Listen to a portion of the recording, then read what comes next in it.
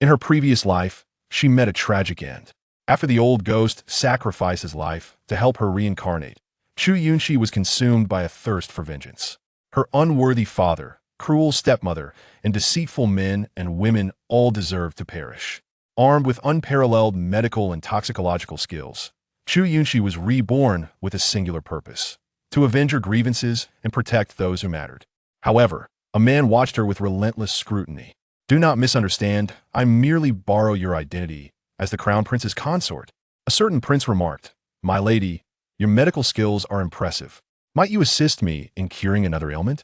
Chu Yunxi inquired, "What ailment?" The prince replied, "The affliction of longing." Chu Yunxi had perished for 8 long years.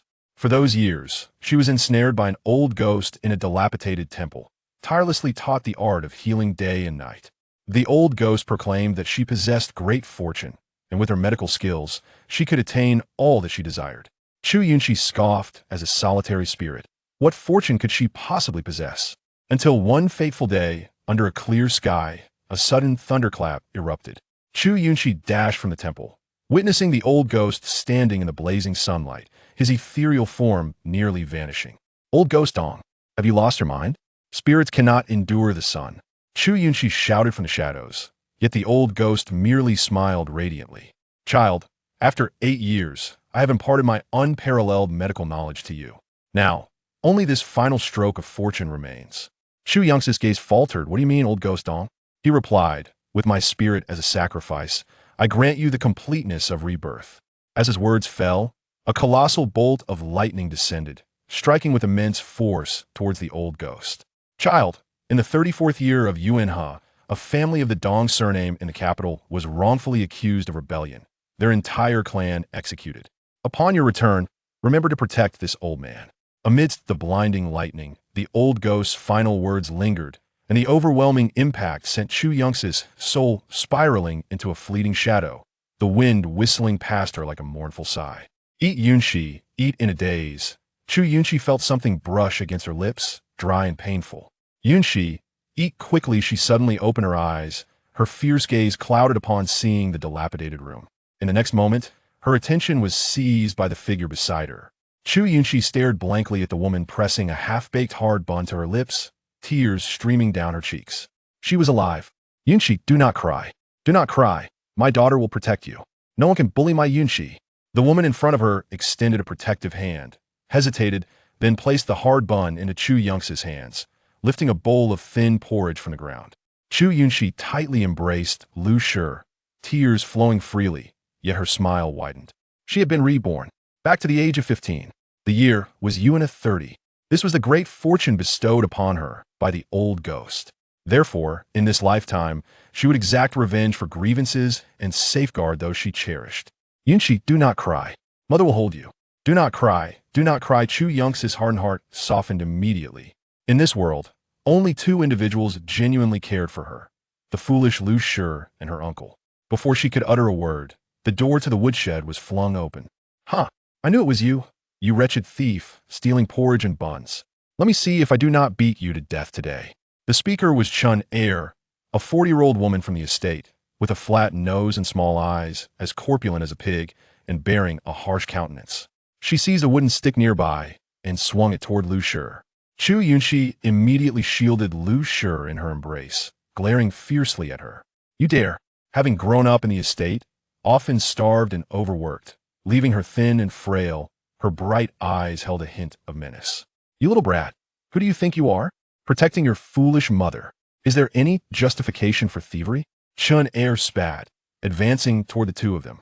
Chu Yunxi wished to fight back, but after 2 days without food, she was fortunate to be alive, lacking the strength to confront the robust Chun Air. Lu Shi, being foolish, had no capability to defend herself, only knowing how to cower. As the stick came down, Chu Yunxi could only protect Lu Shi and took the blow herself, crying out, "Uncle Chun returns tomorrow. My mother and I are injured. You will not fare well either." Upon hearing this, Chun Air hesitated. Chun Air was the head of the estate and the husband of her mother, who had always protected Lu Shi and Chu Yunxi. Were it not for him, they would have perished long ago. "You little wretch, consider yourself fortunate." Chun Air snarled, gritting her teeth, and, glaring at the bowl of porridge on the ground, kicked it over. Do two wretched beings like you even deserve porridge? Not even for dogs. With a venomous remark, she huffed and turned to leave. Chu Yunxi glared at her corpulent back, gritting her teeth. After so many years of grievance, she would surely take her revenge. Turning back to Lu Shi, who still cowered beside her, Chu Yunxi tenderly pulled her close. Lu Shi, so foolish, had grown accustomed to beatings over the years and did not comprehend how to resist. Mother, do not be afraid, she is gone. Only then did Lu Shi seem to recall something, tears streaming down her face. Yunxi hurts, mother will listen, do not hit Yunxi. Yunxi is hungry. Yunxi will eat. As she spoke, Lu Shi picked up the hard bun from the ground and stuffed it into Chu Yunxi's hands. Chu Yunxi's tears flowed uncontrollably as she softly comforted Lu Shi. Mother, I am fine, it does not hurt. Yunxi as well, do not cry. Wiping away Lu Shi's tears, Chu Yunxi picked up the broken bowl from the ground and fetched snow water from a cracked jar in the corner of the woodshed, soaking the bun in it. It may be unpalatable, but she had to eat. Only by surviving could she seek her revenge. This estate belonged to the Chu family in the countryside. The Chu family held a prestigious position in the capital, with the father serving as the Minister of Rights, a high-ranking official. Chu Yunxi was the legitimate eldest daughter of the Chu family. Lu Shi was the proper wife of the minister. Regrettably, Chu Tianxing, that scoundrel, had kept a mistress even before marrying Lu Shi. Lu Shi and the mistress gave birth on the same day. Lu Shi suffered severe bleeding and delivered daughter. Meanwhile, the mistress gave birth to a pair of twins. Just 3 days later, Chu Tianxing made a grand show of welcoming the mistress back, while Lu Shi received the devastating news of her only brother's death on the battlefield, leading her to madness. Chu Tianxing claimed that Chu Yunxi was a calamity, and before Lu Shi had completed her confinement, he sent people to take her and the infant Chu Yunxi to the countryside to await death, while the mistress was elevated to the status of a legitimate wife. The two of them seemed to have never existed, cast aside in the countryside to die. Fortunately, it was Chun Er who cared for them, allowing them to survive, but when Chun Er's wife arrived, their lives turned into a hellish ordeal. In her previous life, at the age of 16, the uncle who was supposed to have perished on the battlefield unexpectedly returned as a celebrated general, prompting the Chu family to reclaim her. Only then did she learn of her true identity. Alas, the night before Lu Shi received this news, she was violated and murdered. That night, Chu Yunxi was bound outside the door, listening to the vile words of 3 scoundrels inside and Lu Shi's heart-wrenching cries, nearly weeping herself dry. The next day, the Chu family sent a soft sedan to bring her back, silencing the public by executing the 3 scoundrels, followed by stern orders not to reveal the events of the past years to the uncle she had never met. Chu Yunxi had thought she had finally escaped that nightmarish place, only to fall into a deeper hell. Only after her death did she uncover the truth that had eluded her for so many years. With a deep breath, Chu Yunxi closed her eyes and exhaled a heavy sigh, suppressing the indignation and seething resentment that gnawed at her core. There was still time. She was merely 15, and everything lay ahead of her. The steamed bun soaked in snow melt was chilling to the bone, yet Chu Yunxi gritted her teeth and swallowed it down. Mother, stay right here, do not wander off. I shall be back in no more than 2 hours. All right, I will wait for you, Yunxi. Liu's mother nodded vacantly, huddling in the corner, her eyes fixed anxiously on Chu Yunxi. After offering her reassurances, Chu Yunxi seized the only hatchet from the woodshed, opened the door, and stepped outside. The biting wind of early winter pierced through her thin clothing, and even the midday sun did little to alleviate the cold that threatened to freeze her to the marrow. Nevertheless, she pressed on, resolute in her journey towards the back mountain. With the hatchet in hand, Chu Yunxi ascended the mountain, driven solely by the need to gather 2 medicinal herbs.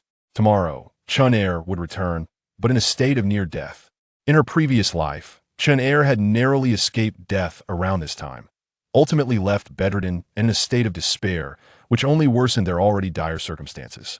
The snow-laden path was treacherous, and Chu Yunxi's thin shoes had long since become soaked, leaving her feet numb and aching, yet she dared not pause for even a moment. She knelt in the snow, meticulously clearing away the accumulation with her hands, using the hatchet to unearth the 2 herbs from beneath the frost. Carefully, she tucked them into her cloth pouch. As she descended the mountain, she happened upon a plump gray rabbit ensnared by a branch. The branch had pierced its abdomen, and warm crimson blood seeped out, staining the snow. Chu Yunxi's gaze sharpened. She sprinted over, swiftly severing its throat with a decisive stroke. Within moments, the rabbit ceased its struggles. In this rebirth, She was no longer the naive girl the world held no compassion for her, least of all a doomed rabbit. Chu Yunxi grasped the rabbit and, finding a nearby cave, dared not venture deeper but instead sheltered at the entrance to escape the wind. With deft precision, she skinned the rabbit and used snow to cleanse the blood, wrapping the pelt around her feet for warmth. Without this, her feet would surely succumb to frostbite before she reached the base of the mountain. Just as she intended to prepare the rabbit meat to roast for Liu's mother, she heard muffled sounds emanating from deep within the cave, resembling human voices. With a surge of courage, Chu Yunxi ventured further inside, her hatchet poised for defense. Turning a corner, she discovered a solitary figure lying within the dark cavern, while not far off, a vividly patterned venomous snake lay severed in two, lifeless. Chu Yunxi hesitated to approach directly, instead tossing a stone towards the figure. When no sound arose, she cautiously drew nearer. In the dim light, she discerned that the man wore a silver mask over half his face, his lips tinged with a purplish hue, evidently succumbing to snake venom and unconscious. Without hesitation, she rushed to the snake's remains, carefully extracting the gallbladder and wrapping it delicately in her cloth pouch. This was a rare medicinal ingredient, capable of fetching a handsome sum, which would significantly ease her and Liu's lives. As she bent down, she spotted a plant of chuanxiong thriving nearby. The cave's stillness had kept it warm enough for its leaves to remain vibrant. Glancing back at the man, she murmured to herself, "By chance your life is spared today." She uprooted the chuanxiong, separating the roots to crush them, then forced the pulp into the man's mouth, applying the crushed leaves to his wound. Then, without reservation, she yanked the only pouch from his belt, discovering 20 taels of silver within, filling her heart with elation. Two for the price of one. With those words, Chu Yunxi departed the cave without a backward glance. The man on the ground stirred, his eyes fluttering open just enough to catch a blurred glimpse of a figure retreating with his pouch, before he succumbed to unconsciousness once more.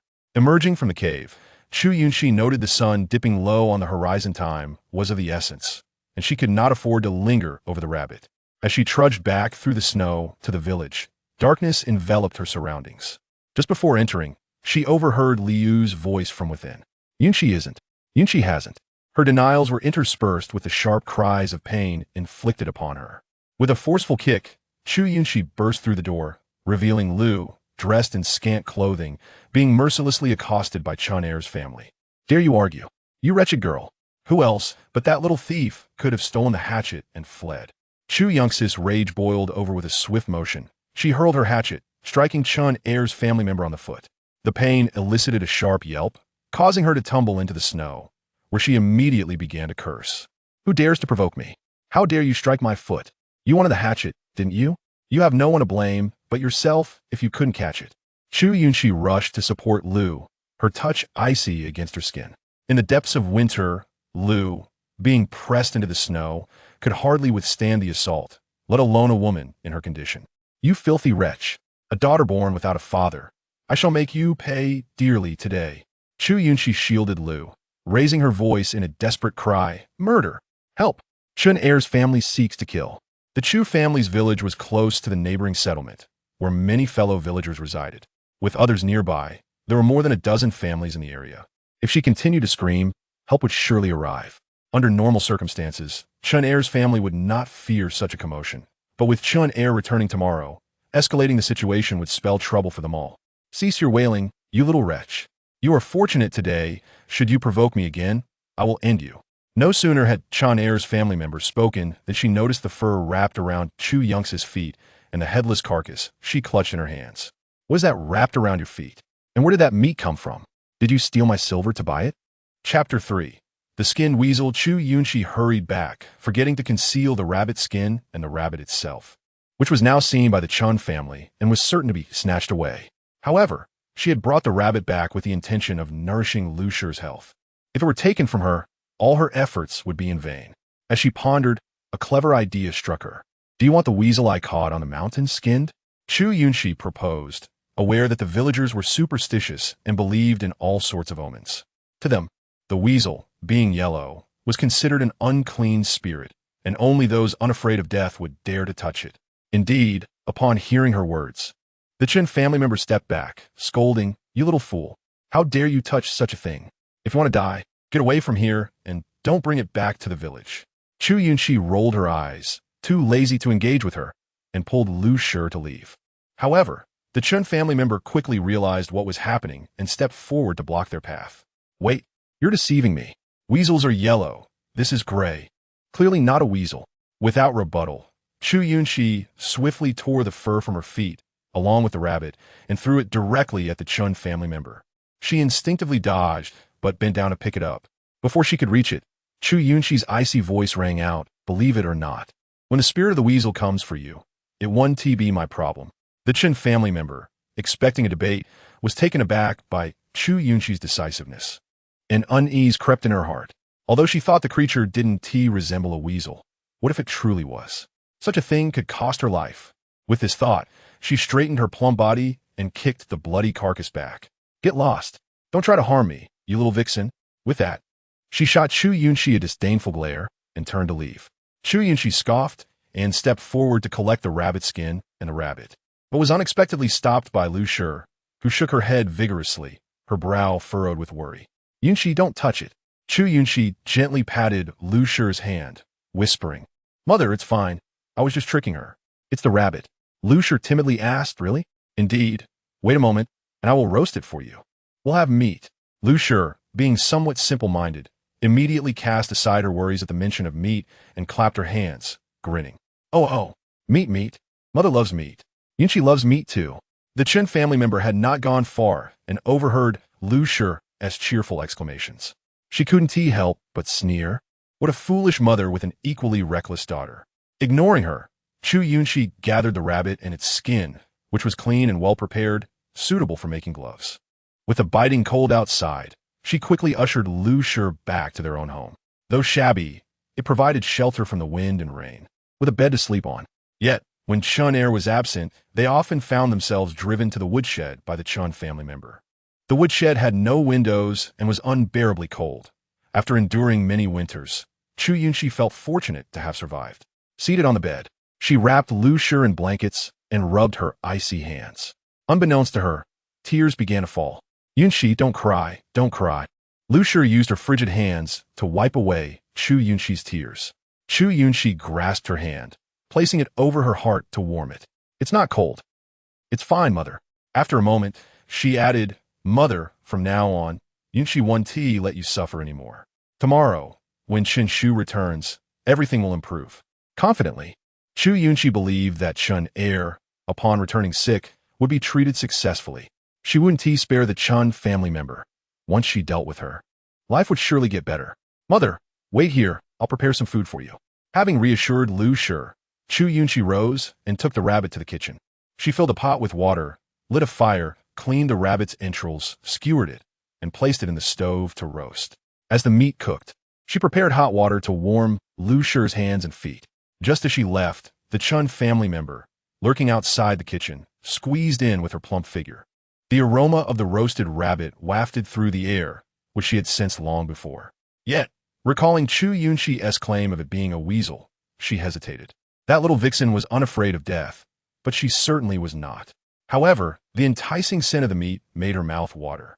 After deliberating, she resolved that since she hadn't killed or roasted it, what harm could there be in taking a small bite? With her rationalization in mind, she swiftly tore off a large leg and scampered away. When Chu Yunxi returned to the countertop, intending to let the meat cool before removing the skewer, she was taken aback to find that a leg was already missing. Her gaze turned icy. She hadn't anticipated that the Chun family member would have the audacity to steal from her. In that case, she would no longer fear the weasel spirit coming for vengeance. A cruel smile crept onto her lips as she thought of those who had wronged her in her past life. None would escape retribution. Debts must be repaid, and lives must be settled. Placing the basin down, she took the roasted rabbit back to her room. Hiding in the shadows, the Chun family member cursed. Little vixen. She had devoured the leg she tore off earlier, planning to snatch a couple more pieces once Chu Yunxi left, but was dismayed to see her take the entire rabbit. Justifying her actions, she told herself that eating it would bring misfortune, and that little vixen would surely meet her end soon. With that thought, she stormed off in indignation. Carrying the roasted rabbit back, Chu Yunxi found Lu Shi sitting dazed on the bed, her eyes unfocused and vacant.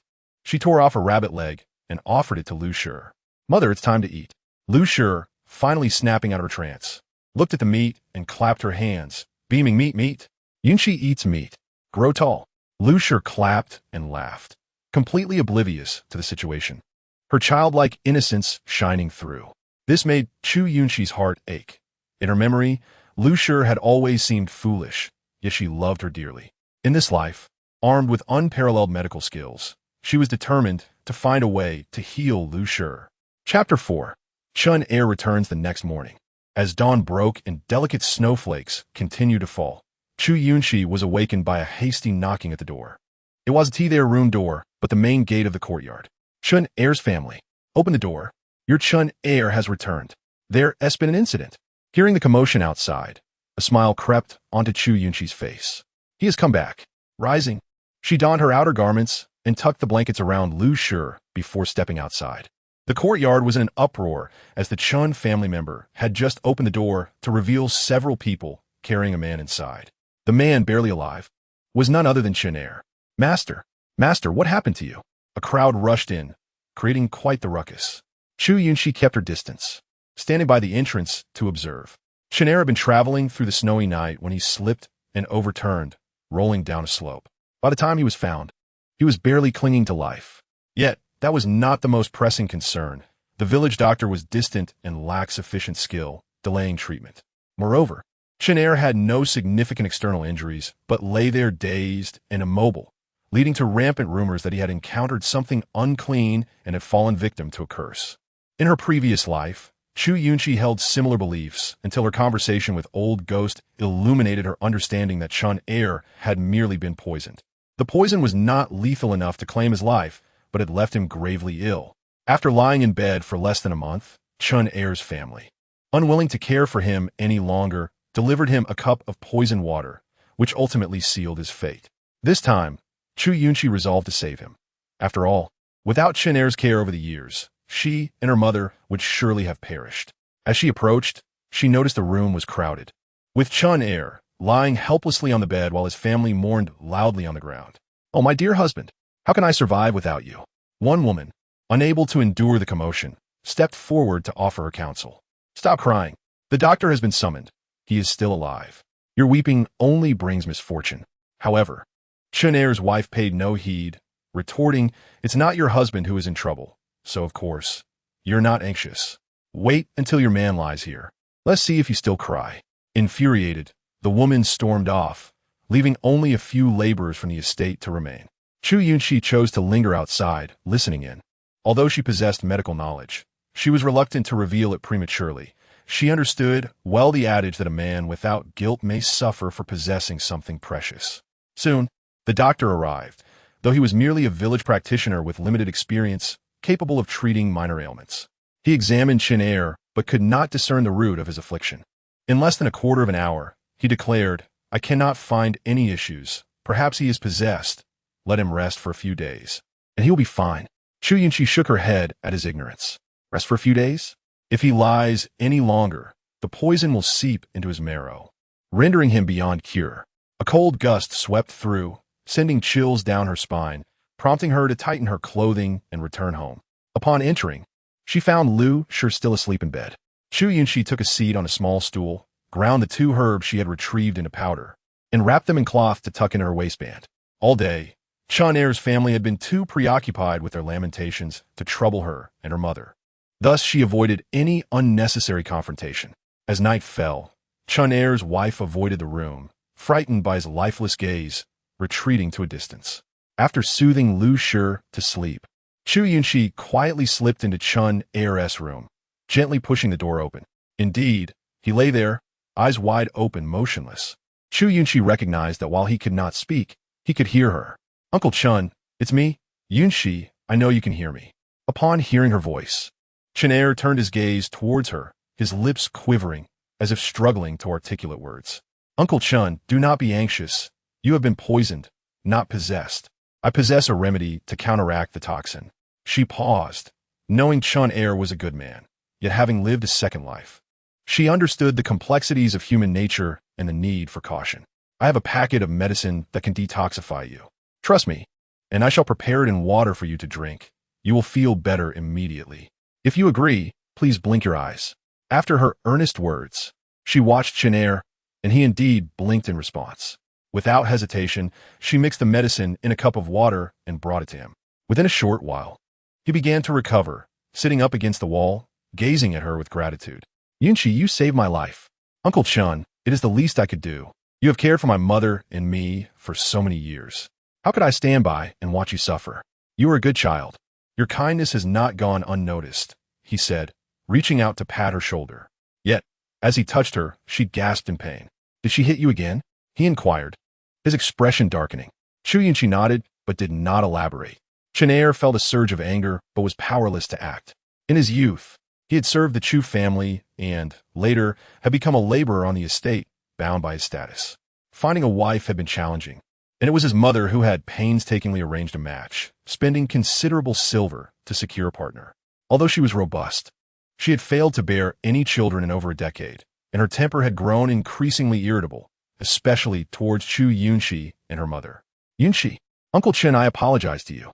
Uncle Chun, do not say such things. It is late, and I must return to my mother, Chu Yunxi replied, turning to leave. Chenair watched her small frame retreat, a desire to call her back rising within him. Yet he remained silent, secretly resolving to take action. Chapter 5. You are the esteemed daughter of the minister's residence. Chu Yunxi did not return to her room. This night would be sleepless. Chenair's wife had wronged them, and she was determined to retaliate.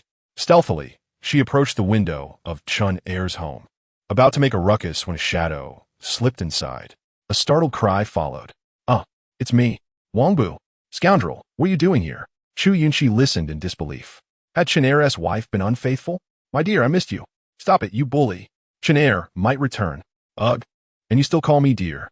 The thought of Chenair's wife's rotund form disgusted her. If he doesn't return, neither will I. Chenair is half dead.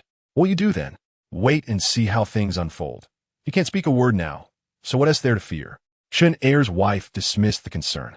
The man's voice turned sinister, suggesting, perhaps we should take matters into our own hands. He mimicked a throat-cutting gesture, prompting her to hush him. Keep your voice down.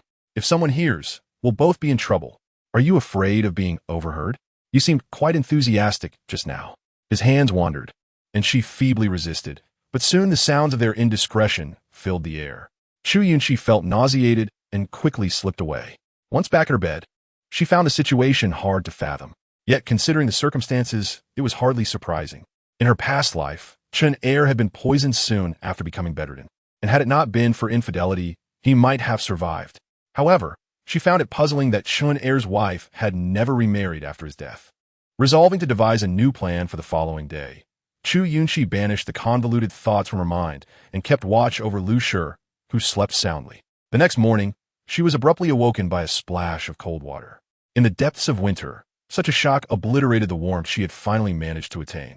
The door stood wide open, and the frigid breeze surged in, chilling her to the bone. Lazy girl, get up and make breakfast, or I swear I'll beat you. Chenair's wife threatened, raising her ladle menacingly towards both Chu Yunxi and Lu Shi, who instinctively moved to shield her daughter. Do not strike. Do not strike. Chu Yunxi's gaze sharpened as she pushed Chenair's household with a sudden force. But where was Chenair? This was unexpected. When Chenair was home, she would never dare to bully herself and the Lu family in such a manner. You little wretch, do you still dare to push me? Do you think that with Chenair back, you have someone to back you up? He is still lying in bed half dead, after hiding all day yesterday. You think you can hide again today? Just wait until I beat you to death.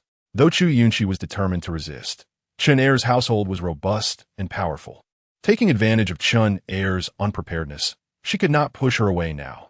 With a sudden chill in her eyes, she bent her thumb and forcefully struck the ring jump acupoint, causing Chenair's household to instantly fall, her legs paralyzed.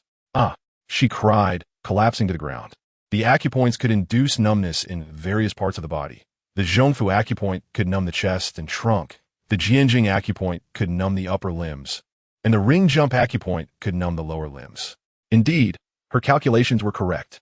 She had not exerted much force, but just enough to paralyze Chenair's lower limbs. If she had used more strength, it could have led to disability or even death. You little wretch, what have you done to me? My legs. I cannot feel my legs. Chu Yunxi feigned confusion. What have I done to you? Do not slander me. Then, with a feigned surprise, she timidly asked, "Could it be that you have provoked something unclean?" Upon hearing this, Chun Er's household immediately recalled her indiscretion of eating the leg of the Huang Daxian. Now that her legs were numb, was it possible that she had been ensnared? Chu Yunxi discreetly curled her lips, then raised her voice to inquire, "Did you steal my leg of Huang Daxian?" "No, you little wretch, do not speak nonsense. It must be you. You attracted the Huang Daxian, and that is why it has come to take revenge on you. Do not implicate me. Get away." Chun Er's household hurriedly denied it. After saying this, she felt a slight sensation return to her legs and scrambled to her feet, stumbling away. Watching her clumsy retreat, Chu Yunxi could not help but chuckle coldly, her gaze icy.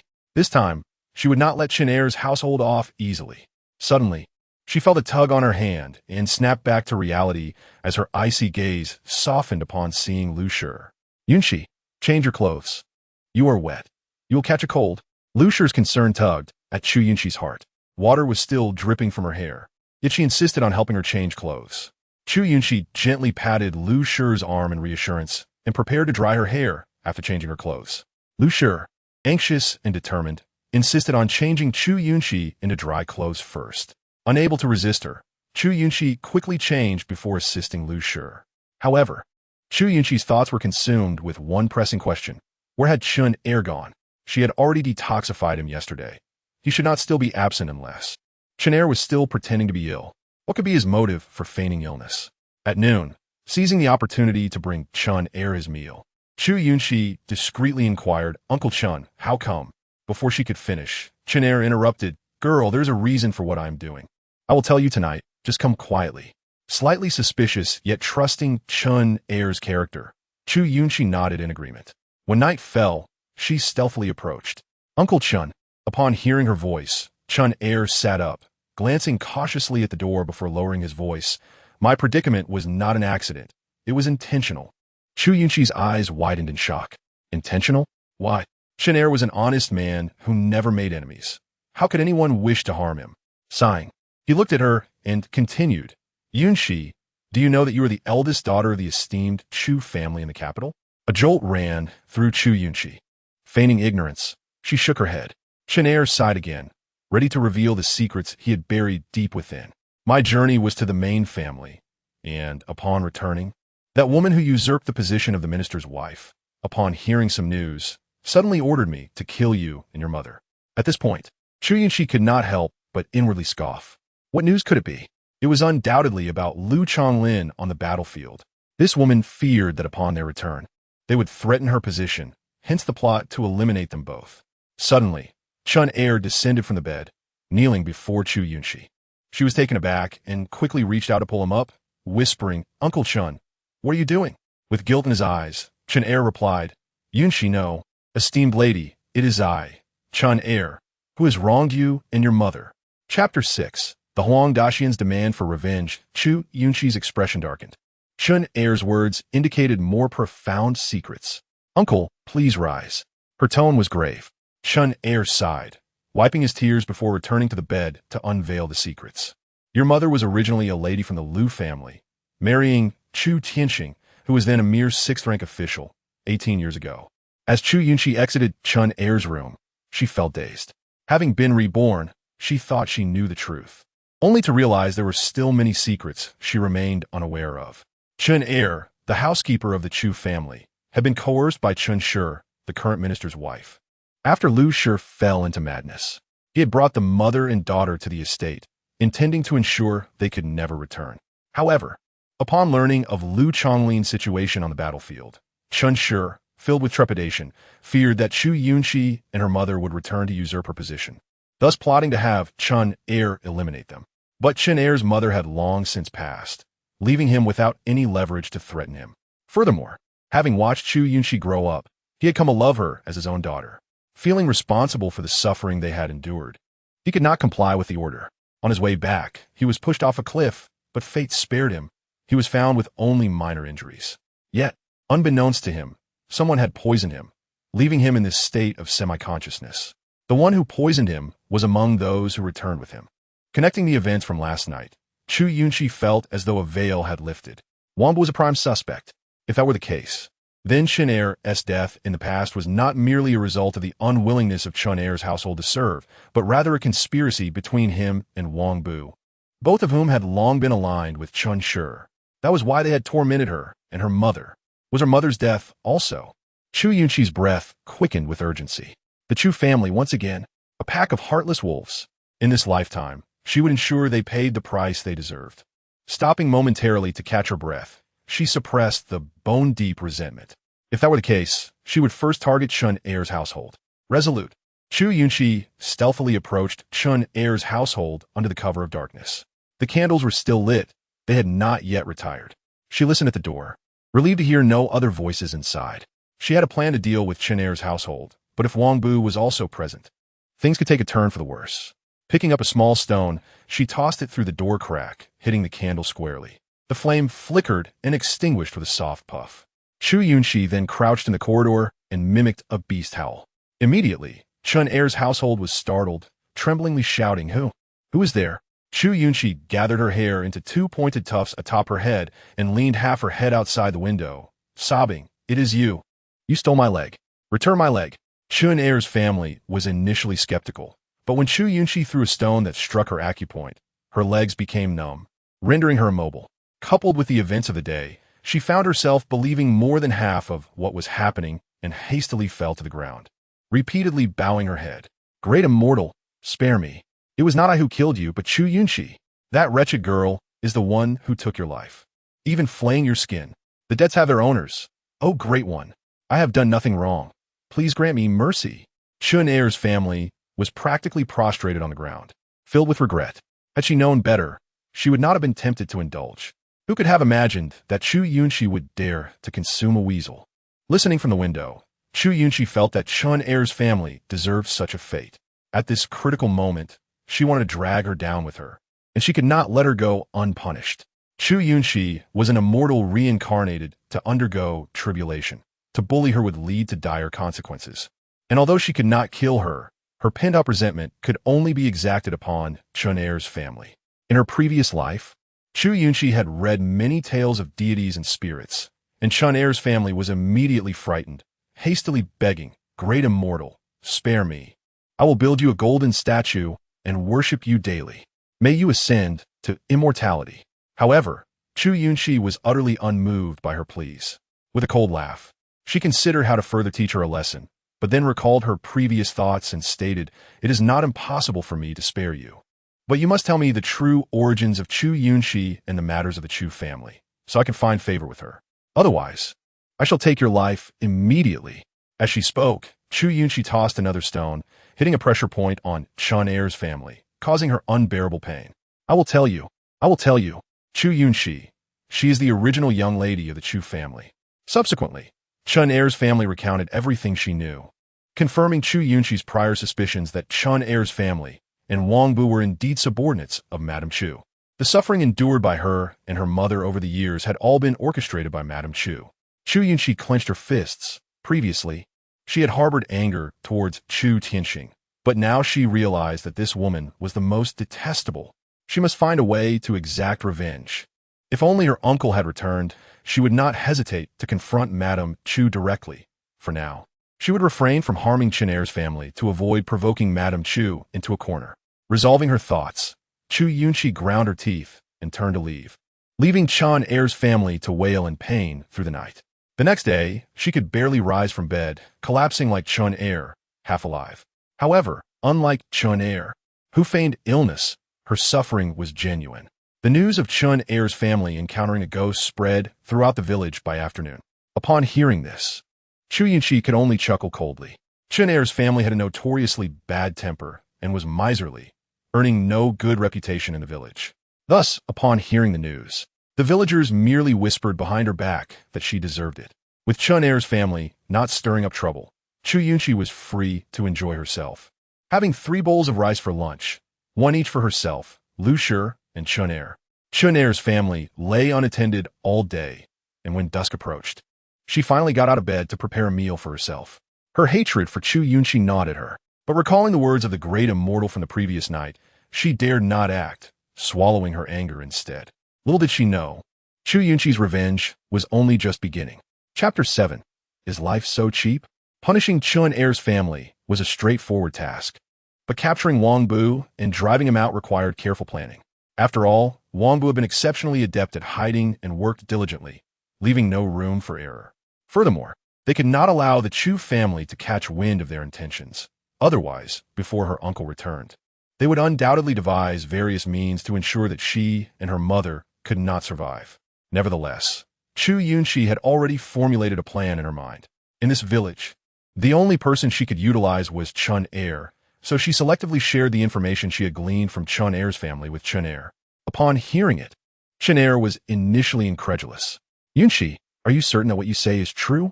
While he knew there was a mole on their side, he had not anticipated that it would be Wang Bu. Uncle Chun, do you still not believe me?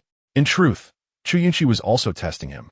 If Chun Er refused to believe her, her subsequent plans would falter, forcing her to devise another approach. With a furrowed brow, Chun Er remained silent. Uncle Chun, he is trying to kill you, and you still hesitate? With a sigh, Chun Er finally relented. Wang Bu had been by his side since he served as the steward of the Chu family, and truthfully, the greatest suspicion of a mole lay with him, though he had been unwilling to entertain the thought. Yunxi, I will listen to you. What should we do? Hearing Chun Er's response, Chu Yunxi breathed a sigh of relief. If Chun Er did not cooperate, her plans would be rendered impossible. Tomorrow, Uncle Chun, you must stop pretending. Once you recover, Wang Bu will surely be anxious and will attempt to drug you again. At that moment, we will catch him in the act. Chun Er contemplated for a moment before nodding in agreement. All right. A smile broke across Chu Yunxi's face. Whether Wang Bu would drug Chun Er again was uncertain, but she had ways to ensure that Chun Er could catch him in the act, resolving two problems at once. Early the next morning, before the sun had risen, Chu Yunxi left the village under the pretext of fetching medicine for Chun Er, accompanying Aunt Zhang, who was going to the market to sell goods. She returned only when the sun was high, placing the money earned from selling snake gall under Lu Shi's pillow before preparing medicine for Chun Er. Remarkably, once Chun Er consumed the medicine, he instantly felt revitalized, standing as though nothing had happened. By dusk, Chun Er's family received a note from Wang Bu, requesting a meeting in the small kitchen to discuss matters regarding Chun Er. As soon as she entered the kitchen, she was suddenly tackled by a figure. Who is it? Upon recognizing Wang Bu, she hastily pushed him away. Weren't we supposed to discuss, Chun Er? You scoundrel. Wang Bu did not afford her a chance to speak, his hand sliding under her clothing with intentions of immoral deeds. Chun Er's family let out a few gasps, feeling a surge of heat, and allowed him to proceed. However, the kitchen door was abruptly kicked open. Leading the charge were Chu Yunxi and Chun Er, followed closely by 4 or 5 of their farmhands. With a shriek, Chun Er's family quickly tried to cover her exposed body, but Wang Bu remained focused on his actions. The scene was unbearable to witness, prompting Chu Yunxi to lower her head and prepare to leave. As she did, she stepped on a half-burned incense stick at the threshold, extinguishing it in the earth, as if it had never been there. She then discreetly dropped a small porcelain vial from her sleeve. Upon opening it, a few drops of an oily substance fell onto the ash of the incense, and a strange fragrance wafted toward Wang Bu and Chun Er. Chun Er strode forward and kicked Wang Bu over. Seize them both. Upon hearing this, Chun Er's family cried out, Master, this has nothing to do with me. It was Wang Bu who forced me. Master, you must believe me. Chun Er's expression darkened, and Wang Bu, now regaining his senses, kicked her in response. You shameless harlot, how dare you turn the tables? Were you not the one who seduced me? You lie. I have had other men. Did you not say that Chun Er was less attractive than me, lacking charm, which is why you sought me out? The two bickered, and Chun Er stood by, increasingly displeased. Shut their mouths. 2 laborers hurriedly stuffed rags into the mouths of the 2 men, silencing their arguments and leaving only muffled sounds. Once they exited the kitchen, Chun Er glanced at the bystander. Chu Yunxi sighed and stated, I will properly send them to the authorities for punishment. Chu Yunxi lifted her gaze to Chun Er, calmly responding, Uncle Chun, shouldn't those guilty of adultery be punished severely? Upon hearing her words, Chun Er furrowed his brow, his voice lowering. Miss, do you hold human life in such low regard? He finished speaking and, without waiting for a reply, turned to lead the others away. Chu Yunxi bao set, noting that he had addressed her as Miss instead of Yunxi, and then let out a mocking laugh. Life is expendable. Is there life worth less than others? Although Chun Er was an honest man, he He was not foolish. He understood many things. This time, Chu Yunxi had covertly used him to eliminate these two potential threats. A conclusion he had come to.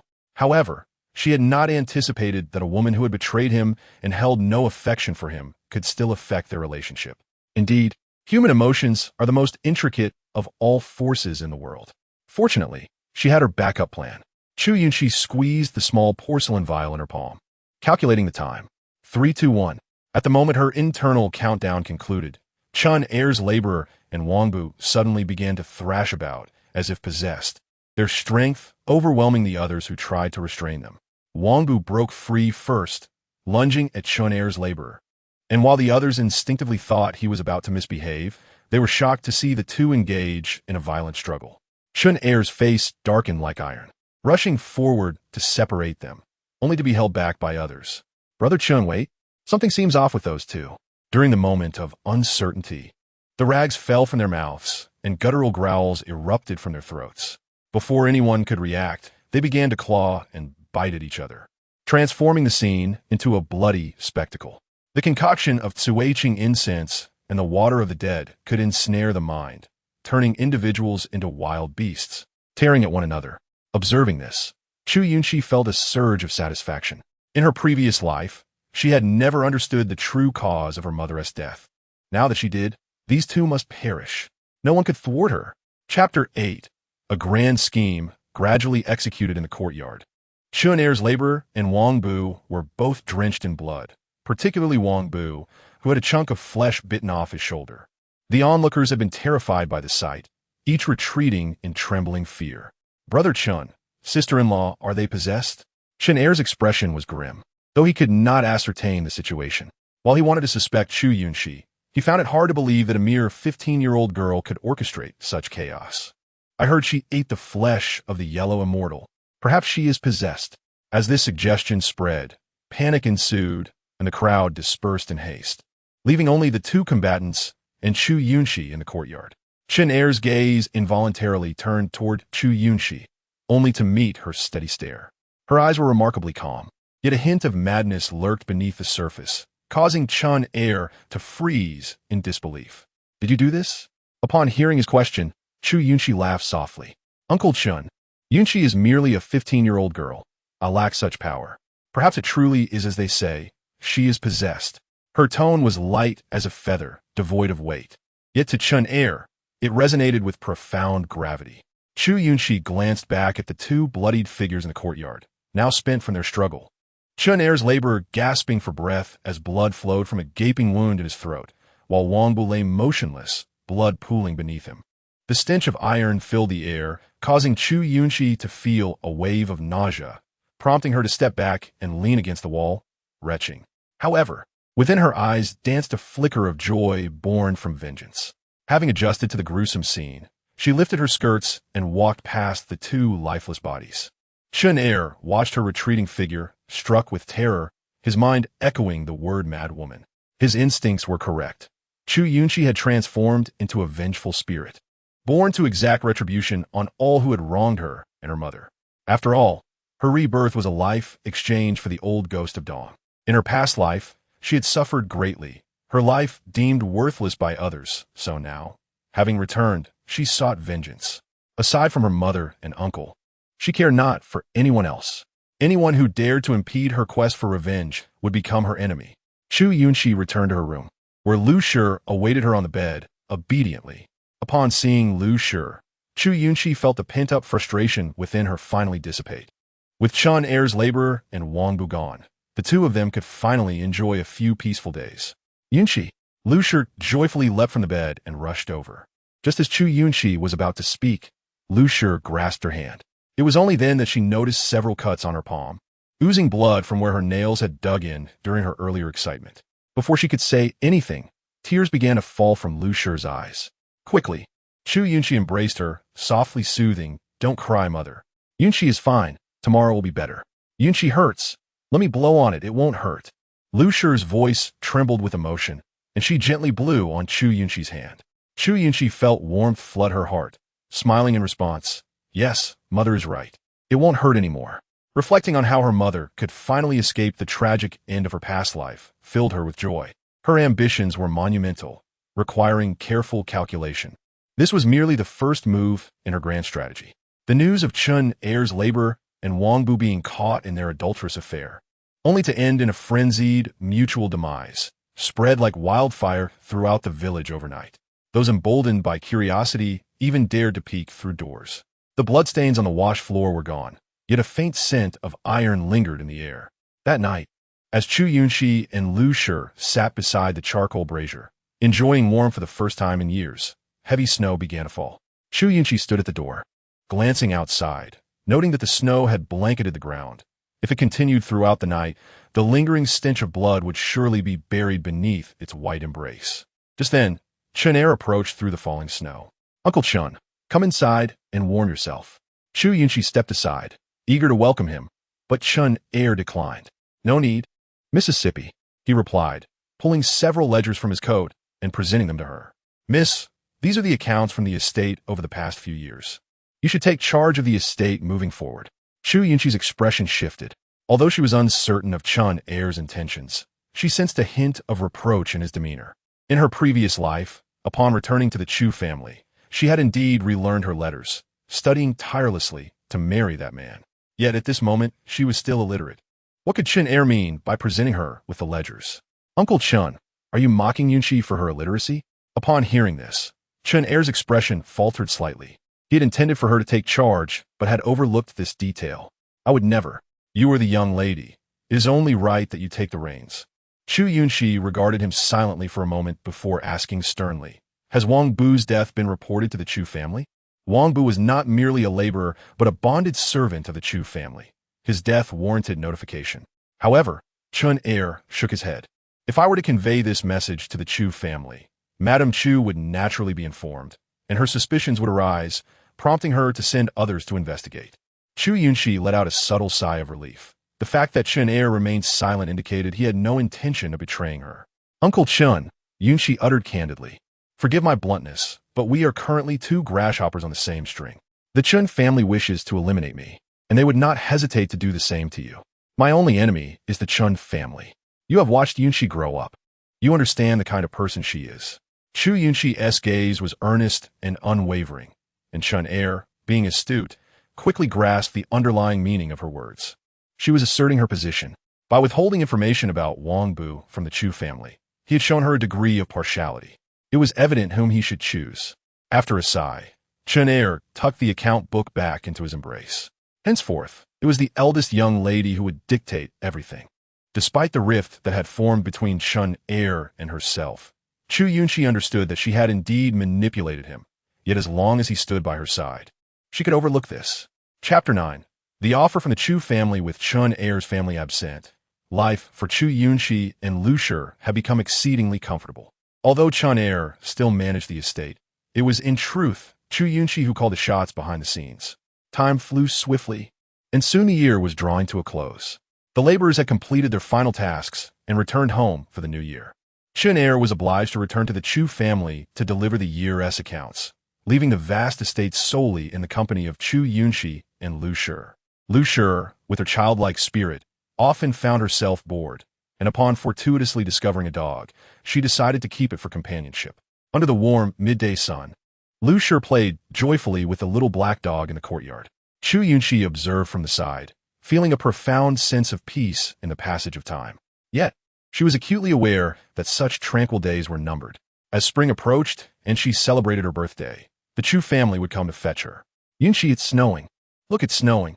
Just as Chu Yunxi was lost in thought, Lu Shi rushed over, holding a handful of snowflakes, and upon reaching her, she blew gently, showering Chu Yunxi with the crystalline flakes. "Mother!" Chu Yunxi playfully chided, and Lu Shi, giggling, scampered away like a carefree child. Lu Shi's condition was a result of the dual blows she suffered after childbirth. Despite Chu Yunxi's remarkable skills in medicine and poison, she had been unable to cure Lu Shi, as she lacked a crucial herb known as the seven spirit grass. This herb was exceedingly rare, a treasure that could only be encountered by chance. Chu Yunxi rummaged through her memories from her past life and vaguely recalled that the treasures pavilion in the capital had auctioned a specimen in the 32nd year of the Yuan era. Thus, under the current circumstances, she could only wait to return to the minister's residence to acquire the means necessary to purchase the 7 spirit grass. Yunxi girl. Chu Yunxi's deep contemplation was abruptly interrupted by a sudden voice. Turning toward the sound, she saw Aunt Zhang from the village standing at the door with a basket of vegetables and a young boy of about 10 trailing behind her. Aunt Zhang, coming quickly. Chu Yunxi hastily rose to welcome her. To Chu Yunxi, the villagers were kind-hearted souls. The Chen family often bullied her and her mother, depriving them of food, but thankfully, the village women shared their meals with them, ensuring their survival. Aunt Zhang approached with a beaming smile, thrusting the basket of over 20 eggs into Chu Yunxi's arms. Please, Aunt, what is this? You must take it back. Chu Yunxi protested. Aunt Zhang firmly grasped her hand and, with a serious expression, insisted, if you refuse to accept it, then don't call me Aunt anymore. The last time I went to town, if it weren't for your reminder about that herb being medicinal, I would have managed to sell it for 2 taels of silver. How could Dog Dan possibly attend school before the New Year break? The teacher praised his eagerness to learn. During the previous scheme against the Chun family, Chu Yunxi had accompanied Aunt Zhang to town and, by chance, spotted a medicinal herb beneath the eggs in her basket, prompting her to make the suggestion. Little did she know that this single remark would alter the fate of their family. Before Chu Yunxi could respond, Aunt Zhang pulled the boy forward. Dog Dan, thank your sister Yunxi. If it weren't for her, you'd be stuck farming in the countryside for life. The boy, clad in worn, patched clothes, exuded a pure aura that belied his tattered appearance. Were it not for his humble attire, Chu Yunxi might have mistaken him for a young master from a wealthy family, for he possessed the demeanor of a scholar. Observing his youthful features, Chu Yunxi felt a sense of familiarity. Though she could not pinpoint its origin, perhaps she had caught a glimpse of him in her previous life. Thank you, Sister Yunxi. The boy's voice was clear and untainted by worldly concerns. No need to thank me, Aunt. Please take the eggs back. Dog Dan is too thin. He needs nourishment. Seeing Chu Yunxi attempting to return the eggs, Aunt Zhang quickly interjected. Are you looking down on me? Once something is given, it should not be taken back. What does this little rascal need with so many eggs? It's you, my lovely girl, who deserves them. All right. Aunt has water boiling at home. I must return now, Aunt Zhang said, pulling the boy along as they departed hastily, the boy glancing back at Chu Yunxi with eyes full of deep gratitude, as if wishing to engrave her image in his memory. Chu Yunxi gazed at the basket of eggs, her emotions a mixture of bittersweet amusement. In this era, boys were often favored over girls, yet Aunt Zhang treated her with such kindness. Perhaps it was because Aunt Zhang had lost her husband early on and had raised her child through hardship. She understood the struggles all too well, thus showering additional care on the inseparable Chu Yunxi and Lu Shi. The impoverished villagers had little to offer. The 20-odd eggs came from their few hens and took over 10 days to gather, especially in the harsh winter when hens tended to lay fewer eggs. This clearly illustrated Aunt Zhang's genuine gratitude. With a soft sigh, as she prepared to store the eggs, Chen Er returned with his arms laden with goods. Uncle Chun, give those to me. Why did you buy so much? There are only 3 of us. We can't possibly finish it all. Chu Yunxi hurriedly stepped forward to take the burden from him. Chen Er carried pork, pastries, and various New Year provisions, his arms overflowing. Upon hearing Chu Yunxi's inquiry, he replied, these are from the Chu family. Chu Yunxi paused, her hand faltering. From the Chu family? From Chu Tianqing? Chen Er shook his head, no. From the Chen family. Chu Yunxi's expression darkened immediately as she declared, throw it away. Just as she spoke, Lu Shi rushed over, her eyes lighting up at the sight of the meat. Meat? Oh. Yunxi eats meat. Grow tall. Chu Yunxi grasped Lu Shi's hand and earnestly said, Mother, this meat is from bad people. Eating it will cause a stomach ache. Lu Shi, upon hearing this, quickly adopted a protective stance. Bad people. There are bad people. No one is allowed to harm Yunxi. Mother will protect Yunxi. We won't eat what bad people give us. Chu Yunxi chuckled. Exactly, we mustn't eat it.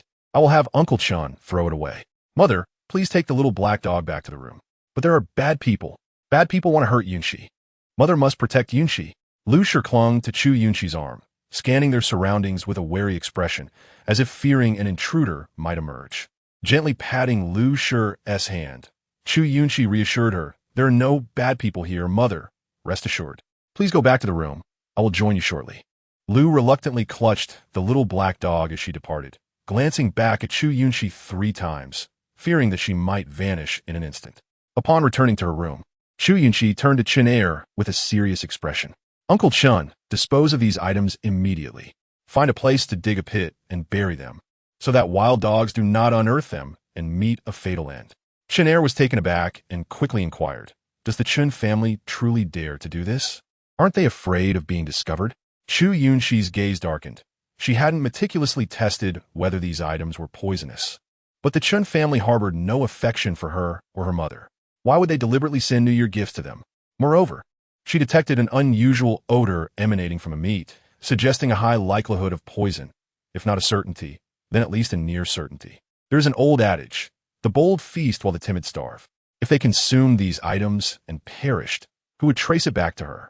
Given the events surrounding Wang Bu, it was likely that the Chun family was already aware. Even if they did not know who was responsible, they would seek to eliminate both her and her mother. After the new year, good news would not be far off. If she did not act now, she would soon face the very person who repulsed her. Hearing Chu Yunxi's words, Chen Er contemplated and nodded. Very well, I shall dispose of everything the Chun family sent. After saying this, Chen Er turned and took a shovel to exit. As Chu Yunxi watched him leave, she thought she caught a fleeting glimpse of a figure that quickly darted away, as if she had seen the corner of a brownish-gray garment. Frowning, she glanced again, suspecting it was merely a trick of her eyes, and returned to her room. Not far from the outer wall, in the corner where the earth met the sky, a man in a brownish-gray coat spat. That little brat almost spotted us. Another man interjected, quiet down. We are here to resolve a problem, not to let her overhear us. This man bore a scar across his face, stretching from his left brow across his nose to the right side, giving him a fearsome appearance akin to a ruthless killer. Boss, she has just disposed of the items given by that woman. What should we do now? The scarred man shot him a glance. What can we do? We must proceed cautiously. We cannot leave behind any evidence. The man in brown, with a lewd grin, rubbed his hands together. I have no solutions, but that foolish girl-esque mother is quite attractive. It has been months since I've been with a woman. I could use some fun.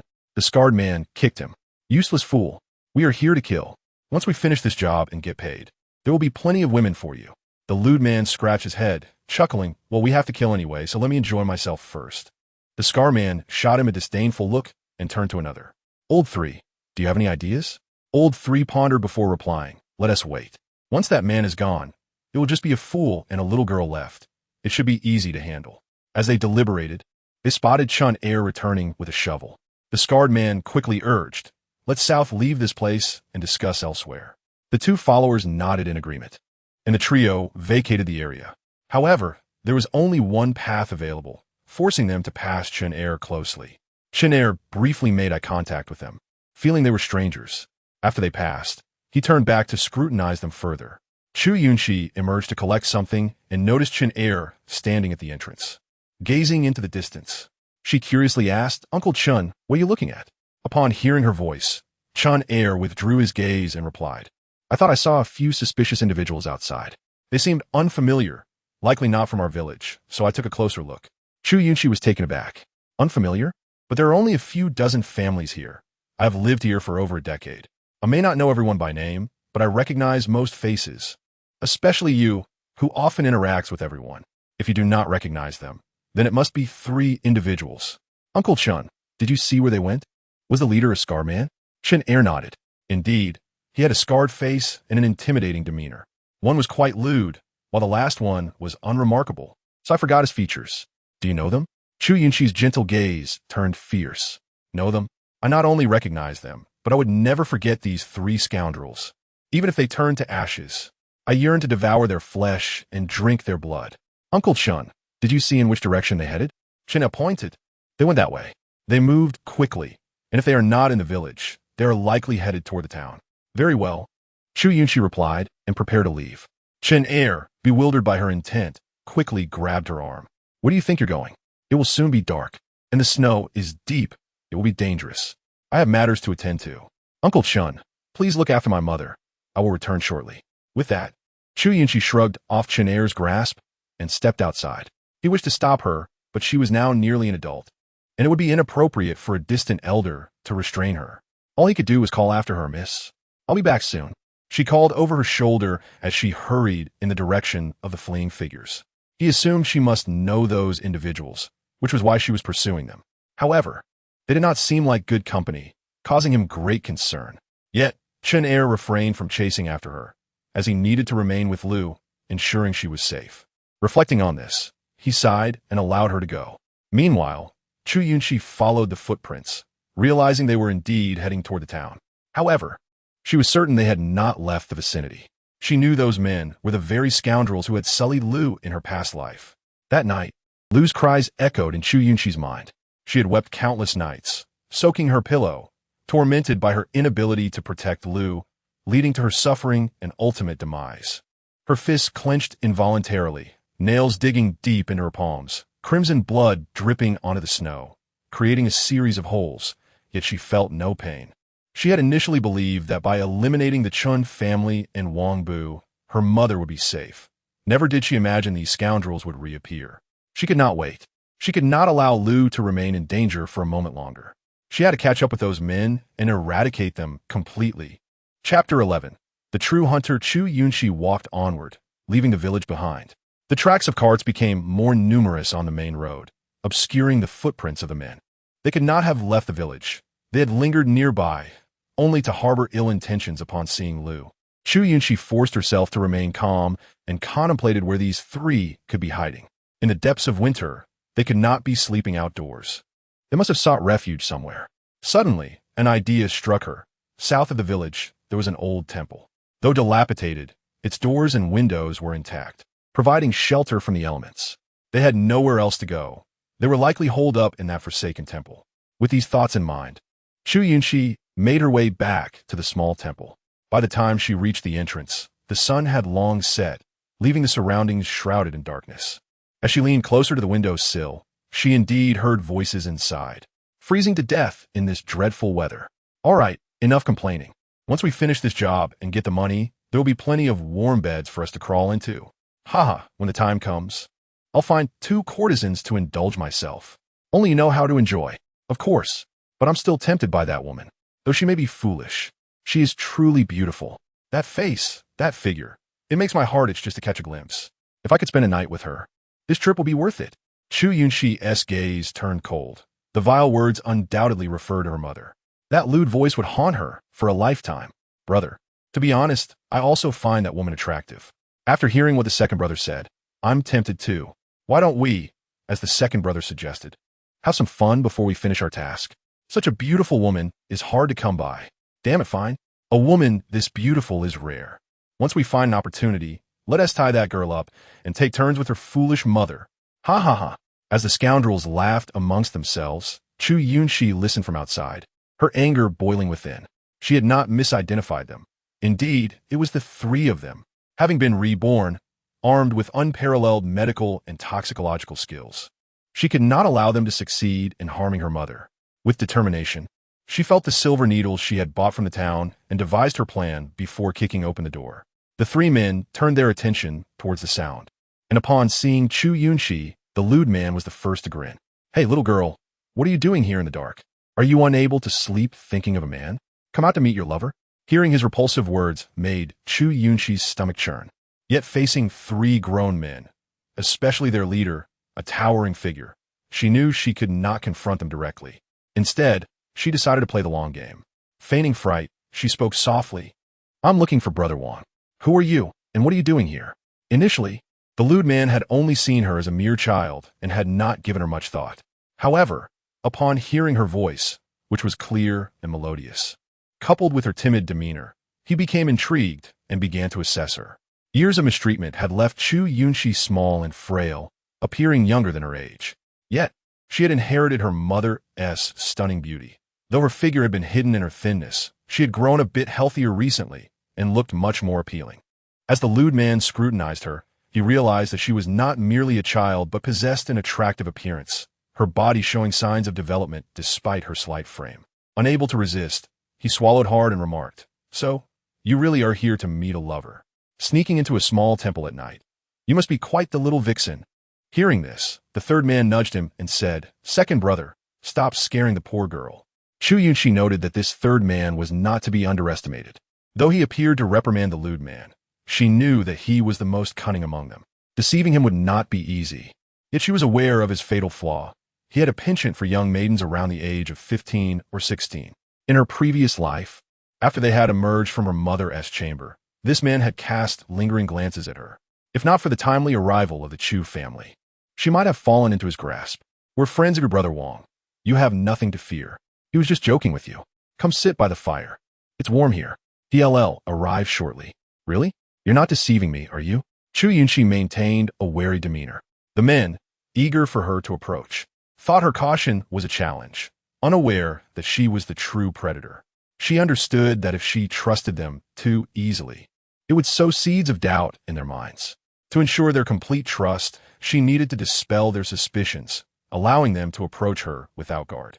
Only then could she swiftly act, using her silver needles to strike their acupoints with precision. If she failed, these three grown men would surely retaliate. It was a test of patience. Who would falter first? No need. I'll just stand at the door. As Chu Yunxi spoke, she took a step back. The lewd man, sensing his opportunity slipping away, swiftly shoved the third man. The third man rose and said to Chu Yunxi, "Don't be afraid. We're good people. It's freezing outside, and you'll suffer standing there too long. Come warm yourself by the fire. Your brother Wang asked us to look after you."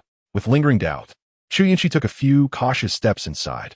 Seeing no immediate reaction from the men, she edged closer. Suddenly, the lewd man seized her arm and shouted, "Third brother, close the door. I'll take this little vixen for myself tonight, and tomorrow I'll have her mother." Chapter 12. Indeed, it's Chun. As soon as the lewd man finished his sentence, Chu Yunxi swiftly drew a silver needle from her sleeve and plunged it into his acupoint. He immediately lost all strength, unable to move or speak.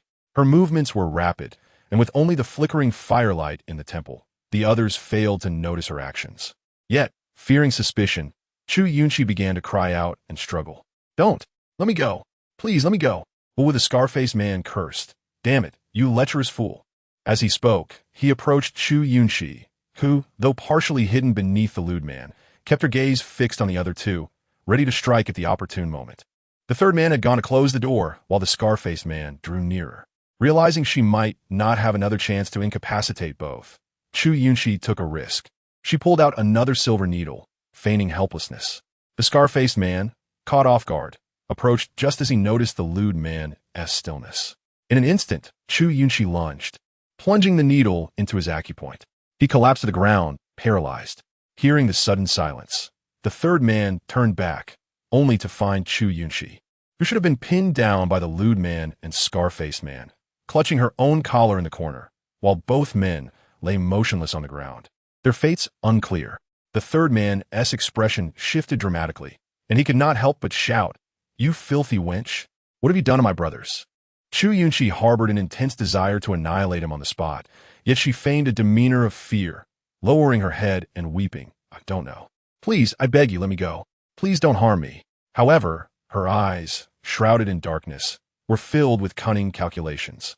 The three men before her were all grown men, and in her current frail form, she could not contend with any of them directly. Thus, she resolved to defeat them one by one. The third man, while not as imposing as the scarred one, concealed a long dagger within his grasp. Although Chu Yunxi was swift with her needles, she could not guarantee a precise strike from such a distance. After all, he was wary of her, and any movement from her would prompt him to evade. If she failed to land a hit, a subsequent attempt would be nearly impossible. Initially, the third man was somewhat suspicious, yet upon witnessing Chu Yunxi trembling in the corner, he began to trust her, even questioning whether enemies had come for him. They had committed numerous unspeakable acts over the years, breeding many adversaries. He glanced around cautiously, hearing no sounds nor seeing anything amiss, and thus boldly approached Chu Yunxi, intending to assess the situation regarding his elder brother and second brother. As Chu Yunxi watched him draw closer, she gripped a silver needle behind her back, her palms slightly damp with anxiety. A little closer, just a little closer. Just as the third man bent down to inspect the scarred face and the lecherous man, Chu Yunxi suddenly thrust her arm forward, swiftly flicking the silver needle, which glinted ominously as it pierced a vital point on the third man's face. Watching him collapse in defeat, Chu Yunxi finally exhaled in relief. Rising to her feet, She brushed off the dirt from her attire, the facade of fear entirely dissipating, replaced by an unsettling calmness.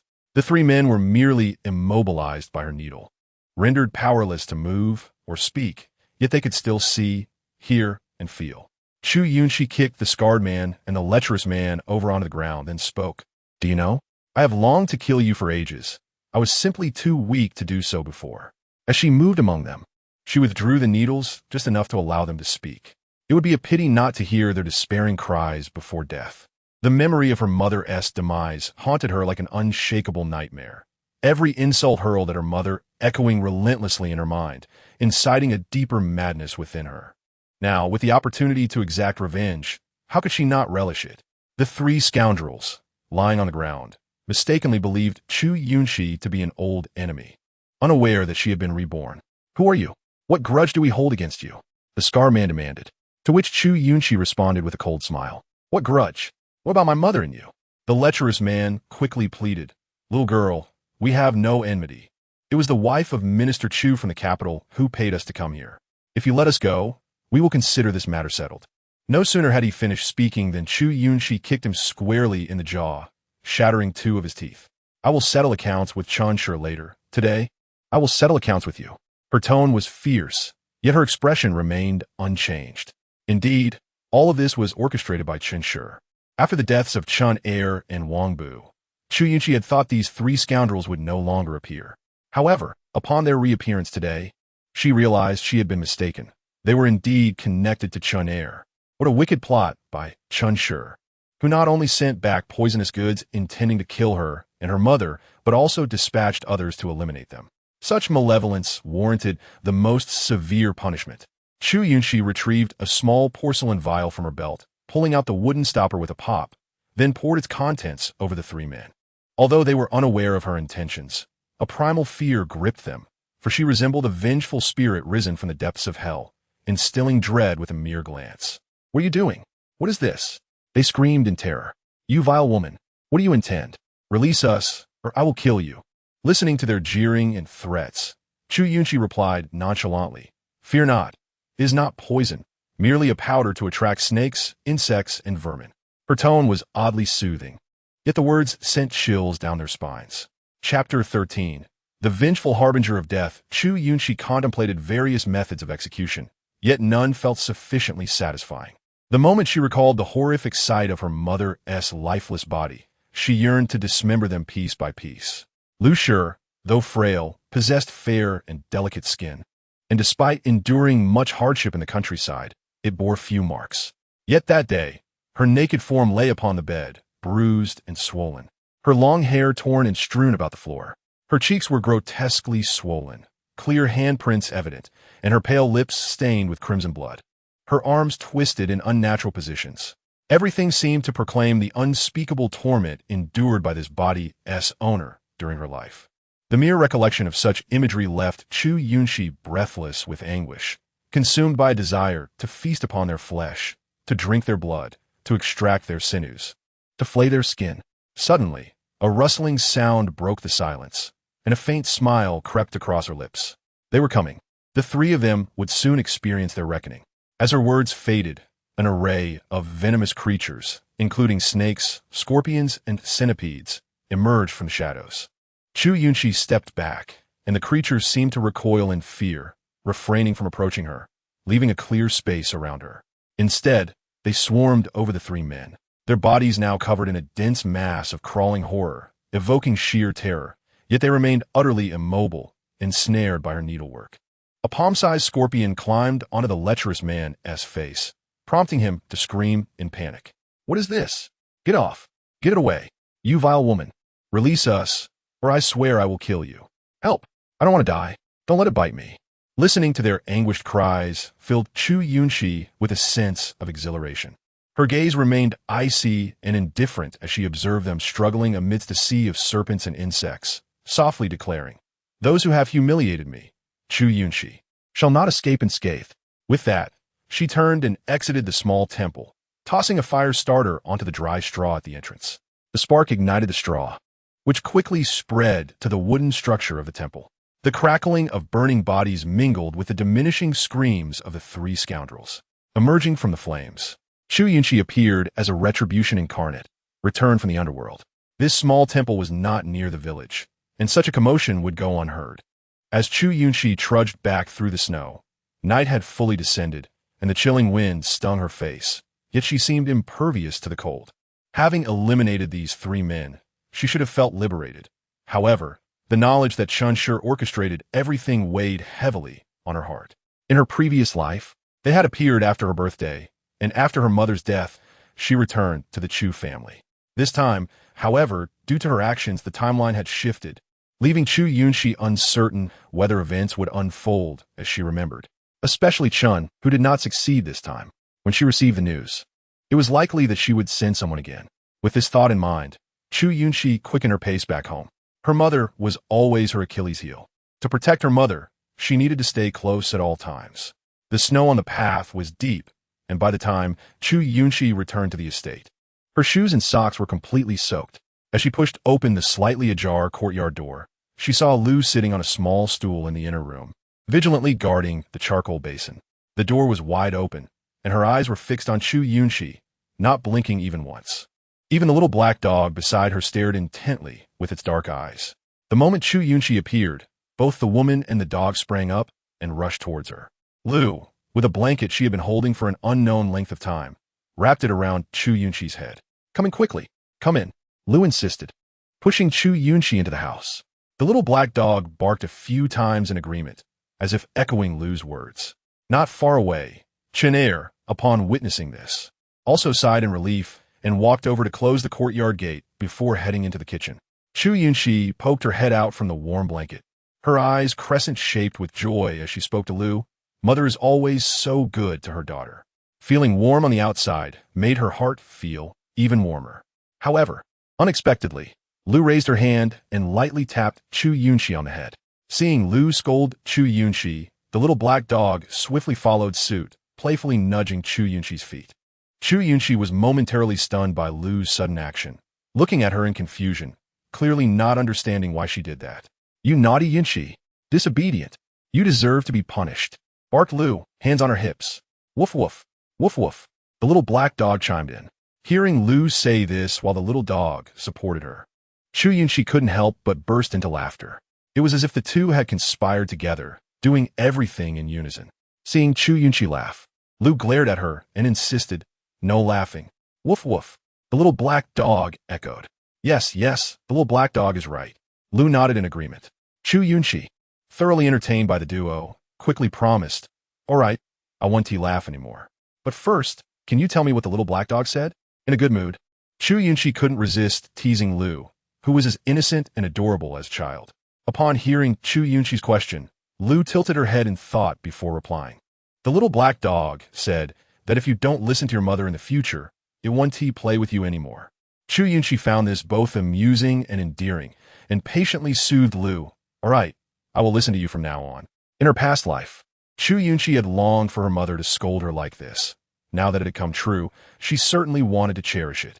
With this thought, Chu Yunxi enveloped Lu in her arms, feeling as if those nightmarish memories were finally retreating from her mind, no longer haunting her in the midnight hours. "Miss, would you like a bowl of hot porridge?" Chen Er's voice suddenly broke the moment.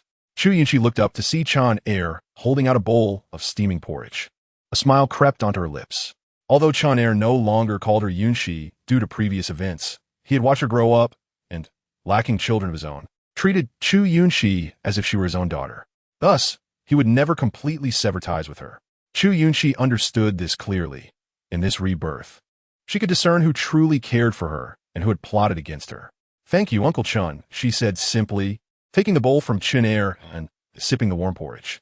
As it slid down her throat into her stomach, warmth spread through her body from within. Chapter 14. Has Chun sent someone to kill her mother again? Chen Er did not linger with the mother and daughter, as it was important for him to uphold his reputation as a man, even though he harbored no ulterior motives. Also Chen E departed. Chu Yunxi continued to converse intimately with Lu. However, she needed to preemptively prepare Lu for what was to come. "Mother, have you ever thought about leaving the estate?" Chu Yunxi asked. Upon hearing this, Lu appeared confused. "Why leave? Yunxi isn't going anywhere." Chu Yunxi smiled reassuringly and replied, Rest assured, I will never be separated from you. I merely meant to ask if there are any places you might want to visit, like the capital. Returning to the capital was inevitable, and there were many matters Chu Yunxi needed to settle there, including restoring Lu's mental faculties. When Lu heard this, she furrowed her brow and asked, "What is the capital like? Is it better than here?" For Lu, having escaped the torment from the Chen family, life was already quite good. Moreover, with Chu Yunxi's remarkable capabilities, she felt content. After all, her current intellect resembled that of a young child, and at times, she seemed even more foolish during her episodes. This led her to believe that as long as no one hit them and they had enough to eat and wear, everything was perfect. However, for Chu Yunxi, the capital was a splendid place, bustling and vibrant, where they had family who would treat Lu well. There would be plenty of delicious food and fun things to do, and she promised to buy them for Lu so that she could be happy every day. Understanding Lu's situation, Chu Yunxi refrained from mentioning anything related to the past, wanting to continue cherishing her as a child. The pain and hatred would be borne solely by her, and the vengeance would be hers to exact. That was enough. Listening to Chu Yunxi's words, Lu tilted her head, not quite comprehending, but she was drawn in by the mention of delicious food and fun activities. However, Lu glanced at the little black dog beside her and asked Chu Yunxi, "Can I bring the little black dog with me?" Chu Yunxi smiled and nodded, "Of course. We will not only bring the little black dog, but also Uncle Chun, and together we will live well in the capital." Lu then laughed, clapping her hands, and after a few moments, she went to coax the little black dog, asking it if it wanted to come along. The little black dog barked a few times, as if in response. Chu Yunxi sat nearby, watching the two of them play, feeling that this was the life she yearned for most. With no villains to stir trouble, life was relatively peaceful. In the preceding years, the new year had been the most anticipated time for her and her mother because, during this period, Chen would be home, and the Chen family would be in a better mood, leading to less mistreatment towards them. It was the only time they could enjoy a proper meal together. Additionally, due to local customs, the fire in the New Year's Eve stove could not be extinguished, symbolizing abundant meals for the coming year. This allowed Chu Yunxi to sit beside Lu, keeping warm by the stove, sleeping soundly through the night without waking up frozen. After the new year, Chu Yunxi began counting the days, waiting for news. By early April, after she celebrated her birthday, someone from the Chu family would come to fetch them. On the 15th day of the first lunar month, after Lu had eaten the sweet dumplings, she had Chu Yunxi coax her to sleep early. As Chu Yunxi prepared to dispose of the warm water she had used to wash Lu's face, the little black dog followed her closely, begging for treats, which made Chu Yunxi laugh heartily.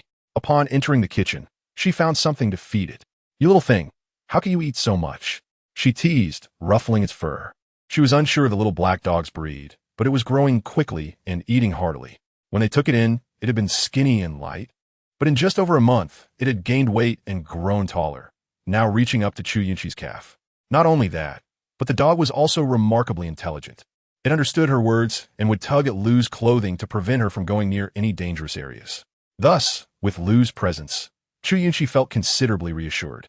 As she pondered over this, Xiaohei suddenly tensed up, barking towards the kitchen's entrance. Chu Yunxi heard a few hurried footsteps, and her expression shifted dramatically. The others in the village would not return to work until after the Lantern Festival, and she had already lulled Lu to sleep. The footsteps did not sound like Chen, and anxiety began to gnaw at her. Unbidden, her thoughts connected this to the Chun family. The traps laid by Chan against her and her mother had been dealt with before the new year. Yet the silence now suggested that she might have sent someone to harm them once more. This woman truly was a persistent specter. Chu Yunxi hurled the wooden basin to the ground and rushed towards the source of the sound. Upon arrival, she found no one there, and her face fell immediately.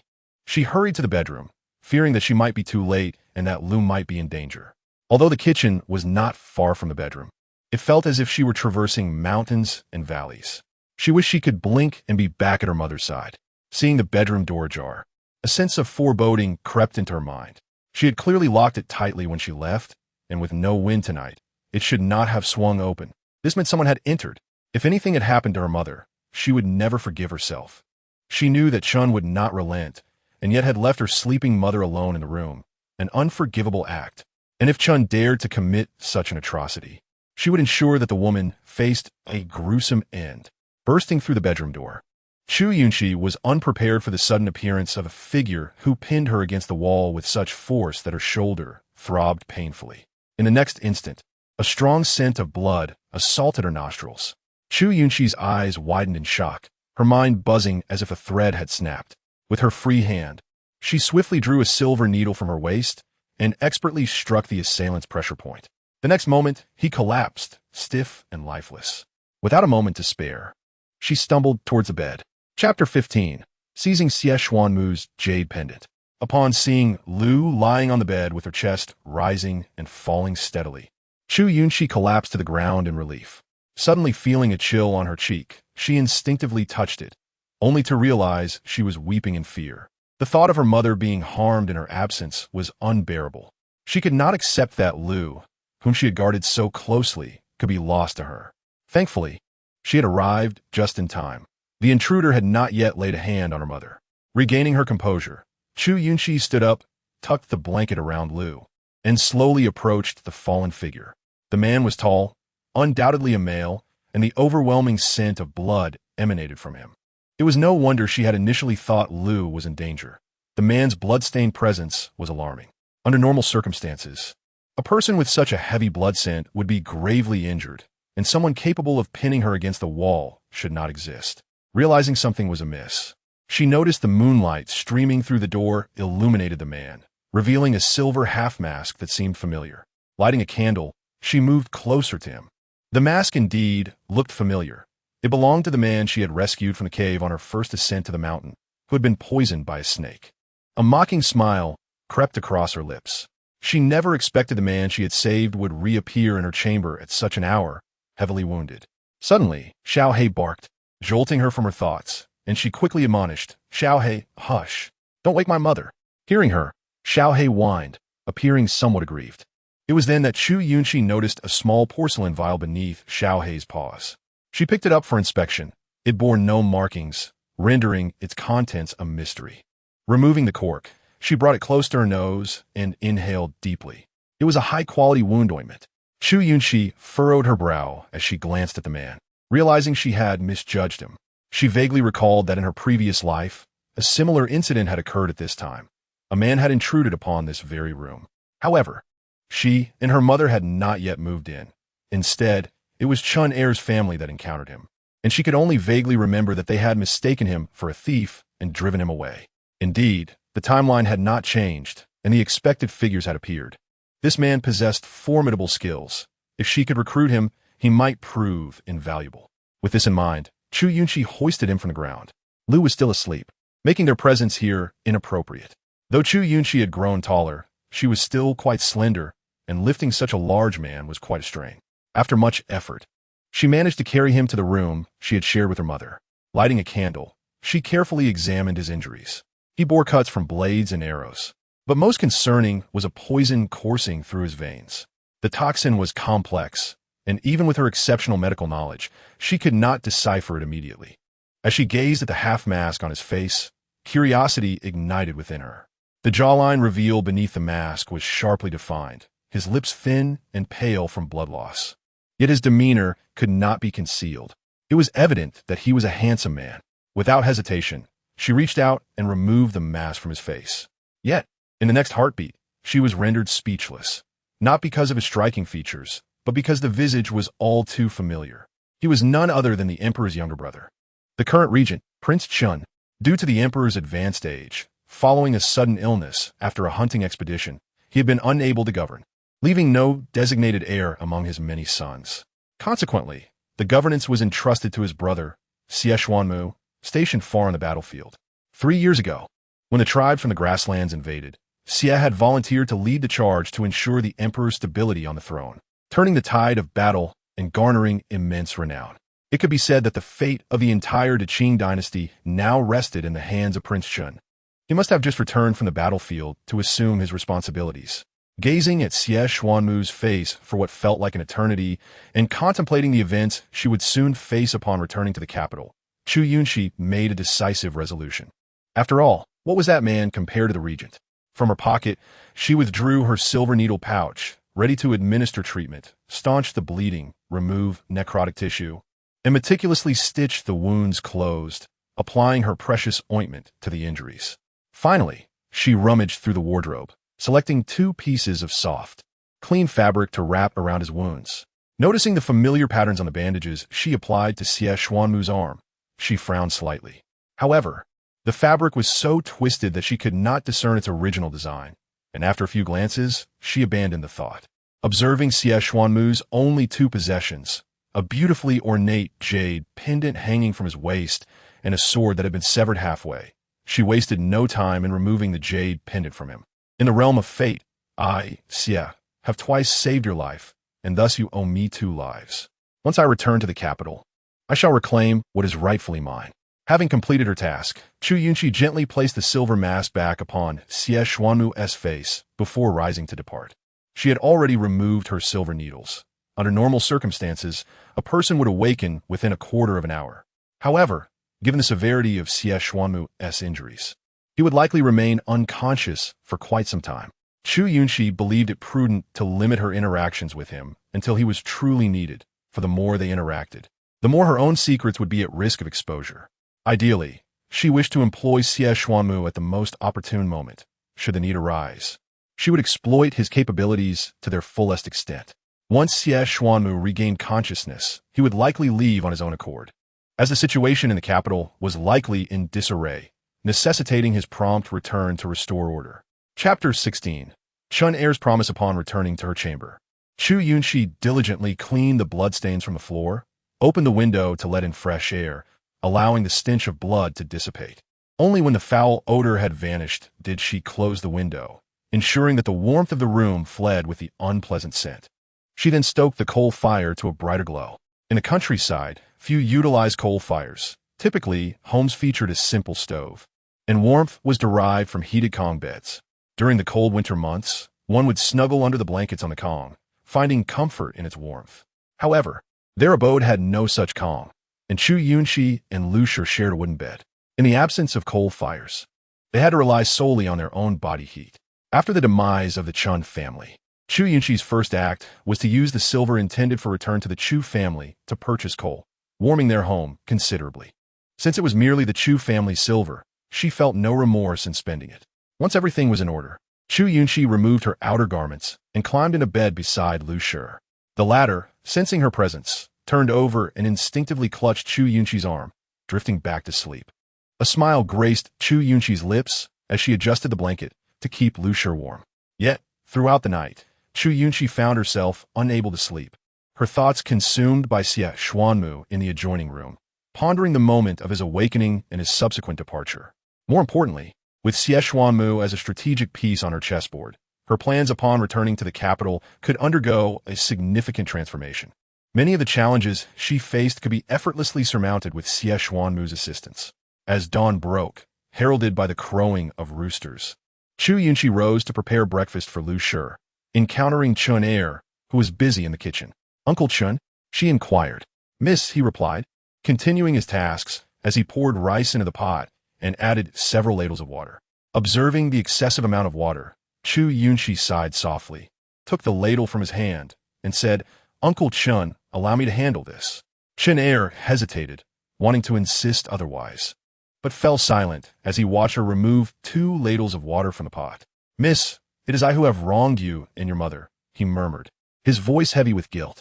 In his eyes, Chu Yunxi, as the eldest daughter of the Chu family, deserved a life of luxury, attended to by servants.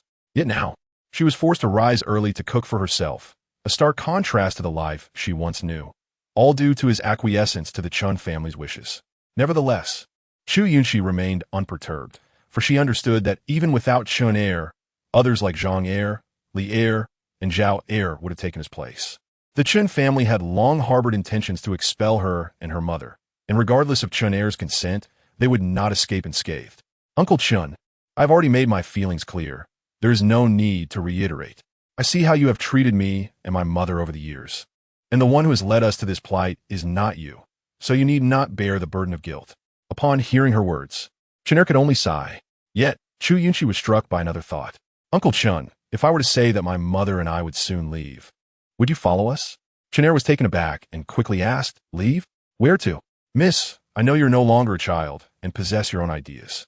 But your mother's condition. Listening to Chun Er's concerns, Chu Yunxi recognized his genuine care for both her and her mother, so she straightened and spoke earnestly. To the capital. Chun Er was momentarily speechless, struggling to comprehend. Back to the Chu family? He stammered. Chu Yunxi nodded, fully transparent in her intentions. I shall reclaim everything that wicked woman has taken from me, piece by piece. Chun Er fell silent, understanding her desire for vengeance against the Chun family. Yet he recognized the challenges she faced. Lu Shi was currently in a fragile state, and Chu Yunxi was but a child, ill-equipped to confront a cunning adversary like Chun Shi, who had spent decades perfecting her manipulations. Moreover, Chun Shi was recognized as the sole legitimate wife of the Chu family, and aside from the elderly, few remembered Lu Shi's existence. Furthermore, Chu Tianxing cared little for either Chu Yunxi or Lu Shi, leaving her without any leverage in this battle, which seemed doomed before it even began. Miss Chun Er attempted to dissuade her, but Chu Yunxi interrupted him. Uncle Chun, it is not that I lack contentment. Rather, it is Chun Shi who compels me to fight back. If I do not take a stand, she will devise countless schemes to harm my mother and me. One cannot expect to evade a thief indefinitely. Hearing her words, Chun Er could only sigh in resignation, recognizing the truth in her statement. Chun Shi would not relent. So, Uncle Chun, will you return with us? Chu Yunxi inquired gently. Chun Er was a good man, someone who could assist in caring for her mother without her noticing. Chu Yunxi was reluctant to let him go. After all, upon her return to the capital, numerous matters would demand her attention, making it impossible for her to be by her mother's side constantly. While her uncle would treat them well, as a general, he could not always keep Lu Shi close. Thus, she needed a trustworthy person to protect her mother in her absence. After what felt like an eternity, Chun Er finally sighed and said, for the past decade, I have wronged you both. From now on, I shall serve you as best I can. A wave of relief washed over Chu Yunxi. Chun Er was a man of integrity, preferring to avoid trouble, and she had been uncertain of the outcome when posing her question. Now that he had agreed, her confidence in the future soared. Thank you, Uncle Chun, she expressed sincerely. Though she had uncovered the truth behind their hardships, she had never held a grudge against Chun Er. As she had stated, the true instigator was always Chun Shi, the object of her ire, and she would not involve innocent parties in her quest for retribution. Of course, aside from Chun Shi, there were others she would not let escape. She would reclaim every shred of humiliation and suffering she had endured. Chapter 17. Xie Xuanmu's departure in the kitchen.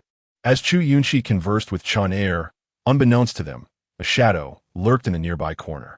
Uncle Chun, I can manage here. Please attend to other matters. Chu Yunxi said briskly, busying herself with breakfast preparations. Chun Er nodded in agreement, responding, very well, miss. Should you require anything, simply call for me. Understood, she replied casually, her focus unwavering as she stoked the fire in the stove. After Chun Er departed, the person in the corner cautiously inched closer. His lightness of foot was remarkable, and now, with added caution, he made no sound at all. Coupled with the crackling of the firewood in the stove, Chu Yunxi remained unaware of his approach. However, this was also due to the distance. If he had been any closer, she would have detected the metallic scent of blood. Xie Xuanmu stood outside the window, peering through the gap to observe Chu Yunxi, who was nimble and methodical in her movements. Although he could not discern her features from afar, he noted her petite stature, estimating her to be around 12 or 13 years of age.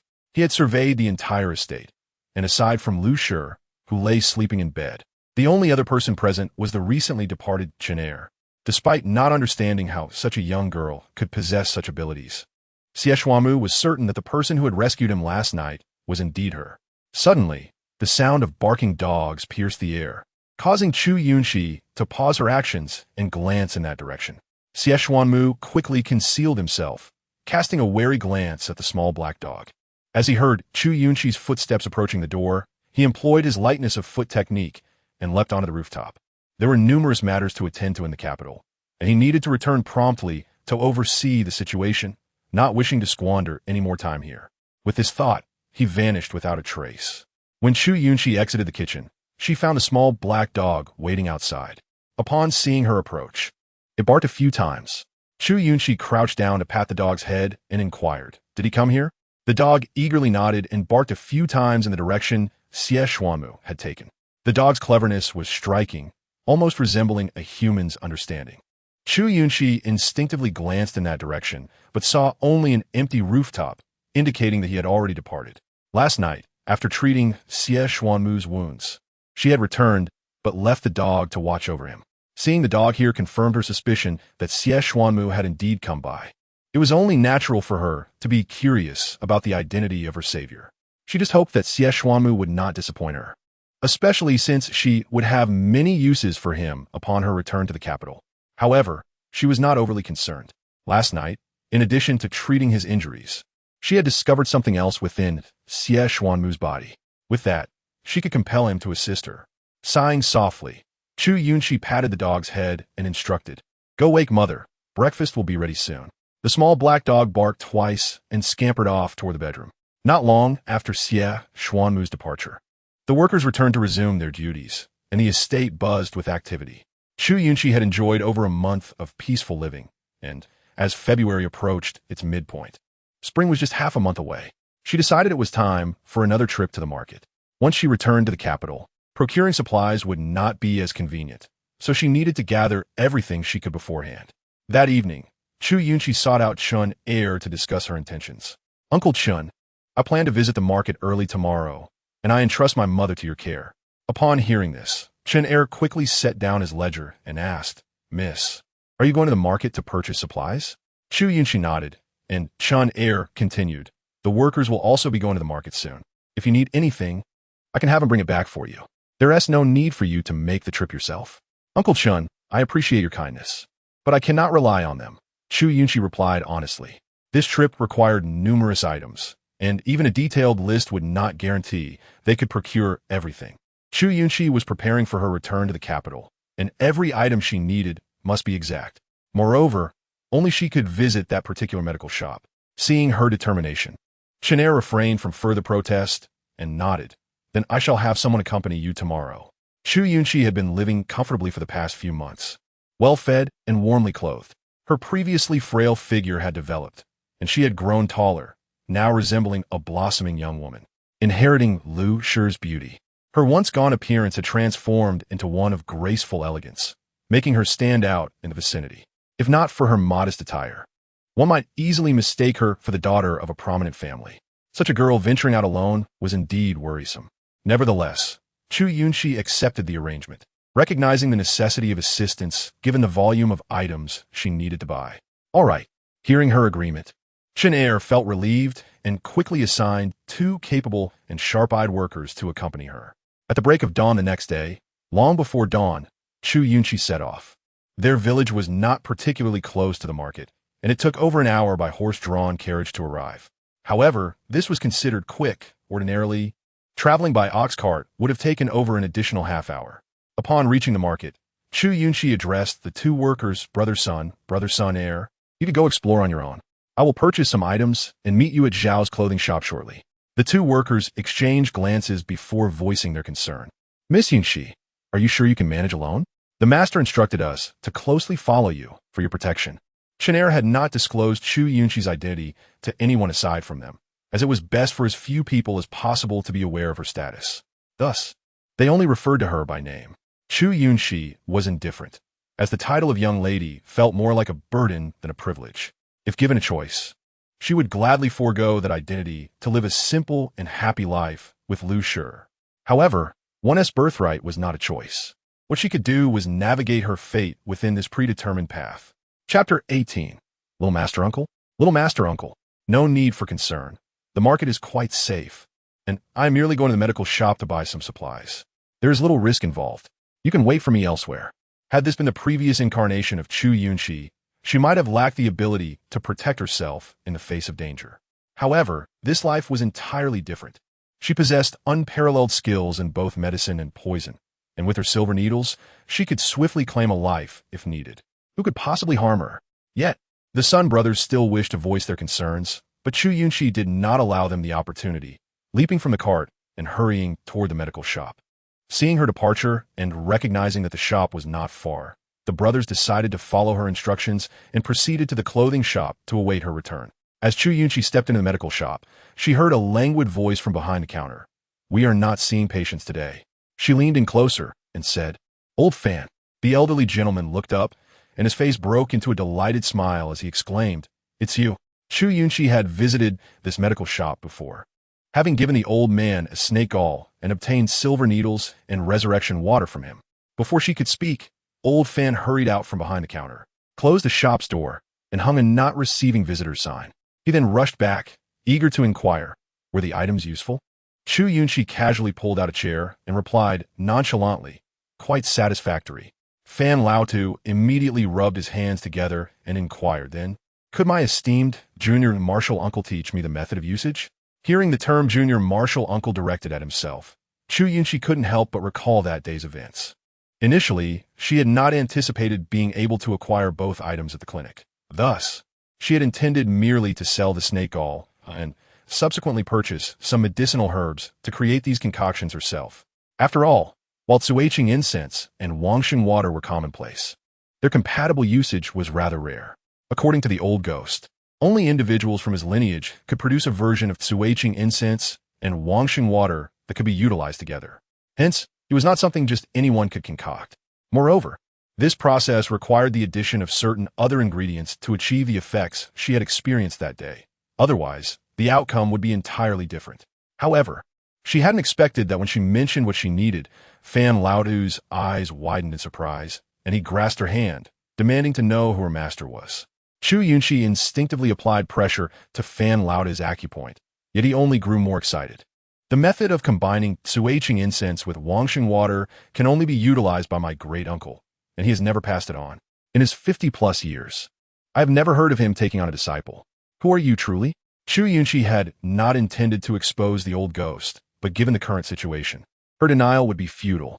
Moreover, she indeed recalled the old ghost mentioning that he was a disciple of the Mingfeng Medical School, a small sect with few disciples. Yet all were remarkably skilled.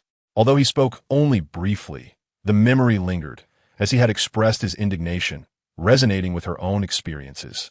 Initially, when the old ghost spoke of granting her a second chance at life, she thought he sought revenge through her, only to realize he was merely discussing the Dong family's plight. Nonetheless, Chu Yunxi had made up her mind to avenge the old ghost. My master is the renowned ghost doctor, Dong Mingfei. Chu Yunxi's expression darkened slightly, for the old ghost had revealed that his departure from the sect was not by choice, but due to treachery, resulting in the loss of innocent lives and his expulsion. Further, his demise had also stemmed from the machinations of a petty individual within the sect. As she held this man's life in her hands, she prepared to extract some information from him. However, as soon as she spoke, Fan Laotu burst into tears of joy. Good, good, good. He laughed heartily, exclaiming, my great-uncle now has a worthy successor. The Mingfeng Medical School has hope. Chu Yunxi's expression sharpened as she asked, what do you mean by that? Fan Laotu sighed and explained, years ago, my great-uncle was harmed by treachery within the sect and was unjustly forced to leave. It was only when the Mingfeng Medical School was entirely dismantled that my master learned the truth. Observing his genuine emotion, Chu Yunxi released his arm, noting the imprint she had left on his acupoint. Old sir, I apologize for my misunderstanding. Fan Laotu, unfazed, pulled out a chair for Chu Yunxi to sit and continued. The Mingfeng Medical School has withered for many years. After my master's passing, no capable individuals remained. At this point, he shifted his tone, patting Chu Yunxi on the shoulder. Who would have thought my great-uncle would still have such a young disciple? His medical skills are extraordinary. If you can inherit even half of his true teachings, you would undoubtedly have the ability to restore the Mingfeng Medical School to its former glory. Having said this, he suddenly recalled something and asked, how much of his medical art have you learned? Chu Yunxi replied, her expression unchanged, all of it. In truth, she had not disclosed everything, for she had mastered not only the old ghost medical skills, but also the toxicology he had studied extensively after leaving the Mingfeng Medical School. However, since he only inquired about medical skills, she chose not to elaborate. In her view, medicine and poison have always been intertwined. Extraordinary medical prowess necessitates an equally formidable knowledge of toxicology. However, the old-school practitioners might not agree with her perspective. Unaware of Chu Yunxi's thoughts, Fan Laotu was filled with delight upon hearing her words. Excellent, excellent, he exclaimed. Chu Yunxi, observing his bright eyes and spirited demeanor, couldn't help but inquire, who is the treacherous individual who harmed my master? Fang Mingzuan, Fan Laotu replied. As soon as the name left his lips, Chu Yunxi clenched her fists in anger. So it was him. In that case, she needn't exert herself further. She could exact revenge for both herself and the old ghost. Junior martial uncle? Junior martial uncle. Fan Laotu's voice pulled Chu Yunxi from her reverie, and she realized she had lost track of the conversation. Logically, she should have instructed him on the method that day. Yet her knowledge of the Tsuiqing incense, combined with Wangxing water, was limited to theoretical understanding, as she had yet to experiment with it herself. Chapter 19. Accidentally becoming the sect leader, Chu Yunxi explained, mix 1 part Lushang powder and 2 parts dragonbone tears into Wangxing water. Then pour it over the ash of burnt Tsuiqing incense. This will incite individuals to tear each other apart like rabid dogs until death ensues. Upon hearing this, Fan Laotu gasped in astonishment, unable to contain himself. Indeed, that is wickedly potent. No wonder my great-uncle was reluctant to reveal such a method. He had dedicated his life to healing and never wished to harm others. Naturally, he would not disclose such a vicious recipe. However, he understood that one must protect oneself. Without self-defense, one would ultimately meet a fate akin to that of the Mingfeng Medical School. Fan Laotu sighed, lamenting that had the Mingfeng Medical School recognized this truth sooner, they might not have fallen into their current predicament. Fang Mingxuan was a prime example. Had they not been deceived by his schemes and expelled Dong Mingfei from the Mingfeng Medical School, they would not have become pawns in his game. Without iron-fisted measures, why should one possess a compassionate heart? Chu Yunxi opined, and Fan Laotu nodded in agreement. A profound observation. Without iron-fisted measures, why should one possess a compassionate heart? This phrase encapsulates the rise and fall of the Mingfeng Medical School over the decades. He sighed and turned back to the counter, retrieving a small knife to pry loose a brick from the wall. From within, he extracted an exquisite redwood box, which he cradled in both hands as he presented it to Chu Yunxi. He then knelt before her, respectfully performing a bow. Startled, Chu Yunxi rushed to assist him, but he spoke first. Disciple Fan Bin pays homage to the sect leader. Taken aback, Chu Yunxi was about to respond when Fan Laotu continued. When the Mingfeng Medical School was attacked by Fang Mingxuan, my master instructed me to escape with this box and seek out my great-uncle to restore the school. However, despite years of searching, I only learned of my great-uncle's passing. Now, you are the only remaining disciple of my great-uncle. It is only fitting that you assume the role of sect leader. Holding the redwood box, Chu Yunxi felt its weighty significance and was about to decline when Fan Laotu added, Junior martial uncle, you are now the highest-ranking disciple of the Mingfeng Medical School. Not to mention you possess the entirety of my great-uncle's medical arts.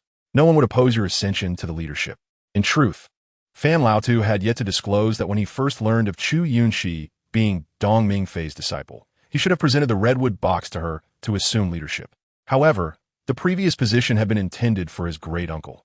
Now that his great-uncle was gone, it was only reasonable for it to pass to his disciple. Yet, he feared that other senior brothers would not agree. So after Chu Yunxi's departure, he had written a letter to inform them.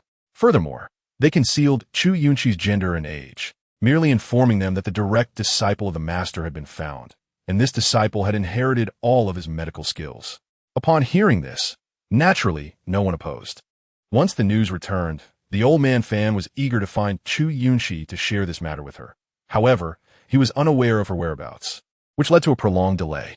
He decided to wait for Chu Yunxi to seek him out again before presenting her with the sect leader's token. Unexpectedly, this wait extended for several months. Chu Yunxi, gazing at the redwood box in her hands, fell into contemplation. For her, having been reborn with unparalleled medical and toxicological skills, she was certain she could impress these individuals in that regard. Yet, she remained uncertain about the dangers that might accompany her ascension to the position of sect leader of the Mingfeng medical sect. Her hand rested on the redwood box, lingering without opening it, while the old man Fan, observing her hesitation, could not help but feel anxious, prompting him to speak up. Little master uncle, the entire hope of the Mingfeng medical sect rests in your hands now. If the master is watching from above, he would surely wish to see you agree. Upon hearing this, Chu Yunxi could not help but lift her gaze toward the ceiling, as if peering through it to the sky above. If it were old Ghost Dong, then she must comply. After all, she owed her life to him.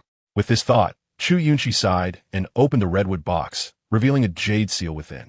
She gently stroked the jade seal and asked in a calm tone, "How many members remain in the Mingfeng medical sect?"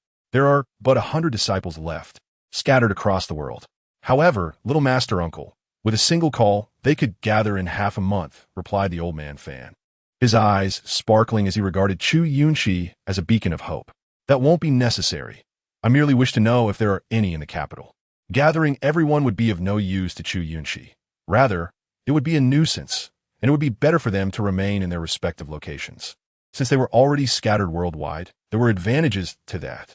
As for the capital, the old man fan hesitated.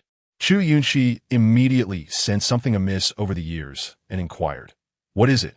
With a sigh, the old man fan explained, "The capital is too chaotic. Those skilled individuals in the Mingfeng medical sect are reluctant to get involved there, and the less competent disciples are even more unwilling to go, considering the multitude of medical establishments present." At this point, he shifted his tone and continued, "Currently, there's only one person in the capital, but he does not run a medical establishment. Rather, he operates a transport agency. He has not been in contact with us over the years and has effectively distanced himself from the Mingfeng medical sect." Chu Yunxi's expression remained calm, though her heart felt somewhat conflicted. She had originally thought that with the disciples of the Mingfeng medical sect scattered far and wide, she would still have allies upon her arrival in the capital. Little did she expect it to be such a situation. "Very well, I understand," she said, waving her hand. These matters could be addressed upon her arrival in the capital. She had many other issues to resolve. From her sleeve, Chu Yunxi produced a piece of paper filled with the names of medicinal herbs and handed it to the old man fan. "Master, what is this?" The old man fan began to inquire, but was interrupted by Chu Yunxi. "Do not ask questions, just prepare it. And in the future, there is no need to call me master." Chu Yunxi's tone was solemn, and the old man fan instantly grasped her meaning. Chu Yunxi was merely a young girl in her teens, while most of the members of the Mingfeng medical sect were several decades older and rather obstinate. Knowing that Chu Yunxi was just a girl would undoubtedly lead to discontent among them, which is why he had chosen not to reveal her gender or age. It was better to allow the master to become a legendary figure, elusive and mysterious, ensuring her safety. "Very well, I shall prepare at once." Chapter 20, Grandpa Fan, Little Master Nephew. The old man fan did not ask another question, taking the paper Chu Yunxi had given him and departing to gather the items she required. He was now clinging to hope against hope. After all, without Chu Yunxi, the Mingfeng medical sect would continue to decline. They still had some renowned figures. But what would happen in a decade or so? The name Mingfeng medical sect might fade into obscurity. Chu Yunxi represented his hope. He could see that this young girl was extraordinary. Her willingness to use suiting incense and the rebirth water indicated her keen insight and capabilities. And combined with her impressive medical skills, she might very well be the key to reviving the Mingfeng medical sect. The old man fan wasted no time and quickly gathered all the necessary items for Chu Yunxi, placing them in a box and presenting it to her. "Little master uncle, the items you requested are ready." Hearing the old man fan address her as little master uncle made Chu Yunxi feel somewhat awkward. Yet it was a fact she had to accept. Regardless, as she no longer wished to be called master, a title was necessary. "When do you plan to head to the capital, little master uncle?" The old man fan reverted to his carefree demeanor, chuckling like a mischievous old man. Were it not for Chu Yunxi's awareness of his good intentions, she might have slapped him. "Old man fan, just say what you want directly. No need for circumlocution." Logically, given the old man fan's age, it would not be inappropriate for Chu Yunxi to address him as Grandpa Fan. However, in terms of seniority, he was her little teacher nephew. Although she had never officially acknowledged him as her master, old Ghost Dong had treated her as a disciple, imparting teachings diligently. Therefore, in her heart, she regarded old Ghost Dong as her master. If she were to call the old man fan by a respectful title, it would disrupt the hierarchy. But calling him teacher nephew felt awkward, and after much indecision, she could only refer to him as old man fan. Upon hearing this, the old man fan rubbed his hands together eagerly, asking, "Can I accompany you?" Chu Yunxi was taken aback. "What about your medical establishment? Are you abandoning it?" "I'll open another one in the capital. That scoundrel Fong Mingtsuan, I will have my revenge on him sooner or later." Chu Yunxi Juka. Fong Mingtsuan is not someone you can easily contend with right now. Seeking revenge will require careful planning. The old man fan was unperturbed, simply stating, "My primary purpose in going to the capital is to accompany you, little master uncle." You are now the leader of the Mingfeng medical sect, and I must be by your side to ensure your safety, especially since the people in the capital are notoriously cunning and treacherous." Upon hearing the old man Fan's words, Chu Yunxi felt ambivalent. She agreed with his assessment. The capital was rife with unscrupulous individuals. Had she not been betrayed in her past life? After a moment of contemplation, she spoke. "In that case, you should pack your things and head to the capital in the next few days. Set up a shop and start a medical establishment." The old man Fan was taken aback, trying to comprehend Chu Yunxi's words. "Little master uncle, aren't you going?" Chu Yunxi's lips curled into a cold smile. "Of course, but I must wait for someone to come and fetch me." The old man Fan could not grasp the meaning behind Chu Yunxi's words. But since she had made her decision, he said nothing further and simply nodded. "I still have some savings. Since you have said so, I shall make preparations and await your arrival in the capital." Chu Yunxi nodded in agreement. This could be seen as her establishing her own influence before returning. Once she arrived in the capital, her confidence would be significantly bolstered. Realizing time was of the essence, she declared, "I have matters to attend to. I must take my leave." As Chu Yunxi prepared to leave with the box, she suddenly recalled something, turning back to grab a piece of paper from the desk. With a brush, she inscribed a willow branch symbol. Then, she solemnly addressed the old man Fan. "This will be our secret symbol henceforth. Any message I convey will bear this symbol. If it does not, it is false." Anticipating potential unforeseen events, Chu Yunxi had already taken precautions. After all, it would still be nearly a month before she returned to the capital. It would not be surprising if any changes occurred during this time. Old Fan did not dwell on it, nodding in agreement. Chu Yunxi did not linger, merely bidding farewell with a promise to meet in the capital before departing the medical clinic and heading towards the tailor shop. In her previous life, on the day she first returned to the Chu family, she had been mocked for her coarse linen clothing and hair tied with a simple ribbon. This time, accompanied by her mother, she could not afford to wear such plain attire. Otherwise, Chun's arrogance would surely reach new heights. She resolved to thwart their expectations and demonstrate that she, Chu Yunxi, was thriving alongside her mother. Those who wished to ridicule them would find no opportunity. The two attendants were indeed waiting by the Zhao family's tailor shop, but at a considerable distance, as if to avoid any confrontation. Approaching them, Chu Yunxi could not help but inquire, brother son, why are you two here instead of waiting at the tailor's door?" The son brothers exchanged glances and sighed before responding. "Miss Yunxi, you are unaware that we intended to wait at the tailor shop as you suggested. However, as soon as we arrived, the proprietress emerged and, upon seeing our dilapidated carriage, dismissed us rudely, claiming we obstructed her business. We considered her point valid and moved aside.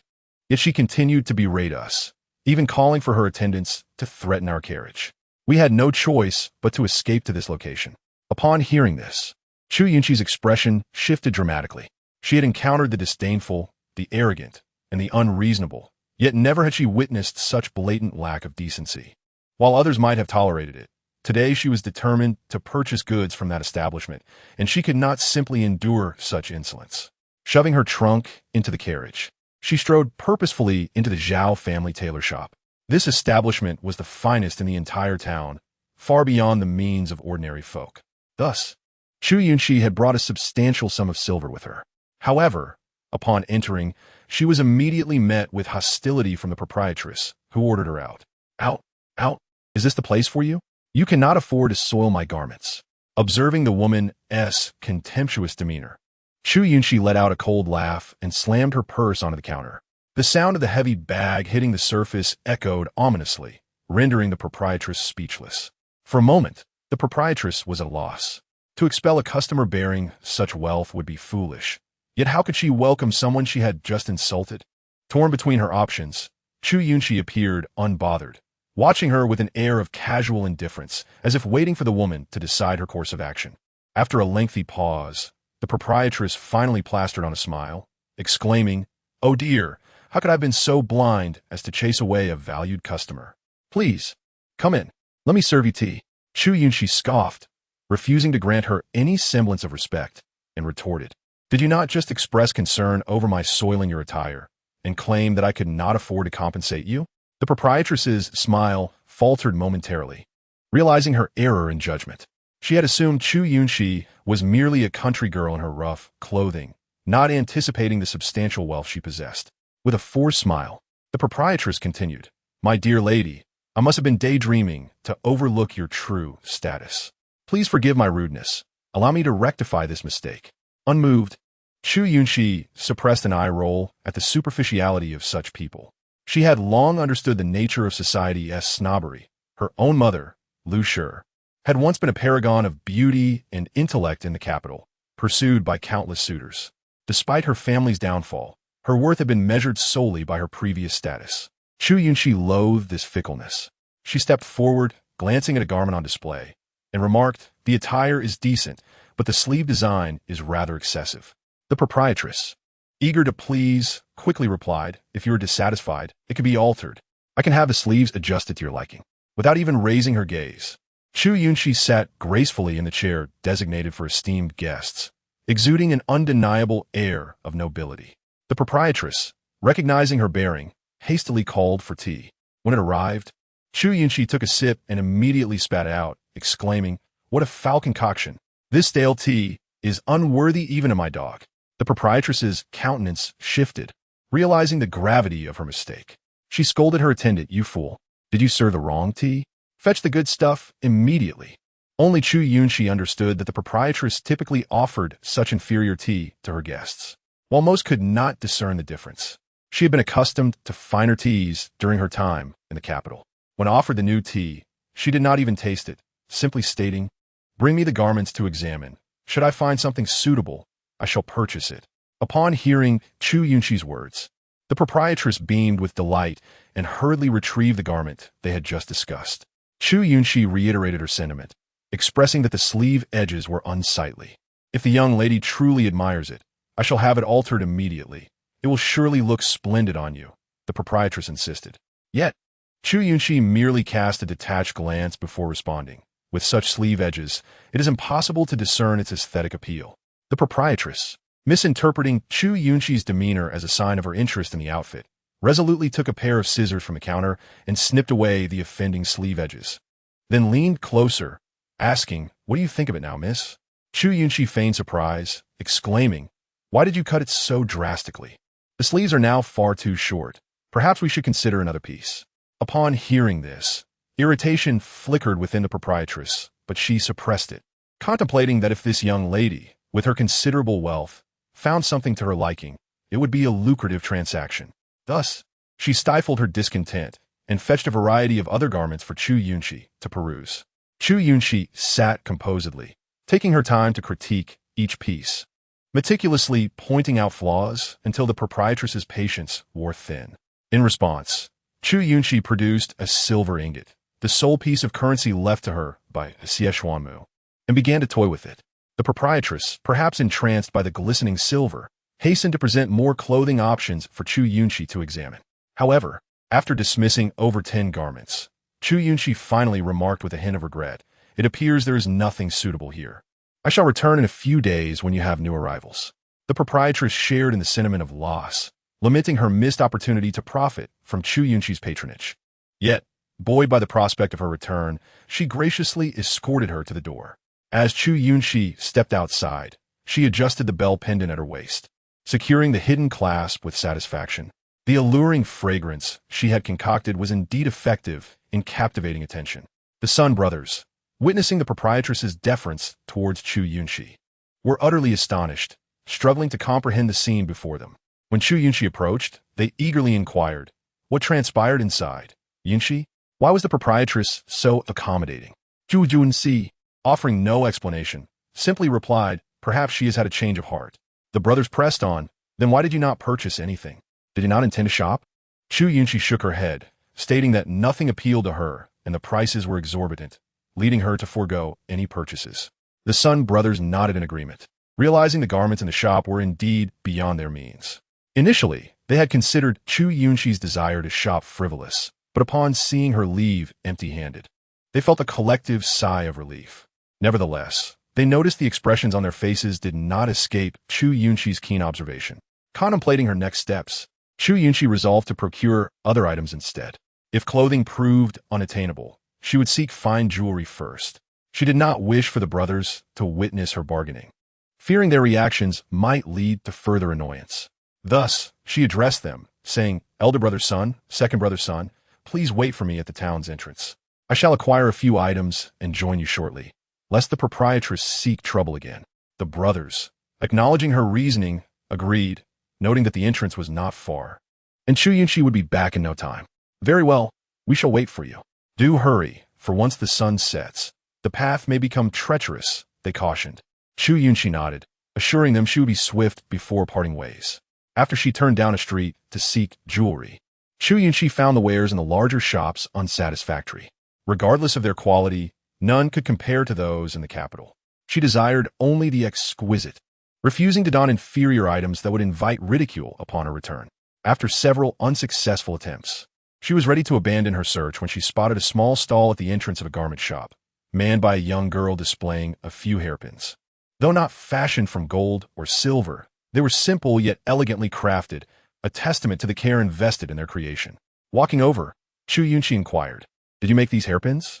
The young girl, appearing even younger than herself, with striking black eyes set against her fair complexion, looked up eagerly. "Yes, my mother and I made them. Would you like to purchase one, elder sister?" With a gentle smile, Chu Yunxi replied, "How much are they? I would like to choose a few." The girl's eyes sparkled with excitement, but her enthusiasm was abruptly interrupted by the shopkeeper's voice. "Child, do not sell your worthless pins. I have fine items in my shop. Come take a look." Chu Yunxi's expression darkened at the shopkeeper's blatant attempt to undermine the girl. The young girl pleaded, "Sister, my pins are well made and durable. They won't break. Please buy one, I beg you." Tears streamed down her cheeks, and Chu Yunxi felt a pang of compassion. Before she could respond, a man and woman emerged from the shop. The woman grabbed Chu Yunxi's sleeve, pulling her aside. Initially, Chu Yunxi considered intervening but hesitated upon noticing the woman's condition. She was pregnant. The woman, once they were apart from the stall, began, "I apologize for the interruption." With an unaltered demeanor, Chu Yunxi calmly questioned, "Why do you prevent me from purchasing her hairpins?" The woman sighed, explaining, "I do this for the sake of the girl. Lingia, her father, handsome and charming, was taken by a wealthy young lady 2 years ago, abandoning her and her mother for a life in the capital." Chu Yunxi's heart sank at this revelation, yet she remained silent, allowing the woman to continue. Linger's mother fell gravely ill, depleting their meager savings. Though she recovered, her health remained fragile, and they survived by selling hairpins. Sadly, last year, Linger's mother succumbed to illness, leaving the girl to fend for herself. She hopes to sell her pins to gather enough money to confront her father in the capital, seeking answers. But how much can a child earn with just a handful of pins? Perhaps 5 taels of silver at most, barely enough to reach the capital, where she may be easily preyed upon. The woman continued, "Our master, feeling sympathy for the girl, allowed her to set up her stall outside, hoping to protect her from thugs. Despite our warnings, she insists on going to the capital to confront her father. If you purchase her pins today, you will be causing her harm." Upon hearing this, Chu Yunxi grasped the shopkeeper's intentions and looked compassionately at the young girl. The girl's plight mirrored her past, evoking feelings of empathy within her.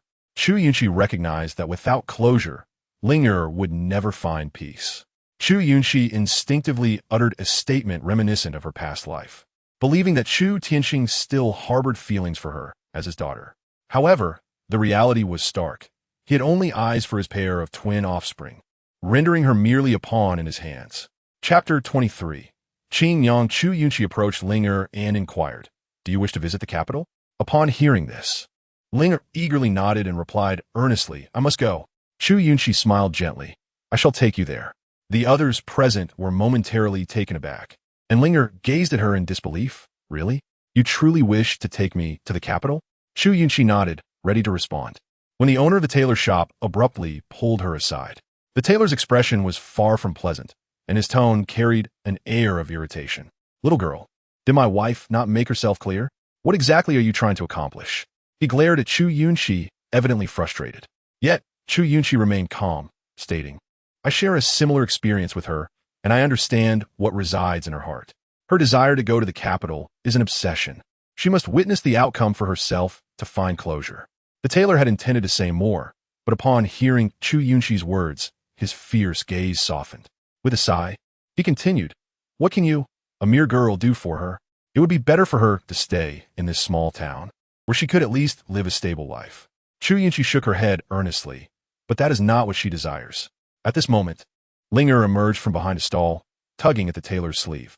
Brother Ming, I will take care of myself. Upon hearing Linger's resolve, the tailor felt a mix of anger and urgency, yet found himself powerless in his current position. After a moment's thought, he sighed, his fierce demeanor dissipating into resignation. He waved his hand gently, saying, "Very well, she is right. If I prevent you from going, you will never find peace. If that is the case, then go." After uttering these words, he turned and returned to his shop without waiting for Linger to respond. The woman approached and said, "The master means well." Chu Yunxi nodded, acknowledging, "I understand. He has Linger's best interests at heart." The woman then turned to Linger and said, "Linger, come inside with me. I shall pick out a couple of fine garments for you. Do not wait until you reach the capital to face that rogue and allow him to mock us as country bumpkins." Linger's bright eyes filled with tears as she nodded, following the woman into the tailor's shop. Chu Yunxi was moved. Linger was faring better than her past self, for she had such kind-hearted spouses looking after her. She stepped inside and observed the woman measuring a pink dress against Linger. At first glance, Chu Yunxi was captivated. Although the fabric was not of the highest quality, the embroidery was exquisite. Having seen fine craftsmanship in her previous life, she could confidently assert that no one in the capital could rival the skill demonstrated here. The simple pomegranate blossoms and the fluttering butterflies were so lifelike they appeared almost printed. "Madam, who crafted this embroidery?" Chu Yunxi inquired. The woman paused, realizing the significance of her work. "I embroidered this before my pregnancy," she replied. The tailor joined them, asserting, "My wife's embroidery is unparalleled. Even in the capital, it would stand unrivaled." Chu Yunxi noted the pride in his tone, suggesting they were not mere townsfolk. However, she refrained from probing further, instead asking, "Do you have any other embroidered fabrics?" The woman shook her head. "All I had were crafted before my pregnancy. After that, my husband, concerned for my well-being, did not allow me to continue this work. Thus, I have no more embroidered pieces, though I do have a few garments left." Chu Yunxi felt a twinge of regret at the woman's words, but her spirits lifted at the mention of the remaining garments. "Would you be willing to sell those to me?" she asked eagerly. Such exquisite embroidery exceeded her initial expectations, and she could not resist. The sizes mattered little. Both she and her mother were slender, and any larger garments could be adjusted. The woman smiled gently. "If you care for Linger, well, why not gift them to you? Husband, please fetch the garments I have kept." Chu Yunxi quickly shook her head in refusal. "If they are a gift, it would be too precious. I feel unworthy. I shall devote myself to caring for Linger, and it would be more appropriate to purchase the garments." As she spoke, she retrieved her coin purse, containing a respectable sum of silver sufficient for several garments. To her surprise, the woman still declined. "Dear girl, keep your money." At that moment, the tailor emerged with a box, revealing several neatly folded garments. The woman presented them to Chu Yunxi. "These are the last of my garments, my most cherished embroideries. 3 plain long skirts and a dark blue outfit." Chu Yunxi's eyes lit up at the sight of these garments. While Linger's attire boasted exquisite craftsmanship, these pieces were truly rare treasures. Even within the royal palace, they would be difficult to find. Such skill could not possibly belong to a mere local artisan. A flash of inspiration struck Chu Yunxi as she recalled the name. She bowed slightly and expressed, "Thank you, Madam Jean. Should there ever be an opportunity for me to assist you, please do not hesitate to ask." The woman appeared taken aback before covering her mouth with a smile. "Miss Yunxi, your discerning eye has revealed our identities. My husband and I have grown weary of such a life, which is why we have sought seclusion here. Had it not been for Linger, I would not have offered these garments. We do not seek anything in return, merely hope you will keep this matter to yourself." Chu Yunxi's gaze deepened, confirming her suspicions. In the capital, there had once been a woman named Qing Yang, renowned for her unparalleled embroidery, capable of fetching 1,000 taels for a single piece. Yet, something had transpired, leading her and her husband to depart the capital, their whereabouts unknown. Her husband's surname was Jean. When combined with the latter part of Qing, it formed Ming. Chapter 24. You actually bought a maid. As Chu Yunxi left the tailor's shop with Linger, she was still astonished. She never imagined that such significant figures could exist in a small town, not to mention the esteemed fan from the Mingfeng medical sect. Now she had encountered the couple Qing Yang. "Miss, where are we headed now?" Linger interrupted her thoughts, gazing at her with a small cloth bag on her back. Chu Yunxi smiled warmly and replied, We are returning to the village, to our residence. Are there others? Linger asked. Yes, my mother and Uncle Chun, Chu Yunxi replied. We will first head to the town's entrance, where a carriage awaits us. Upon hearing this, Linger's eyes sparkled with excitement. I have never ridden in a horse-drawn carriage. As Chu Yunxi observed her exuberant demeanor, she couldn't help but gently ruffle her hair. Linger, being 12 years old and notably shorter than Chu Yunxi, was just the right height for her to reach.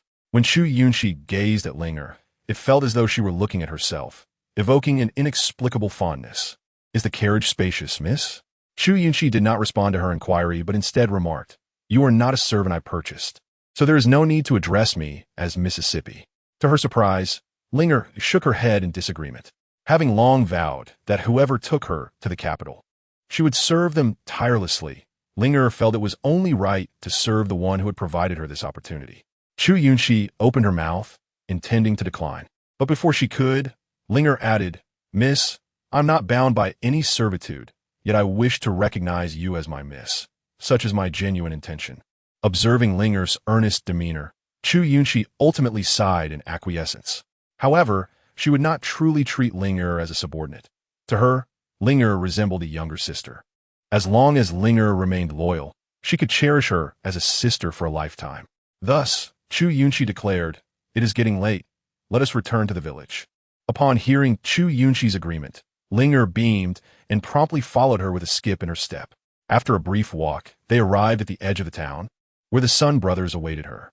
Upon spotting her approach, they eagerly called out, Yunxi, you've finally arrived. We must hurry back. It's south unsafe on the road after sunset. Chu Yunxi nodded and was about to speak when the elder brother, Sun, noticed the little girl trailing behind her and frowned, asking, Where did this little girl come from?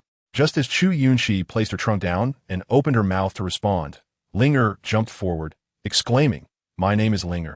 The younger brother, Sun, upon seeing her clever and endearing demeanor, quickly took the cloth bundle from her hands and stated, Enough. Which shopkeeper has the audacity to send such a small girl to deliver goods? You can return now. Linger was taken aback and shook her head, replying, Big brother, Miss said I could accompany you back to the village. This revelation left both Sun brothers in shock. They had assumed Linger was merely a shop assistant helping Chu Yunxi carry the many items she had purchased, especially since she had been holding a large trunk moments ago. To their astonishment, she referred to Chu Yunxi as Mississippi. The elder brother's brow furrowed deeply, and he admonished, Yunxi, though Chun-gu treats you well, the funds at the estate are limited and must be returned to the family. It is acceptable to buy necessary items, but how could you purchase a servant? The younger brother concurred, adding, Indeed, Yunxi, you are still young. We understand your envy of the young ladies with their servants, but you must recognize your own status. Though Chu Yunxi was aware of their misunderstanding, their words darkened her expression. Linger is not a servant I purchased, she asserted.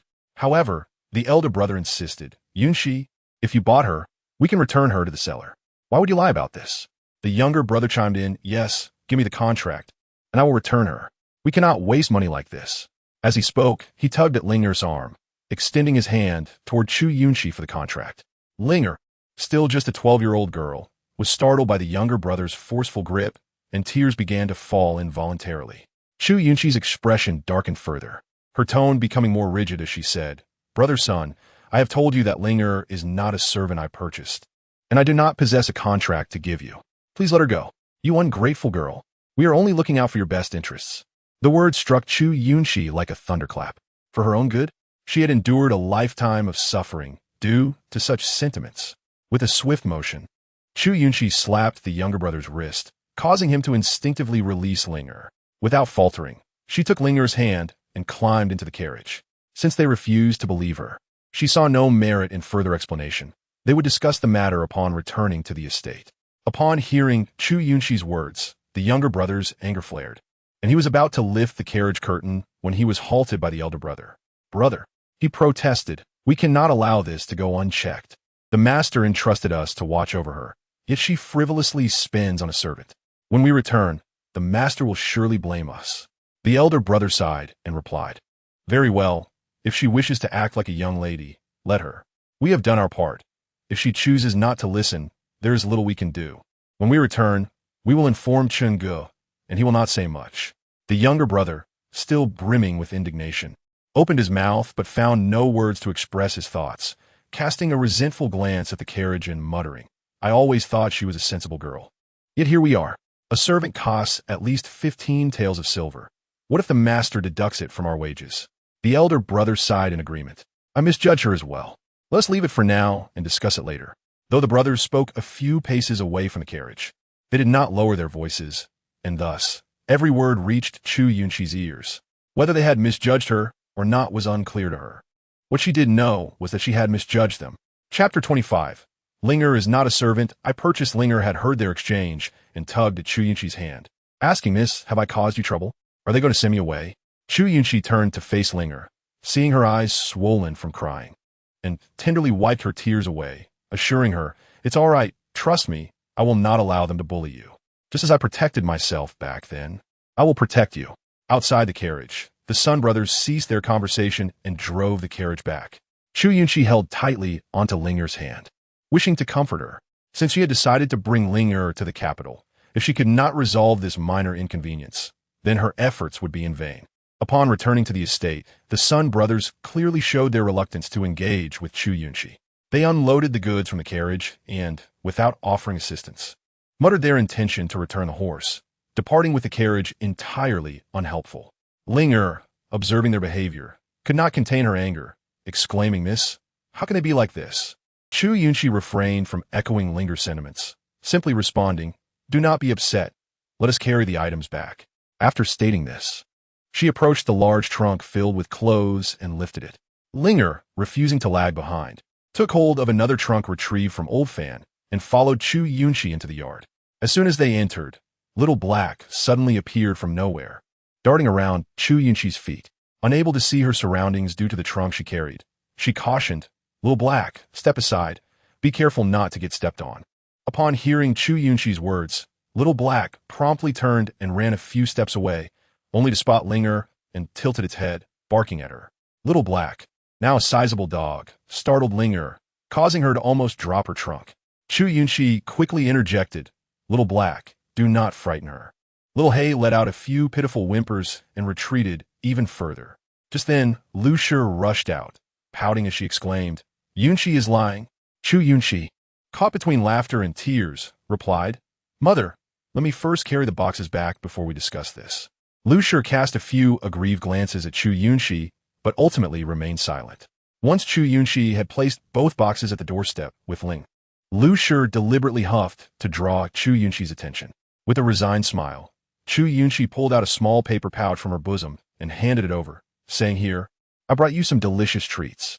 Lu Shi cautiously examined the small pouch that Chu Yunxi offered, her delicate nose twitching as if she sensed sweetness, and her expression brightened instantly. She eagerly accepted the pouch, opened it, and discovered it contained candied fruits. She popped a piece in her mouth, savoring the sweet and sour flavors, her eyes squinting with delight, resembling a child. While indulging, she didn't forget to admonish Chu Yunxi, "This time, I'll reluctantly forgive you. But next time, Yunxi, you must not return so late." Chu Yunxi chuckled, her eyes crinkling with mirth. All right, I will heed Mother's words." At that moment, Linger approached with wide, curious eyes, admiring Lu Shi. "Miss, your mother is so beautiful." Lu Shi, already a stunning woman in her youth, had gained a few pounds and donned a modest appearance over the past few months under Chu Yunxi's care, enhancing her beauty. With her somewhat childlike demeanor, she appeared even more charming, hardly resembling a woman nearing 40. Lu Shi, noticing Linger's comment, blinked and met her gaze before turning to Chu Yunxi to inquire, "Who is she?" Chu Yunxi introduced Linger. "This is Linger, whom I brought back from the town." As she spoke, the two brothers from the Sun family, accompanied by Chen arrived. Their boisterous entrance attracted the attention of several curious neighbors, including a few laborers. Sun Lao pointed at Linger beside Chu Yunxi and said, "Master, this is the little maid she purchased. My brother and I have been keeping an eye on her, but she concocted an excuse to send us away, only to buy a maid." Chu Yunxi's gaze turned icy as she looked at Sun Lao who misunderstood Chun intentions. Believing they were sent to ensure she did not frivolously spend money, fearing that her acquisition of Linger might lead to wage deductions. In truth, Chen merely intended to protect her. Chu Yunxi replied coldly, I have said before, Ling is not a maid I bought. As soon as she finished speaking, Sun Laoda interjected, Yunxi, everyone is already aware of this matter, so please do not lie any further. The two brothers were well liked, and after Sun Laoda's assertion, others began to believe him. A voice chimed in, Yunxi, we are all ordinary folks without the fortune of a young lady. It is inappropriate to buy a maid for oneself. Indeed, just present the contract so the master can return this little maid to her owner in town, someone else suggested. The Sun brothers were not known for deceit, and no one wished to put them in a difficult position. Yunxi, it is understandable to feel envious of the wealthy young ladies who have maids, but such actions are truly inappropriate. Hearing the cacophony of voices, Chu Yunxi could not suppress a cold laugh and declared, Ling is my recognized sister, not a purchased maid. If you do not believe me, feel free to investigate at the magistrate's office to confirm whether she is a slave. Sun Lao heir, unwilling to relent, retorted, You claim she is your sister just because you say so? This little girl is only in her teens. How could you bring her back to the estate? Does she not have parents? Sun Lao heir's aggressive questioning did not deter Chu Yunxi. Instead, she turned to Chun heir and asked, Uncle Chun, do you believe me? Chun heir sighed and replied, I believe you. Even if she were a maid, it would be justified. His words stunned the crowd. Master, I know you have treated Yunxi well, but this seems excessive. Someone protested. Yes, for years you have supported them without complaint. But allowing her to spend estate funds to buy a maid seems a bit much. At that moment, someone in the crowd gasped as if suddenly enlightened. Could it be that Chun heir has taken a liking to Lu Shi? I think it's possible. Though Lu Shi may be a bit simple-minded, she is beautiful. Otherwise, why would Chun heir protect them for so long? If I were to be around such a captivating woman daily, I would also be smitten. Chu Yunxi let out a cold laugh and strode toward the man who had spoken. He was a middle-aged bachelor whose gaze upon her mother was disturbingly lecherous. Chu Yunxi had no intention of causing a scene with the neighbors, but his words were intolerable. As she approached, the man felt an inexplicable tremor of fear. Realizing his reaction, he felt embarrassed, reminding himself that Chu Yunxi was merely a young girl and he, a grown man, should not be intimidated by her. With this in mind, he defiantly asked, What do you want? Chu Yunxi regarded him with a cold glare and replied, If you no longer desire your tongue, simply say so, and I shall take it from you. The man was taken aback, unable to comprehend her words before he heard her call out without turning around. Cover my mother's eyes. Oh, Ling responded, moving to shield Lu Shi's eyes. Since Lu Shi was considerably taller, Ling had to position herself in front, inadvertently turning her back to Chu Yunxi. The old bachelor instinctively recoiled, only to be met with a swift kick to the knee from Chu Yunxi, causing him to collapse to the ground. She seized his chin, dislocating it with a crack, and in the blink of an eye, a dagger appeared in her hand. With a swift motion, a pink chunk of flesh fell to the ground with a thud. As the onlookers focused, they realized the pink morsel was, in fact, a tongue. Turning their attention back to the old man, they saw him clutching his dislocated jaw, muffled sounds escaping as blood streamed from the corners of his mouth. Chu Yunxi had severed his tongue. The crowd fell into stunned silence, gazing at Chu Yunxi as if she were a demon from the depths of hell. Anyone else who wishes to part with their tongue may speak now. Those who no longer wish to see can gaze a little longer at the spectacle. Chu Yunxi's tone was calm, yet her words sent chills down spines. The spectators hastily dispersed, vanishing in an instant. Chun heir, observing the scene, couldn't help but furrow his brow, wanting to speak Mississippi. Yet before he could finish, Chu Yunxi interrupted, Uncle Chun, I disdain explanations. The best way to silence others' prying tongues is not through discourse, but by instilling fear. Chun heir gazed at Chu Yunxi, feeling a mix of unfamiliarity and recognition. It was only through such strength that she could survive in the Chu family. With a resigned sigh, he turned to the Sun brothers and stated, You two are dismissed. Come with me to collect your wages and pack your belongings to return home. The two brothers of the Sun family were rendered speechless by the events unfolding before them. They had come to understand a singular truth. Regardless of whether Ling was a maid purchased by Chu Yunxi, she was now unequivocally under her protection.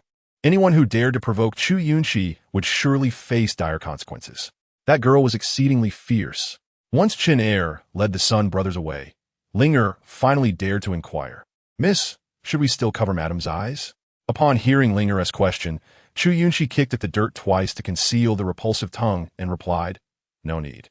With that, Ling lowered her hand, and the two of them quickly trotted over to Chu Yunxi's side. "Miss, what did you do to scare them away?" they asked in unison. "Yes, yes. Yunxi is amazing," Lu Shi chimed in. Chu Yunxi casually responded, "I severed his tongue, so they would know that I, Chu Yunxi, am not to be trifled with." Linger was taken aback, stammering, You cut out his tongue?" Lu Shi's eyes widened in shock as well. Chu Yunxi nodded, her gaze fixed on their expressions, eager not to miss a single nuance. While she refrained from allowing them to witness the gruesome scene directly, she deemed it necessary to inform them.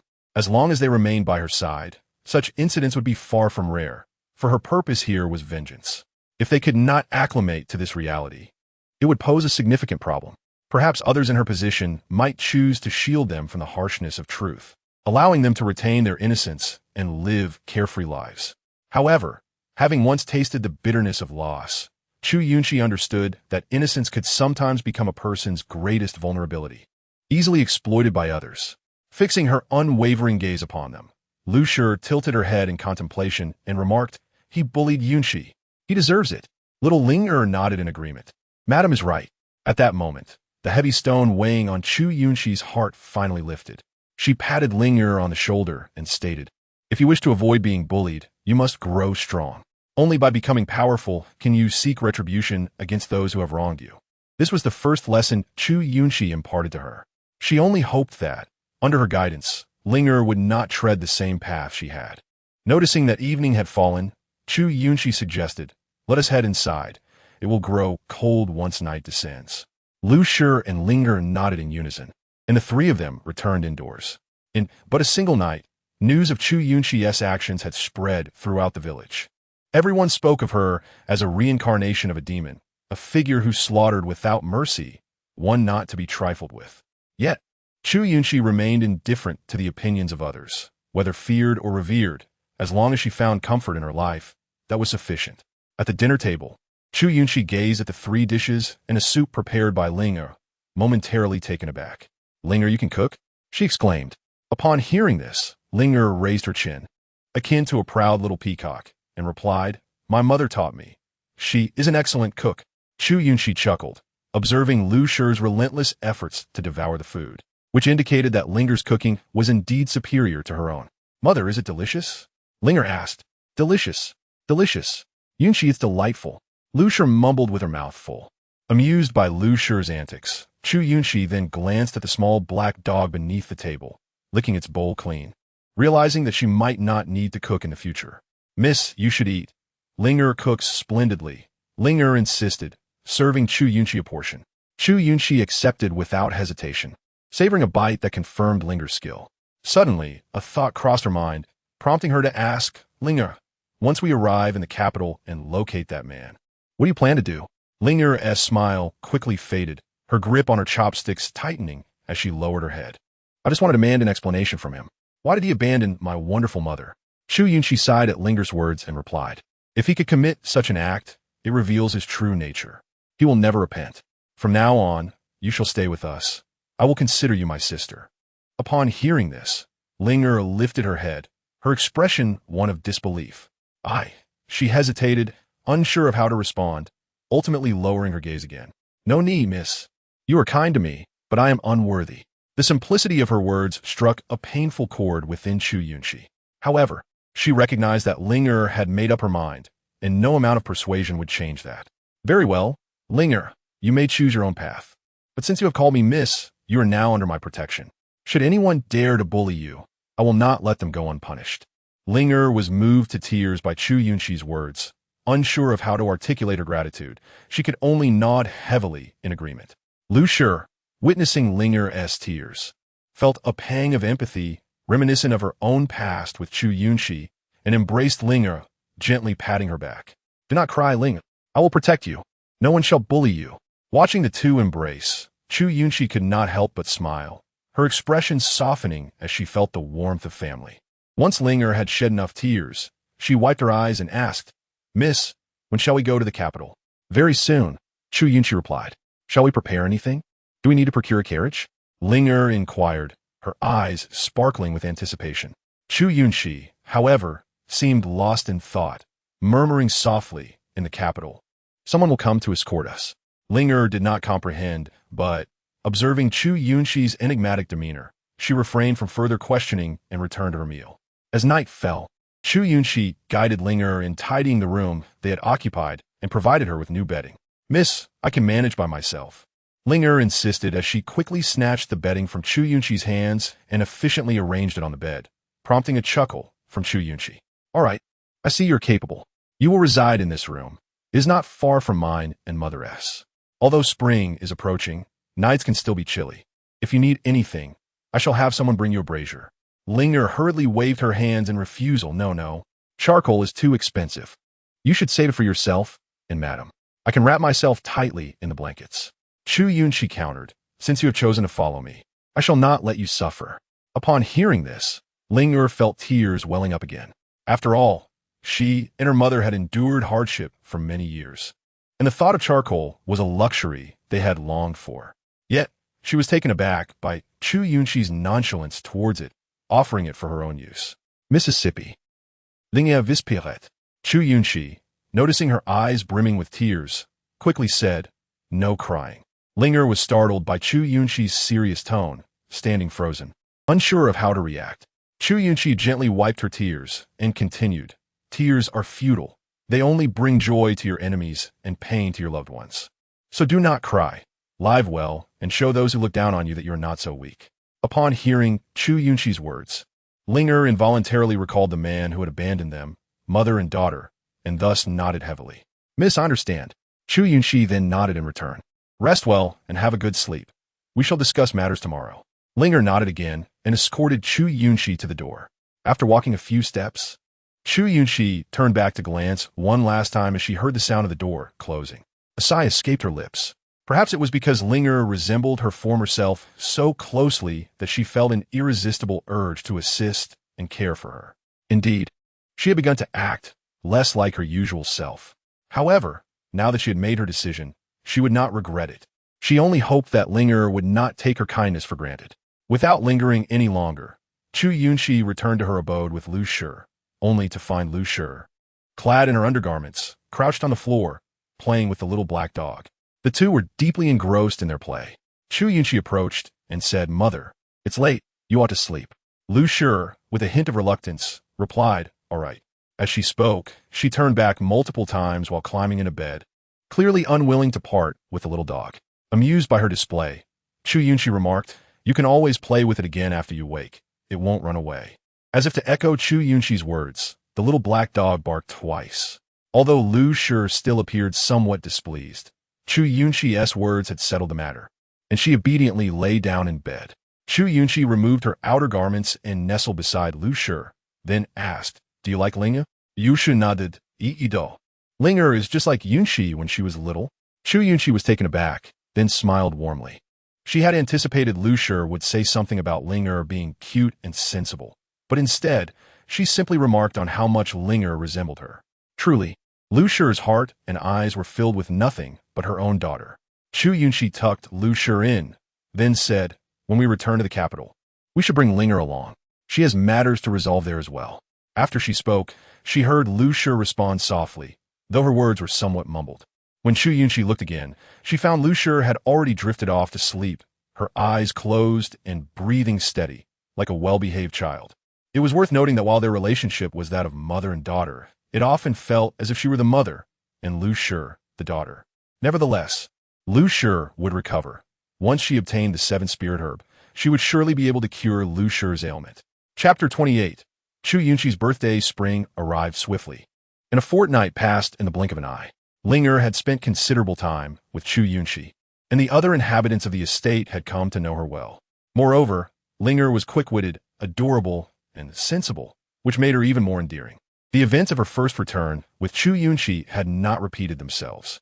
Lu Shi, counting the days, realized that Chu Yunxi's birthday was approaching and secretly conspired with Ling to prepare a birthday gift for her. Lu Shi, sometimes foolish, could be even more childlike. On good days, she could articulate a few complete sentences, yet throughout the year, she never failed to remember Chu Yunxi's birthday, not once missing a day. This filled Chu Yunxi with gratitude. So when she discovered Lu Shi and Ling scheming behind her back, she chose not to confront them. That morning, as Chu Yunxi lay in a drowsy haze, she heard a few cat calls outside, curious as to when the estate had acquired a cat. She noticed Lu Shi stirring beside her. Quickly shutting her eyes, she feigned sleep to observe what Lu Shi would do. Lu Shi stealthily rose from the bed. Seeing Chu Yunxi sleeping soundly, she gently pulled the covers over her before dressing and tiptoeing out. Outside, Linger's voice rang out. "Madam, you haven't woken amiss, have you?"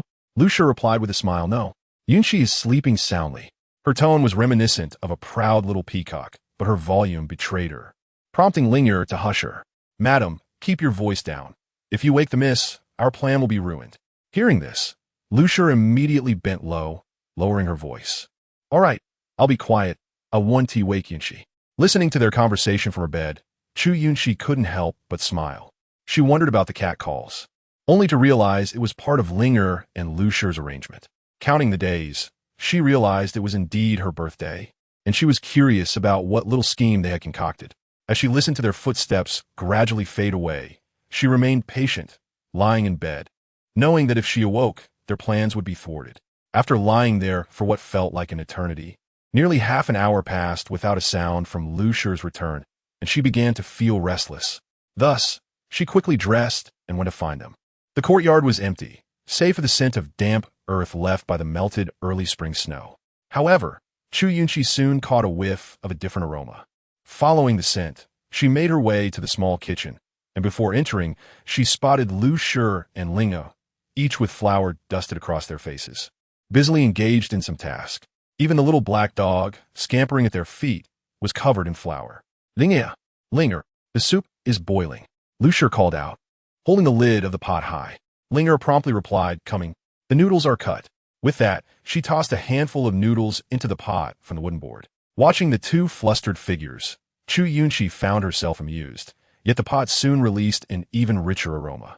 Sniffing the air, she discerned that the broth was not plain water, but rather a hearty bone broth. No wonder they had risen so early. They were only now adding the noodles to the pot. Chu Yunxi chose not to interrupt and stood outside to watch. After the broth boiled 3 times, Linger deftly scooped out the noodles, placing them in a bowl, then ladled in a scoop of broth and sprinkled a few scallions on top, completing the longevity noodles. "All right, madam, you stay here and watch. I will go fetch the miss," Lu Shi said, eyeing the fragrant noodles with evident longing. She nodded heavily, clearly reluctant to leave the dish. Yet, Linger, noticing Lu Shi's reaction, looked worried. "Madam, these are for the miss. You mustn't steal a taste." "Of course I won't eat," Lu Shi replied, though her eyes remained fixated on the bowl of longevity noodles. Chu Yunxi, watching from outside, found Lu Shi endearing. Linger, however, placed her hands on her hips and insisted, "If you want to eat, madam, I can make you another batch, but this bowl is for the miss alone." Chu Yunxi, deciding not to prolong the spectacle, stepped inside. "All right, Linger, if mother wants to eat, let her have some." "Miss Yunxi." The moment Chu Yunxi spoke, both of their attentions were drawn to her. Lu Shi hurried over, grasping her hand and leading her to the table. "Longevity noodles. For Yunxi. Mother won't eat." "Yunxi must eat," Lu Shi insisted, pressing Chu Yunxi down onto the stool before handing her a pair of chopsticks. Warmth filled Chu Yunxi's heart as she responded, "Linger, bring another bowl. Let us share." Unexpectedly, Linger shook her head, firmly stating, "No, longevity noodles must be eaten alone. There is no sharing. I can cook more for the madam, but this bowl you must finish by yourself." To Chu Yunxi's astonishment, Lu Shi also nodded vigorously, affirming, "Yunxi must eat." "We shall not eat." Though Chu Yunxi felt somewhat helpless, she was equally touched. With that thought, she refrained from further protest and picked up her chopsticks, ready to take a bite. The noodles were firm, and the broth was clear yet rich with the essence of the bone, topped with a poached egg and a couple of green vegetables. While simple, it was evident that much care had been taken in its preparation. Just as she was about to take a bite, a loud thud interrupted from outside as the courtyard door swung open. Upon noticing a change in her expression, Chu Yunxi swiftly rose to shield Lu Shi and Linger behind her. "Chen Ia! Chen Ia!" a man called out loudly from the courtyard, followed by the hurried footsteps of Chen Air. Then came a man's inquiry, "Is Lu Shi here?" Chu Yunxi instinctively tightened her grip on Lu Shi and Linger's hands, the force causing Lu Shi to cry out in pain, "Yunxi, it hurts." Realizing her actions, Chu Yunxi quickly released Lu Shi's arm and turned to Linger, saying, Linger, I will step outside to investigate. Please keep a close watch on my mother and do not let her out. Linger nodded immediately, reassuring her, Miss, rest assured. I will protect the madam well. Chu Yunxi acknowledged with a sound before exiting the small kitchen. Outside, the man was interrogating Chun Er, demanding, hurry and bring Lu Shi out, along with her daughter. He was tall and lean, exuding an air of arrogance. Chen Er, unfazed, questioned, did the Chu family send you? Why so many questions? Just get them out. Chu Yunxi approached them with a cold smile. Recognizing the man from her past life, he was the one who had come to the village to retrieve her for the Chu family. To her astonishment, someone who was supposed to arrive after her birthday had come much earlier this time. It seemed her rebirth had altered certain events, though she was uncertain of the butterfly effect at play. As she drew closer, she struck him with a resounding slap. The man, taken aback, shouted, Who is this little wretch? Do you know who I am? How dare you hit me? Chu Yunxi stood her ground, retorting with a sneer. Just a servant of the Chu family, and you dare to act superior in front of me. Who gave you such audacity?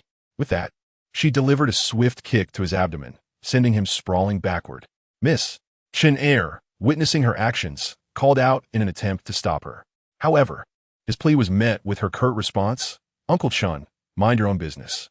Chen Er opened his mouth, but ultimately refrained from further protest, understanding that Chu Yunxi had her own plans, and his concerns were futile.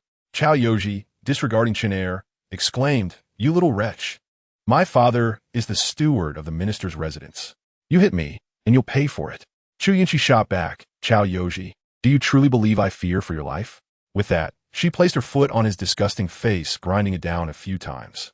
If the visitor had been anyone else, Chu Yunxi might not have been so enraged, but it was Chao Yoji, the one who had haunted her past. She could never forget how, upon their arrival at the capital, he had hurriedly wrapped her mother in a mat after dealing with the scoundrels, not even allowing her to erect a tombstone for her. All this was done simply because he was eager to return her to the Chu family. The journey back had been a nightmare, as Chao Yoji had taken every opportunity to waste time, dragging them over 3 days and nights, during which he had cast lewd glances at her. Chao Yoji, the only son of steward Chao Dezhou, had indulged in every vice, becoming a mere shadow of a man. Having sampled various women, he had set his sights on the vulnerable Chu Yunxi. Under the guise of night, he had attempted to invade her room, intending to defile her. Had she not been mourning her mother's death and crying through the night, his intentions might have succeeded. Yet, despite his failed attempt, the vile words he had uttered still echoed in her mind. Chu Yunxi, feeling disgusted by the man beneath her foot, pressed down harder. Gao Zuzi, here's your chance. Respectfully escort my mother and me back, or you shall not leave here alive. Chao Yoji, realizing the gravity of her words, quickly grasped the situation. You are Chu Yunxi? With a frosty tone, she replied, Is my name one that a lowly servant like you can utter? Although perplexed by how she knew his name, he understood that his life was at stake and quickly relented. I was blind and did not recognize you, Mississippi. Please, have mercy and spare me. Chu Yunxi's expression remained impassive as she released him, though her heart harbored no intentions of letting him off easily. Having been reborn with vengeance in mind, she would not allow those who had wronged her to escape unscathed. What provisions has the Chu family prepared for my return? She queried. Chao Yoji glanced at her, thinking how this country girl was still so demanding, rolling his eyes inwardly before responding. This time, the master has sent the best carriage from the estate, indicating his regard for you. Suppressing a cold laugh, Chu Yunxi ignored him and strode toward the entrance. Chen Er and Chao Yoji followed, both perplexed. Outside, indeed, stood an old carriage, flanked by 2 burly men, clearly trained fighters. Yet, the carriage's condition was unmistakably poor. Pointing at it, Chu Yunxi remarked icily, Is this the best carriage the Chu family can offer? Chao Yoji was momentarily at a loss for words, as the carriage was indeed old and far from the best. However, under the master's orders, discretion was paramount, which explained why he had come with only 2 guards. After a moment's thought, he replied, Miss, you misunderstand. The carriages belong to the respective lords and cannot be lent out. This is truly the best we have available. While he spoke, he believed that Chu Yunxi and Lu Shi were merely outcasts, lucky to receive any carriage at all. Chu Yunxi, unaffected by his rationale, replied indifferently, If the Chu family has sent someone to fetch us, then this carriage does not reflect their status. Moreover, it is too cramped for us. You should procure a better one from town. With that, she turned to leave. But there are only 2 of you. How can it be cramped? Gao Zuzi Potet. Chu Yunxi glanced back. Am I not capable of making such arrangements as a young lady? Is the Chu family here to escort me, or to humiliate me? As she spoke, an imposing aura surrounded her, causing Chao Yoji to shiver involuntarily. He could not fathom how she exuded such presence, far surpassing that of a true lady. He instinctively looked towards Chun Er, but was unaware that Chun Er was already aligned with Chu Yunxi, offering him no support. Chapter 30. Departing back to the capital upon hearing the words of Miss Chu Yunxi, Chun Er found them quite reasonable and promptly said, "Since the young lady has spoken, you should proceed with it." Chao Yoji could only respond with indignation, feeling deeply dissatisfied. It was an unnecessary expenditure of silver, coupled with a waste of precious time. After all, she was merely a country girl, yet she carried herself with such airs. This insolent girl would undoubtedly face his retribution, despite his resentment. He complied and set off with the two guards toward the town. Chun Er observed their departing figures and couldn't help but inquire of Chu Yunxi, "Miss, it is apparent that the Chu family does not regard you with due respect. It seems your return will not bring about a peaceful existence." Chu Yunxi note that, her gaze drifting elsewhere, yet she replied, "The Chu family will no longer enjoy peaceful days." After speaking, she turned and returned to the courtyard, remembering that Lu Shi and Ling Er were still in the kitchen, and she wanted to find them. The two figures, one large and one small, were seated at a small table, their chins resting on their hands, gazing mournfully at a bowl of longevity noodles. The noodles had long absorbed the clear broth, forming a single mass, and with the cool weather, they had become cold. Chu Yunxi sighed softly and took her previous seat, picking up her chopsticks to eat. Ling Er quickly snatched the chopstick from her hands, exclaiming, "Miss, do not eat. The noodles are completely cold. It will upset your stomach." Lu Shi chimed in. Yunxi must not eat it. As she spoke, she moved the bowl aside. Observing the reactions of the two, Chu Yunxi could not help but say, "You both rose early this morning to prepare these longevity noodles for me. It would be a pity not to eat them." However, Ling Er attempted to protest, but was interrupted by Chu Yunxi. "All right, let's not dwell on this. I will simply add some hot broth." With a gentle smile, Chu Yunxi encouraged Ling Er, who hesitated but ultimately pouted and carried the bowl to the stove. Fortunately, they had been using firewood and the coals were still warm, ensuring that the soup in the pot had not cooled entirely. After reheating it, Ling Er returned with the noodles for Chu Yunxi. "Now, I shall begin," Chu Yunxi remarked, looking at the large bowl of noodles before her. She picked up her chopsticks and commenced eating. The once chewy noodles had lost their texture, and with the reheated broth, the insides remained cool, rendering them less than appetizing. Nevertheless, Chu Yunxi savored every bite. This meal served as a farewell to her life in the village, for they were to depart for the capital by afternoon. Upon her return to the Chu family, her quest for vengeance would truly commence. After breakfast, Chu Yunxi called for Lu Shi and Ling Er to help pack their belongings. In truth, they had little to pack, as upon returning to the Chu family, everything would be new. What needed packing were merely the items Chu Yunxi had prepared in advance and a few garments. Ling Er retrieved the jewelry she had intended to sell, stating she wanted to gift it to Chu Yunxi. Chu Yunxi graciously accepted, sorting the clothing into portions for each of them. The finest pieces she gave to Lu Shi, for since Chun had usurped her mother's position, she intended for her mother to outshine Chun upon their return. True to his word, by afternoon, Chao Yoji returned with a large carriage. While it was not overly extravagant, Chu Yunxi was unconcerned. Her earlier intent was merely to trouble him, and she understood that a lavish carriage would likely invite complications during their journey. "Miss, is this acceptable?" Chao Yoji asked. Observing his frustrated expression, Chu Yunxi felt a sense of satisfaction and nodded, "It will suffice." Chao Yoji's anger flared at her words. Yet within the span of a morning, the news of Chu Yunxi being the Chu family's lost daughter had spread throughout the village, drawing a crowd of onlookers. Given the multitude of witnesses, he could not act out openly, and thus had to respectfully say, "Miss, please hurry and help the lady into the carriage. We must leave promptly. Come, Ling Er, assist my mother. Let us board the carriage," Chu Yunxi instructed. "Yes, miss," Ling Er responded, quickly helping Lu Shi step onto the carriage. Chao Yoji, seeing Ling Er's actions, could not help but ask, "Does the miss have a maidservant?" Chu Yunxi merely smiled faintly and chose not to respond, while the onlookers began to chatter. "Oh, I see. Miss Yunxi has a maidservant. After all, She is indeed a young lady deserving of such service. Indeed, I have long perceived that Miss Yunxi is fortunate. She is the daughter of a high-ranking official in the capital. Old Zhao's family. How can you still address her so? She is now a distinguished young lady. A name you should not utter lightly. Why should I not? Miss Yunxi still calls me auntie. You simply enjoy claiming kinship. You live in the east of the village while she resides in the west. How often can you even see her? I say, it would be better for you to be closer to the widow Zhang. The crowd quickly fell into a spirited debate, yet Chu Yunxi remained indifferent. Regardless of their past sentiments, whether favorable or unfavorable, once she departed, all would be left behind. Chu Yunxi boarded the carriage after Lu Shi and Ling Er, then drew the curtain, shielding herself from the gazes of the crowd.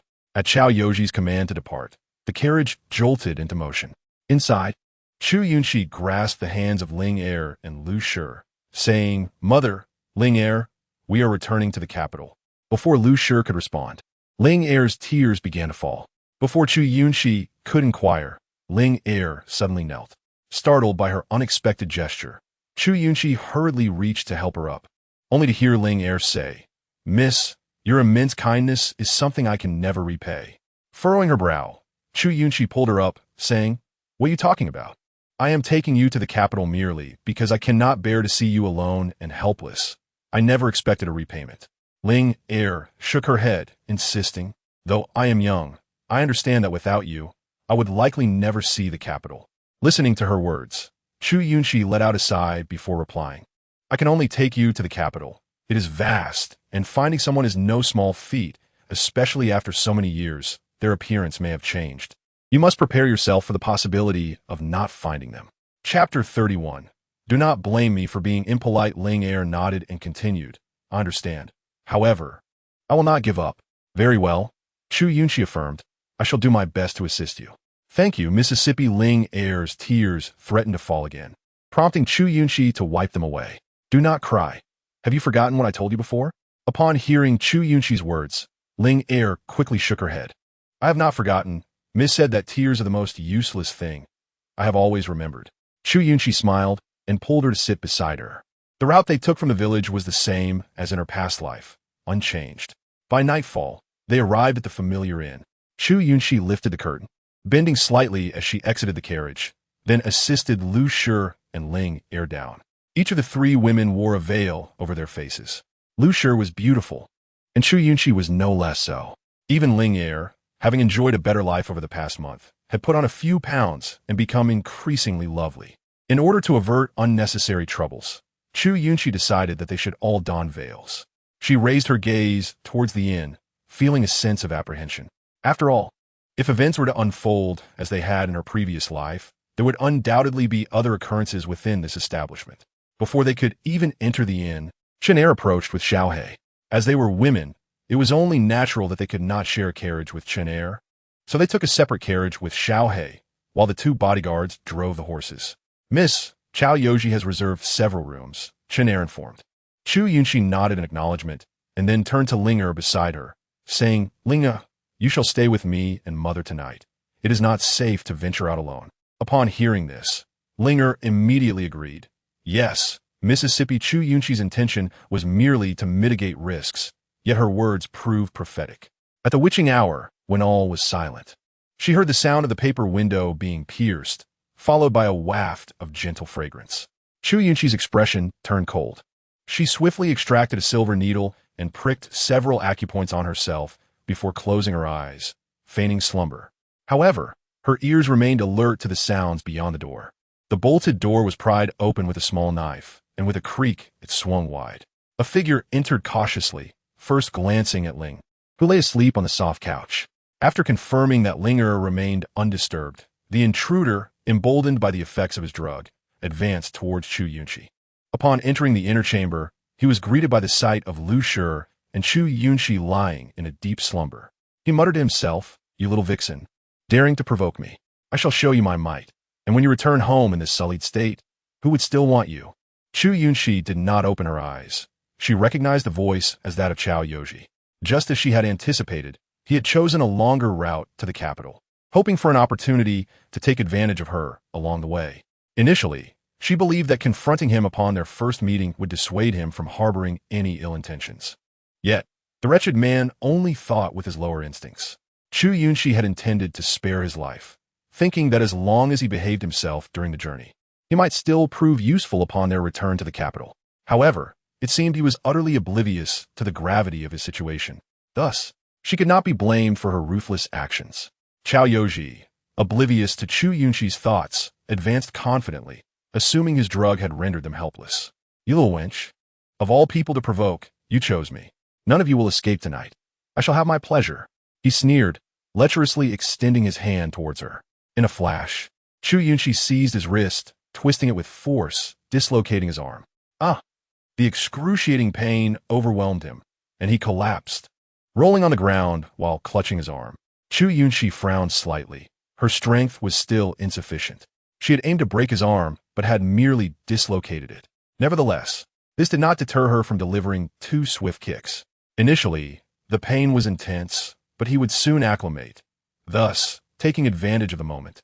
She dislocated his other arm as well, rendering him defenseless. Looking down at him from her elevated position, she spoke. Chao Yoji, did you think my earlier words were mere jest? Chao Yoji, his mind clouded by agony, could not recall what she had said. Mississippi, I was wrong. Please let me go. I won't dare again. His words were fragmented due to the pain, yet Chu Yunxi found it insufficient. She pressed a foot on his shoulder, her gaze icy. I had prepared to spare your wretched life, but since you dared to entertain such thoughts, do not blame me for my unkindness. Her expression was frigid, her tone sharp as a blade. Chao Yoji trembled, whether in fear or pain. It was unclear. Miss, please spare me. Chu Yunxi produced a silver needle from her bosom and plunged it towards his face, causing him to faint instantly. Looking at Chao Yoji, who lay on the ground like a dead dog, her expression remained indifferent as she donned an outer garment and stepped over him to knock on Chenair's door. Just as her hand was about to fall, Chenair opened the door. Before he could speak, Xiao He darted out from beneath him, circling Chu Yunxi as if to check for injuries before racing towards their room. Exchanging a glance with Chenair, they said nothing but moved together towards the room. Chapter 32. It is not us who are anxious, but the Chu family. Chenair had already been asleep, but in a drowsy state. Xiao He leapt onto the bed, causing a commotion that woke him. Confused by Xiao He's midnight antics, he saw it scratching at the door. With a furrowed brow, he opened it, colliding directly with Chu Yunxi. Upon reaching her room, he was greeted by the sight of Chao Yoji sprawled on the floor. The curtains around Lu Shi and Linger's beds had been drawn down by Chu Yunxi, so Chenair could not see their condition. But the sight of Chao Yoji on the ground startled him, filling him with trepidation. Miss this Chao Yoji. Chenair began. But Chu Yunxi understood his unspoken question. This scoundrel broke in at night, attempting to violate the 3 of us, but I caught him in the act. Observing the silver needle reflecting the moonlight at Chao Yoji's forehead, Chenair instinctively glanced at Chu Yunxi before continuing. Miss this needle. His words trailed off. Yet the implication was clear to both. Uncle Chun, I do not wish to expose this matter so soon. You need only know that this is my means of self-preservation. Chu Yunxi's tone was earnest, laden with significance. Though her secret would eventually be revealed, she must strive to keep it concealed for the time being to maximize her advantage. Chenair sighed, then nodded. Chao Yoji, that scoundrel, attempted to break in and was caught by me. He was knocked unconscious. Chu Yunxi continued. Uncle Chen's men were heavy-handed. Chao Yoji has suffered a blow to the head and may become foolish. Chenair was taken aback. He had not expected Chu Yunxi to possess such skills that one needle could render a person foolish. With such a talent, upon returning to the Chu family, she could indeed hold her own. After contemplating, Chenair remarked, Miss, it is late. Now that the villain has been caught, I shall take him away. Chu Yunxi offered a slight bow. Thank you, Uncle Chun. This needle can be removed in a quarter of an hour. Chenair, observing her gesture, hastily replied, Miss, you are too kind. This is merely my duty. After speaking, Chenair took a few steps forward and dragged Chao Yoji away. Chu Yunxi watched Chenair's departing figure and thought to herself that bringing him into her fold had indeed been the wisest decision. With such a man by her side, many matters could be skillfully concealed. After resolving this issue, although Chu Yunxi returned to bed after removing her outer garments, she could not close her eyes until dawn. When the rooster crowed 3 times, she called Lu Shi and Ling Er to rise. However, after breakfast, Chu Yunxi was in no hurry to continue their journey. At this juncture, the urgency lay not with them, but with the Chu family, as her uncle would be returning shortly. The Chu family could not afford a delay. Ling Er observed Chu Yunxi standing by the window, gazing downwards in silence, and could not help but approach her and inquire, "Miss, are we not setting out?" Chu Yunxi smiled faintly, her expression lacking warmth, and replied, "It is not we who should be anxious. This town has quite a lovely scenery. Let us stay a couple of extra days." Ling Er was somewhat puzzled, but since the miss had spoken, she refrained from questioning further and glanced outside the window, only to spot a vendor selling crispy pancakes across the street. Her eyes instantly brightened, and she exclaimed, "Miss, look, they are selling crispy pancakes over there." Chu Yunxi smiled helplessly and asked, "Did you not just have breakfast?" Ling Er shyly touched her stomach and admitted, "But I haven't had crispy pancakes in ages." Lu Shi appeared from somewhere, and upon hearing Ling Er's words, she joined in the excitement. "Crispy pancakes. Yunxi, let us buy crispy pancakes." Chu Yunxi could only smile indulgently and said, all right, let us buy some crispy pancakes, you two little gluttons." As she spoke, she playfully brushed their noses, her affection evident. Chu Yunxi retrieved a few pieces of silver from her waist pouch and handed them to Ling Er, saying, "Go buy what you wish. Keep the rest for wandering around later." Lu Shi, noticing Chu Yunxi giving silver to Ling Er, tugged at her hand, protesting, "I want some too." Yunxi is biased. Chu Yunxi was both amused and exasperated. Yunxi is not biased. We let Ling Er buy for herself while I take mother for a stroll and buy her something delicious. Lu Shi was pacified by this explanation and clung tightly to Chu Yunxi's arm, boasting to Ling Er, "Yunxi treats me the best. You stay back." At 12 years old, Ling Er was no longer an ignorant child, and she would not compete with Lu Shi. Rather, watching Lu Shi flaunt, she pretended to pout and declared, "Then I shall eat it all and leave nothing for madam." With that, Ling Er dashed away. Lu Shi grew anxious, stamping her feet, wanting to say something, but overwhelmed by urgency, she could only call out Chu Yunxi's name repeatedly, "Yunxi, Yunxi." Amused by the childish bickering, Chu Yunxi comforted Lu Shi, "Do not worry, mother. We will head out now. We will surely find more delectable treats than what Ling Er will buy and return to tease her." Lu Shi nodded emphatically, calming down. Chu Yunxi then retrieved 2 veils from the side, handing one to Lu Shi, who waved it away, disinterested. Noticing Lu Shi's reluctance, Chu Yunxi sighed and said, "Mother, if you do not wear this veil, I shall not take you out." Lu Shi protested, "Ling Er is not wearing one." "Chu Yunxi zipli." "Ling Er was in such a hurry that I forgot to tell her, but you must wear one." Lu Shi felt aggrieved at this, saying, "But I did not want to wear it." Chu Yunxi took the veil from Lu Shi's hands and attempted to put it on her, but Lu Shi instinctively recoiled. Chu Yunxi firmly called out, "Mother, be good." Lu Shi reluctantly acquiesced. Fine. To her, the veil was a nuisance. She just wanted to buy delicious food. And how could she enjoy it while wearing a veil? Chapter 33. Selling her into a brothel, Chu Yunxi found the veil bothersome as well. But she feared provoking further trouble, which would be far more detrimental. Once Lu Shi was adorned with the veil, Chu Yunxi encouraged, "Do not be upset, mother. I will accompany you. Whatever you desire outside, I shall buy for you. All right?" Hearing this, Lu Shi's spirits lifted, and she nodded, following Chu Yunxi to the door. As they stepped outside, they encountered Chun Er. Having just seen Ling Er dash out, Chun Er now observed Chu Yunxi and Lu Shi emerging and inquired, "Miss, are we not continuing our journey back to the capital?" Chu Yunxi replied, "The urgency lies with the Chu family, not us. Thus, it will be better to linger here for a couple of days. When they can no longer bear the weight, they will surely come seeking us. And that would be the perfect moment for us to negotiate our terms." Chu Yunxi had many desires, all contingent upon the Chu family's inability to withstand the pressure and their subsequent plea for her return. In her past life, it was the Chu family that had imposed a show of force upon her. In this life, Chu Yunxi intended to return the favor. She chose not to elaborate further with Chun Er, who was perceptive enough to comprehend her intent. Having reached this point in the conversation, he could deduce the rest. "Uncle Chun, my mother wishes to go out for a stroll. I shall take her. The other two can rely on you to delay." Chen nodded in acknowledgement, understood. Mississippi. With that, Chu Yunxi led Lu Shi out of the inn. This town, known as Chongqing Town, was somewhat larger than the previous one they had stayed in, bustling with activity. The street outside the inn was the main thoroughfare of Changxing town. Ling Er was at the stall across the street, purchasing crispy pancakes. So Chu Yunxi guided Lu Shi further down the road. Along the way, numerous vendors offer a variety of goods, and Lu Shi was intrigued by everything, touching and examining. Chu Yunxi accompanied her, purchasing whatever she desired. Ling Er inquired about the price of the pancakes. They cost 1 won each, and she promptly bought 3, requesting the vendor to wrap them in oil paper before placing them in her small satchel. She unwrapped one and took a bite. The savory aroma of the crispy pastry and the fragrance of 5-spice seasoning instantly enveloping her senses, prompting her to squint in delight. However, when she turned to find Chu Yunxi and Lu Shi again, they had vanished from sight. Yet, glancing into her satchel at the pieces of silver Chu Yunxi had given her and recalling her words to buy whatever she wished, Ling Er felt elated and skipped off to explore the street. However, after visiting only a few stalls, she felt an unsettling sensation, as if someone were watching her. When she turned around, there was nothing amiss.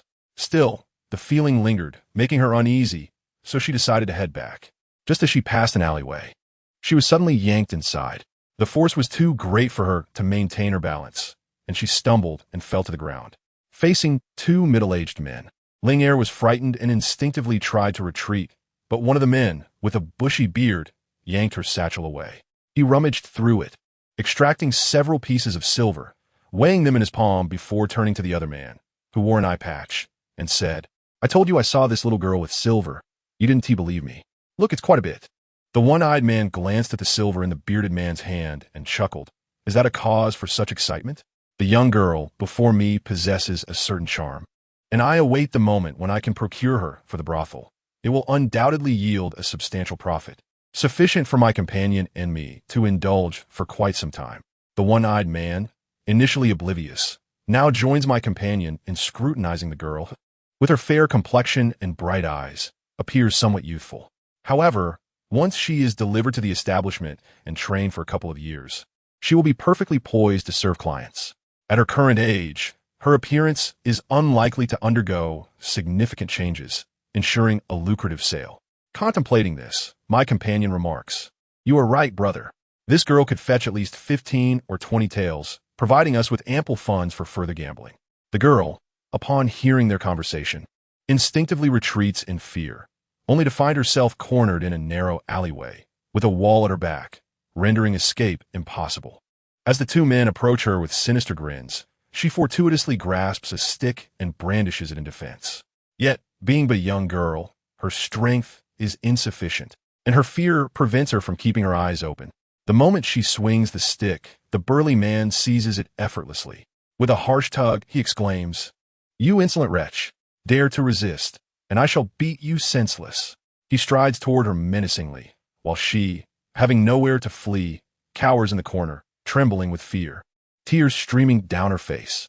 The one-eyed man, witnessing this, chimes in with a cautionary note, "Be mindful. If you injure her, we won't profit much." The burly man, without turning around, reassures him, "Fear not, I know what I'm doing." With that, he raises his hand, prepared to teach the girl a lesson. His robust physique and large hand suggest that a single slap could leave her face swollen. As the hand descends, instinctively, she curls up in fear, bracing for the anticipated pain. However, instead of the expected impact, a series of dull thuds resonates around her. Tentatively, she opens her eyes to witness a stranger descending with remarkable agility, swiftly overpowering both the burly man and the one-eyed man with a flurry of punches and kicks. Realizing their defeat, the 2 men attempt to scramble away, terrified by the stranger's authoritative command to get lost. The light from the alley's entrance casts a radiant glow around the newcomer. Before the girl can process this turn of events, the man turns his gaze toward her. Clad in black martial attire, his sleeves tightly bound, a sword in hand as he approaches her step by step. Upon reaching her, he observes her tear-streaked face and frowns slightly, producing a handkerchief from his waist to offer her. "Wipe your face," he instructs gently. She instinctively accepts it and cleans her face, only to see him retrieve a portrait from his garment, examining her closely. After a thorough comparison, he pockets the image and inquires, "What is your name?" "Zhou Ling'er," she replies reflexively, as she prepares to express her gratitude for his timely rescue. He interrupts with a pointed question, "Are you from Qinjia village?" Taken aback, she realizes that Chunjia village is where her mistress had taken her. It seems this man is indeed linked to that place. Linger hesitates to respond, but he continues in a cold tone. Then it must be so. In a swift motion, he positions the hilt of his sword against her neck, startling her. Before she can utter a word, he demands, I ask you, were you the one who saved an injured man on the night of the Lantern Festival? Linger freezes. On that night, she had been in the market, nowhere near the village, leaving only her mistress, of a similar age, present. Having just compared her to the portrait, it becomes evident that he is searching for her mistress. With a blade at her throat, she realizes he harbors murderous intent. Her mistress had treated her with kindness, akin to that of a sister, planning to take her to the capital. How could she allow her mistress to be endangered? Resolutely, Linger decides that even if this man intends to kill her, she cannot let harm befall her mistress. What if I am? She bravely declares, despite her trembling voice and the tears that continue to fall. Surviving this encounter had been a narrow escape, only to find herself in yet another perilous situation. As she closes her eyes, bracing for the inevitable pain, she is instead met with an unexpected chuckle from a man, who inquires, have you seen a piece of ink jade? His laughter catches her off guard. He possesses an extraordinary beauty that momentarily distracts her. Yet, recalling his potential threat to her mistress, she shakes her head vigorously, I have not. Fearing for her safety, the man swiftly withdraws his sword, acknowledging, then so be it. With a light leap, he ascends to the rooftop, casting one last glance at Linger before disappearing from sight. Breathing heavily, she slowly regains her composure. Rising from the ground, she retraces her steps, realizing the money she had was stolen by the earlier assailants. She decides it is wiser to remain at the inn, recognizing the dangers of venturing out alone. As she picks up her small bag, she finds the pastries within have been reduced to crumbs, a casualty of the recent chaos. Sighing in dismay, she reflects on her narrow escape and resolves to inform her mistress of the ordeal. Yet, upon her return, she discovers her mistress is missing, only finding Chun Er instead. Uncle Chun, has my mistress returned? She inquires anxiously. Chun Er shakes his head. Not yet. They're likely still wandering about. What troubles you? As Linger heard Chun Er's inquiry, she instinctively wanted to divulge the matter to him. However, just as the words were about to escape her lips, she hesitated and replied, it's nothing. I'll wait for the young lady to return. The affairs of the young lady were not something she could indiscriminately discuss. Chun Er, upon hearing this, did not press further and simply nodded before taking his leave. Linger, lacking the courage to seek out Chu Yunxi, resolved to remain patiently at the inn until her return. On the other hand, Chu Yunxi was enjoying a delightful outing with Lu Shi. In her 2 lifetimes, Chu Yunxi had never taken Lu Shi out for leisure. They had never casually strolled through the streets to shop. Thus, this time, Chu Yunxi indulged Lu Shi's preferences, purchasing whatever she desired while vigilantly ensuring her safety. Yet, despite her precautions, Lu Shi found herself in a predicament. Yunxi, over there is sugar painting. Let's go take a look, Lu Shi exclaimed, clutching a string of candied hawthorns. While Chu Yunxi was busy paying, Lu Shi dashed off without waiting for a response. By the time Chu Yunxi realized what had happened, Lu Shi had already run quite a distance away. With a bemused smile, she shook her head at Lu Shi's childlike enthusiasm and quickly cautioned, Mother, slow down. Just as Chu Yunxi uttered these words, she saw Lu Shi collide with a man in a splendid robe. The bright red, candied hawthorn struck the man, causing the fruit to scatter across the ground, splattering him with syrup. Chapter 35. Confrontation over accounts. As Lu Shi stared at her beloved candied hawthorn, now lying on the ground, she felt a wave of grievance wash over her. The candied hawthorn, the one Yunxi bought for me. The man had yet to respond when his attendant shoved Lu Shi, yelling, Where did this fool come from? Can't you see? Chu Yunxi's expression immediately darkened as she stepped forward, pulling Lu Shi behind her and scrutinizing her for injuries. Mother, are you all right? She asked anxiously. Lu Shi, her head bowed in dismay, murmured, The candied hawthorn Yunxi bought is gone. It's all right, Chu Yunxi reassured her softly. As long as you're unharmed. That's what matters. I will buy you more candied hawthorn later. However, just as she finished speaking, a group of 5 or 6 individuals surged forward, glaring menacingly. The crowd that had gathered immediately chimed in. Oh no, this girl has crossed paths with Jiao Yunfan. He's not someone to be trifled with. Indeed, last time, Zhou accidentally bumped into him and ended up with his arm dislocated, lying at home for half a month. Zhou was fortunate. Today, Jiao Yunfan has brought more than one guard. If they all join forces, it could be life-threatening. Old Master Jiao and Lady Jiao are known for their kindness. How did they raise such a scoundrel? Exactly. I heard Jiao Yunfan inherited his father's business acumen, but engages in debauchery and gambling. Old Master Jiao must have committed sins in his past life to have such a son. Listening to the gossip around her, Chu Yunxi glanced at the guards, immediately discerning their martial prowess. They were all well-trained and formidable. She assessed the situation, while she was confident in her abilities to handle them one-on-one. Facing them all together would pose a significant threat. With Lu Shi present, her concerns multiplied, making confrontation inadvisable. Before she could speak, an attendant shouted, "Your mother is a fool. Why let her come out and cause trouble? She even bumped into our young master. Do you know how expensive his clothing is? You couldn't repay it, even if you sold yourself." If he had merely insulted her, Chu Yunxi might have chosen to ignore it. But his derogatory remark regarding her mother was intolerable. She shot him a cold glare, causing the attendant to feel as though he had been struck by a venomous serpent. However, that sensation dissipated as Chu Yunxi turned her attention back to Lu Shi. The attendant, convinced he had imagined the fear, approached Chu Yunxi, attempting to grab her. Anticipating his move, she swiftly turned and delivered a slap, sending him crashing to the ground, convulsing and foaming at the mouth. This sudden turn of events startled the onlookers, and murmurs erupted. "This girl is formidable. What strength! She knocked him down with a single blow. Who would have thought?" Yet, one must remember, a powerful dragon cannot suppress a local snake. No matter how strong she is, she cannot contend with Jiao Yunfan. Regretful sighs followed, lamenting her misfortune. Unperturbed, Chu Yunxi fixed her gaze on the man known as Jiao Yunfan. He had a decent appearance, yet his demeanor was distasteful. The extravagant attire he wore was indeed conspicuous, especially with the syrup staining it. After a moment's thought, she stepped forward and spoke, "Young master, I acknowledge that my mother was at fault, and I can offer my apologies. However, your attendant's harsh words provoke my actions. Given the circumstances, shall we consider this matter settled?" Chu Yunxi had already made a concession. Otherwise, her nature would not have allowed her to overlook the misdeeds of a spoiled young master. Yet, Jiao Yunfan was unimpressed. "You think this matter can be settled just like that? My clothes are quite expensive. Can a mere apology suffice?" Chu Yunxi narrowed her eyes at his response and inquired, "What then does the young master desire?" With a chuckle, Jiao Yunfan extended his hand, and his attendant promptly presented a small abacus made of pure gold. "Here we go."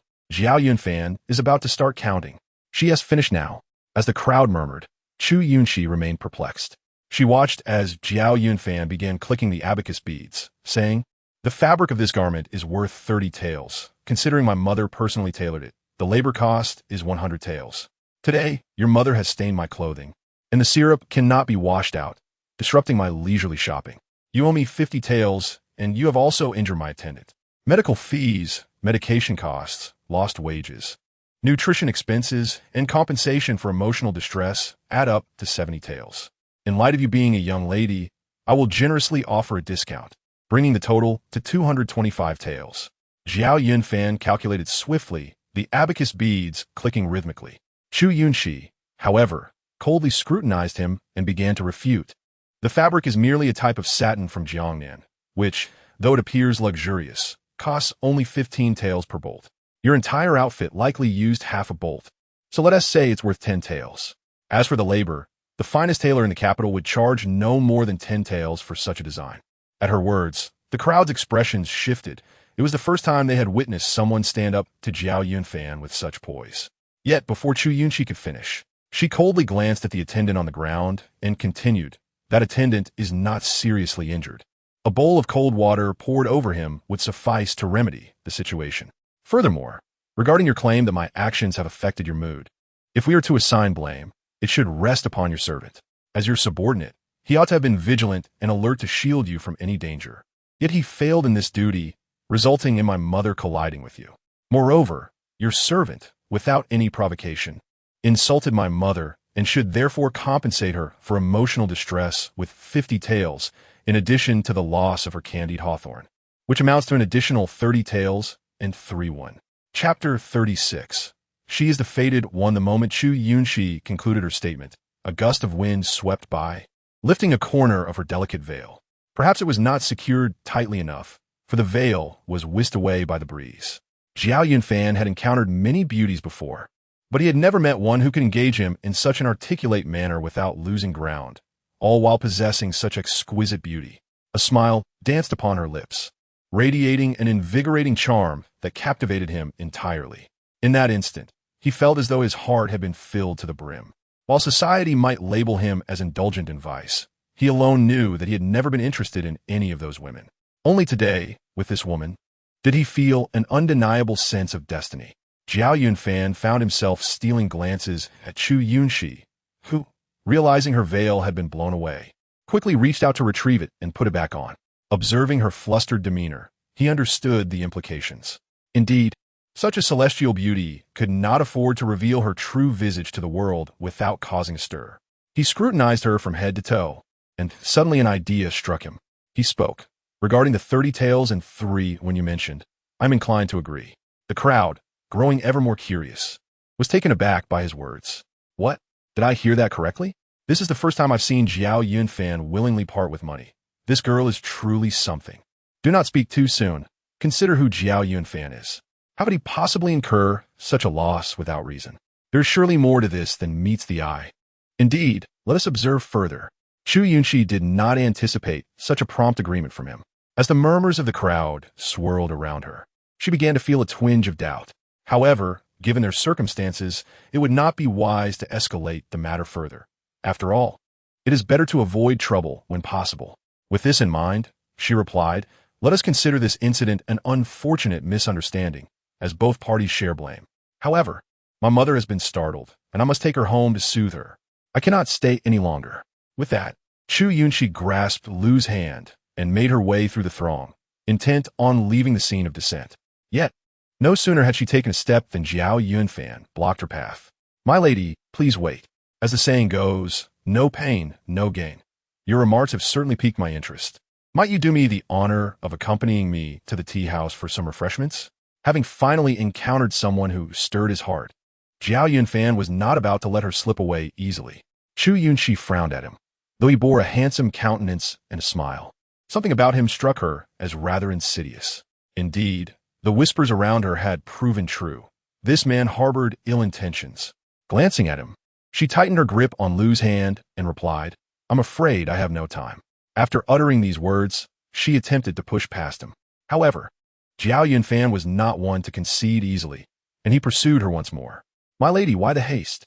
Are you perhaps already betrothed? Rushing home to prepare a feast for your husband? This thought weighed heavily on him. Although he bore the reputation of a scoundrel, he could not bring himself to disrupt a woman's marriage.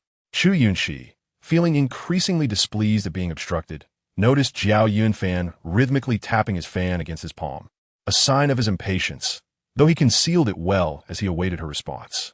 Seeing his demeanor, she felt like a mere object of jest. This young master. Just as she began to speak, her garment was tugged. Yunxi, let us return. There are too many people here. Observing Lu's cautious expression, concern welled up within her. Lu disliked crowded places, and having just been chastised by that servant, her mood was understandably poor. Chu Yunxi gently stroked her head, reassuring her, do not worry, mother. Yunxi will take you home right away. With that, she lost interest in further dialogue with Jiao Yunfan, simply uttering farewell before pulling Lu into the throng. Yet, having lingered too long in this contentious space and clashed with such a notorious figure, the crowd continued to swell, showing no inclination to part for them. Witnessing Chu Yunxi's predicament, Jiao Yunfan could not help but smile. My lady, this is the first time I have seen such enthusiasm from the crowd. It must be fate. Since we are both unwed, why not consider us a pair? What do you think?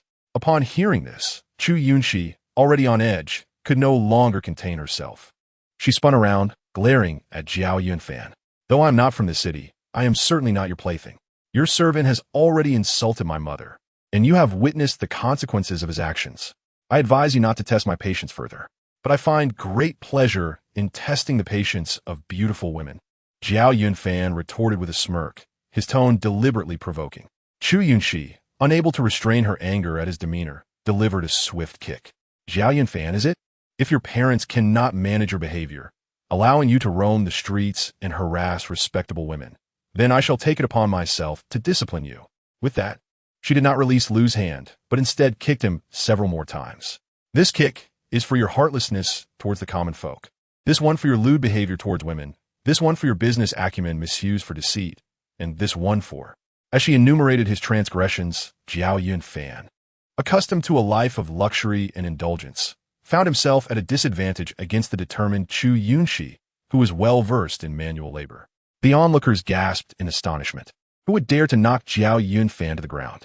Yet as he lay there, momentarily stunned, he couldn't help but admire this formidable woman who defied societal expectations.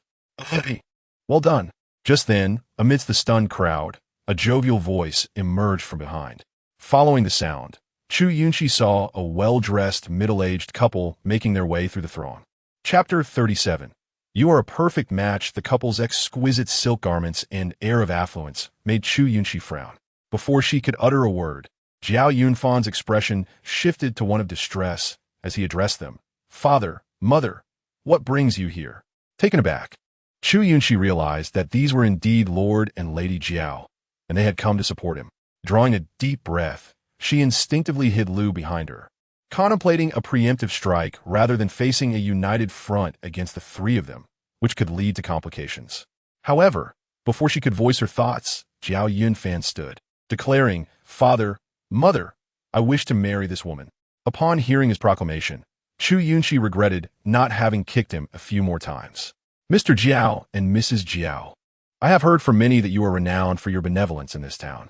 Surely, you would not indulge your son in wrongdoing, would you? Chu Yunxi was uncertain whether this couple truly lived up to their reputation as virtuous individuals, yet she understood that by placing such a heavy label upon them, they would be disinclined to act against her, regardless of their true nature. Upon hearing her words, Mr. and Mrs. Jiao could not help but scrutinize Chu Yunxi from head to toe, exchanging satisfied glances and nods. You see, I mentioned earlier that this young lady possesses both foresight and grace in her speech. She is indeed a splendid candidate for a daughter-in-law. Indeed, such poise and decorum are truly a blessing from our past lives. Listening to the couple's praise, Chu Yunxi felt momentarily bewildered. Something about the situation felt amiss, prompting her to furrow her brow as she inquired, What do you mean by that? However, before she could finish her sentence, Mrs. Jiao seized her wrist and said, Dear girl, do not be afraid. We are not ill-intentioned. We merely wish to know your feelings towards our son Yunfan and whether you would consider marriage. Faced with the eager expressions of the two elderly individuals, Chu Yunxi felt a chill run down her spine, suspecting that they might be slightly unhinged for genuinely wanting her to marry their son, Jiao Yunfan. While the current era was less conservative than the previous dynasty, it was still unusual to seek a bride so openly in the streets. Chu Yunxi could not fathom what sort of game they were playing. Perhaps you should reconsider. After all, you do not even know what kind of person I am. How can you so readily discuss marriage with your son? Her words were a clear rejection. Yet to her surprise, Mrs. Jiao merely shook her head and replied, Regardless of who you are, as long as you can manage our son, you will make a fine match. Mr. Jiao chimed in, Indeed. Moreover, the kindness you show to your foolish mother indicates that you are of good character. What is there for us to worry about? The couple seemed resolute, completely disregarding Chu Yunxi's protestations. In their fervor to win her over, they extolled her virtues with every flattering word they could muster from their decades of experience. Meanwhile, Jiao Yunfan stood silently beside them, observing her with amusement, leaving Chu Yunxi utterly speechless, feeling as if she were speaking to a wall. Just then, a small boy accidentally kicked a ball into their vicinity, and Chu Yunxi purposely nudged it away.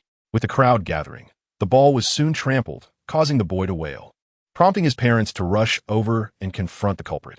In the ensuing chaos, Chu Yunxi discreetly pulled out some silver coins from her waistband and tossed them onto the ground. The sight of money drew a throng of people, all clamoring to collect it. Seizing the moment of distraction, Chu Yunxi grasped Lu's hand and slipped through the crowd. Once she escaped the throng, she took a deep breath. The townspeople were indeed fierce. To think that one could seek a bride so brazenly in the streets, she resolved to venture out less often. Grasping Lu's hand, they made their way to the inn, where Ling was growing anxious. Ling had intended to hurry back and inform the young lady of recent events. But after waiting a while with no sign of her return, she became increasingly restless. The earlier incident was neither trivial nor monumental. While the man had saved her, she struggled to discern his true intentions. He had left without harming her, yet what if he no longer trusted her words? A man of such formidable skills lurking nearby, having likely gleaned much about them, posed a grave concern. If he fixated on her, what would happen if he discovered she had deceived him and turned his attention to the young lady? Ling fit her anxiety cold. As the thought of Chu Yunxi encountering that man again filled her with dread. Resolving to search for her, Ling stood up, only to find her legs felt weak, as if treading upon cotton. Struggling to maintain her balance, she moved toward the door, but as she opened it, she stumbled forward.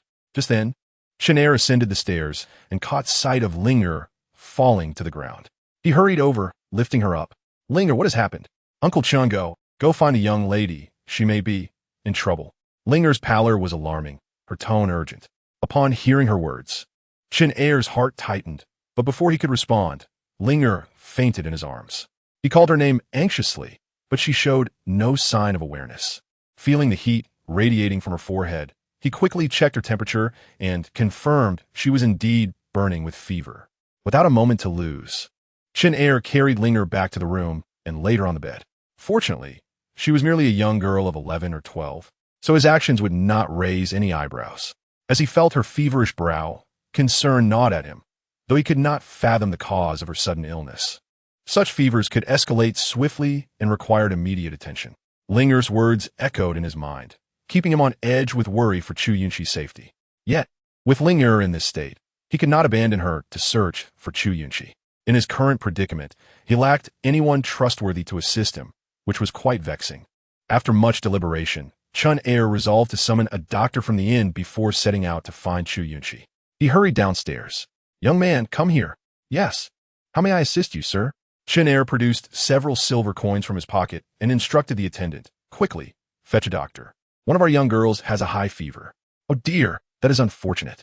The doctor in the east of town left unexpectedly a few days ago, claiming he was bound for the capital. To find a doctor now, you must venture to the south side of town, which will take at least 2 hours round trip." Chen felt a wave of anxiety wash over him. Ling's fever had come on so swiftly that if they delayed for 2 hours, her condition could worsen alarmingly. Like an ant on a hot pan, he implored, "Is there a nearby apothecary? A knowledgeable individual could attend to a fever." The attendant shook his head apologetically. "There is a pharmacy, but it is not staffed by a physician." As they conversed, Chu Yunxi returned, having escaped the turmoil with Lu. A glance into Chen eyes told her that something was amiss, prompting her to ask, "Uncle Chun, what has happened?" Chen assessed her carefully, ensuring she was unharmed, and his heart finally eased. "It is good to see you safe." Mississippi, surprised by his concern, Chu Yunxi pondered how news of her predicament had spread so swiftly, given that the Jiao family should still be amidst the crowd. "Uncle Chun, who informed you of my troubles?"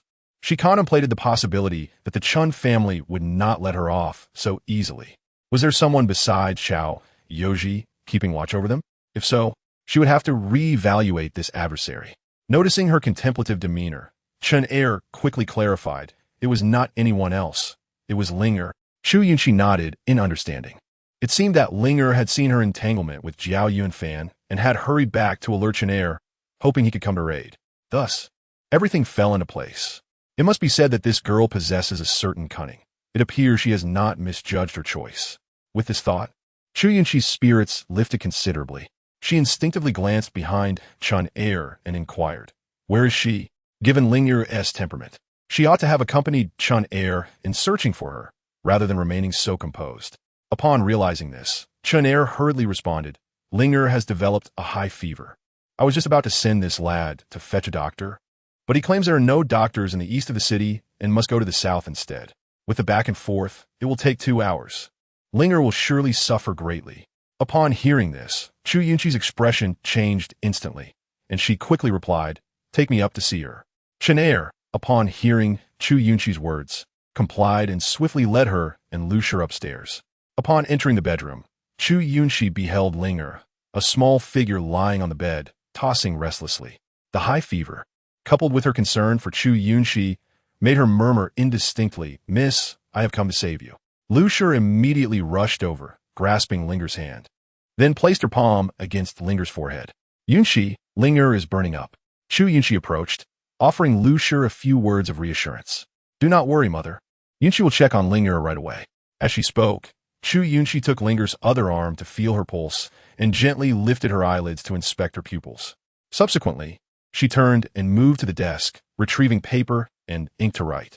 She then handed the written note to Chun. Linger is not in serious danger. She is merely suffering from a fever due to excessive fright. Uncle Chun, please prepare the medicine as I have instructed, and after she takes a dose, she will recover. Medicine? Chun was momentarily taken aback by Chu Yunxi's words and quickly opened the note. Indeed, it was filled with a dense array of medicinal names, each accompanied by precise dosages. He gazed at Chu Yunxi, mouth agape, yet refrained from voicing his questions. Chu Yunxi would never undertake an action without certainty, so he trusted her judgment. However, he was completely unaware of when she had learned to practice medicine, which was truly astonishing. Perhaps some extraordinary circumstance had granted her such abilities.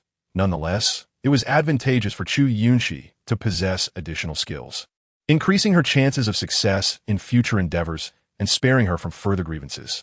With this thought, Chun chose not to utter anything further and departed with the prescription. After his exit, Chu Yunxi fetched a basin of warm water, wetting a towel and placing it on Linger's forehead to alleviate her discomfort. Observing Chu Yunxi's flurry of activity, Lu Shi stood by and inquired, "Is this sufficient?" Chu Yunxi replied, "It will help Linger feel a bit more comfortable." Lu Shi nodded in agreement and remarked, "Yunxi is truly remarkable." Chu Yunxi was momentarily taken aback and glanced up to see Lu Shi peering down at Linger with an expression of concern. Without speaking, Chu Yunxi silently vowed, "Mother, in this lifetime, I will protect you well." After a short while, Chun finally returned with the medicine. Following Chu Yunxi's instructions, he boiled 3 bowls of water down to 1 and administered it to Ling. Before long, Linger seemed to settle into a more peaceful slumber, allowing Chu Yunxi and the others to finally relax.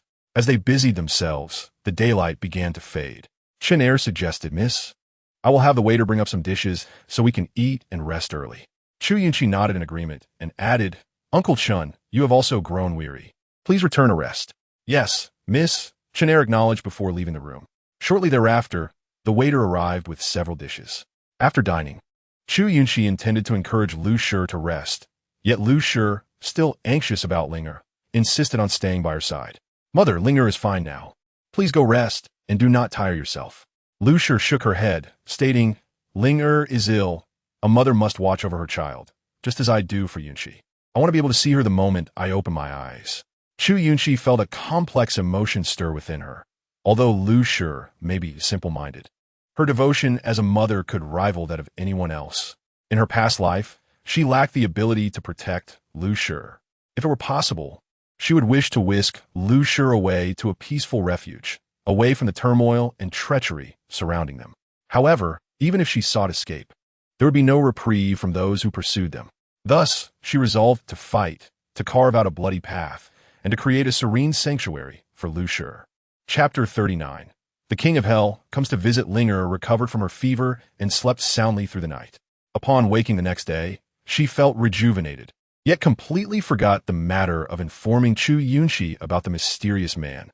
Blinking in confusion at Lu Shi, who was sleeping beside her, she felt a bit dazed. Chu Yunxi leaned closer and whispered, "Do not wake mother. She was worried about you while you were ill and insisted on staying by your side. I had to coax her to sleep, so we'll let her rest a bit longer." Linger nodded and quietly suggested, "Miss, should we not help mother to bed? She may catch a cold sleeping here." Chu Yunxi agreed and instructed, "Get up and help me lift mother. She has been awake all night and is now in a deep sleep. If we are careful, she should not awaken." Upon hearing this, Linger swiftly climbed out of bed, moving cautiously to avoid disturbing Lu Shi. Together, they gently assisted Lu Shi, and as Chu Yunxi had predicted, she remained sound asleep even after being placed in bed and covered with a blanket. Having settled Lu Shi, Chu Yunxi and Linger dared not linger in the room, fearing they might disturb her, so they decided to head to the inn's common area for breakfast. However, just as they stepped out of the room, they heard a commotion outside. Chu Yunxi paused at the staircase to peer out and spotted Zhao Yunfan and the Zhao family approaching through the crowd. Frowning slightly, she felt a wave of apprehension. Linger noticed the change in Chu Yunxi's expression and quickly asked, "Miss, what is it?" Chu Yunxi shook her head, replying, "It is merely someone I have encountered once. There is no need to concern ourselves." They had only crossed paths once, and given the events of the previous day, it was unlikely they would seek her out deliberately. Nevertheless, she resolved to avoid confrontation to prevent unnecessary trouble. Not wanting to dwell further, Chu Yunxi turned to lead Linger away, but suddenly, Jiao Yunfan's voice called out from behind, "Miss, please wait." Hearing this, Chu Yunxi's eyes dimmed. This man had indeed come looking for her. After much effort to rid herself of this nuisance yesterday, she was now faced with his arrival, leaving her somewhat speechless. Yet, given the size of the town, locating her would not be a challenge for him. Linger instinctively glanced back and asked with confusion, "Miss, is he calling for us?" Chu Yunxi turned away, producing a veil to cover her face. "Do not mind him. Mother is still sleeping. Let us seek refuge in Uncle Chen's room." Linger was unsure why Chu Yunxi suggested this, but obediently followed her towards Chun Er's room. At that moment, Jiao Yunfan strode confidently into the inn. Observing this, the waiter rushed over, only to realize it was Jiao Yunfan, causing a wave of trepidation. They were all too aware of Jiao Yunfan's recent exploits and had been deliberately avoiding him. Who could have anticipated that this figure of dread would come seeking them? Even the innkeeper felt a headache upon seeing Jiao Yunfan, but still approached him, exclaiming, "Ah, it is young Master Jiao. What brings you to my humble establishment today?" The innkeeper offered a forced smile and hastily instructed the waiter to brew some tea. Unfortunately, Jiao Yunfan paid them no mind, his gaze fixed firmly on the second floor. The innkeeper instinctively glanced up, only to see two hurried figures making their way out. The graceful figures clad in simple attire were unmistakably two women. The innkeeper felt a sense of familiarity and suddenly recalled the young lady who had appeared seemingly out of nowhere, accompanied by her maid. Connecting this with Jiao Yunfan's earlier remark, the innkeeper immediately understood that Jiao Yunfan was indeed there to seek someone, specifically that young lady. Perhaps he had taken a liking to her. With this thought, the innkeeper's expression darkened. Jiao Yunfan was notoriously known as a libertine. Although he did not commit any heinous acts, his antics were enough to cause considerable annoyance. Now, he had set his sights on an outsider, which was certainly not a good sign. Being a decent person himself, the innkeeper, knowing Jiao Yunfan's reputation, was unwilling to assist him in bullying the young lady. Thus, he obstructed Jiao Yunfan and inquired, "Might I ask, young Master Jiao, what brings you here today?"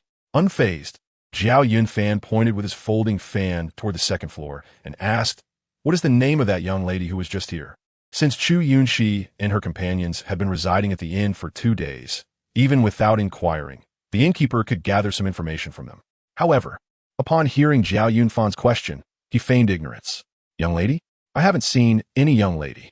Jiao Yunfan appeared to have anticipated the innkeeper's reaction, calmly closing his fan and continuing, "If I recall correctly, that young lady's mother is rather simple-minded. I would think that someone of such a background would leave an impression on you. Don't you agree?" His penetrating gaze seemed to pierce through the innkeeper. An unexpected chill ran down the innkeeper's spine. He certainly could not betray the young lady. Thus, he replied, "It's hard to say.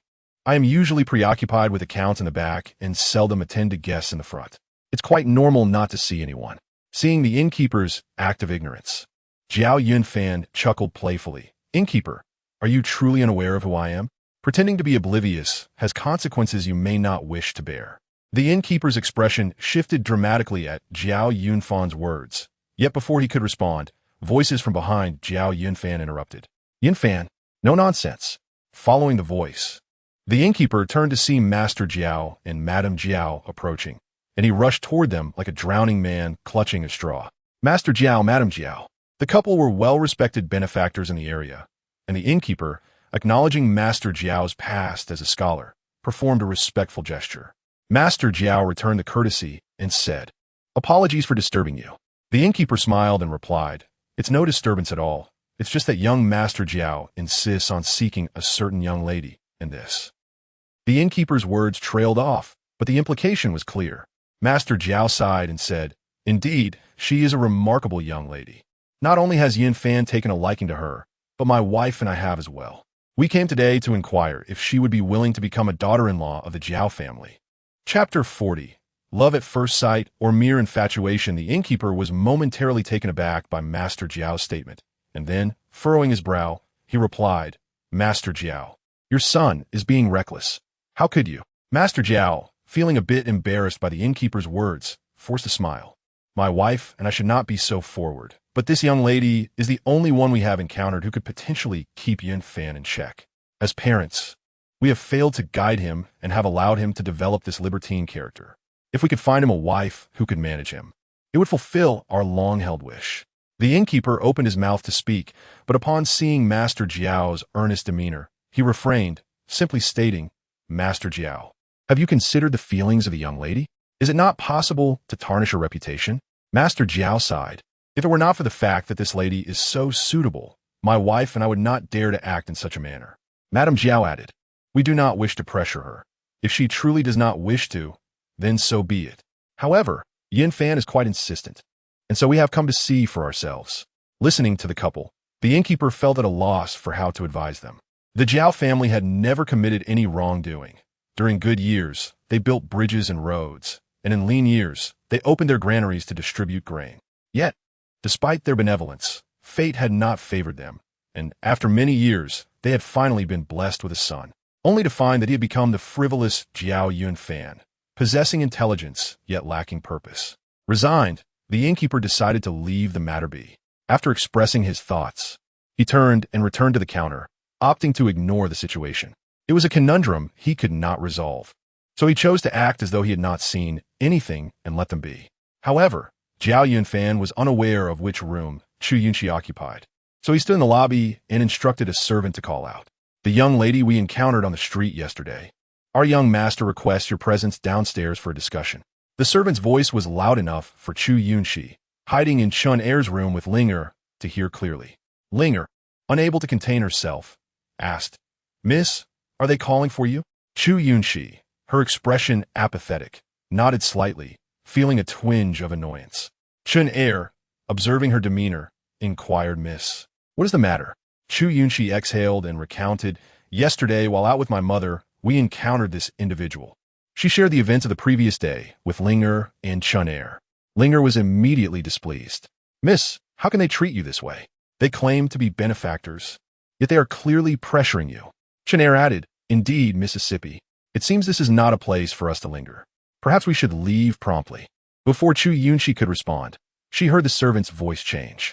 If the young lady does not come down, our young master will have to go door to door searching for you. Linger was incensed by this declaration. Miss, this is utterly intolerable. Chen Ezite, having lived long enough to view matters more comprehensively than the young maid. Miss, I fear the Jiao family will not relent so easily. Chu Yunxi sighed as well and said, Uncle Chun, I understand. Rising to her feet, she added, Linger, Uncle Chun, you both should accompany me downstairs. Linger was taken aback. Miss, are you truly going? Perhaps we could simply ignore them and wait until they grow tired of calling and leave.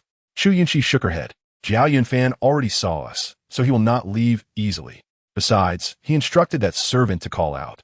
If we do not go down, he will come looking for us room by room. With that, Chu Yunxi opened the door. Chun Er's room was somewhat distant from the staircase, making it invisible from the ground floor. She walked toward the staircase, but paused, standing above the stairs and gazing down at the gathering below. Jiao Yunfan, clad in a splendid robe, stood at the center of the hall, casually fanning himself. To the unacquainted, he might seem the epitome of a refined gentleman. However, those who recognized him knew he was merely a handsome scion of a libertine family. Young Master Jiao, is there something you require? Coming here first thing in the morning to waylay others. Surely that will not cast you in a favorable light. Upon hearing Chu Yunxi's words, Jiao Yunfan couldn't help but smirk slightly. Reputation? If he cared for such things, he would not have earned the title of a libertine among others. Jiao Yunfan remained unperturbed, merely stating with a faint smile, Miss, it is quite difficult to invite you. My servant has been calling for quite some time. Yet only now do you deign to meet me. Chu Yunxi replied indifferently, But Master Jiao is not someone I wish to see. Why should I? Jiao Yunfan chuckled, Miss, your heart is as cold as your demeanor, naturally reluctant to meet me. However, I, Jiao, fell in love at first sight yesterday. A day without seeing you feels like 3 autumns. Thus, I have come today to request a glimpse of you. Chu Yunxi stood high above, letting out a soft laugh. The term love at first sight is overly poetic. Perhaps Master Jiao should speak more plainly. Infatuation seems more fitting. With a sharp clap, Zhao Yunfan snapped his fan shut, grinning with abandon. Not so, for I have encountered many beauties, yet none as unique as you, miss. Which is why my heart is drawn to you. Chu Yunxi retorted, if by different you mean the incident where I kicked you to the ground, then I must apologize, Master Jiao. We are not of the same ilk, so please, let's not entangle ourselves further. She slightly bowed, embodying the grace of a lady. Yet, Zhao Yunfan's focus lay elsewhere as he remarked, Yunxi, a lovely name. Ling unable to endure any longer, interjected, why are you so insistent? Our young lady has no interest in you. Why persist in this pursuit? Zhao Yunfan replied, little girl, I am earnest in my affection for your young lady. I have resolved to marry her. Linger dismissed him. You think you can wed our young lady? Why not declare your intention to marry the queen mother? You are the type to fall for every pretty face. Who knows how many concubines you already have? You are unworthy of our young lady. Chapter 41. The whole family takes action. Zhao Yunfan's expression grew serious as he quickly asserted, Miss Yunxi, if this is indeed your sentiment, then I swear, I have no wife or concubines. If you were to marry me, I would never engage with another woman. My heart would belong solely to you. If I were to break this vow, may I suffer the wrath of heaven. Those around, having overheard Zhao Yunfan's declaration, gasped, whispering amongst themselves. Did you hear? He dares to make such a solemn vow. Is he truly serious? Regardless of his seriousness, it is clear he is attracted by her beauty. Indeed, I was present yesterday and saw her. She is indeed a vision of ethereal beauty. Were I to marry such a woman, I too would make such a vow. Humph. A man's words are merely deceitful promises. They sound sweet now, but once married, they might seek out younger women. Listening to these murmurs, Zhao Yunfan raised his hand and vowed earnestly, I, Zhao Yunfan, shall love only Miss Yunxi for the rest of my life, and I shall marry only her. If I break this vow, may I meet a dire fate. Chu Yunxi had heard such words before. In her past life, she was deceived by a scoundrel's sweet talk, leading to a tragic end. In this life, she would not be swayed by men's empty words. With the lessons of her previous life etched in her heart, she sought only vengeance, not romance. Master Jiao, do not waste your time on me. I shall not marry you. Her icy tone elicited a visible disappointment in Zhao Yunfan's eyes. Observing his distress, Zhao's father interjected, Yunfan, since the young lady has no such inclinations, you should let go. Despite his disappointment, Zhao Yunfan's tone remained resolute. Father, there is no need for your counsel. I have made my own plans.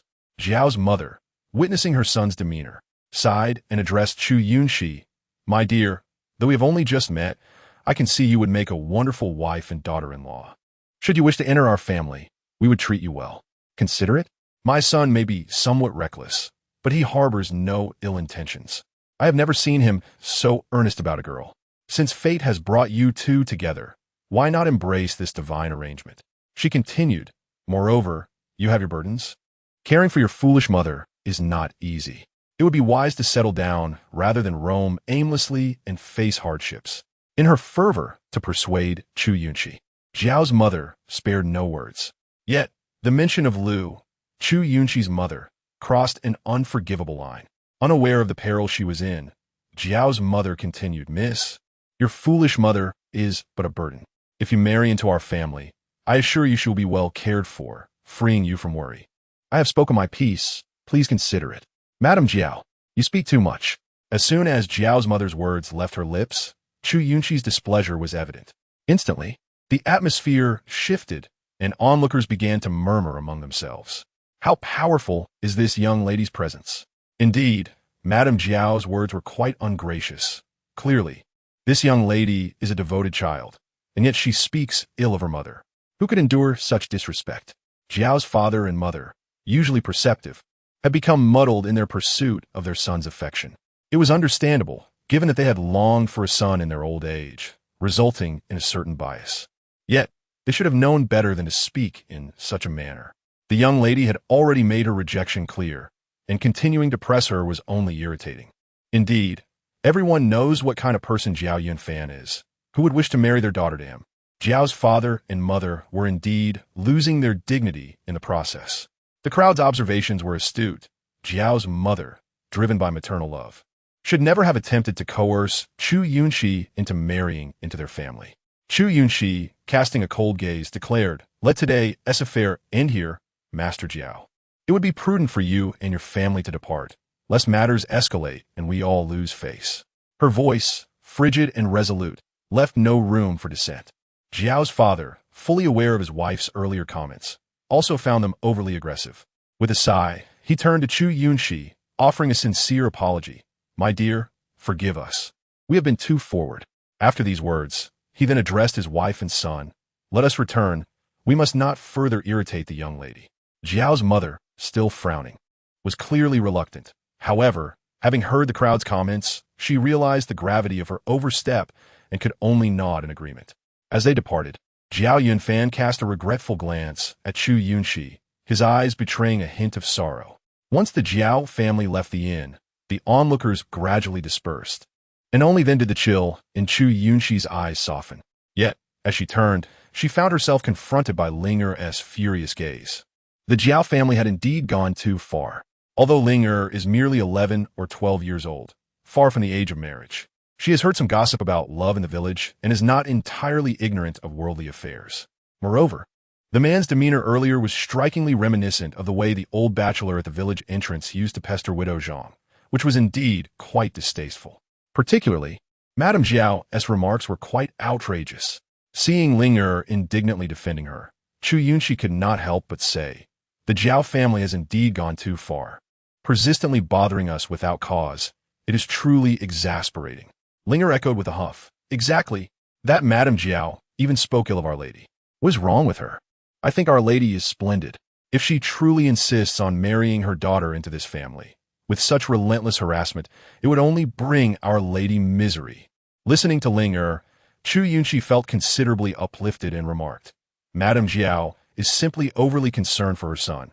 She just lacks the finesse in her speech. Old Master Jiao, on the other hand, is a sensible man. I believe after today, he will not trouble us again." Ling'er pouted, still appearing displeased. "It would be best if that were the case. Otherwise, I shall report them to the authorities. Let the officials handle them." Chu Yunxi found her response amusing and pinched her cheek, laughing. "Oh, enough of this chatter. Let us return and check on Mother. She may awaken soon." Ling'er nodded eagerly and said, "I will inform Uncle Chun. He did not come out with us earlier and is unaware of what transpired outside. I shall tell him, so he can rest easy." Chu Yunxi replied affirmatively. "And while you're at it, ask Uncle Chun to buy some food on his way back. I see there are still some onlookers lingering outside, so we shall remain here." "Understood," Ling'er replied, then headed towards Chun Er's room. Chu Yunxi continued to her own bedroom, where she found Lu Shi still languidly asleep, undisturbed by the commotion below.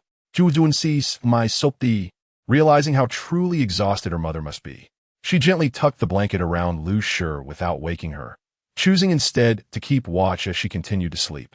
Before long, Ling'er returned. "Miss, I have spoken to Uncle Chun and asked him to buy some food." Chu Yunxi nodded and suggested, "Let's go to the outer room and allow Mother to rest a bit longer." Ling'er immediately agreed and followed Chu Yunxi outside, pouring her a cup of water. "Miss, drink some water. You haven't had any since waking this morning, and after all that talking with the Jiao family, you must be thirsty."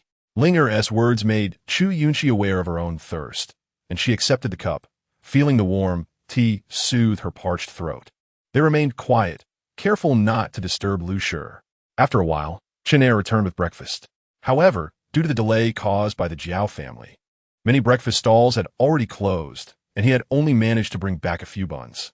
"Miss, there are far fewer stalls selling breakfast at this hour, so I only bought a few buns," Chen Er explained, placing the food on the table. Chu Yunxi nodded, not blaming him, for she understood he spoke the truth. "It's all right, Uncle Chun, as long as there's something to eat." "Ah, then miss, please enjoy your meal. I shall step out for a moment," Chen Er said, preparing to leave, but was stopped by Chu Yunxi. "Uncle Chun, please sit and eat with us." In her heart, she regarded them as family and saw no need for formalities, especially since once they returned to the Chu family, numerous rules would constrain them.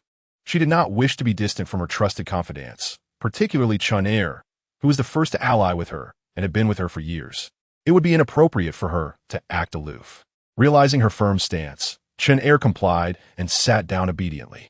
As the oil paper was unwrapped, The aroma of the meat buns wafted through the air. Lu Shi, still asleep in bed, stirred at the scent and sat up, groggily inquiring. Yunxi, what you all eating? It smells wonderful.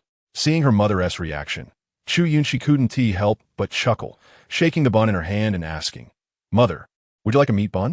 Upon hearing this, Lu Shi sprang from the bed, forgetting to put on her shoes, and hurried towards the table. Chen, noticing this, quickly turned away. Although the customs in Qing are more liberal, it is still considered improper for a man to view a woman's bare feet, especially since this was Lu Shi. Chu Yunxi understood this societal norm, yet Lu Shi was blissfully unaware of such proprieties. Thus, she lightly admonished, Mother, you haven't put on your shoes. Lu Shi halted at her words, her eyes still longing for the meat buns, but wary of displeasing Chu Yunxi. So she lowered her head and responded with a soft "oh," before turning back to put on her shoes and socks. Linger, perceptive as always, quickly rushed to assist Lu Shi. Madam, please sit down. Let me help you with your shoes. No, I can do it myself, Lu Shi insisted, deftly putting on her footwear. Once satisfied, she approached the table. Carefully seated, Lu Shi looked at Chu Yunxi with a hint of apprehension, observing her mother's cautious demeanor. Chu Yunxi couldn't help but smile internally, and then offered her a meat bun. Mother, eat this. You mustn't behave like this again. Oh, I will listen to Yunxi, Lu Shi replied, accepting the bun with delight and starting to eat. Uncle Chun, let us eat, Chu Yunxi said. Chen turned back but avoided looking at Lu Shi, redirecting the conversation to other matters. Miss, what exactly happened with the Jiao family? Chu Yunxi paused briefly before responding with an air of nonchalance. Just a ruffian. There is no need to concern ourselves with him. However, Chen-er's expression betrayed his worry as he furrowed his brow. Though we have sent them away today, what if they come back to trouble you again tomorrow? Perhaps we should return to the capital swiftly. Noticing Chen-es unease, Chu Yunxi reassured him.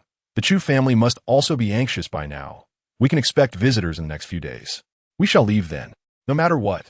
She needed to delay their departure until the Chu family could no longer wait and send someone to urge her, or all her previous efforts would be in vain. This initial deterrent she aimed to provide to the Chu family would lose its significance otherwise. Chapter 43. A resolute woman fears a persistent suitor at the Jiao residence. Old Master Jiao and Madame Jiao sat in the front hall, unable to suppress their sighs. After finishing her tea, Madame Jiao waved her hand in resignation. As for Yunfan's affair, I can no longer intervene. Today, I laid aside my dignity and spoke my mind to that young lady, yet she remained unmoved. It appears that Yunfan and this young lady are simply not fated to be together. Hearing this, old Master Jiao nodded in agreement. This young lady is indeed admirable, but if she has no interest, we cannot force her into something unethical, especially since we have already displeased her today. It would be wise to let this matter rest. Jiao Yunfan was a clever child, obedient and well-behaved in his youth, indulged by his parents, Mr. and Mrs. Jiao. However, at some point, he transformed into a young rake. His intelligence was squandered on mischief, and for years, his parents had tirelessly cleaned up his messes. They had once hoped that Chu Yunxi could rein him in, but to their dismay, the young lady had no interest in their son.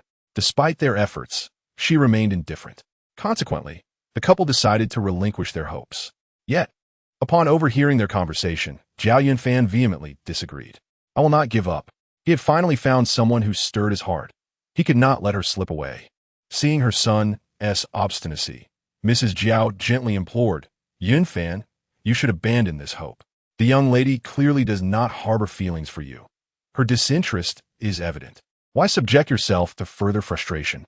As she spoke, she exchanged a knowing glance with Mr. Jiao, and together they harmonized their advice. Indeed, Yunfan, no matter how admirable she may be, if fate does not align, it is futile. The world is vast. Other young women will surely capture your affection.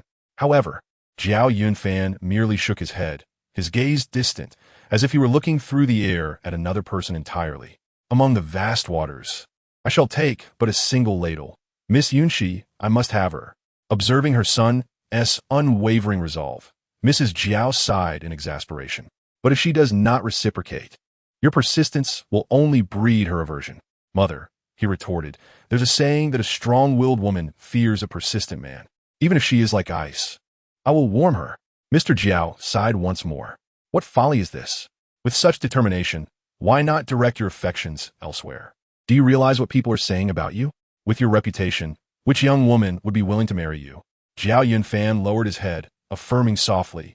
Reputation matters, not to her. His tone was resolute.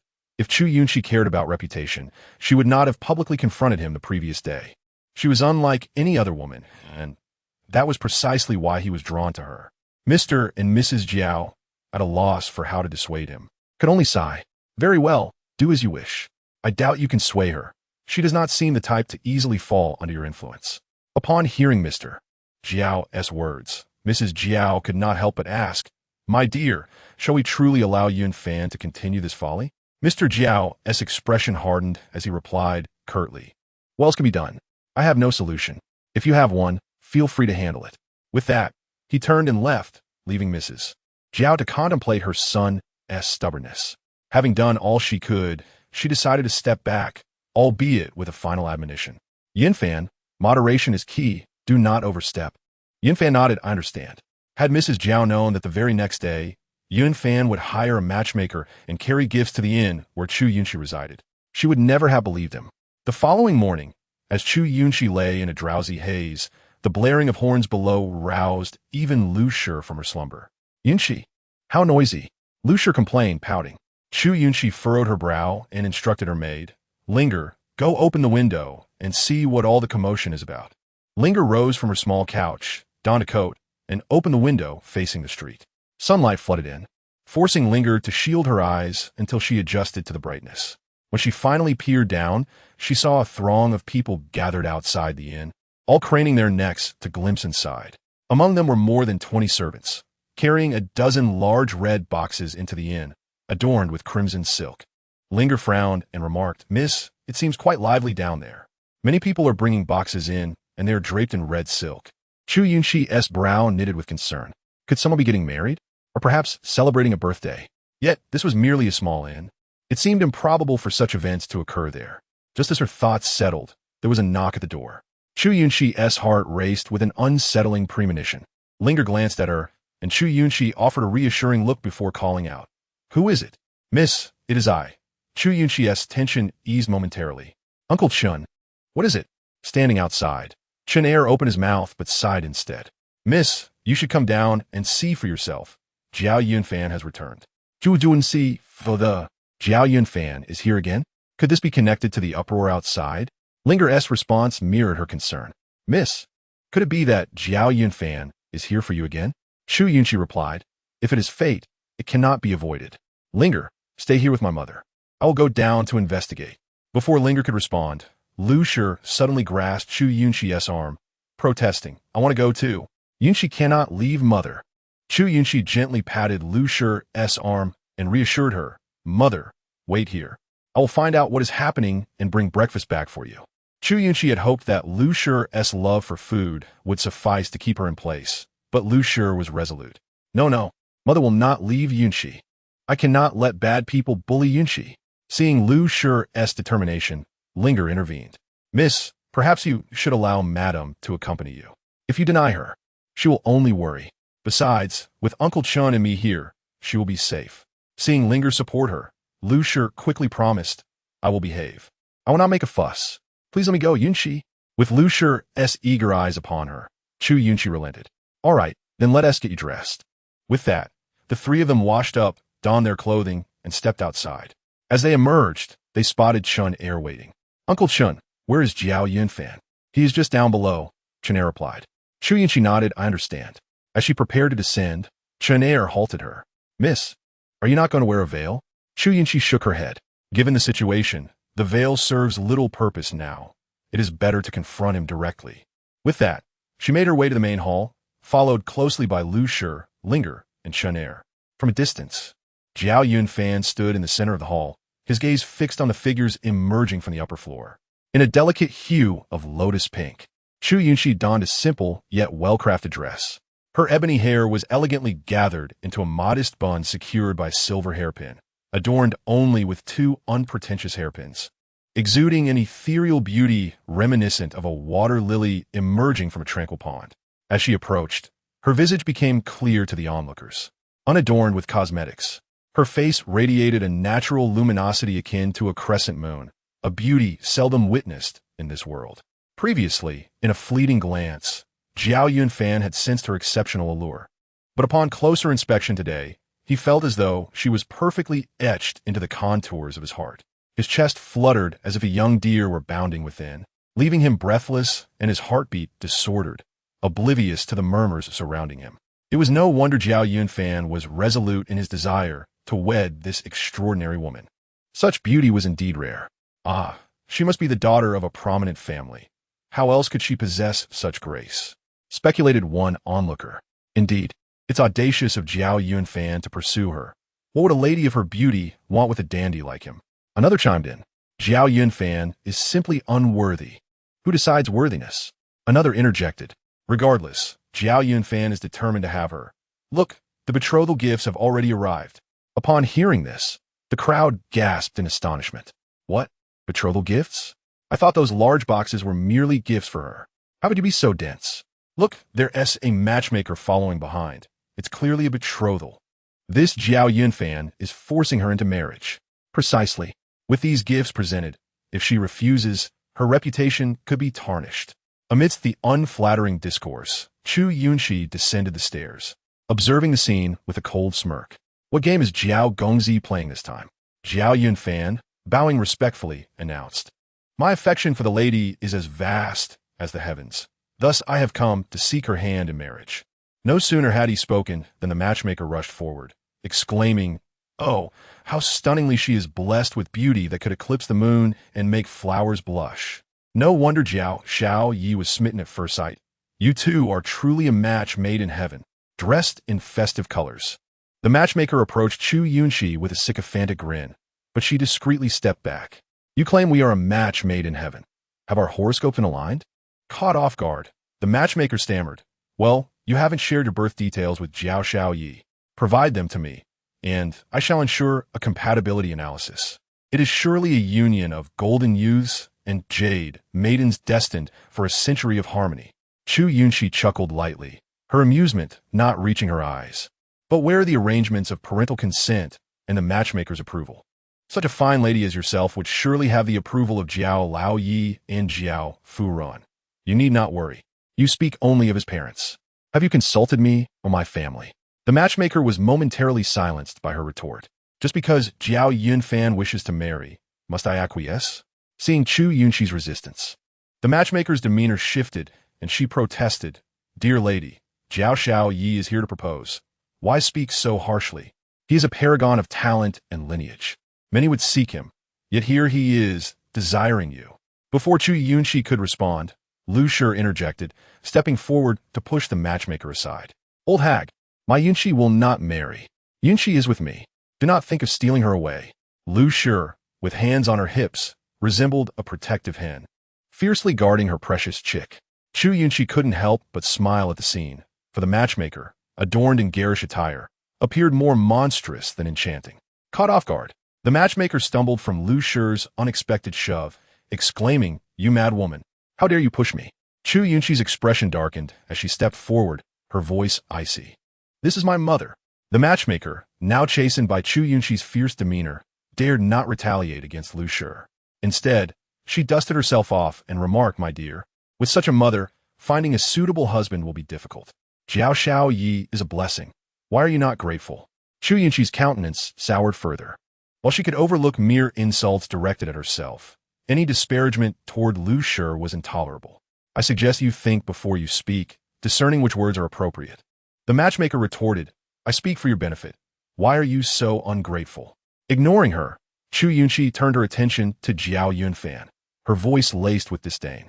Jiao Yunfan, did you summon her to further my contempt for you?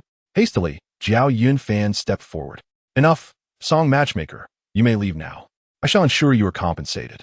Mistaking Chu Yunxi's lack of direct confrontation as a sign of weakness, the matchmaker regained her composure. Well, I've said my piece. This girl is unworthy of you. You should consider the Lin family's daughter instead. Unperturbed, Jiao Yunfan brushed off her comments. This is no longer your concern. You may depart. However, the matchmaker persisted. This girl may be attractive, but with a foolish mother to care for, she becomes a burden. Why endure such hardship when the Lin family's daughter harbors feelings for you? These words struck a nerve within Chu Yunxi, prompting her to draw a silver needle from her sleeve and thrust it toward the matchmaker's shoulder. Instantly, the matchmaker fell silent, her mouth agape, yet unable to utter a sound. To onlookers, it appeared as though Chu Yunxi merely patted her shoulder, but Jiao Yunfan perceived the sharpness of the needle, glinting ominously. As the matchmaker realized her predicament, her eyes widened in horror, reaching for Chu Yunxi's arm, trying to voice her alarm. Seize the matchmaker and escort her away, Jiao Yunfan commanded, and immediately, 2 attendants approached to lead the matchmaker from the scene, leaving the crowd in a state of astonishment. It is indeed peculiar that the matchmaker's song, known for her eloquence in our town, has suddenly fallen silent. How absurd! What eloquence! I believe she deserves it. Instead of speaking well of others, she chooses to disparage the mothers of young women. Is there anyone else in the world who would propose in such a manner? Ah, you are unaware. This matchmaker has a way of turning black into white, and every union she arranges is inevitably successful. It appears that the young lady is resolutely rejecting her, and the matchmaker is merely seeking to belittle her out of spite. I maintain that she is of no good character. She deserves it. Jiao Yunfan, however, was oblivious to the matchmaker's notorious reputation and only knew that her words had led to successful unions in the past, which is why he sought her assistance in proposing to Chu Yunxi. Little did he know she could behave in such a manner, tarnishing his image in front of her. Contemplating this, Jiao Yunfan hastily turned to Chu Yunxi and explained, I had no idea she would act this way. Had I known, I would never have allowed her to approach you. Chu Yunxi merely gazed at him with indifference, and when she noticed his growing discomfort, she finally spoke. I shall say this one last time. There is no possibility between us. Please do not persist in your pursuit, or I shall not be gentle with you. Upon hearing Chu Yunxi's words, Jiao Yunfan recalled her earlier action and lowered his voice to inquire, have you studied medicine? Chu Yunxi was momentarily taken aback. She thought she had concealed this knowledge well, but it seemed Jiao Yunfan had discovered her secret. And what of it? She retorted. She had anticipated that Jiao Yunfan might use this revelation to threaten her, knowing that if the matchmaker learned of it, she would undoubtedly come seeking trouble. Chu Yunxi was not afraid of the trouble itself, but she was concerned that the matchmaker might resort to reporting her, which would lead to complications beyond easy resolution. To her surprise, Jiao Yunfan simply chuckled softly and continued, it seems that Yunxi is full of surprises. The name Yunxi should not be uttered lightly, Chu Yunxi replied, her expression displeased. Yet Jiao Yunfan appeared oblivious to her discontent, continuing unabated. Yunxi is so perfect, it only makes me more fond of you. It seems my pursuit today is indeed justified. Chu Yunxi was at a loss for words at his shamelessness. Yet she realized that speaking to him rationally would yield no results. He would only continue his relentless pursuit. Thus, she decided to take a firmer approach. With that thought, Chu Yunxi swiftly produced a silver needle, holding it between her fingers for Jiao Yunfan to see. I give you one last chance. Leave this place immediately and do not return to harass me. Otherwise, I shall not be kind. Jiao Yunfan was not fazed by her words or actions. Rather, he laughed and said, to hit is to care, to scold is to love. No matter how you treat me, I will endure. As soon as he finished speaking, Chu Yunxi could no longer contain her frustration and kicked him. The onlookers gasped, but this time Jiao Yunfan was prepared and managed to step back without falling to the ground. Leave at once, Chu Yunxi commanded coldly. Jiao Yunfan merely shook his head and took a step closer. Seeing his lack of shame and his persistence, Chu Yunxi truly became angry and kicked at him again. This time, Jiao Yunfan had learned his lesson and quickly retreated, causing her kick to miss. Chen Er, remove him. Chu Yunxi called out to the attendant behind her. Yes, miss, Chen Er replied, promptly grabbing a broom from the inn and charging toward Jiao Yunfan. Jiao Yunfan's expression changed. While he might withstand the strength of a girl, he could not do the same against a man wielding a broom. Realizing the impending danger, Jiao Yunfan's servant rushed to protect him. Young master, we should leave. Jiao Yunfan was forced to retreat under Chen Er's onslaught, and the crowd, fearing they might be caught in the fray, began to scatter. The chaos ensued. And just then, a horse-drawn carriage passed by, colliding with the throng of people, causing the horse to bolt uncontrollably. Chu Yunxi, following closely behind Chen Er, noticed a small girl had been knocked to the ground by the crowd, and the runaway horse was heading straight for her. The little girl, seeing the massive beast charging towards her, was paralyzed with fear and could not react. In an instant, a figure darted forward, scooping the girl into his arms and rolling away just in time to avoid the rampaging horse. It was none other than Jiao Yunfan, who had just been driven away by Chun Er. The horse was finally restrained by the coachman, averting further disaster. Chu Yunxi rushed over to check on the girl's condition, relieved to find only minor scrapes and a slight twist of her ankle. At least she was not severely injured, as this incident had originated from her actions, and she would have felt immense guilt had the girl been harmed. Why do you only concern yourself with the girl and not me? Jiao Yunfan asked with a hint of dissatisfaction as Chu Yunxi exhaled her pent-up breath. Chu Yunxi cast him a complex glance and replied, I did not expect you to come to her rescue. In her days at Chongqing Town, she had only heard negative remarks about Jiao Yunfan, painting him as a good-for-nothing indulging in vice. Yet, here he was risking himself to save the girl. If anything had gone wrong, he could have easily been trampled by the horse, suffering grave injuries or worse.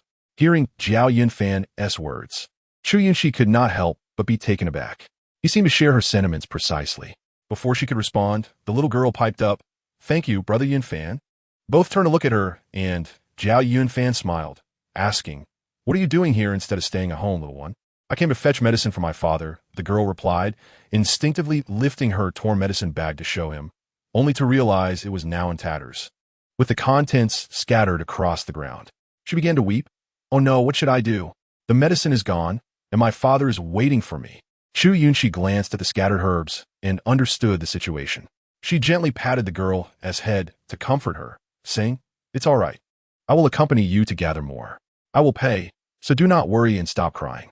As she spoke, Lu Shi and Chun Er hurried over. Lu Shi, seeing the girl in distress, knelt down to wipe her tears and produced a piece of candy from somewhere, offering it to the girl. Don't cry. Here has some candy. If you eat it, you won't feel sad anymore. The little girl, only 7 or 8 years old, was soothed by Lu Shi's kindness. And with Chu Yunxi's comforting words, her mood improved and she ceased her tears. Chu Yunxi asked, Where do you live? I will take you home after we gather the medicine. The girl hesitated, looking down without responding. Jiao Yunfan, seeing this, crouched down and reassured her, Little Pomegranate. This sister is a good person. It's all right. Little Pomegranate looked up at Jiao Yunfan and then at Chu Yunxi before replying, I live in Luji Alley, which isn't too far from here. Chu Yunxi nodded slightly and addressed Linger and the others, saying, I will fetch some medicine for this young girl and escort her home. You all should wait for me at the inn. However, Mississippi. Chun Er hesitated, casting a glance towards Jiao Yunfan. Chu Yunxi followed his gaze and remarked, Uncle Chun, it's all right. I can protect myself. Jiao Yunfan, feeling unjustly treated as a villain, merely touched his nose and remained silent. Yunxi, I want to go too. Lu Shi tugged at Chu Yunxi's sleeve. Chu Yunxi shook her head in exasperation, saying, No, mother. You should stay at the inn. I will have Linger accompany you. I will go alone and return shortly. If you wait patiently, I shall bring you some candied hawthorn. Lu Shi initially wanted to argue further, but ultimately conceded, swayed by the promise of treats. All right then. With a smile, Chu Yunxi turned to Linger, instructing, Take care of my mother. I will be back soon. Linger, though initially worried for Chu Yunxi, felt reassured by her words and nodded. Miss, please be cautious. Do not let those ill-intentioned rascals take advantage of you. Her gaze shifted to Jiao Yunfan, as if to warn him. Jiao Yunfan could not muster any anger towards the young girl and chose to ignore her. Chu Yunxi, however, merely chuckled, finding Linger's concerns somewhat excessive. Jiao Yunfan was merely a wealthy young master. Even though he was an adult male, if it came to blows, he might not stand a chance against her, especially with her silver needles at hand. Should he dare to act inappropriately, she would ensure he would be unable to procreate for generations to come. As they departed the inn, Jiao Yunfan picked up the injured Little Pomegranate, whose foot had suffered a slight sprain. Being a child from a poor family, despite her clean clothes, she bore some dirt, especially after having rolled on the ground moments before. Jiao Yunfan's embrace only dirted his garments further, yet he seemed unconcerned, leaving Chu Yunxi somewhat astounded, as her prior understanding of him appeared rather shallow. Chapter 47. The masculinity of Jiao Yunfan. The pharmacy was not far, and as they entered with Little Pomegranate in his arms, the shopkeeper immediately greeted them with an obsequious smile. Ah, young Master Jiao, What brings you here in person? Whatever you need, just let me know, and I shall send someone to fetch it for you. There is no need for you to trouble yourself. Jiao Yunfan, however, did not deign to acknowledge him, but instead requested, what medicine did this young girl just procure? Please prepare another dose. Yes, yes, I will fetch it right away. The shopkeeper replied, bowing and hurrying to the back. Little Pomegranate, glancing up at Jiao Yunfan, timidly inquired, Brother Yunfan, does the shopkeeper owe you money? Chu Yunxi, having gathered the situation from just a glance, still asked Little Pomegranate, why do you say that? Because when I came here to get medicine earlier, he treated me very poorly and was quite rude, yet now he speaks to you so differently. Hearing this, Chu Yunxi could not help but chuckle. It seems wealth indeed grants one the power to act as they please. Jiao Yunfan cleared his throat before replying, Yunxi, that's an exaggeration. It's not about acting as one pleases. It's simply that our Jiao family is the wealthiest here, and I am the president of the Merchant Association. Naturally, they show us some respect. Chu Yunxi automatically disregarded Jiao Yunfan's designation of her, as it was not within her control. It's not your family, but your father. Relying on someone else's glory to bask in comfort. Young Master Jiao seems quite at ease with that, she remarked. Jiao Yunfan found himself momentarily speechless by her words. Under normal circumstances, he would consider his father's achievements as his own, enjoying the benefits of his family's success. Yet, coming from Chu Yunxi, her statement resonated profoundly. He could not help but agree indeed. I concur with you, Yunxi. Relying on one's parents is not a true accomplishment. If you marry me, I shall diligently strive to build my own fortune and construct a splendid residence for you. Chu Yunxi shot him a glance, remaining silent. Clearly, he was teasing her. That she had not retaliated with a few kicks was a testament to her restraint. However, Little Pomegranate, finding the situation amusing, burst into laughter, prompting both of them to look her way. What are you laughing at, Little Pomegranate? Jiao Yunfan asked. She covered her mouth and replied, I see Brother Yunfan likes this sister. Yet she ignores you, so you're always at a disadvantage, which I find amusing. Jiao Yunfan shot her a discontented glance. But Chu Yunxi simply smiled. Seeing Chu Yunxi in good spirits, Jiao Yunfan shrugged off his annoyance and said, Yes, this sister is quite cold-hearted, completely disregarding me. His words were clearly intended for Chu Yunxi's ears, yet she paid him no mind, instead accepting the medicine from the shopkeeper. The shopkeeper continued to smile as he accompanied them out of the pharmacy before returning. Observing Jiao Yunfan struggling to hold Little Pomegranate, Chu Yunxi advised, if it's too much, let her go. Her foot is already injured. You don't want to drop her again. Although Little Pomegranate was a child, she was around 7 or 8 years old. Even without much flesh, her bones were not light. The walk from the inn to the pharmacy and back had already taken some time, and Jiao Yunfan, lacking martial training, found it quite taxing to carry her. Nevertheless, upon hearing Chu Yunxi's comment, he immediately lifted her higher. How could I not manage? I could walk 10 more streets without issue. As he spoke, he even quickened his pace, urging Yunxi, hurry along, we must deliver the medicine promptly. Chu Yunxi followed behind, amused by Jiao Yunfan's determined stride, suppressing the urge to suggest they hire a carriage for their journey. Yet, she found that Jiao Yunfan was not as intolerable as she had previously thought. Unbeknownst to him, Jiao Yunfan's refusal to set down Little Pomegranate stemmed from 2 reasons. First, he recognized that Chu Yunxi, being a slender maiden, would struggle to carry her. And second, it was the perfect opportunity to showcase his masculinity.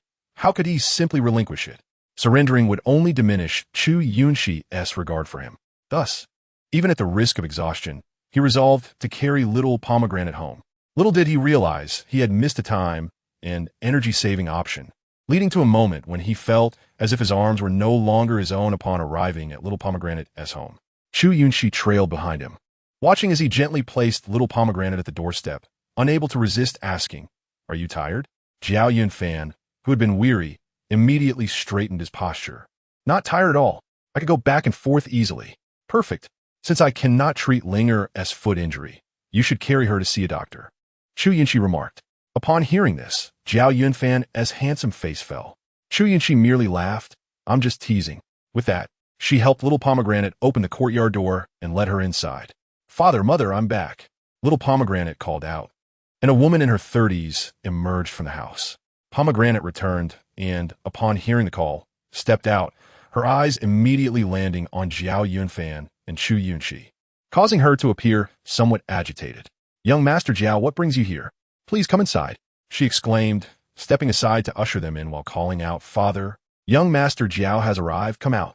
As soon as she finished speaking, a sturdy man with a cane emerged from within. He had a simple, honest demeanor, and his face lit up with excitement upon seeing Jiao Yunfan. "Young Master Jiao, you're here. Quick, dear, prepare some tea." Jiao Yunfan, witnessing the warm welcome from the family, quickly waved his hand and said, "No need for that. I merely returned little pomegranate." Chu Yunxi, observing the scene with curiosity, inquired, "Do you know them?" Before Jiao Yunfan could respond, the man eagerly interjected, "Indeed, young Master Jiao has done us a tremendous favor." This puzzled Chu Yunxi. Given Jiao Yunfan's reputation, she thought it was remarkable that he could have done anyone a kindness. How could that be? She wondered. Understanding her confusion, Jiao Yunfan clarified, "What you hear outside is not the truth." The man immediately concurred, "Yes, yes. Young Master Jiao is truly a good person."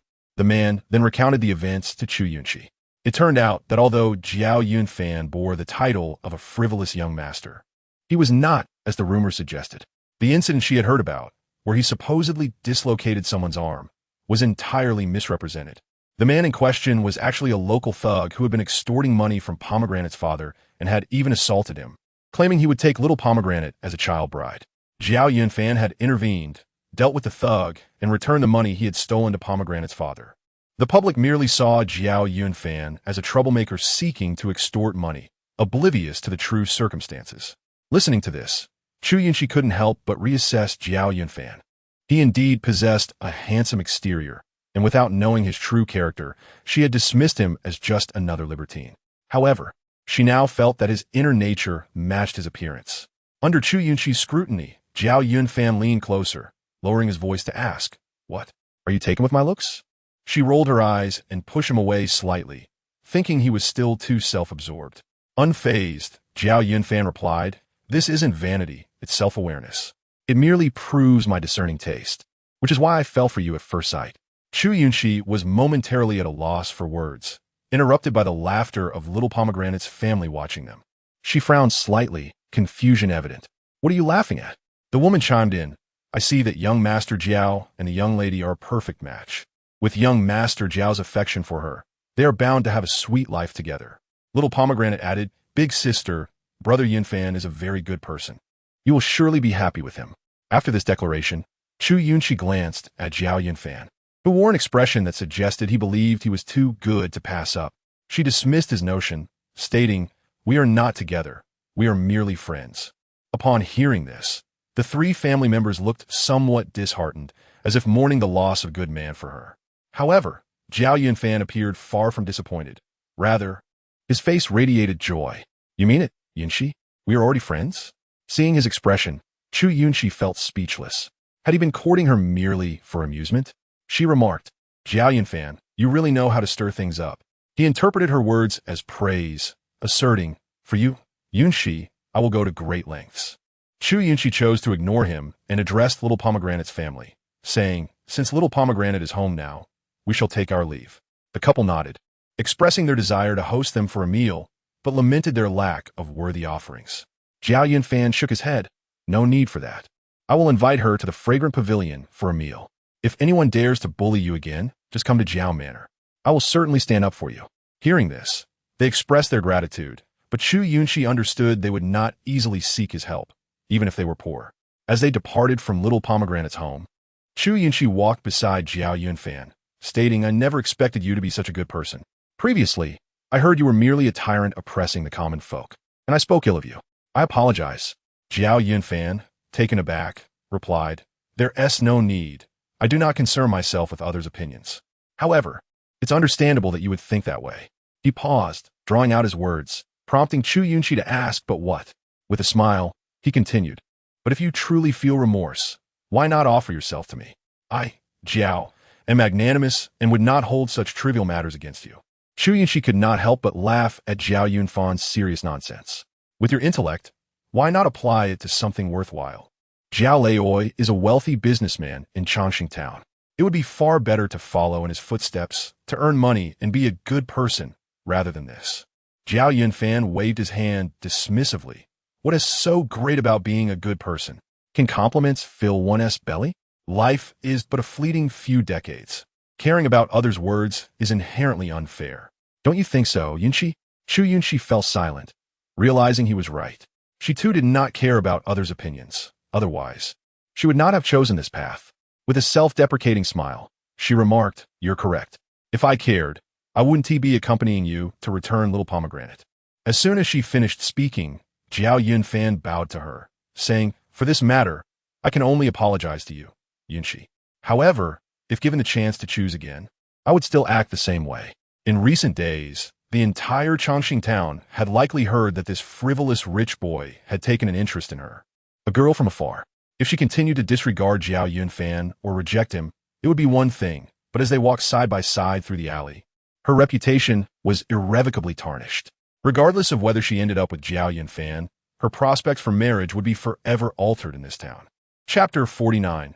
The Chasm Between Clouds and Mud. With a light laugh, Chu Yunxi remarked, "Young Master Jiao has always been quite the strategist. If I were an ordinary woman, perhaps I would truly consider marrying you. However, I am not, and it can only be said that we are fated to be apart." Chu Yunxi and Jiao Yunfan had emerged from a narrow alley, halting their conversation at its entrance. Yet, after uttering those words, she did not linger, but turned to leave the alley.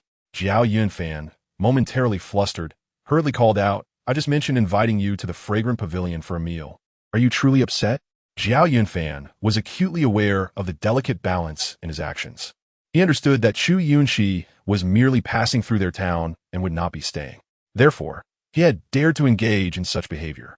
Should he succeed in courting Chu Yunxi, these moments would transform into a cherished tale. Conversely, if he failed, the rumors would hold no sway over her once she departed. However, if she genuinely took offense, it would prove to be a regrettable misstep. Initially, Chu Yunxi walked briskly, creating a distance between herself and Jiao Yunfan. Yet, after a few strides, she paused, prompting Jiao Yunfan to exhale in relief. I knew Yunxi would not be so petty. As he approached her, he noticed that she had halted, her expression cold as she regarded a middle-aged man before her, who was accompanied by a horse-drawn carriage. Jiao Yunfan glanced at the scene, puzzled, instinctively positioning himself to shield Chu Yunxi. "Who are you, and why do you block our path? This is my territory in Chongqing Town. If you intend to bully us, you should consider whether you possess the capability." Jiao Yunfan spoke with a steely tone, assuming the man sought to extort Chu Yunxi, for she was a delicate and beautiful young lady, seemingly easy to intimidate. However, the man merely inclined his head and addressed Chu Yunxi, saying, "Miss, you have lingered here for many days. The master has been quite anxious and requests that you return with me at once."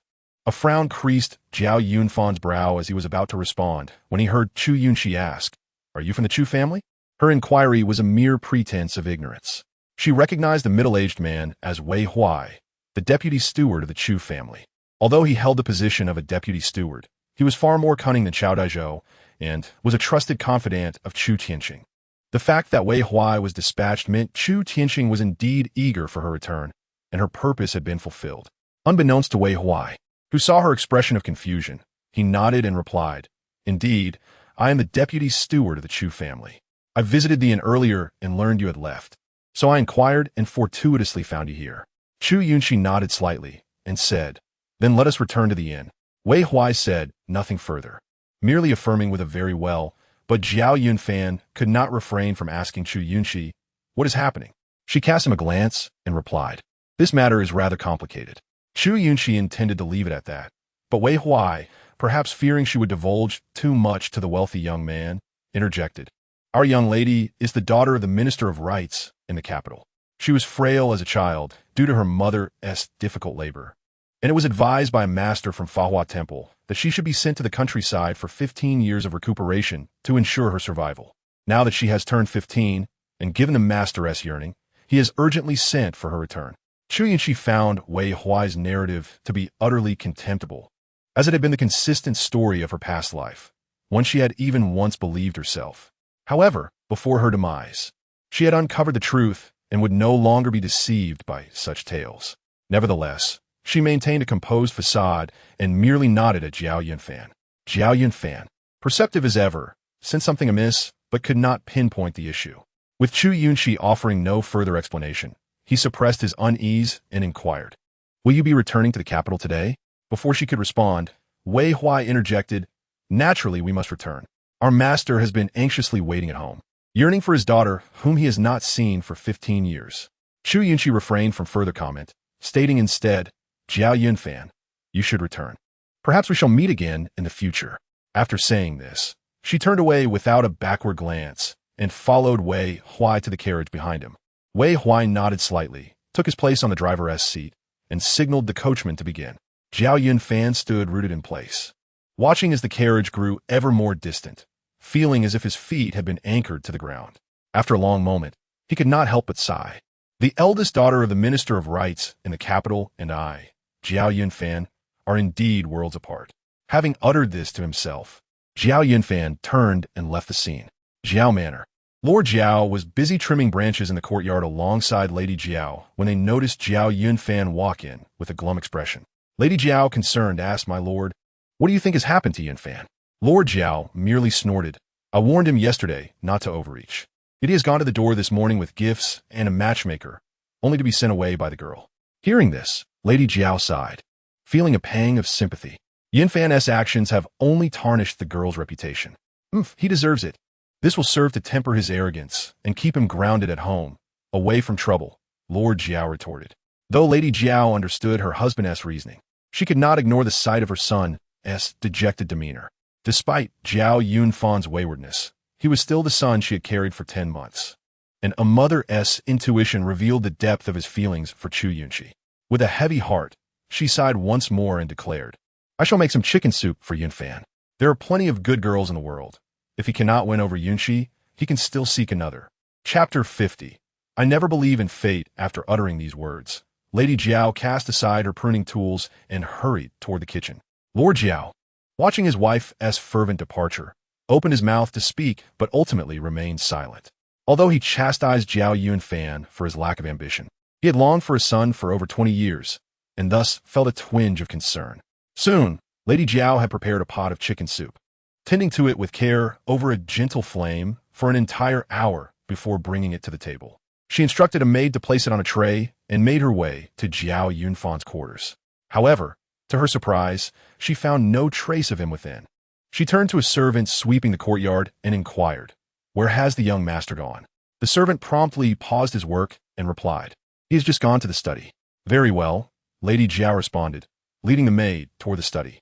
Before she even entered, she overheard Lord Jiao's voice from within. "This is the household's account book from the past 3 years. If you can sort through it all, I shall grant you permission." Lady Jiao felt a sense of curiosity and pushed the door open to enter. At a glance, one could see Master Jiao standing beside the writing desk, while Jiao Yunfan sat there, poring over account books. Madame Jiao watched, unable to suppress a change in her expression, and remarked, "Master, why are you again forcing Yunfan to read the account books?" Master Jiao replied, "This time, it is not I who is compelling him. He wishes to examine them of his own accord." Upon hearing this, Madame Jiao was momentarily taken aback, filled with confusion as she inquired, "Yunfan wants to look at the account books himself?" Master Jiao nodded, and Madame Jiao quickly approached, reaching out to touch Yunfan's forehead. "My son, what are you doing?" "Mother, are you checking if I am ill?" Jiao Yunfan removed his mother's hand from his forehead and explained, "I requested father to allow me to manage a restaurant, but he refused, which is why I am here." Understanding dawned on Madame Jiao, and she replied, "It is merely a restaurant. We possess ample wealth, and one more establishment would not be a burden." However, Master Jiao snorted dismissively. "You think so? This lad is uneducated, and your indulgence has led to this." Madame Jiao intended to retort, but Jiao Yunfan interjected, "Mother, do you perhaps suspect Yunxi's true identity?" Madame Jiao paused, then responded, "I have never met her before. If I had not sought to propose to her for you, I would not have entangled myself with her these past few days. And how could I possibly discern her true identity?" Jiao Yunfan set the account book aside and declared, "She is the daughter of the Minister of Rights in the capital." Both Madame Jiao and Master Jiao were taken aback by this revelation. It was Master Jiao, seasoned by countless trials, who first regained his composure. The girl exuded an extraordinary aura, yet he had not anticipated such a prestigious background. The Jiao family, being mere merchants from a small town, could not aspire to such heights. It was clear that fate had decreed a lack of compatibility between them. Jiao Yunfan, however, shook his head. Father, I do not believe in fate. Madame Jiao interjected. My son, one cannot disregard destiny. Your statuses are worlds apart, and you are simply unworthy of her. Moreover, she does not harbor any particular feelings for you. Despite your entanglements over these days, she has not exploited her status to impose upon our family, which is already magnanimous enough. You ought not to persist in this pursuit. Jiao Yunfan shook his head, asserting, I do not intend to pursue her. Madame Jiao, perplexed by his words, queried, What do you mean? Jiao Yunfan smiled faintly and replied, In terms of both literary and martial prowess, I am lacking. A career in the court is not my desire. The only asset I possess, aside from my appearance, is my aptitude for commerce. As he spoke, he spread open the account book before him, his tone both relaxed and resolute. If a mere merchant's son from the small town of Chongqing cannot match her, then what of a wealthy merchant whose fortune rivals that of nation? Master Jiao and Madame Jiao were momentarily stunned, never having anticipated such a notion from him. Regardless of how esteemed the daughter of the Minister of Rights might be, she would certainly not be unworthy of a merchant of vast wealth, which indeed presented a viable solution. However, the path to becoming such a person was fraught with challenges.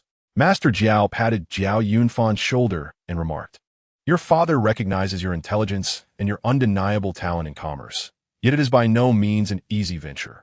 Madame Jiao added, Your diligence is commendable, and it brings your mother great comfort, yet there are countless women in this world.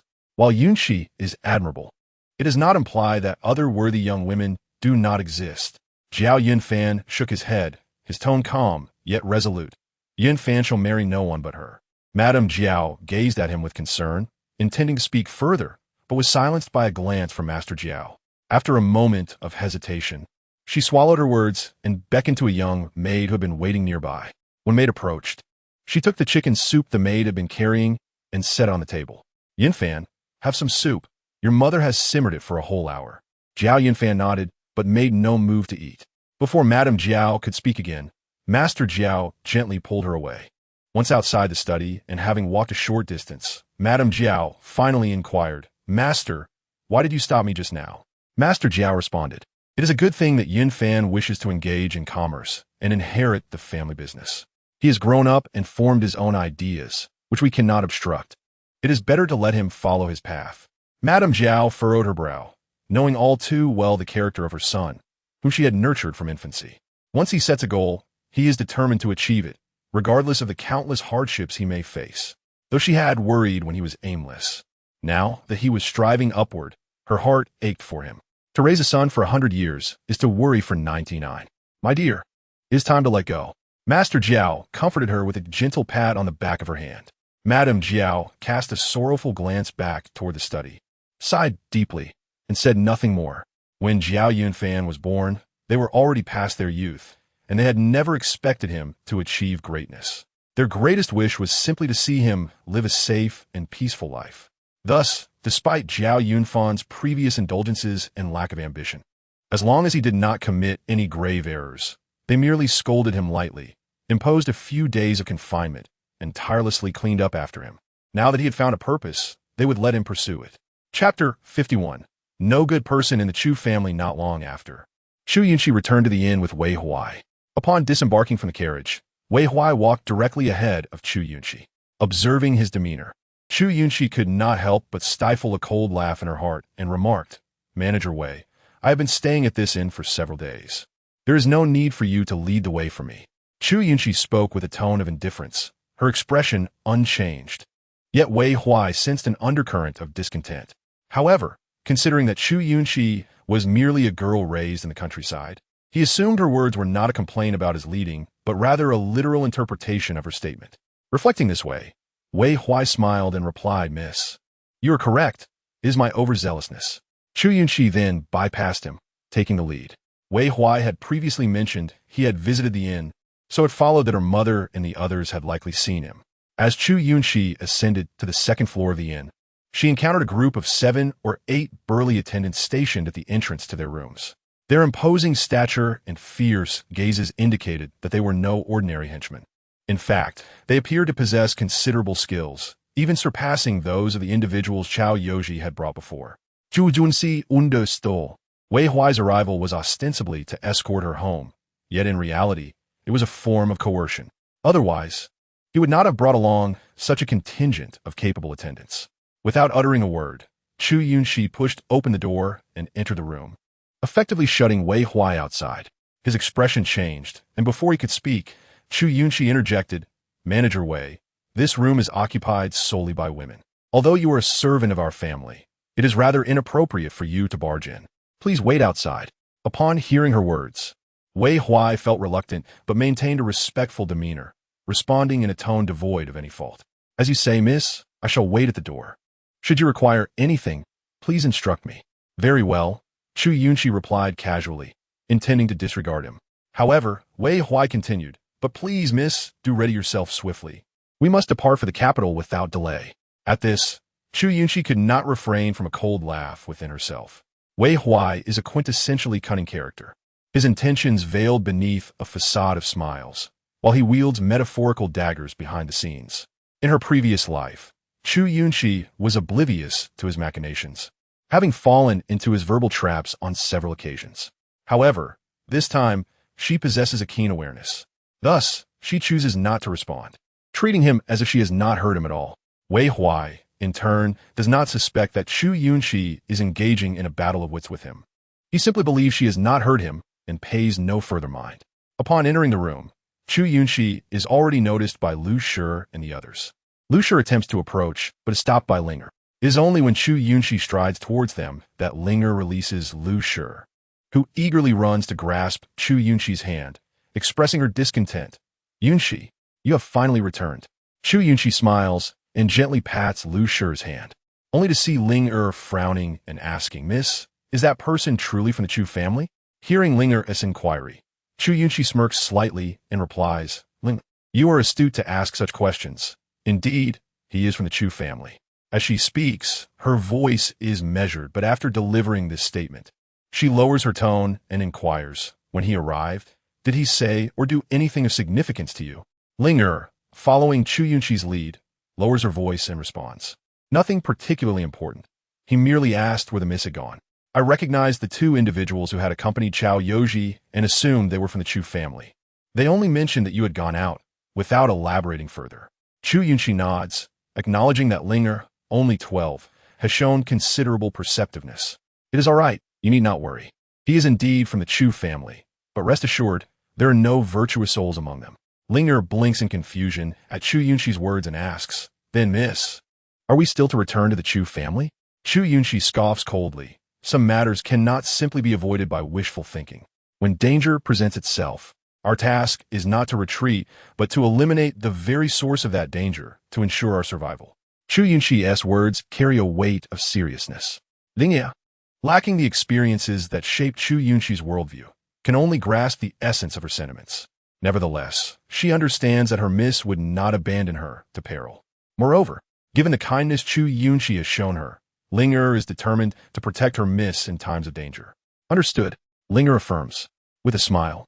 Chu Yunxi ruffles Linger's hair and adds, "You are still young. It is all right not to comprehend everything. My vendettas are mine alone. You need not carry them for me." Chu Yunxi speaks these words sincerely, for her decision to bring Linger back to the manor stemmed from compassion for her plight, recognizing a kindred spirit in her. She wishes for her burdens not to become shackles for another. However, to her surprise, Linger resolutely shakes her head, asserting, "What concerns the miss is also my concern." Chu Yunxi is taken aback, but soon smiles with warmth, realizing she has not misjudged Linger. Let us defer this discussion for another time. Wei Huai's presence signifies that the Chu family is eager for us to return, so we must strategize accordingly. Linger, still grappling with the situation, curiously asks, "Are we leaving today?" Yet, Chu Yunxi merely smiles enigmatically and shakes her head. "If he desires my return, I shall intentionally delay it." Chu Tianxing's anxiety stems from the fear that his uncle, Lu Chonglin, may uncover the truths hidden for so many years, leading to a rift with their family. After all, the edict to appoint Lu Chonglin as the General of the North has already been drafted, merely awaiting his return to accept it. This matter is as good as settled, and the position of general of the North ranks above Chu Tianxing, not to mention the formidable troops under Lu Chonglin as command. Chu Tianxing's fears are not unfounded. Furthermore, they harbor ulterior motives. Chapter 52. Where has Chao Yoji gone? Linger remains somewhat perplexed, yet she obediently follows her Miss' directives. What shall we do now?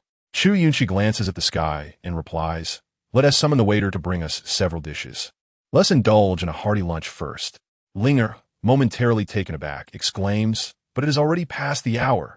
The kitchen has extinguished its fires. Moreover, the madam and I have already dined at noon.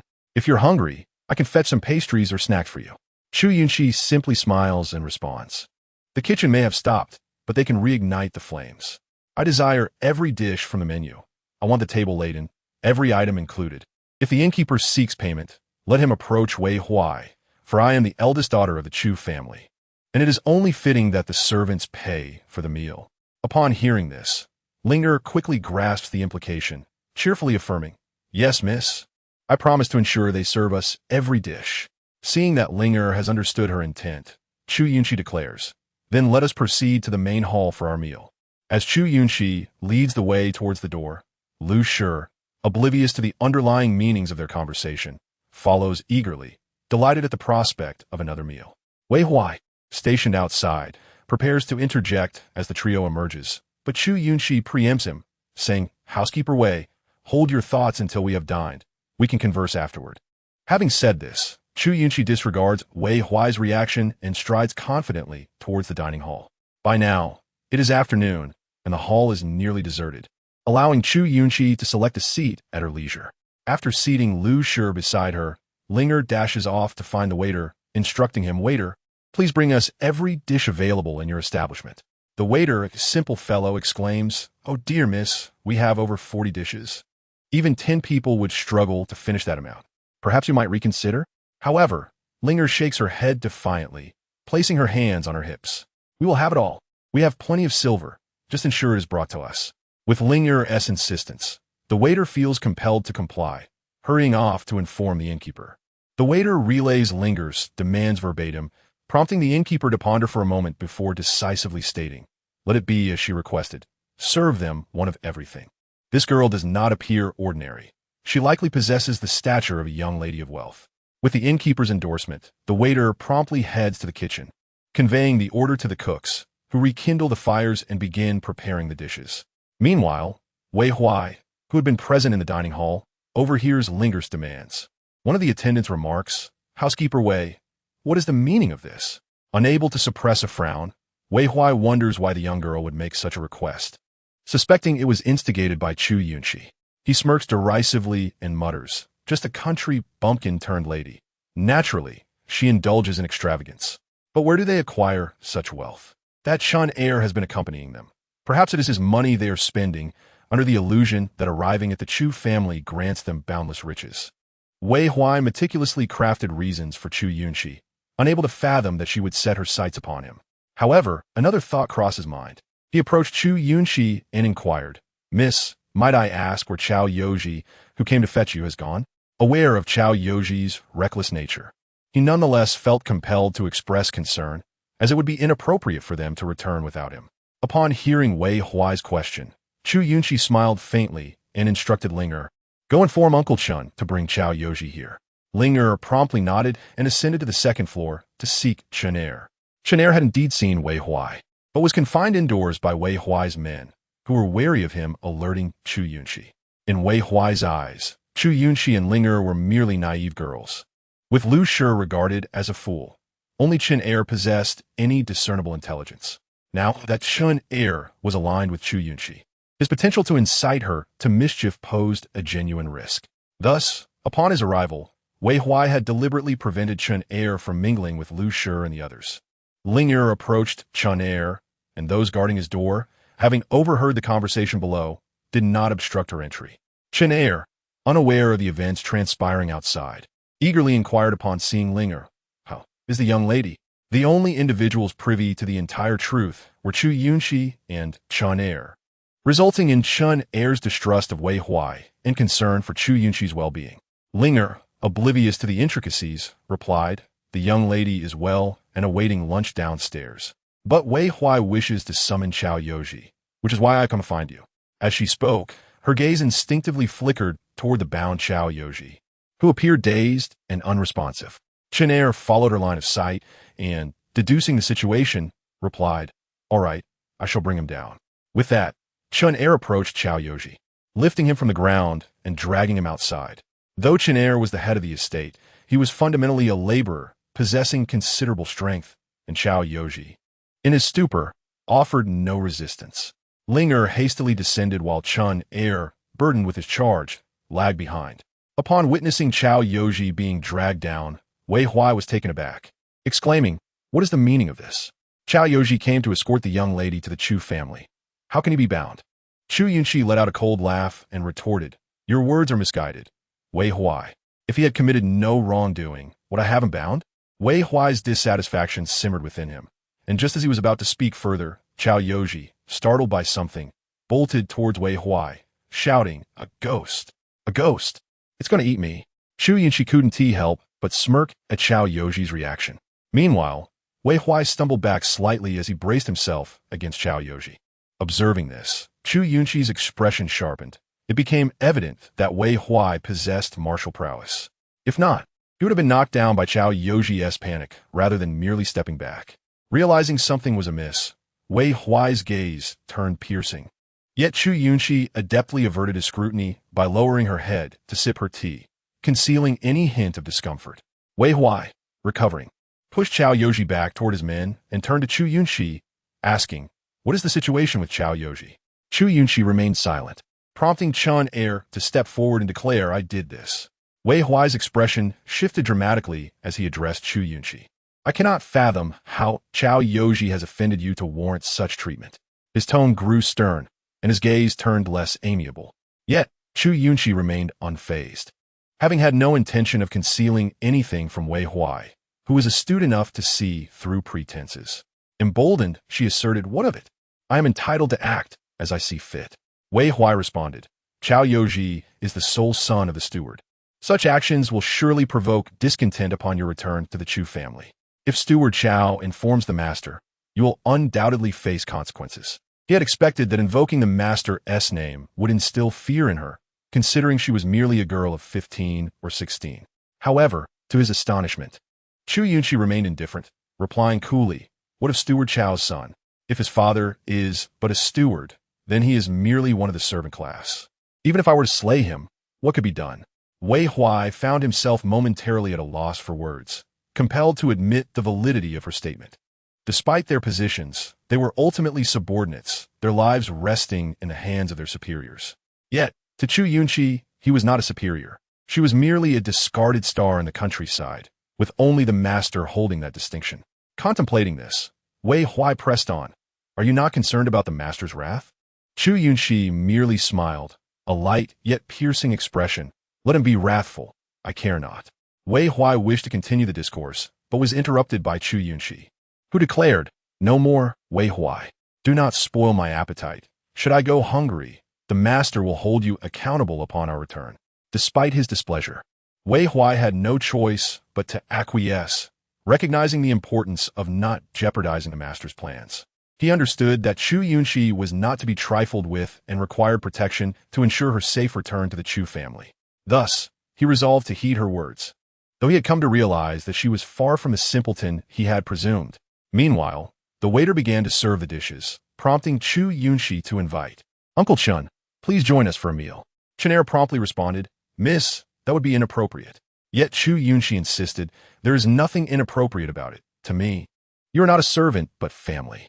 Come, sit and eat together. After being confined all afternoon, you must be hungry." Understanding her sentiment, Chen Er replied, "Yes, thank you, young lady." Thus, he took a seat, and with Lu Shi and Ling Er joining, the table became filled, while Wei Huai and his associates were relegated to merely observing from side. However, Wei Huai merely cast a cold glance and chose to ignore her. After all, a country girl was bound to lack decorum. Once they arrived at the minister's residence, she would surely face some hardships.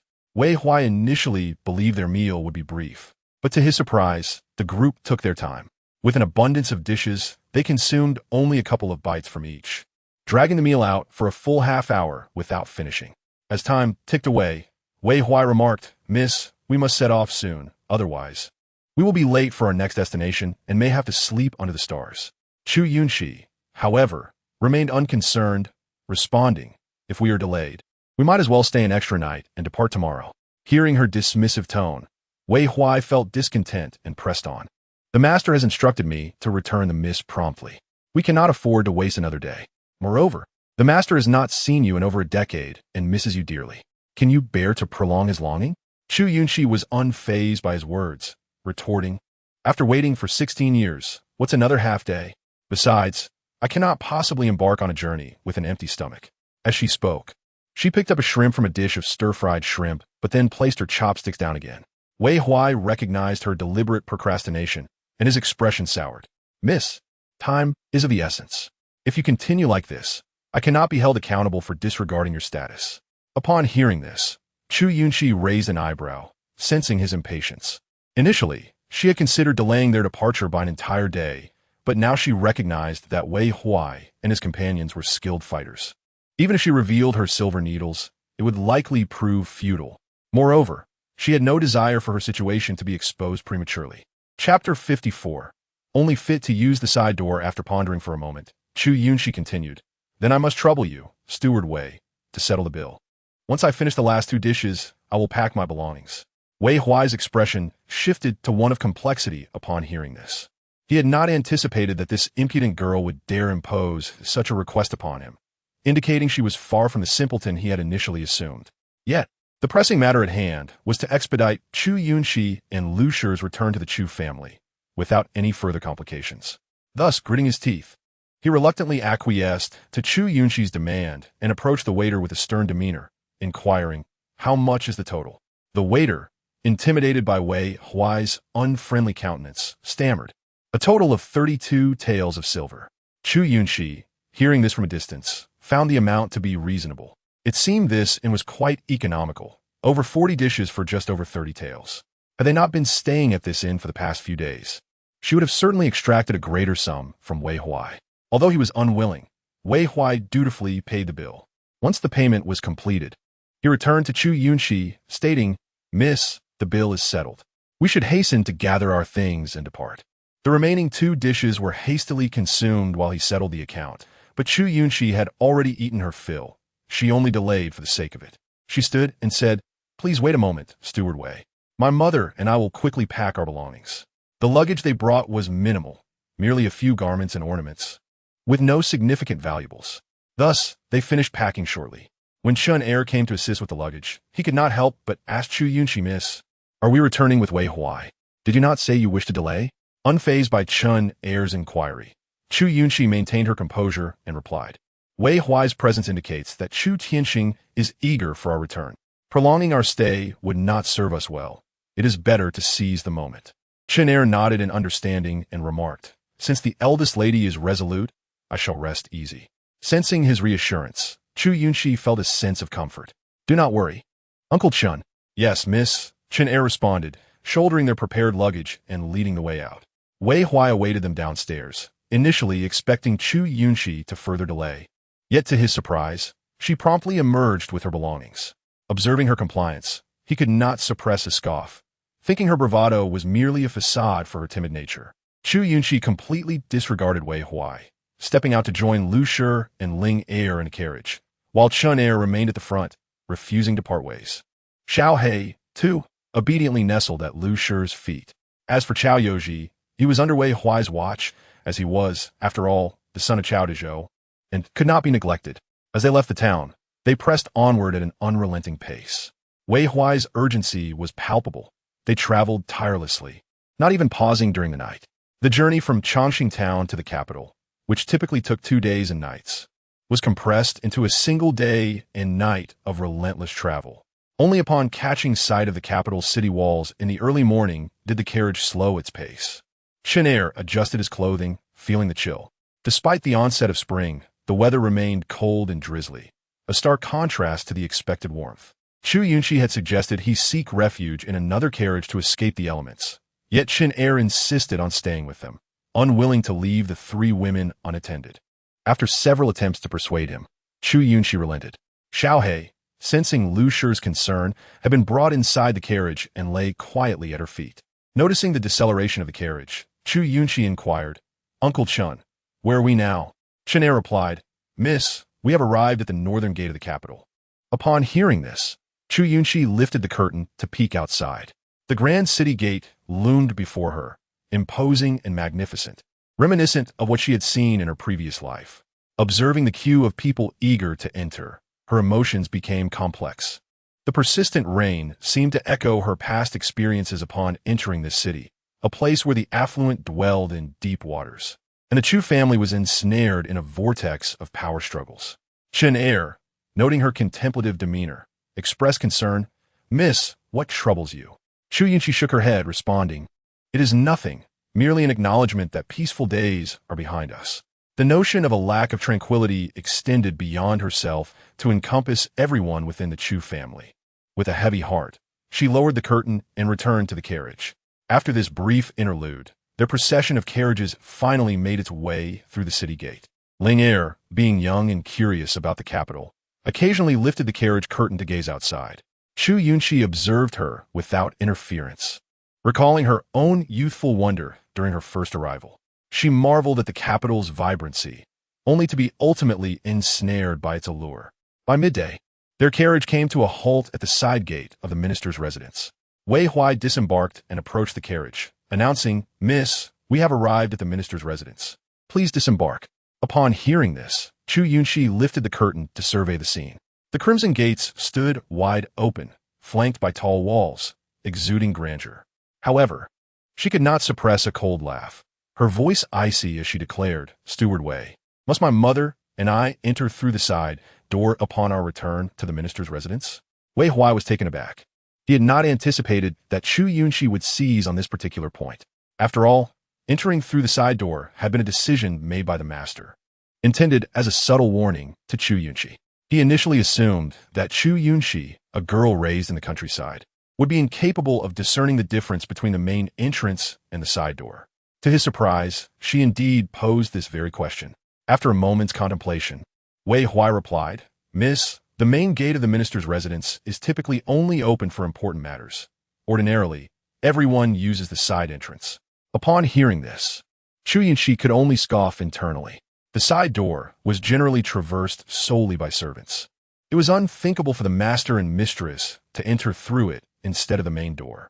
In her previous life, Chu Yunxi had been oblivious to such distinctions, having been dazzled by the grandeur of the minister's residence, and felt somewhat awkward when entering through the side door. This had become a source of ridicule for others later on. However, this time, Chu Yunxi was unwilling to suffer such indignity. "Wei Huai, I am the eldest daughter of the minister's residence, and my mother is the minister's wife. After 16 years of absence, why should I be denied entry through the main door, forced instead to use the side door reserved for servants? Did you not say that my father misses us? If that were true, how could he allow us to be treated in such a manner? This would only invite gossip and disgrace upon the minister's residence." Wei Huai was taken aback by Chu Yunxi's words, realizing that she truly understood the implications and was even threatening them. Nonetheless, they had already arrived at the entrance. It would be foolish to abandon their prior efforts. After some thought, he replied, "Miss, you must have misunderstood the master. It seems a servant relayed the message incorrectly. I shall inquire with the master immediately." Chu Yunxi smiled softly before adding, "Then please ensure that you send someone quick-witted and attentive, lest the several carriages waiting here draw unwanted attention. It would be detrimental for the minister's residence to gain a reputation for mistreating its legitimate daughter." Wei Huai bowed his head, concealing his icy gaze, and replied, "As you wish, Mississippi. I shall attend to it personally." Chu Yunxi nodded, choosing not to speak further. Wei Huai then turned and entered through the side door, making his way directly to the main hall of the inner residence. At that moment, Chu Tianqing and others had been awaiting news of Chu Yunxi's return, but to their dismay, only Wei Huai emerged after a lengthy wait. Chu Tianqing's expression shifted as he coldly inquired, "Where are Chu Yunxi and Lu Shi? Have they not returned?" Wei Huai hastily replied, "Master, the miss and madam are outside." However, upon hearing the first part of Wei Huai's statement, Chu Tianqing breathed a sigh of relief, grateful that they had returned. Yet, he was unprepared for the latter half of the message. However, the miss insists on entering through the main door, not the side. Upon hearing this, Chu Tianqing's expression became complex. Before he could respond, a beautiful woman beside him abruptly slammed her hand on the table and stood up. This is outrageous. She is but an abandoned daughter, accompanied by a fool, yet she dares to aspire to enter through the main door of our minister's residence. Does she even have the right? This woman was Chun Shi, the current minister's wife, who had been covertly obstructing Chu Yunxi and Lu Shi's return. She was already displeased with their arrival, and now she could hardly believe that Chu Yunxi, a country girl, was insisting on using the main entrance. Allowing them passage through it would be tantamount to acknowledging their status as the legitimate wife and daughter. With this in mind, Chun Shi grasped Chu Tianqing's sleeve, her tone heavy. Master, have you considered that permitting them to enter through the main door now could lead to further arrogance on their part? What would become of our family's reputation? I may not care, but Yunzi and Yunting cannot be disregarded. Chu Yunzi and Chu Yunting were the twins born to Chun Shi and Chu Tianqing. Hearing Chun Shi's words, Chu Tianqing furrowed his brow in contemplation. Wei Huai, observing from the side, spoke up. Master, the miss has mentioned that several carriages are waiting at the side entrance. If they linger there too long, it may attract unwelcome attention. Wei Huai's tone was calm, yet his message was clear. It was time for Chu Tianqing to make a decision. Miss, you speak so readily. What benefit has Chu Yunxi conferred upon you that you would defend her? Do you still regard me as the mistress? I would not dare, Wei Huai quickly replied, bowing his head in submission. Chun Shi shot him a frosty glance before continuing her discourse with Chu Tianqing. Master, let them enter through the side door. If they return and immediately oppose you, they will not accept this initial setback, and how can a household maintain order? Chun Shi's arguments held some merit, and Chu Tianqing found himself swayed. Yet, Wei Huai interjected once more. Master, I implore you to consider the greater picture. As soon as Wei Huai spoke, Chu Tianqing's expression shifted yet again, but ultimately he declared, then let them enter through the main door. Chun Shi's heart brimmed with dissatisfaction, and she was about to protest when Chu Tianqing's countenance darkened. Enough. Speak less. The complexities of these past few years are too intricate for a woman to comprehend. As long as the Chu family stands strong, what harm is there in enduring a little humiliation? Wei Huai, go forth and act as I have instructed. As soon as Chu Tianqing's words left his lips, Chun Shi was filled with fury and attempted to stop Wei Huai, but was subtly restrained by Chu Yunzi's tug on her sleeve. Upon turning, she saw Chu Yunzi gently shake her head. Despite any lingering discontent, Chun Shi was compelled to acquiesce, recognizing that her daughter was astute and often more perceptive than herself. Still, her expression remained less than amiable.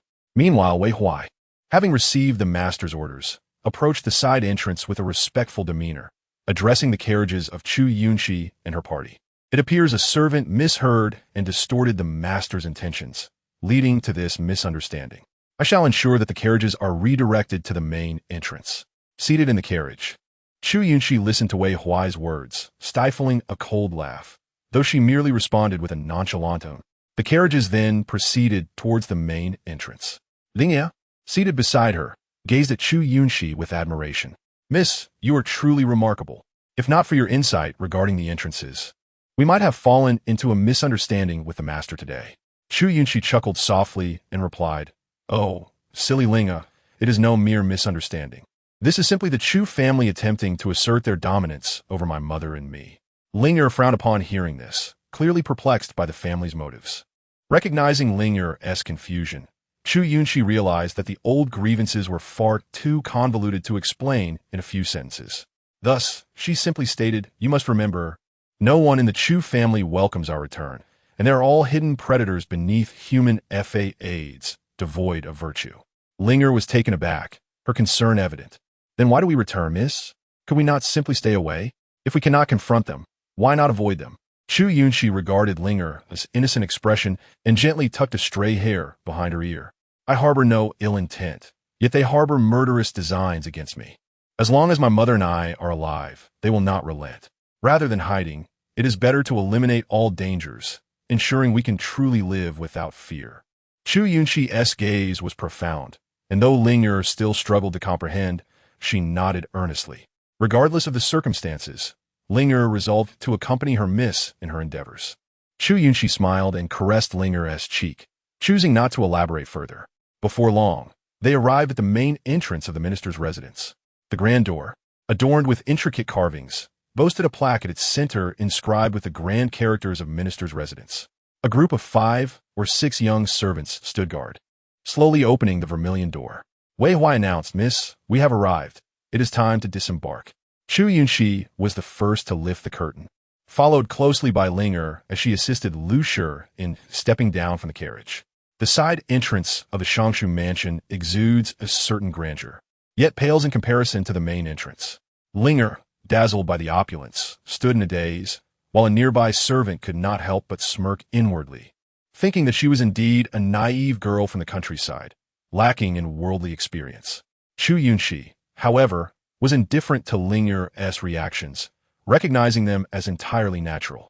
Wei Huai remarked, "Miss, madam, shall we proceed inside?" Chu Yunxi responded with a faint acknowledgement. "Wei butler, please lead the way."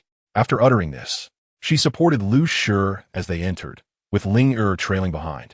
They navigated past the shadow wall, crossed the flower-draped gate, and after traversing a corridor, arrived at the main hall of the inner residence.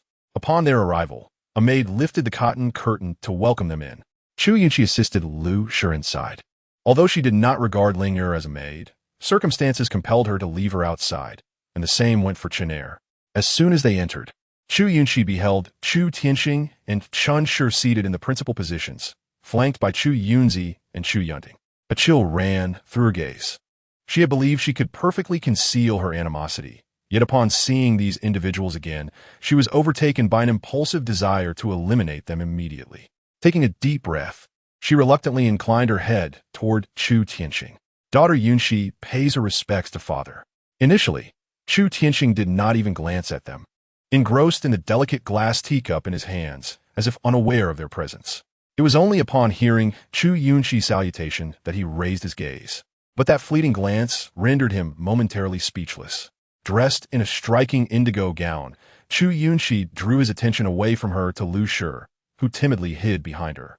He had presumed Lu Shi to be deranged and unsightly after years in the countryside. Yet to his surprise, she donned a simple, white garment embroidered with subtle patterns, appearing extraordinarily refined and ethereal. The passage of time seemed to have left no marks upon her visage, and her understated hair adornments rendered her akin to a pristine lotus after rain, captivating all who beheld her. The timid expression on her face stirred within him a potent desire to possess her. Chu Tianxing had married Lu Shi not solely for the advantages her father could provide for his career, but also due to her unparalleled beauty and talent that surpassed all in the capital. Lu Shi, born of noble lineage, indeed excelled as a matriarch. However, her grace and composure only served to accentuate the alluring charm of his pampered mistress. Coupled with the decline of the Lu family and the children Chen Shi bore him, she paled significantly in comparison to Lu Shi, who had suffered in childbirth and could bear no more children. In her youth, Chen Shi had possessed striking beauty and beguiling charm, captivating every man she encountered, but time had taken its toll. Now, though still retaining some allure, she had long since lost the novelty for Chu Tianxing, who had grown weary of her presence. Witnessing Chu Tianxing's undisguised lust upon seeing Lu Shi infuriated Chen Shi, yet she refrained from confronting him directly. Instead, she coldly addressed Chu Yunxi, "At least you have some sense of decorum, but ultimately, you are still a girl from the countryside, exuding an air of poverty, only able to afford a few floral hairpins, truly a disgrace to the Shangshu mansion." Chen Shi's remarks echoed those from a past life, yet Chu Yunxi merely chuckled softly before retorting, "Gold and silver are vulgar. I have little fondness for them." Chen Shi responded with a scoff. A country girl likely will never lay eyes on gold and silver, hence her disdain for them. She adjusted her golden hairpin and continued, "Look at you, your entire appearance barely worth a few coins. Should you venture outside, people might say I, the matriarch, have mistreated you." Following this, she withdrew a silver hairpin from her coiffure and gestured for Chu Yunxi to come forward and accept it. "Consider it a token of goodwill from your esteemed stepmother. Do not accuse me of neglecting you." Though her words were laced with condescension, her demeanor bore the unmistakable air of someone bestowing charity. Chu Tianxing chimed in, "You should accept it. Your stepmother means well. Do not refuse her kindness." Chu Yunxi inwardly scoffed at the notion of stepmother, yet before she could voice her thoughts, Chu Yunxi interjected. She took the silver hairpin from Chun Shi's hand and approached with a gentle smile. Since I was born half an hour after you, it is only fitting that I call you sister. Mother has given you a gift. It would be inappropriate for me not to offer one in return. Thus, I present this to you. As she spoke, Chu Yunxi produced a wooden hairpin adorned with a small jade stone, which, though simple and elegant, bore an uncanny resemblance to the hairpin worn by her maid. Chu Yunxi chuckled. Sister, how calculating. Using a servant's hairpin as a gift for me, a young lady, would only invite ridicule. Her words cast a pall over the gathering, particularly affecting Chu Tianxing, who immediately chastised Chu Yunxi. Yunxi means well. Perhaps it was simply a mistake. Why must you be so confrontational? In response, Chu Yunxi feigned indignation, turning to her maid and scolding, You foolish girl. How could you confuse my gift for sister with something else? You've caused me to be misunderstood by my sister. You deserve punishment. The maid promptly knelt on the ground, weeping as she pleaded with Chu Yunxi, Miss, please do not be angry. Otherwise, the young lady will sell me off. Have mercy. If you're truly upset, just strike me once to relieve your anger. I shall remain silent. Chu Yunxi could only laugh at her own folly. In her past life, she had been oblivious to Chu Yunxi's blatant schemes of oppression and humiliation, mistaking her for a genuine sister who cared for her. Ultimately, she had been outmaneuvered, losing everything. Moreover, her maid had proven herself equally cunning, swiftly portraying the image of a spoiled young lady eager to chastise and sell off her maid upon their first encounter. With a cold laugh, Chu Yunxi mused that had an ordinary person found themselves in her position, they might have unwittingly fallen into her adversary's trap. However, she cared little for reputation now. Observing the maid's tear-streaked face, she remarked, A careless maid is of no use. It would be better to sell her off and find a more astute one. As she spoke, she turned to Chu Yunxi, a playful smile gracing her lips. What do you think? Chu Yunxi was taken aback, entirely unprepared for such a response. The maid, sensing the impending doom, looked to Chu Yunxi for help, and upon receiving a silent cue, began to bow profusely to Chu Yunxi. Please spare me, miss. Please spare me. The maid's desperation drove her to bang her head against the floor with such force that blood soon flowed. Yet Chu Yunxi remained unmoved. Observing the scene, Chu Tianxing could not contain himself and banged his hand on the table. Enough. Yunxi has just returned home. This should be a joyous occasion, not a scene of chaos and despair. Chu Yunxi merely chuckled coldly at the absurdity of it all. A joyeuse occasion? What a farce. It was evident that none present shared in the joy. Responding to her father's words, Chu Yunxi quickly added, Yes, father, I recognize my mistake. Afterward, she cast a cold glance at the maid and commanded, Get out of here at once. The maid scrambled to her feet and hurriedly exited, bringing the brief episode to a close. Yet, Chun Shi was unprepared to let Chu Yunxi off so easily. Taunting her, the country girl's nature remains coarse. Upon returning home, she resorts to threats and violence. With this remark, Chun Shi shifted the blame entirely onto Chu Yunxi, painting her as the ignorant country girl who quibbled over trifles and sought to assert her authority through threats. Such was the artifice of domestic strife. Yet, Chu Yunxi was wholly unfazed by such tactics. The assertion is indeed erroneous. How could a mere maidservant from the illustrious minister's residence commit such an act? Today marks my return home, which is of little consequence. However, should this matter remain unaddressed, it could tarnish the reputation of the minister's estate in the future. While Chu Yunxi is indifferent to notions of reputation, she is acutely aware that Chu Tianxing is not. As expected, upon hearing this, Chu Tianxing's expression darkened, and he commanded in a low voice, Henceforth, let her work in the back courtyard as a menial servant responsible for laundry and firewood. She need not return to the front courtyard. The young servant beside Chu Tianxing promptly replied, Yes, my lord. The maid in question is a close attendant of Chu Yunxi. Clever, yet has committed numerous misdeeds against Chu Yunxi. Were it not for her, Chu Yunxi would not have so swiftly fallen into the deep pit that Chu Yunxi had prepared for her in a previous life. Very well, let us leave this matter here. Yunxi has accepted the meeting gift from your mother, and that shall suffice. Chu Tianxing observed Chu Yunxi still standing beside Chu Yunxi and thus remarked. Chu Yunxi timely extended her hand to offer a silver hairpin. However, Chu Yunxi merely smiled indifferently and responded, There is no need. My attire is already striking, and this silver hairpin is too plain to match. Chu Yunxi's words were blunt, clearly conveying her disinterest in their offerings. Her dress, a deep azure adorned with vividly embroidered orchid patterns, is eye-catching yet not ostentatious, crafted by Qingyang. When Qingyang presented her with several garments, she initially noticed only a few plain ones and a dark blue outfit, unaware that a deep azure dress lay hidden at the bottom of the chest.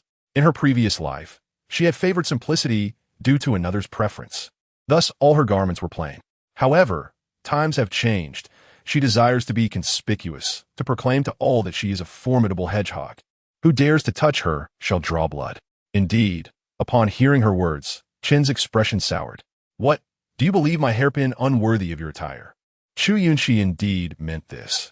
Yet as she had just returned home, it was not the time for immediate confrontation. She spoke suggestively, leaving room for interpretation.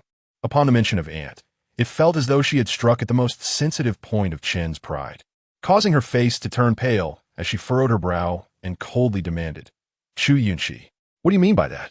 I am a mistress of this minister's residence. Chu Yunxi merely chuckled lightly, choosing silence. Yet in her heart, she mused that Chun, now aging, had become increasingly overbearing, her beauty fading and her cunning dulled. She is not difficult to handle. It is merely that Chu Yunxi is shrewd and deeply scheming, making it challenging to deal with her. Noticing Chu Yunxi's silence, Chen grasped at Chu Tianxing's sleeve. My lord, look at how she treats me. She has just returned to the minister's residence and shows no regard for me. Her rightful mother. How shall I discipline her in the future? Chu Tianxing, was aware that the affairs concerning Chu Yunxi's uncle were known only to him and a select few, as the imperial decree had yet to be issued. Moreover, being merely a woman of the inner court, he had not divulged the underlying complexities to her. He had anticipated that Chu Yunxi, returning from the countryside, would be an unrefined girl, easily swayed by a few kind words and tokens. Yet, she spoke with such clarity that there was no fault to find. At this moment, Chu Tianxing was at a loss on how to proceed, and thus he merely struck the table, stating firmly, Enough. Stop the commotion. Chu Tianxing scrutinized the group before him once more and continued. Yunxi, having been frail and residing in the countryside to recuperate these years, has only just returned. As her true mother, what harm is there in showing her a modicum of kindness? Chen's heart was filled with reluctance, yet faced with Chu Tianxing's displeased gaze, she could only acquiesce. Chu Yunxi found the situation amusing. It was no wonder that Chu Tianxing had achieved such success. His ability to endure played a significant role. However, she concealed her mirth and slowly performed a curtsy, softly stating, Father, you are wise. Hearing this, Chu Tianxing felt a sense of relief. As long as he could manage Chu Yunxi, the family's fortunes would continue to prosper. Just as he began to relax, he heard Chu Yunxi say, before returning, I heard from Steward Wei that father has long missed both me and mother. I wonder if that is true? Upon hearing this, Chu Tianxing perceived an opportunity presented before him, and he could not let it slip away. Thus, he donned a sorrowful expression and replied, Of course, it is true. Chapter 58. There is one more matter for father to adjudicate. Chu Yunxi had spent over a decade in the countryside with Lu Shi, entirely devoid of paternal affection. Prompting Chu Tianxing to believe, she spoke those words in search of a father's love. You are my biological daughter. How could I not miss you? Chu Yunxi mirrored his sentiment, feigning a look of grievance as she lamented. But why has father not come to visit in these years? Chu Tianxing was taken aback and replied, The sage said that in order for you to live well, I could not visit you. Chu Yunxi sai in li. It was evident that Chu Tianxing had colluded with Wei Huai in this explanation, yet it was riddled with inconsistencies. Steward Wei had informed Yunxi that as long as she surpassed 15 years of age, it was permissible to visit. So why, after turning 16, did it take father so long to send someone? Chu Tianxing was momentarily stunned, having not anticipated that Chu Yunxi would cling to this point. When he conspired with Wei Huai, they had just received news about her uncle half a year prior. However, as the situation changed, he assumed it was false and dismissed it. Yet now, he found himself ensnared by Chu Yunxi's scrutiny. Before he could devise a way to deflect, he heard Chu Yunxi say, If sister wishes to blame someone, let it be me. It was I who fell ill, and father feared the contagion would reach sister, which is why he delayed bringing her back. Upon hearing this, Chu Tianxing quickly supported her. The illness could be contagious, which is why we did not bring you back immediately. Chu Yunxi did indeed fall ill at 15. Yet whether it was genuine or feigned remains a matter open to interpretation. Chu Yunxi had not intended to dwell on this topic, and since a reason had been provided, she refrained from further comment, simply stating, "Father's deep affection for his daughter is understood by Yunxi." Hearing this, Chu Tianxing felt a weight lift off his chest, believing that Chu Yunxi harbored no ulterior motives, and as long as he maintained the facade of a loving father, he could easily manage her. However, before he could fully relax, he heard Chu Yunxi state, "I have one more matter to trouble father with." Chu Tianxing inquired, "What is it?" Chu Yunxi did not respond directly, but instead called out loudly to the entrance, "Uncle Chun, please bring the person in." "Yes, Mississippi." Chun Air outside immediately acknowledged and turned to fetch the individual. Chu Tianxing felt something amiss. He could not quite grasp what was transpiring. Yet, he was unable to discern Chu Yunxi's intentions, so he simply inquired, "What is going on?"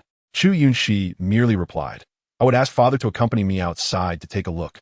Chu Tianxing frowned, sensing an ominous premonition. "Let us go, father. We shall see." Chu Yunxi chimed in. Chu Tianxing instinctively cast a glance at Chu Yunxi, but he recognized that this was not the time for hesitation. Thus, he rose and proceeded towards the door, where the waiting maidservants hastily lifted the cotton curtain.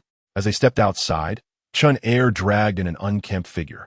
He pushed the individual forward, who fell to the ground, caked in mud, and before they could react, the person began to drink the muddy water from the ground. The rain continued to fall, and the chilling wind crept into their garments, causing Chun to shiver involuntarily before exclaiming, "Who is this person?" Chu Yunxi remarked, "He claims his name is Chao Yoji." Upon hearing this, several individuals displayed subtle shifts in their expressions.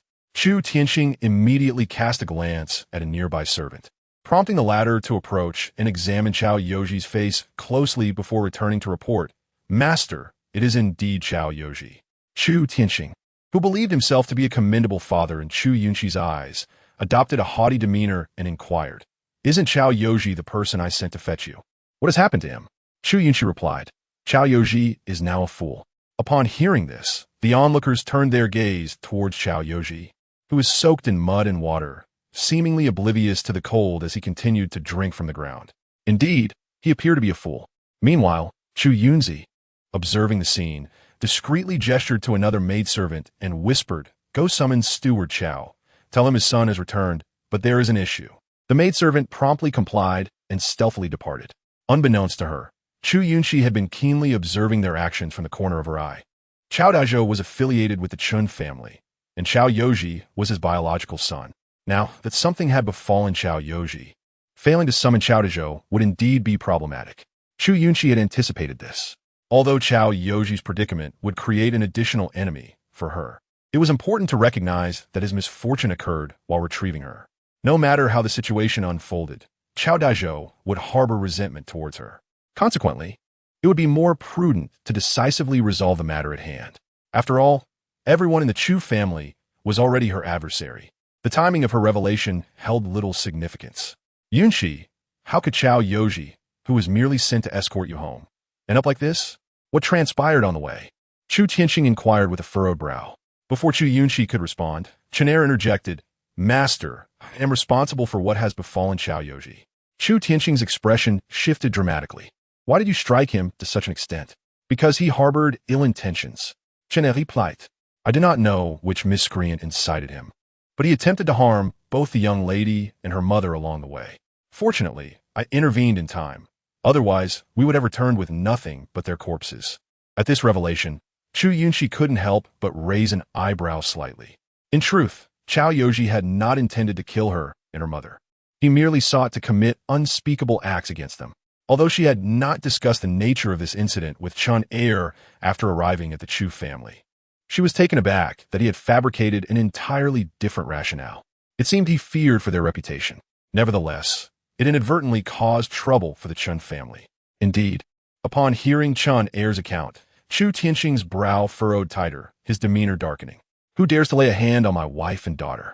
"Unknown, my lord," Chun Air replied coolly. Chu Tianxing, maintaining a stoic expression, remained silent, yet his mind began to form suspicions regarding the perpetrator. The number of individuals privy to the arrangement to bring Chu Yunxi back home was limited, and most of them were his trusted subordinates, aware of the underlying stakes. making it unlikely they would act against Chu Yunxi. The only person with both motive and opportunity was undoubtedly his wife, the Chun family matriarch. After all, she was privy to certain rumors regarding Lu Chonglin, yet she lacked understanding of the intricacies involved. She would surely perceive that the return of Chu Yunxi and her mother posed a threat to her standing. Furthermore, while he maintained a facade of ignorance about Chao Daizhou's connection to the Chun family, he was acutely aware of it. Given that Chao Yoji was Chao Daizhou's son, the identity of the mastermind behind this predicament was glaringly evident. With these thoughts swirling in his mind, Chu Yunxi couldn't help but cast a glance at the Chun matriarch, who immediately felt a chill run down her spine. Though she had previously contemplated methods to eliminate Chu Yunxi and her mother, her attempts had all failed. She had intended to devise a plan once they returned to the Chu household. However, she had not informed anyone regarding Chao Yoji, knowing that as long as a problem arose during their journey, he would be the primary suspect, and the identity of his backer was a foregone conclusion. Yet, she never anticipated that Chao Yoji would truly encounter trouble. Chen Shi hastily interjected, "Master, do not listen to provocations." Furrowing her brow, she desperately sought to convince Chu Yunxi that she was not the instigator behind this incident. "My lord, if I truly wish to harm them, what benefit would it serve me? While I may not favor her, I am well aware that this matter concerns your reputation. How could I dare to bring trouble upon you?" Chen Shi lowered her voice. After considering her words, Chu Yunxi found some merit in her reasoning and addressed Chu Yunxi. "Since this incident has transpired and he has received due punishment, let us expel him from the estate and consider the matter resolved." However, Chu Yunxi countered, "Father, I wish to know if Chao Yoji is a legitimate servant, with his status recorded within the household." Unaware of the implications of her question, Chu Yunxi nodded affirmatively. "Indeed, that is the case." Chu Yunxi continued, "In that case, this matter cannot simply be brushed aside. This individual harbors malevolent intentions and has committed an offense against his superiors. He must be dealt with severely." After a moment of contemplation, Chu Yunxi inquired, "What do you propose?" To strike him down without hesitation, Chu Yunxi declared coldly, devoid of any trace of emotion. If the Chu family sought to impose their will upon her, then she would repay them in kind. Moreover, she had no intention of sparing Chao Yoji's life. Her earlier restraint was merely to bring him back for the Chan matriarch to witness the dire consequences of crossing her. Chu Yunxi hesitated. As a legitimate servant, killing Chao Yoji would tarnish the reputation of the minister's residence. However, given that Chu Yunxi had just returned, it was imperative that he establish an image of a loving protector in her heart, facilitating his future actions. Chu Yunxi, observing her father's indecision, stepped forward, saying, "Sister, is it not excessive to pursue this further? Chao Yoji is now a fool. Why must we take his life?" Chu Yunxi expressed satisfaction with Chu Yunxi's candidness. His daughter, indeed, understood his concerns and spoke on his behalf. Pleased, he cast a fond glance at Chu Yunxi, who smiled sweetly, embodying the image of a dutiful and understanding daughter. Yet, Chu Yunxi remained unfazed by their arguments, her voice icy as she stated, "Does father also believe this is excessive?" Assuming a magnanimous demeanor, Chu Yunxi replied, "Regardless of the circumstances, Chao Yoji is still Chao Daizhou's son. Steward Chao has dedicated years of service. It would be prudent for Yunxi not to take such drastic measures." He paused momentarily before adopting a tone that suggested he was solely considering Chu Yunxi's well-being. "Yunxi has just returned home. If this escalates to loss of life, it would not reflect well on your reputation." As soon as Chu Yunxi finished speaking, Chu Yunxi eagerly chimed in, "Father speaks wisely. Sister, it will be better to refrain from such aggressive actions. Otherwise, rumors may spread that the daughters of the minister's residence lack proper upbringing and are unruly." A slight smirk crossed Chu Yunxi's lips at Chu Yunxi's remarks. She was quite adept at verbal sparring. Before any actions were taken, she had already been subjected to her words. Had it not been for her own experiences and acquired cunning over the years, she might have been swayed by her sister's manipulations. However, the situation was different now. The one nearly slain was not her, so naturally, they remained unconcerned. If Chao Yoji were still alive, she and her mother would likely be haunted by nightmares, suffering from anxiety and frailty. Should they encounter anyone uttering unkind words, it would indeed taint the reputation of the minister's residence. Upon hearing these words, Chu Yunxi's expression darkened. As he recalled the uncle of Chu Yunxi, he knew that upon his return, He would certainly want to visit Chu Yunxi and her mother. If he were to discover that Chu Yunxi and Madame Lu had nearly been murdered by their own servants, would he remain at ease? The expression on Chu Tian's face was inscrutable as he glanced at Chu Yunxi and Chu Yunxi, ultimately stating, "Then let us proceed according to Yunxi's wishes." Listening from the side, Chu Yunxi felt a seething resentment, yet could only feign a smile and say, "Since father has already spoken, I shall not object. I will follow my sister's lead." If the circumstances had permitted, Chu Yunxi would have relished the opportunity to slap Chu Yunxi across the face. Her ability to play the innocent victim was truly remarkable, effortlessly portraying herself as a spoiled child indulged by her father's affection, heedless of advice, and imperious. Chu Yunxi's skill was formidable, and for the moment, Chu Yunxi refrained from tearing away her facade, knowing she had ample time and energy to engage in this game. The most pressing matter was to deal with Chao Yoji, to demonstrate to this group of onlookers that she, Chu Yunxi, was not to be trifled with. Thus, she coldly commanded, "Let him be beaten to death on the spot." Not a single maid or servant from the minister's residence responded, but Chu Yunxi remained unperturbed. After exchanging a glance with Chun Er, he immediately replied, "Yes, Mississippi." With that, Chun Er retrieved a long stick, thick as an adult's arm, and swung it down upon the frenzied Chao Yoji. A cry of pain erupted as Chao Yoji fell to the ground. His incoherent murmurs silenced by a brutal blow to his mouth, sending 2 bloodied front teeth flying and distorting his nasal bone. Chu Yunxi gasped and quickly covered her eyes, while Chu Yunting frowned in dismay. Madame Chun pulled Chu Yunxi away, unwilling to witness the gruesome scene. Chapter 60. Yunxi is unafraid. Madame Lu was equally startled, trembling as she sought refuge behind Chu Yunxi. The latter embraced her, shielding her from the blood-soaked spectacle, gently covering her ears. Leaning close, Chu Yunxi whispered, "Do not fear. Mother, we are dealing with the bad people. Only by vanquishing them can we live freely." Though her voice was soft, those around her heard her clearly. Chu Tianxing exhibited little reaction, but the expressions of Chu Yunxi and Madame Chun shifted dramatically, especially as they beheld Chao Yoji being beaten into a state of near unrecognizability. They were astonished by Chu Yunxi's ruthless demeanor, which starkly contrasted with their preconceived notions of a simple country girl. With a cold gaze, Chu Yunxi watched as Chao Yoji's blood stained the ground, mingling with the rainwater. She mused that bringing Chun Er back with her had indeed been her wisest decision. There was no one else in the entire minister's residence whom she could rely upon. Had it not been for Chun Er's presence today, her performance would not have been so compelling. Suddenly, a figure darted from the shadows and lunged at Chao Yoji. Chun Er instinctively prepared to halt his strike, but noticed a subtle nod from Chu Yunxi. Thus, he added force to the stick, bringing it down upon the figure, shielding Chao Yoji. Chun Er's strength was formidable, and the older individual immediately coughed up blood. Chao Dezhou spat out a mouthful of blood, yet did not dare to pause, exclaiming, "Master, I do not understand what crime my son has committed to provoke such wrath." Chu Tianxing frowned, but had not yet spoken when Chu Yunting interjected, "Housekeeper Chao, you are mistaken. It was not my father who was angered by Chao Yoji, but rather my sister, who has just returned home." Though Chu Yunting and Chu Yunxi were fraternal twins, they bore only slight resemblance. He was the sole favored son of the minister's residence, and thus no one chastised him for interrupting Chu Tianxing. Chao Dezhou's attention shifted to Chu Yunxi, and he inquired, "I presume this is Miss Yunxi? I am at a loss as to how my son has offended you to the point of risking his life."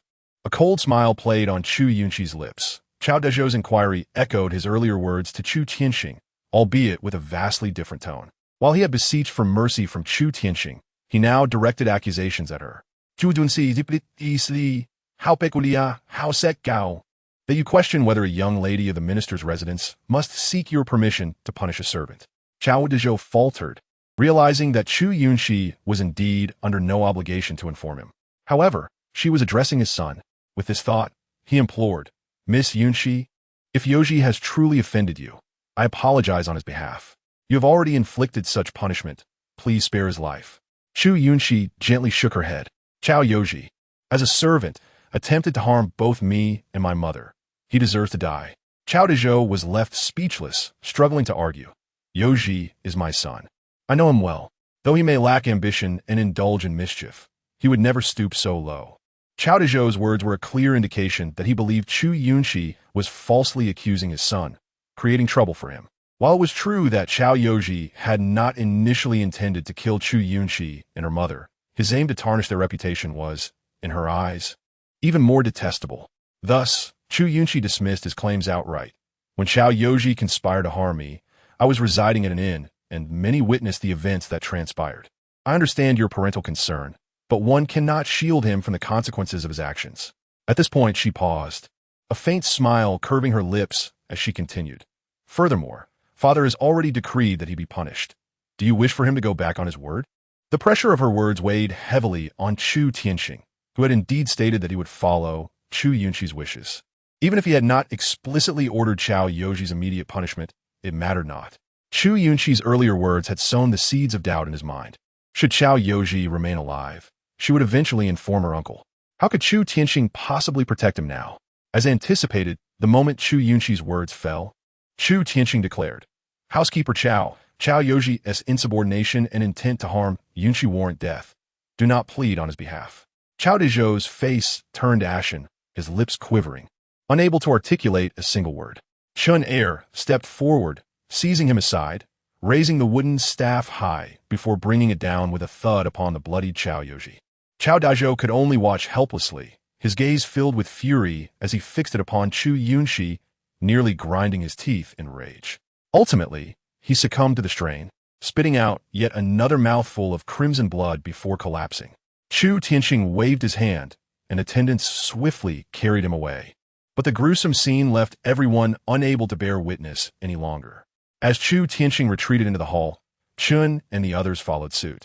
Chu Yunxi caught a glimpse of the departing figures, unable to suppress a cold, mocking laugh. Around her, the servants whispered in hushed tones, their words clear to her ears.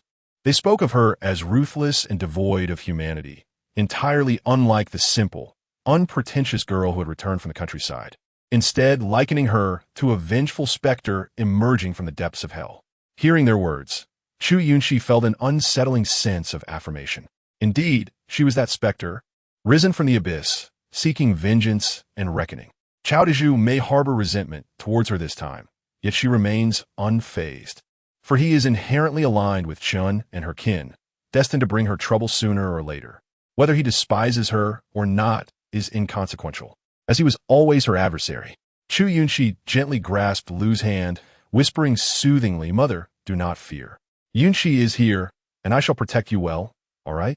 Lu, with her childlike innocence, naturally felt fear in such situations, yet she understood that Chao Yoji was no good man, a bully who tormented them, prompting her to assert, Mother is not afraid. The wicked must be dealt with. Yunxi is right. Yunxi is unafraid. Chapter 61. A wife not yet deceased cannot be replaced as Lu spoke. She lifted her hand to wipe away the raindrops that had landed on Chu Yunxi's face, to which Chu Yunxi responded with a smile. Only Lu would think of her as a mere 16-year-old girl, worried that she might be frightened by such occurrences, thus offering her comfort. It's all right, daughter. Everything is fine. With a gentle smile, Chu Yunxi sought to reassure Lu.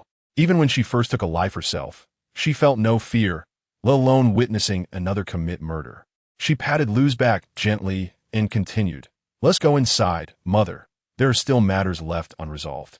Lu was unaware of the unfinished business Chu Yunxi referred to, but that did not hinder her from heeding her daughter's words.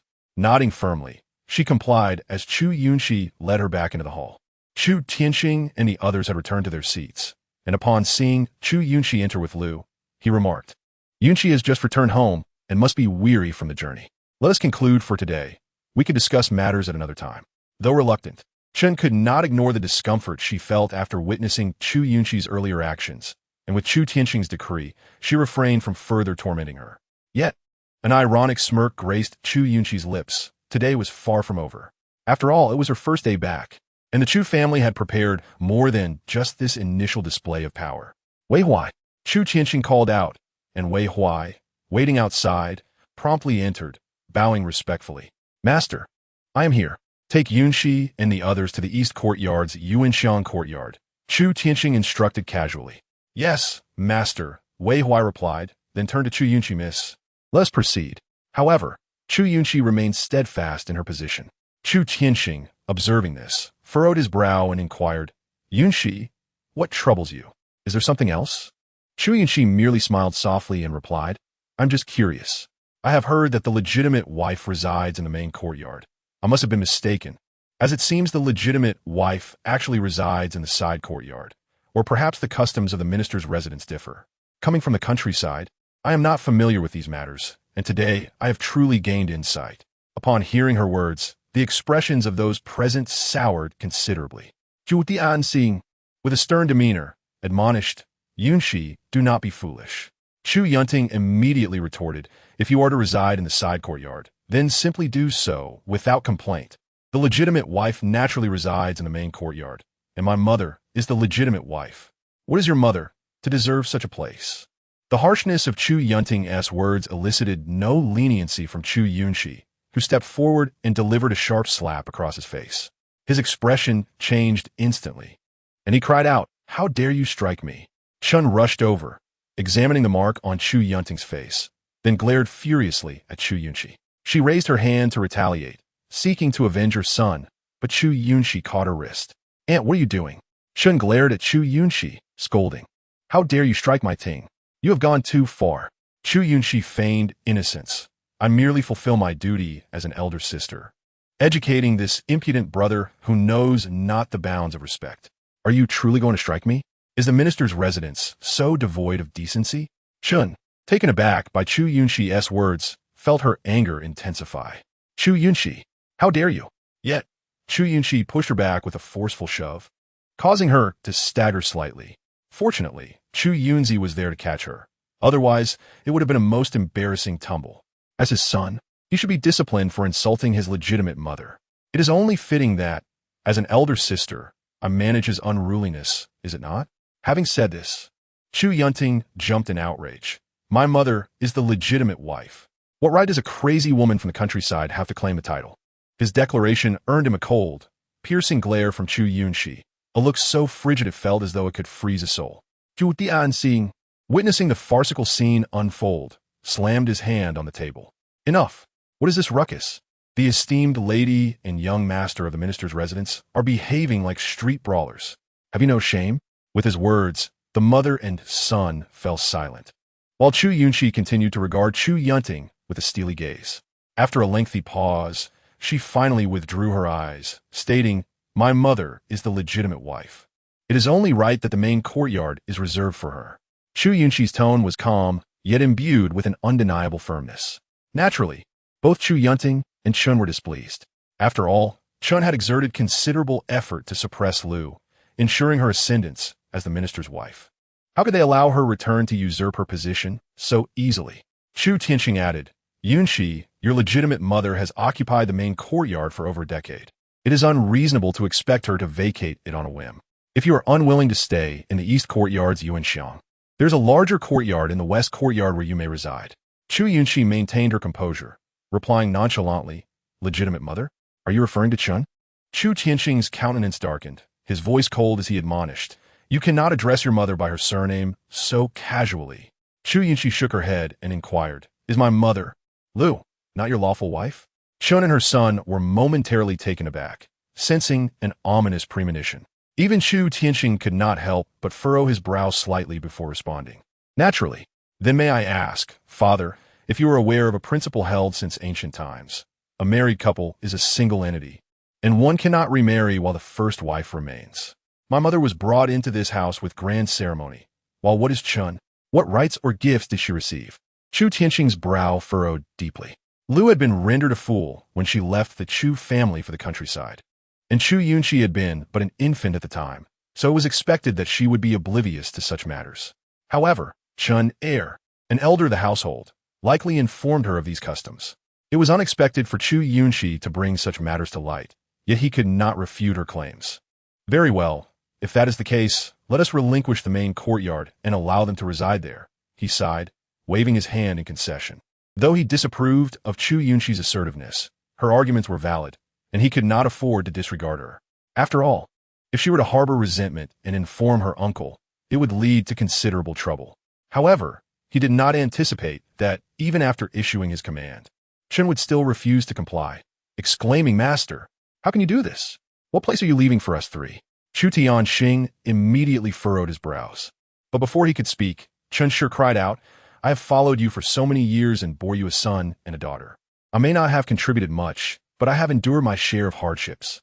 Why is it that upon their return, they have become like this? As she spoke, Chunshi tugged at her silk handkerchief, sobbing. Chu Yunxi could not help but raise an eyebrow gently. Chunshi was indeed shrewd, particularly when it came to manipulating men. She understood that in such a moment, throwing a tantrum would be futile. She must leverage her advantages as a woman. After so many years of living together, Chu Tianxing had developed a modicum of affection for her, and naturally did not wish to see her in tears. He said, Why are you crying? This is to be expected.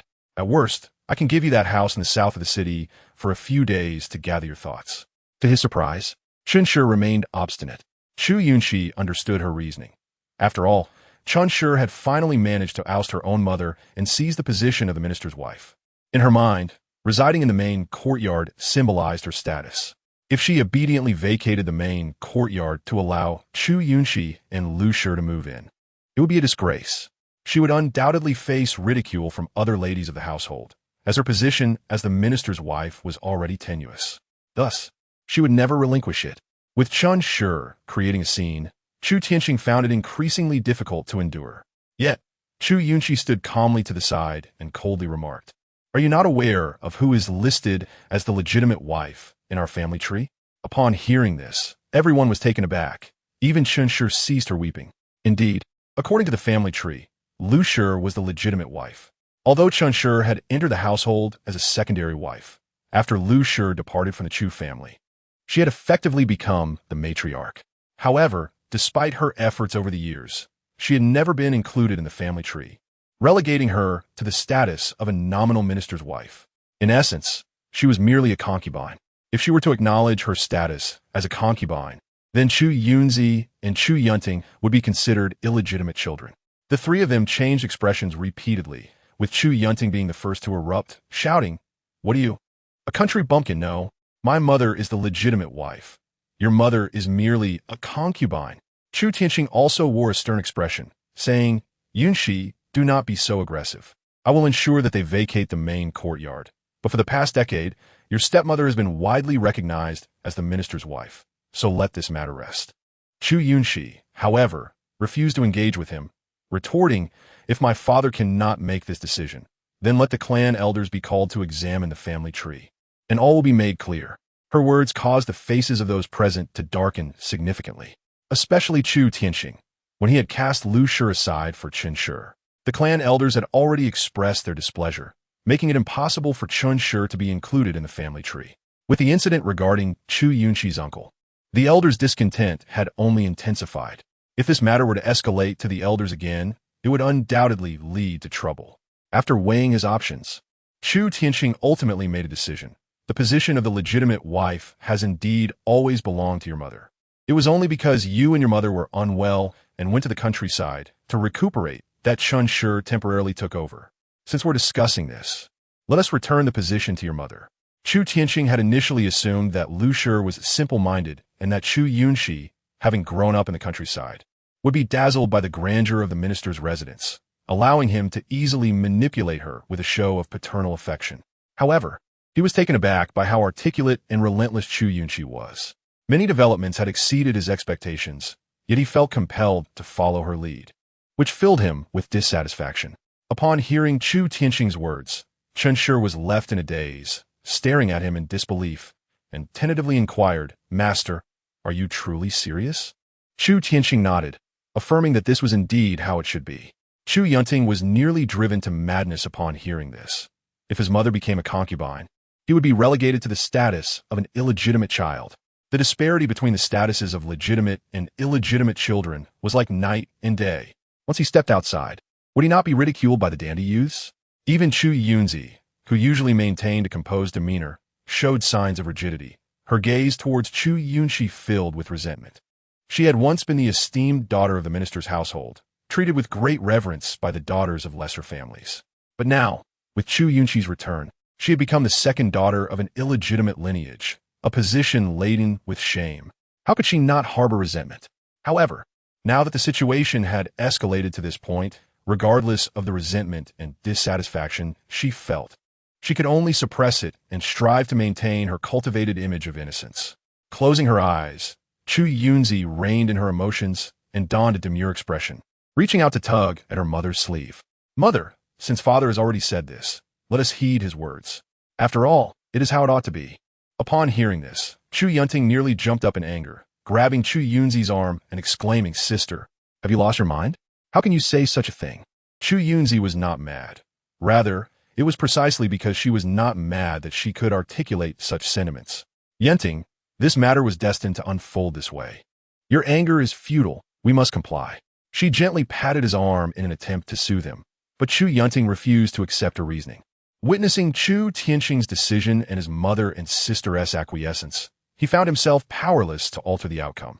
In the end, he could only storm off in a fit of rage, but not before casting a venomous glare at Chu Yunxi, vowing, "I will not let you off easily. Just wait." Chapter 63. In this battle, she triumphed. Chu Yunxi paid no mind to Chu Yunting's harsh words. Instead, she merely smiled subtly. After his departure, Chen Shi ceased her protest. It was as if all her pride had been crushed by Chu Tianqing's single declaration, leaving her dejectedly supported by Chu Yunxi. Chu Yunxi bowed to Chu Tianqing and said, "Father, mother is feeling unwell. I will assist her downstairs. She has accumulated too many belongings during her long stay in the main courtyard. It is impossible to move everything today. I will trouble my sister to stay in the side courtyard for a few days." Chu Yunxi had merely intended to return the initial intimidation they had shown her, and where she resided was of little consequence. Having reclaimed the position of legitimate wife for her mother, she was indifferent to their temporary relocation. With this in mind, she remarked, "It matters not. After all, Aunt's belongings have become worn out. My mother, as the rightful wife, certainly deserves a complete new set." At this, Chen Shi nearly ground her teeth in frustration. But her daughter motioned for her to endure. Given the circumstances, Chen Shi had no choice but to rely on Chu Yunxi, so she complied without further protest. Chu Tianqing addressed Chu Yunxi, stating, "Since your sister has said so, then proceed." "Yes, father," Chu Yunxi replied, assisting Chen Shi out of the main hall. Her demeanor was placid, devoid of any hint of insubordination, leading Chu Tianqing to perceive her as a dutiful and obedient daughter. Only Chu Yunxi understood the treacherous nature lurking beneath her beautiful exterior. Once Chu Yunxi had left, Chu Tianqing sighed and turned to Chu Yunxi, saying, "Yunxi, I have caused you and your mother much distress over the years." Chu Yunxi internally scoffed. It was too late to feign a deep father-daughter bond now. Nevertheless, she maintained an appearance of demure compliance, not one to feel aggrieved. After all, a father always acts in the best interest of his daughter. Had it not been for the hardships endured in the countryside, hunger, cold, and relentless labor, she would not be as healthy as she is now. Chu Yunxi's words were clearly a slight to Chu Tianqing, yet the truth of her statements was undeniable. He had already inquired about these matters and found them to be accurate, leaving him at a loss for a retort. Ultimately, he said, "Since you have returned, let us live well. The side courtyard has been tidied up. Shortly, I will send Wei Huai with several maidservants to assist you in selecting what you need. Make yourself comfortable, and if you require anything further, simply inform Wei Huai, and he will see to it." Chu Yunxi nodded, acknowledging his words with a soft murmur, and chose not to speak further. Chu Tianqing then instructed Wei Huai to escort her. As Chu Yunxi led Lu Shi out of the main hall, the cold rain had ceased. She looked up at the sun breaking through the clouds, unable to suppress a gentle smile. In this round, she had triumphed. The days ahead promised nothing but sunshine. Descending the steps, Linger hurried over, eager to inquire, "Miss, how did it go?" Chu Yunxi affectionately caressed Linger's cheek and replied, "I will tell you when we return." Linger nodded obediently, following closely behind and assisting Lu Shi. Lu Shi appeared dazed, unaware of the events that had transpired, merely feeling that the Chu family was full of unworthy individuals. With her head bowed, she allowed Chu Yunxi and Linger to support her, saying nothing. Chen Er, though a man traditionally not permitted in the inner quarters, was not far from the servants' quarters of the back garden. Moreover, Chu Yunxi had no intention of keeping him there for long, so she simply approached him with a few words of caution. "Uncle Chun, the coming days may prove to be rather strenuous for you." Chen Er had once been aligned with the Chun family, but had since defected, no longer serving as their weapon of choice. His betrayal meant that the Chun family would surely seek retribution against him. Even if they were currently preoccupied with the fallout from recent events, they would inevitably devise a plan to trouble him in due course. Although his existence might prevent them from taking lethal action against him, they would ensure that he faced difficulties. Chenair understood this well. Rest assured, Mississippi, when I agreed to accompany you, I was already prepared for such outcomes. Chu Yunxi note that, casting a glance at Chenair that bore a hint of regret before turning to leave. Exiting the main courtyard, she walked eastward, passing through a semi-arched doorway and a small garden, and after navigating around a koi pond, she arrived at the distant fragrance courtyard. This place was one she had inhabited for many years in her previous life. Now that she had returned, the scenery remained unchanged, albeit a touch more secluded. It was blessedly tranquil. Wei Huai stood at the entrance of the courtyard and said, "Miss, I shall not intrude. The courtyard has been thoroughly cleaned, and new bedding has been provided. Should you require anything, simply instruct the servants to summon me." Chu Yunxi nodded in acknowledgement. Wei Huai continued, "The master has instructed that you and the madam need not dine in the main hall today. A servant will bring your meals when it is time for lunch." "Thank you, Steward Wei," Chu Yunxi replied. "It is but your duty." After exchanging pleasantries, Wei Huai took his leave. "Let's go inside," Chu Yunxi said, leading Lu Shi and Ling'er into the courtyard. Upon entering, Ling'er was immediately delighted to see over 20 pots of flowers arranged throughout the yard. "Miss, these flowers are so beautiful." However, Chu Yunxi did not even glance at them, merely stating, "They are merely potted plants, hastily moved here for show." Ling'er, having never entered the grand estates of the affluent, could not comprehend such nuances. In her past life, Chu Yunxi had failed to grasp the significance as well, mistaking it for Chu Tianxing's affection. Now, she found them unworthy of attention. The precious varieties of flowers were typically kept in greenhouses, sheltered from the harsh elements until the appropriate season arrived. Yet, the 20 or so pots before her contained none of the esteemed species. They were merely the most commonplace blooms. Ordinarily, such flowers would be planted in the ground, tended to by maidservants and footmen. Pushing the door open, Chu Yunxi first assisted Lu Shi inside.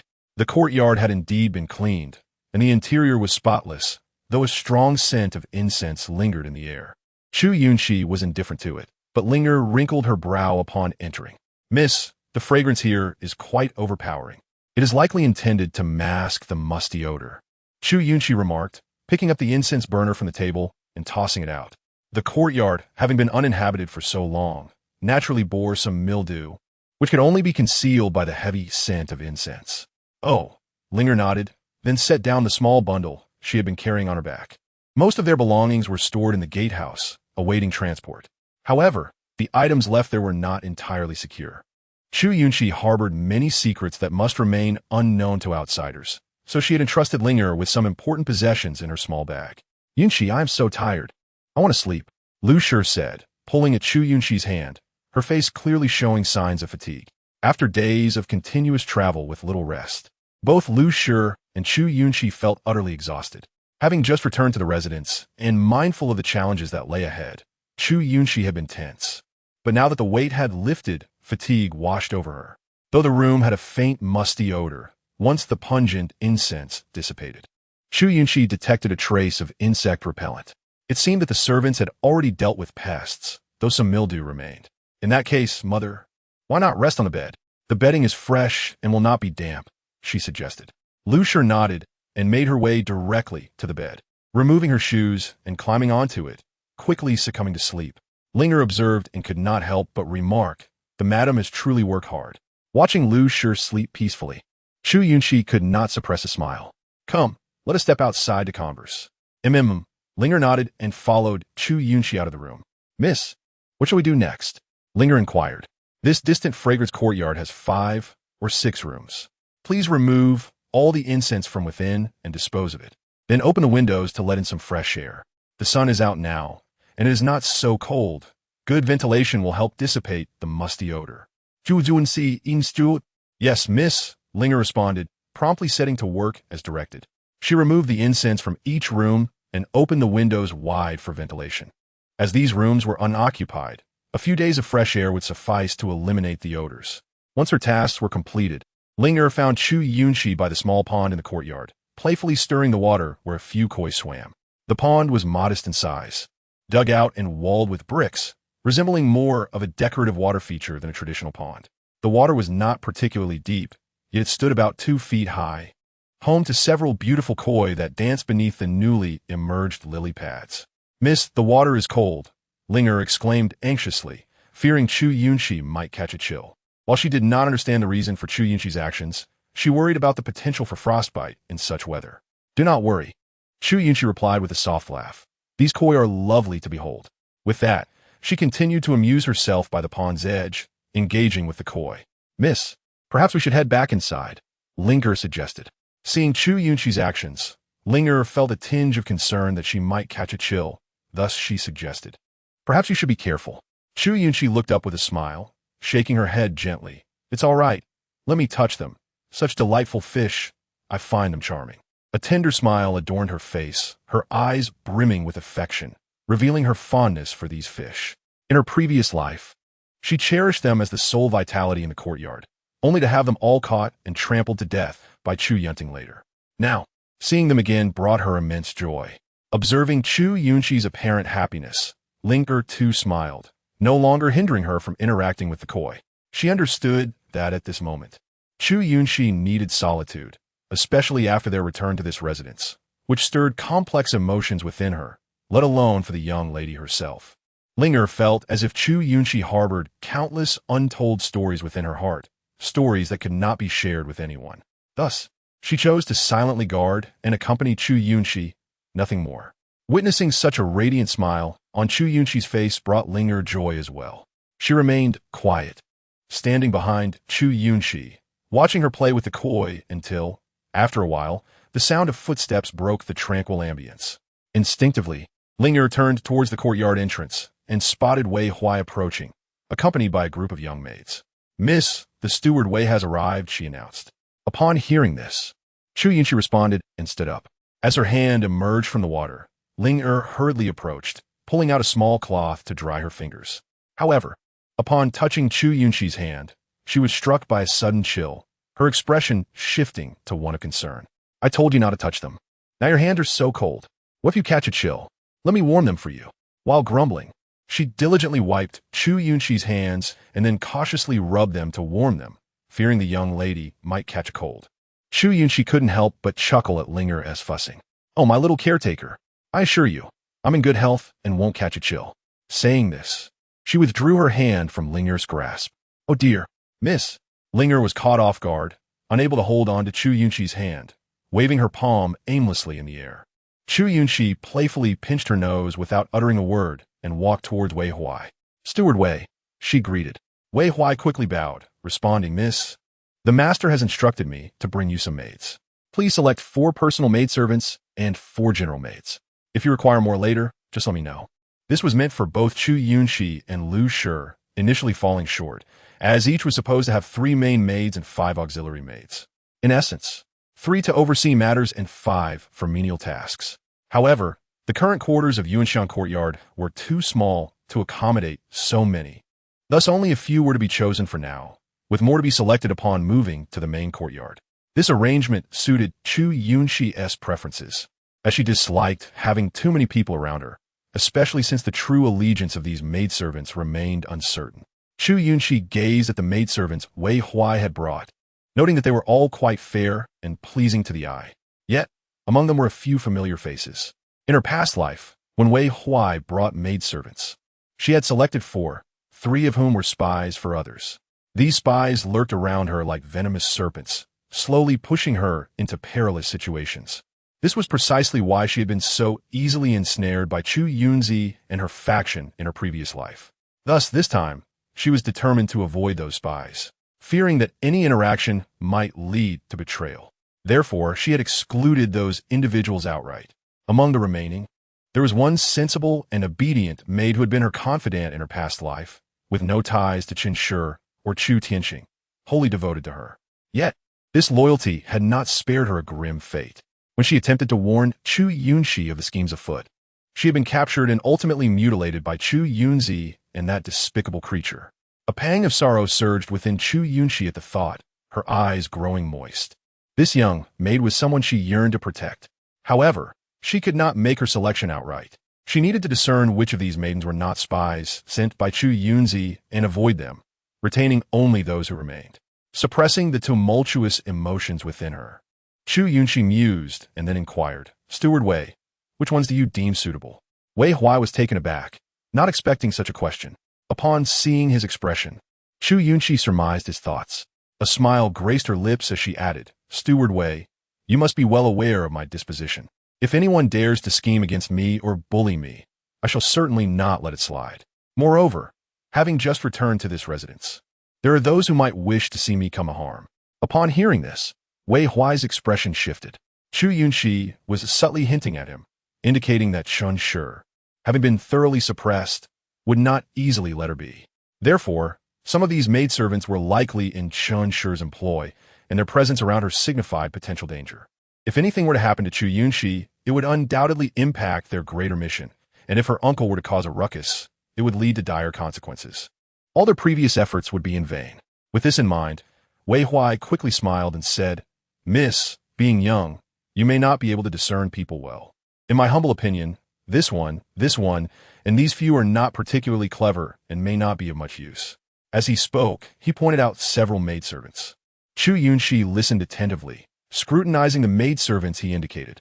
The ones he selected had pleasing appearances and were tall with fair skin, appearing quite capable. Yet coincidentally, the 3 spies sent by Chu Yunxi were among those he had pointed out. Understanding this, Chu Yunxi nodded and replied, "If Steward Wei finds these unsuitable, then I too do not find them appealing. Let us select from the remaining maidservants." Casually indicating a few maidens, she declared, "You few shall remain, the others, please have Steward Wei take them back." Wei Huai exhaled a sigh of relief, promptly acquiescing and bowing before turning to lead the remaining maidservants away. Once they had left, Chu Yunxi turned to those who remained. "All right, you all may come in with me." The maidservants followed Chu Yunxi into the small hall. Once they were all inside, she seated herself and looked up at them, calmly asking, "What are your names?" Upon hearing her inquiry, the young maidservants responded in turn. "I am called Siqin. I am called Xiaozui. I am called Ming'er. I am called..." Their names were all rather ordinary. There were a total of 8, and after listening to them, Chu Yunxi remembered only Siqin, as the rest did not pique her interest. It wasn't that she had a poor memory. Rather, she simply did not wish to remember. Siqin had been her loyal maid in her past life, and along with Ling'er, she was indifferent to the rest. After pondering for a moment, Chu Yunxi casually remarked, "Your names are rather cumbersome. I cannot remember them. Except for Siqin, the rest shall be named Mylin, Julan, Juhua, Lian, Song, and Rome." The young maidservants were momentarily taken aback, but soon bowed deeply, expressing their gratitude for the bestowed names. However, Siqin appeared somewhat perplexed, wearing a dazed expression. If it were not for Chu Yunxi's awareness of her intelligence, one might have mistaken her for somewhat dim-witted. From this day forth, Siqin shall be the sole head maid in your midst. Should you have any matters to address, direct them to Siqin. Upon hearing this, Siqin's expression grew even more bewildered. She was entirely unaware of why Chu Yunxi trusted her so implicitly after just their first meeting and entrusted her with the management of these 7 maidservants. The authority conferred upon her was neither trivial nor grand. After all, she was not the most senior among them, and seizing such power might not sit well with the others. As expected, the very next moment, a maid who appeared several years older spoke up. "Miss, Siqin has only been in the household for 2 months. She is still unfamiliar with many matters. It may not be suitable to place her in charge." Chu Yunxi's expression remained unchanged, though her tone grew markedly more indifferent. "What? Are you questioning my decision?" The maid, likely named Xiao Mei, immediately retorted, "I would not dare to. But I have been in this household for 4 years. Surely, I am more suitable than newcomer like her." Chu Yunxi nodded slightly, acknowledging the merit in her words. Xiao Mei's face lit up with hope, believing that Chu Yunxi might heed her suggestion and appoint her instead. However, unexpectedly, Chu Yunxi coldly interjected, "Nevertheless, this humble abode cannot accommodate such a lofty and self-important individual as yourself. You may return from whence you came." Xiao Mei's countenance shifted dramatically, and she hurriedly protested, "Miss, why?" But Chu Yunxi merely waved her hand. "Siqin, please escort her out." Without question, Siqin responded, "Yes, Mississippi." With that, she firmly grasped Xiao Mei's arm and led her outside. dragging her to the threshold of Yuanxiang courtyard. Chapter 66. I shall listen to you, little manager. Xiao Mei, still disgruntled, felt it unjust. After all, in her view, she had been a long-standing member of the household and was more fitting for the role than Siqin. It irked her that this newly arrived young lady could be so unappreciative of her worth, squandering her efforts. Siqin, observing the resentment etched on Xiao Mei's face, coldly stated, "You may leave. Yuanxiang courtyard does not require your presence." Xiao Mei retorted, "Humph. Do not get too smug. Do you truly believe you have ascended to greatness? Inside, there resides a ruthless being who would not hesitate to take your life. It is only a matter of time before you suffer." With that, she turned on her heel and departed. Siqin watched her retreating figure, her gaze growing colder still before she turned back toward the interior. Upon returning, she found Chu Yunxi seated calmly, awaiting her arrival. As Siqin approached and settled beside her, Chu Yunxi inquired, "What did she say?" Siqin did not conceal the truth, replying, "She remarked that the miss is a heartless fiend." Siqin had anticipated that this would incite anger in Chu Yunxi, yet to her surprise, a brief laugh escaped her lips. "Indeed, I am a ruthless fiend. Today, I claim the life of Cao Dezhou's son, Cao Yoji. Should any of you feel fear, do not hesitate to depart." Siqin was taken aback by this declaration, for Chu Yunxi had specified you 6, entirely excluding her from the equation. This piqued her curiosity, yet she had no intention of leaving. The remaining 6 maidservants exchanged glances and, in unison, declared, "Since the miss has chosen us, we shall never depart." Chu Yunxi note that, her satisfaction evident.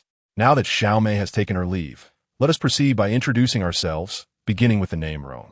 "Yes, miss," they chorused. "Now, all of you may exit. Please tidy the northernmost room, as that shall be your residence." "Understood." The 6 maidservants responded in unison before turning to leave the small hall. Thus, only Chu Yunxi, Linger, and Siqin remained. Chu Yunxi addressed Siqin, "Siqin, do you comprehend why I appointed you as headmaid?" Siqin, maintaining a respectful demeanor, replied, "I do not know, but I believe the miss has her reasons for this decision, and I shall simply follow your lead." A faint smile graced Chu Yunxi's lips. Siqin truly was the same obedient and clever Siqin, never prying and devoted to her mistress. Chu Yunxi turned to Linger, saying, "Linger, your sister Siqin is quite astute. You have much to learn from her." Linger pouted, somewhat displeased. Now that the miss has Siqin, she pays no attention to me. Amused by Linger's remark, Chu Yunxi playfully pinched her nose and replied, "Jealousy does not become you. Who says I have forgotten you? Both you and Siqin are my treasures." Upon hearing this, Linger beamed with joy, exclaiming, "Now that is more like it."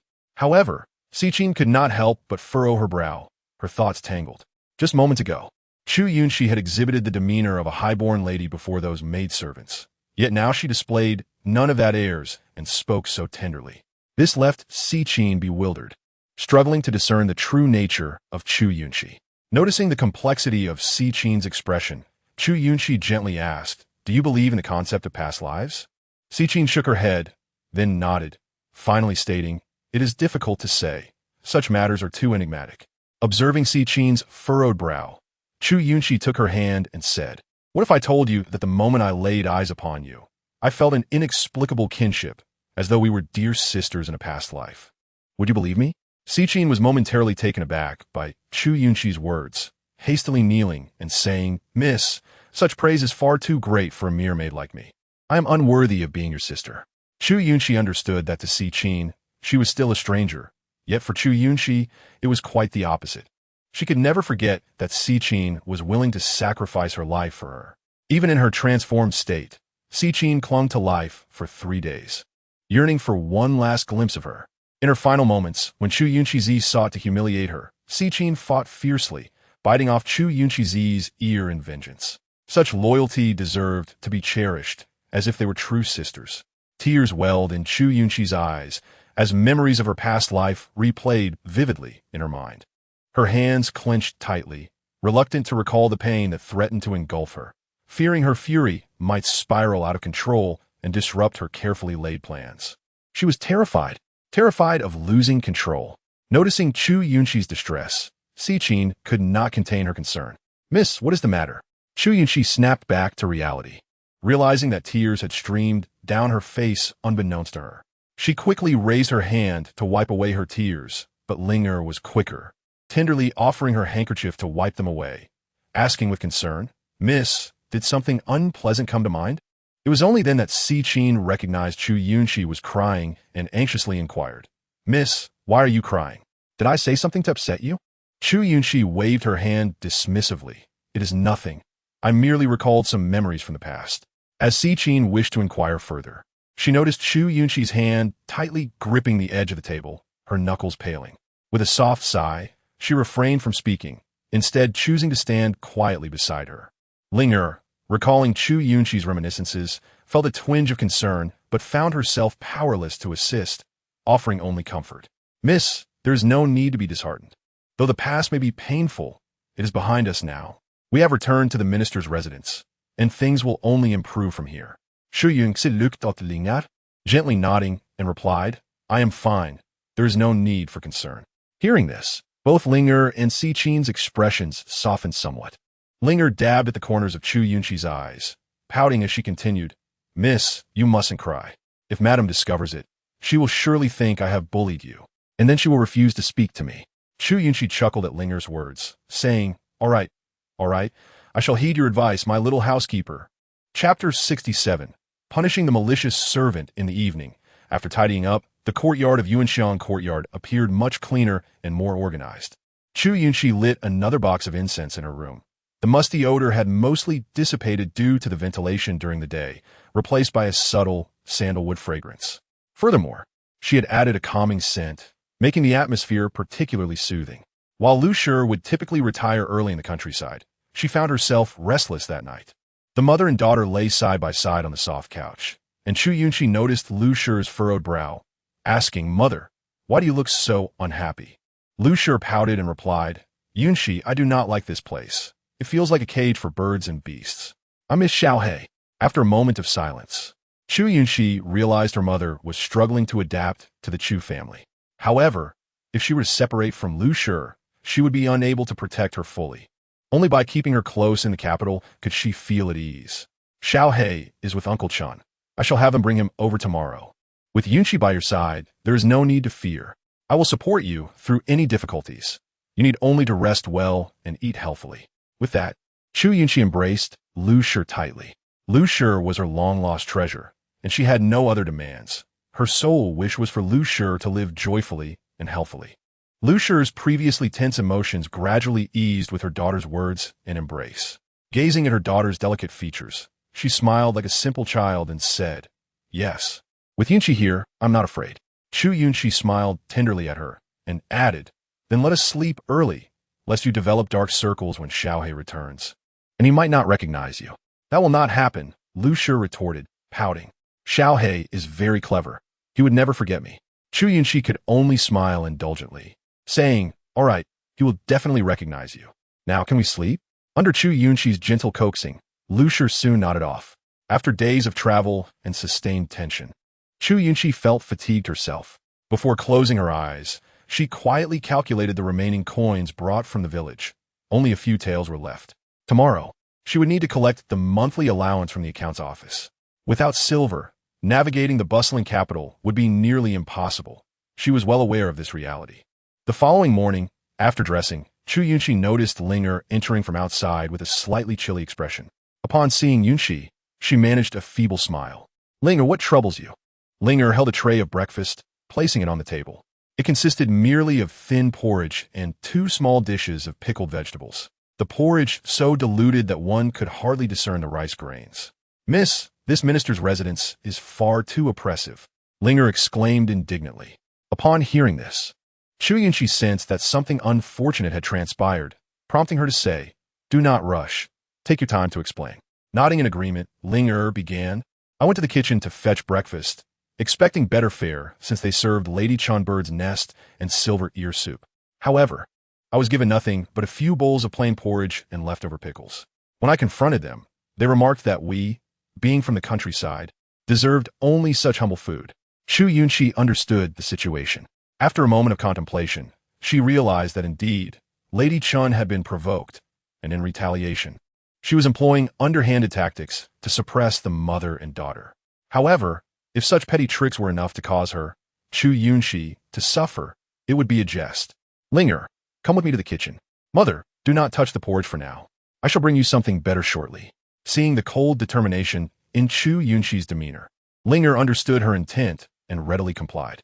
Yes, Mississippi Lu Sure, always obedient to her daughter, nodded in agreement. Understood. Are you going to teach those who bully us a lesson? Chu Yunxi smiled. Yes, let them think twice before treating us poorly again.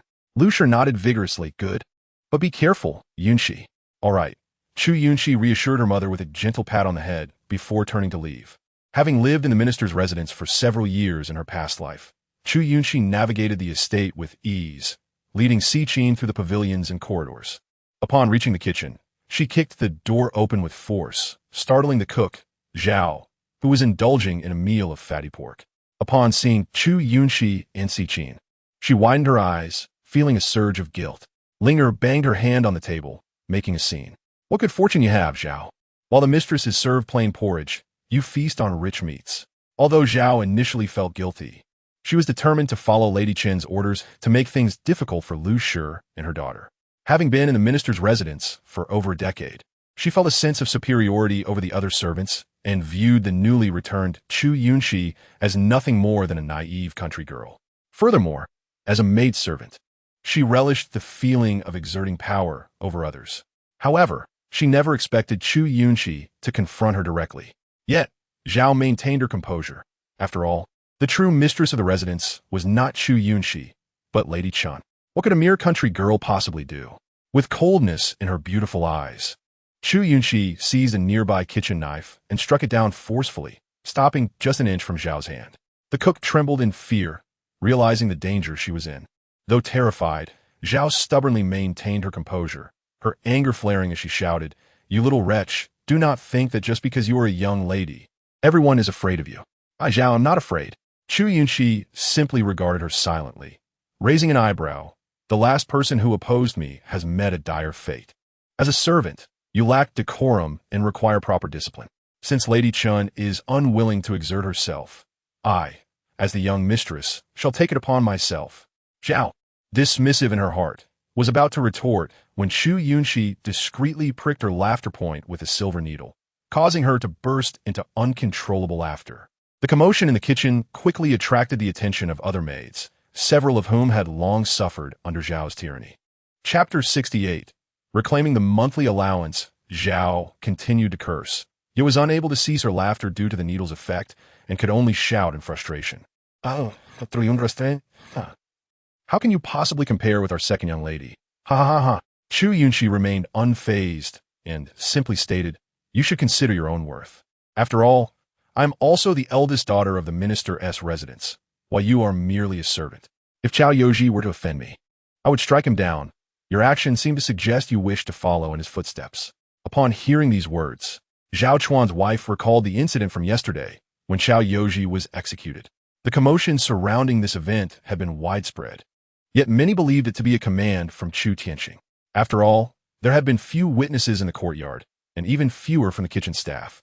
However, upon hearing Chu Yunxi's assertion and recalling the little maid who had delivered the meal last night, who mentioned that Chu Yunxi insisted on carrying out the execution of Chao Yoji despite others' pleas, Zhao Chuan's wife's face paled slightly.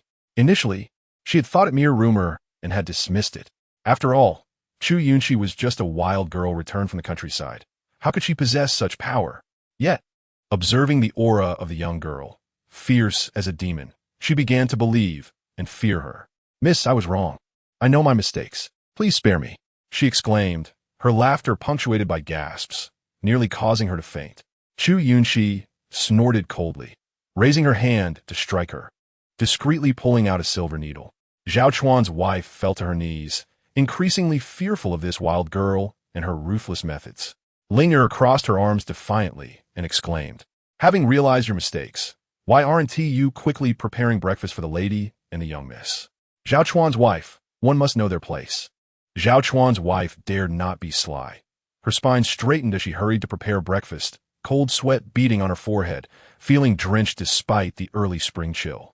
The other kitchen staff, witnessing this, felt a tinge of fear and rushed to assist.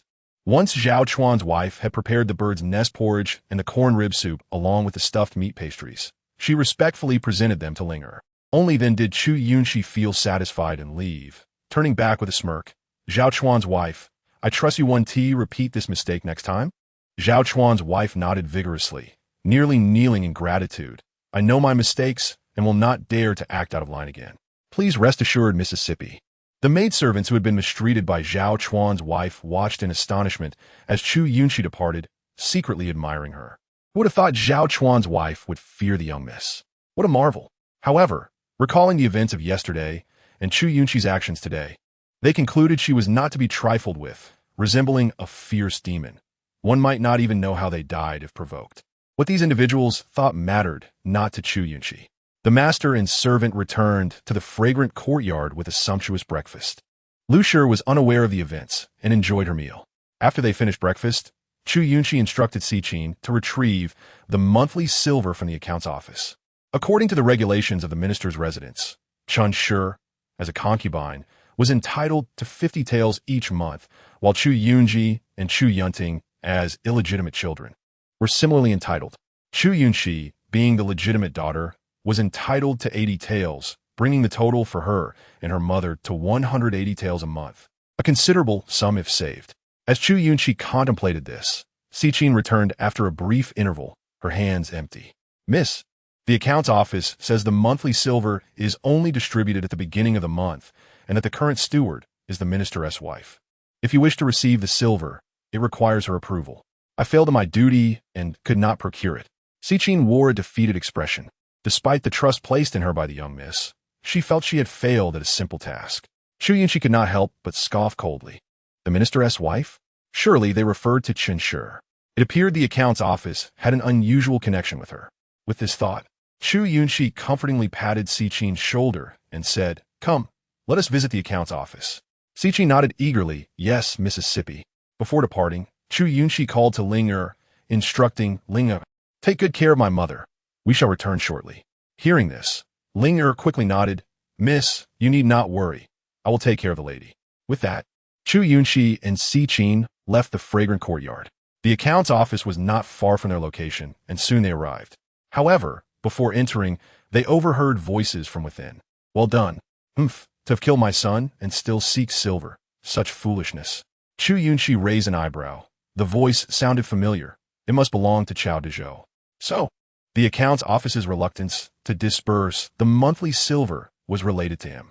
In her previous life, she had been unaware of Chao Dezhou's connection with the accounts office. But upon reflection, it made sense. Chao Dezhou was associated with Chun Shi, and the accounts office's refusal to issue her silver must undoubtedly be linked to her. Leaving the accounts office discreetly, Siqin asked in confusion, Miss, are we not going to retrieve our monthly silver? Chu Yunxi's expression remained unchanged as she replied coolly, To capture the ringleader first. Do you think Chao Dezhou alone holds authority? If it were not for Chun Shi's tacit approval, who would dare to act this way? Upon hearing this, Siqin immediately understood. The kitchen and the accounts office were clearly being obstructed by someone with intent. The first person to provoke upon the young Mrs. return would undoubtedly be Chun Yinyang, indicating she was the mastermind behind this. Chun Shi resided in the Yulan courtyard, the main residence of the minister's estate. It was spacious and bright, with a pleasant view, a stark contrast to the secluded and remote fragrant courtyard, showcasing Chu Tianxing's favoritism towards Chun Shi. In recent days, Chun Shi's mood had soured, feeling threatened by the arrival of Lu Shi and her daughter. Coupled with the events of yesterday, she had hardly slept, her complexion now weary, diminishing her once alluring charm. Only the new adornments from Jinbao Pavilion brought her a modicum of joy. These had been specially crafted at the cost of 1,000 taels by Chu Tianxing to win her favor, making them unique in the capital. Chapter 69. Such a cunning maidservant deserves to be dealt with. As Chun Shi admired her new adornments, she felt her vanity swell, momentarily dismissing Lu Shi and her daughter. After all, that foolish girl may have usurped her position, but the authority of the household still rested with her. What did it matter if the legitimate wife had no food or money? It was equally constraining, as her maid styled her hair into the latest fashionable updo. They praised her beauty, madam. You are stunning. This floral hairstyle makes you look like an unwed maiden. The master will surely be pleased. That foolish girl cannot compare to you. These compliments lifted Chun Shi's spirits significantly. Meanwhile, Chu Yunxi's gaze landed on a flower in a pot that had nearly withered, yet was now sprouting new buds, her eyes growing colder. The situation was indeed intriguing. This coarse and unrefined Chu Yunxi turned out to be quite formidable. She had returned and immediately claimed the position of legitimate daughter. She knew all too well how difficult life could be for an illegitimate child. Friends of hers in similar positions faced harsh treatment and had no authority over their own marriages, their futures dictated by the main wife. With Lu Shi being so naive, she would undoubtedly defer to Chu Yunxi regarding such matters. What then would be left for her? It seemed she must devise a plan to teach her a lesson. Chu Yunxi, who had always held lofty ambitions, found it beneath her to associate with ordinary individuals, let alone those who had fallen to the status of illegitimate children. As the hatred in Chu Yunxi's gaze gradually faded into indifference, she resolved to devise an effective plan to ensure that Chu Yunxi would never have a chance to rise again. She was determined to be the sole legitimate daughter of the Chu family. While lost in these thoughts, she overheard Madame Chun speaking nearby. That little wretch, Chu Yunxi, is merely a wild girl returning from the countryside, yet your father coddles her so. Yunzi, we must be cautious. Chu Yunxi smiled sweetly and replied obediently. Mother is so cherished by father. How could sister, who has been away from home for so long, compete with her? Hearing her daughter's words, Madame Chun felt a sense of relief. Just then, Granny Zhao hurried in from the courtyard, addressing Madame Chun. Madam, Chu Yunxi has come with her maid, though I know not the reason for her visit. Madame Chun furrowed her brows, her expression darkening. Let her in. I am curious to see what tricks she dares to employ by coming here. She had already instructed the steward not to provide any silver to Chu Yunxi. Given the enmity between Chao Dezhou and her, it was likely that Chu Yunxi had come for this very matter. Madame Chen's eyes narrowed. She would not allow her to have it easy. Yes, madam, Granny Zhao replied before stepping out to summon Chu Yunxi and her companion. Madame Chen rose from the vanity mirror, exited the inner chamber, and seated herself in the grand chair, adopting an air of authority as she awaited their arrival. When Chu Yunxi entered, she stood tall, looking down upon Madame Chen in the grand chair, her gaze keen and assessing. Perhaps due to her solemn demeanor, Madame Chen felt an inexplicable sense of trepidation. How can the eldest young lady lack decorum? Does she not know to pay her respects to the madam? Allow me to teach you. With that, Granny Zhao, ever the sycophant, moved closer to Chu Yunxi, attempting to force her to kneel. Unbeknownst to them, Chu Yunxi discreetly produced a silver needle and swiftly pricked it into Granny Zhao's acupoint. As soon as Granny Zhao finished her sentence, she released Chu Yunxi and collapsed heavily to the ground.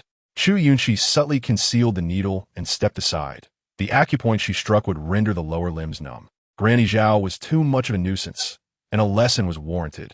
This sudden turn of events left everyone momentarily stunned. Just as Madame Chun was about to retaliate, Chu Yunxi feigned surprise and remarked, "How can there be such an ailing person in Auntie's courtyard? Is it not the case that Auntie has mistreated her, causing her to fall ill?" Siqing quickly urged Chu Yunxi to maintain her distance, adding, "Miss, your health is precious. We must keep our distance. If she truly has some ailment, it would be detrimental to be infected." Chu Yunxi then deliberately declared, Auntie should hastily expel such a sickly individual. Otherwise, not only can she not serve, but if guests arrive, they would be frightened, leading to scandal for the Shirling mansion. Granny Zhao, merely suffering from numbness in her lower limbs, became increasingly anxious upon hearing Chu Yunxi's words. "Madam, I'm not ill. It must be her doing. It must be her." Chu Yunxi's expression shifted slightly, and before she could respond, Siqing interjected, "You claim our eldest young lady has wronged you? What evidence do you possess? To falsely accuse your master without proof is to deserve a severe punishment." Though Siqing was a servant, she had once been a lady of high standing. Her family's downfall led her to servitude, but she had witnessed the complexities of the inner chambers throughout her life. Therefore, she understood the principle of loyalty, having resolved to be devoted to Chu Yunxi the moment she became her maid. Thus, when faced with such matters, Siqing could anticipate Chu Yunxi's thoughts and willingly spoke up for her. Granny Zhao, now on the ground, was rendered speechless by Siqing's rebuttal. She found herself in a precarious position. Speaking would implicate her in falsehood, while silence would suggest her own ailments prevented her from serving. Realizing this, Granny Zhao panicked and crawled towards Madame Chun. "Madam, please help me. I am not lying." Granny Zhao was careful with her words. "My mother is not here. You are merely an aunt." This statement left Granny Zhao at a loss for words. Madame Chun, observing this exchange, felt humiliated and quickly commanded, "Someone take her away." Two maids waiting nearby promptly approached and dragged Granny Zhao out. Once she was gone, Madame Chun coldly addressed Chu Yunxi. "What brings you here today?" Si Qin went to collect the monthly allowance and was turned away, being told she needed your aunt's consent. "Since matters are under your aunt's purview, perhaps you could ask her to send the monthly allowance, calculated at 180 taels for both my mother and me." Chu Yunxi spoke graciously, her tone neither servile nor arrogant, meeting Madame Chen's gaze without fear. "You've come from the countryside, and I do not hold it against you, but there is no monthly allowance to dispense. Without rules, there can be no order. You may return." Madame Chun was disinterested in negotiations. Her family required thousands of taels monthly, and dividing it with this pair of lowly women would only exacerbate their own financial strain. Moreover, Chu Yunxi and Lu Shi ought to be dead. As she recalled the inept individuals she had employed, Madame Chun seethed with frustration. She had wasted money on fools who allowed Chu Yunxi and her mother to return to the capital unscathed.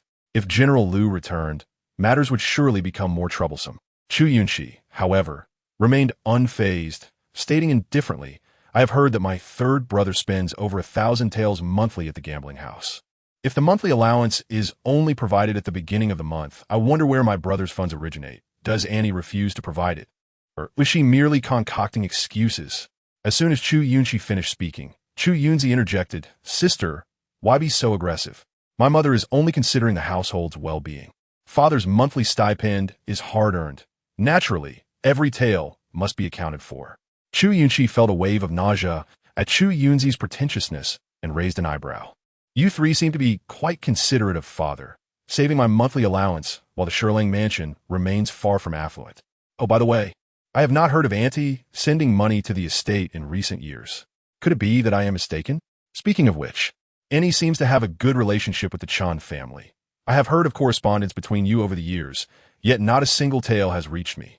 Madame Chen's countenance stiffened.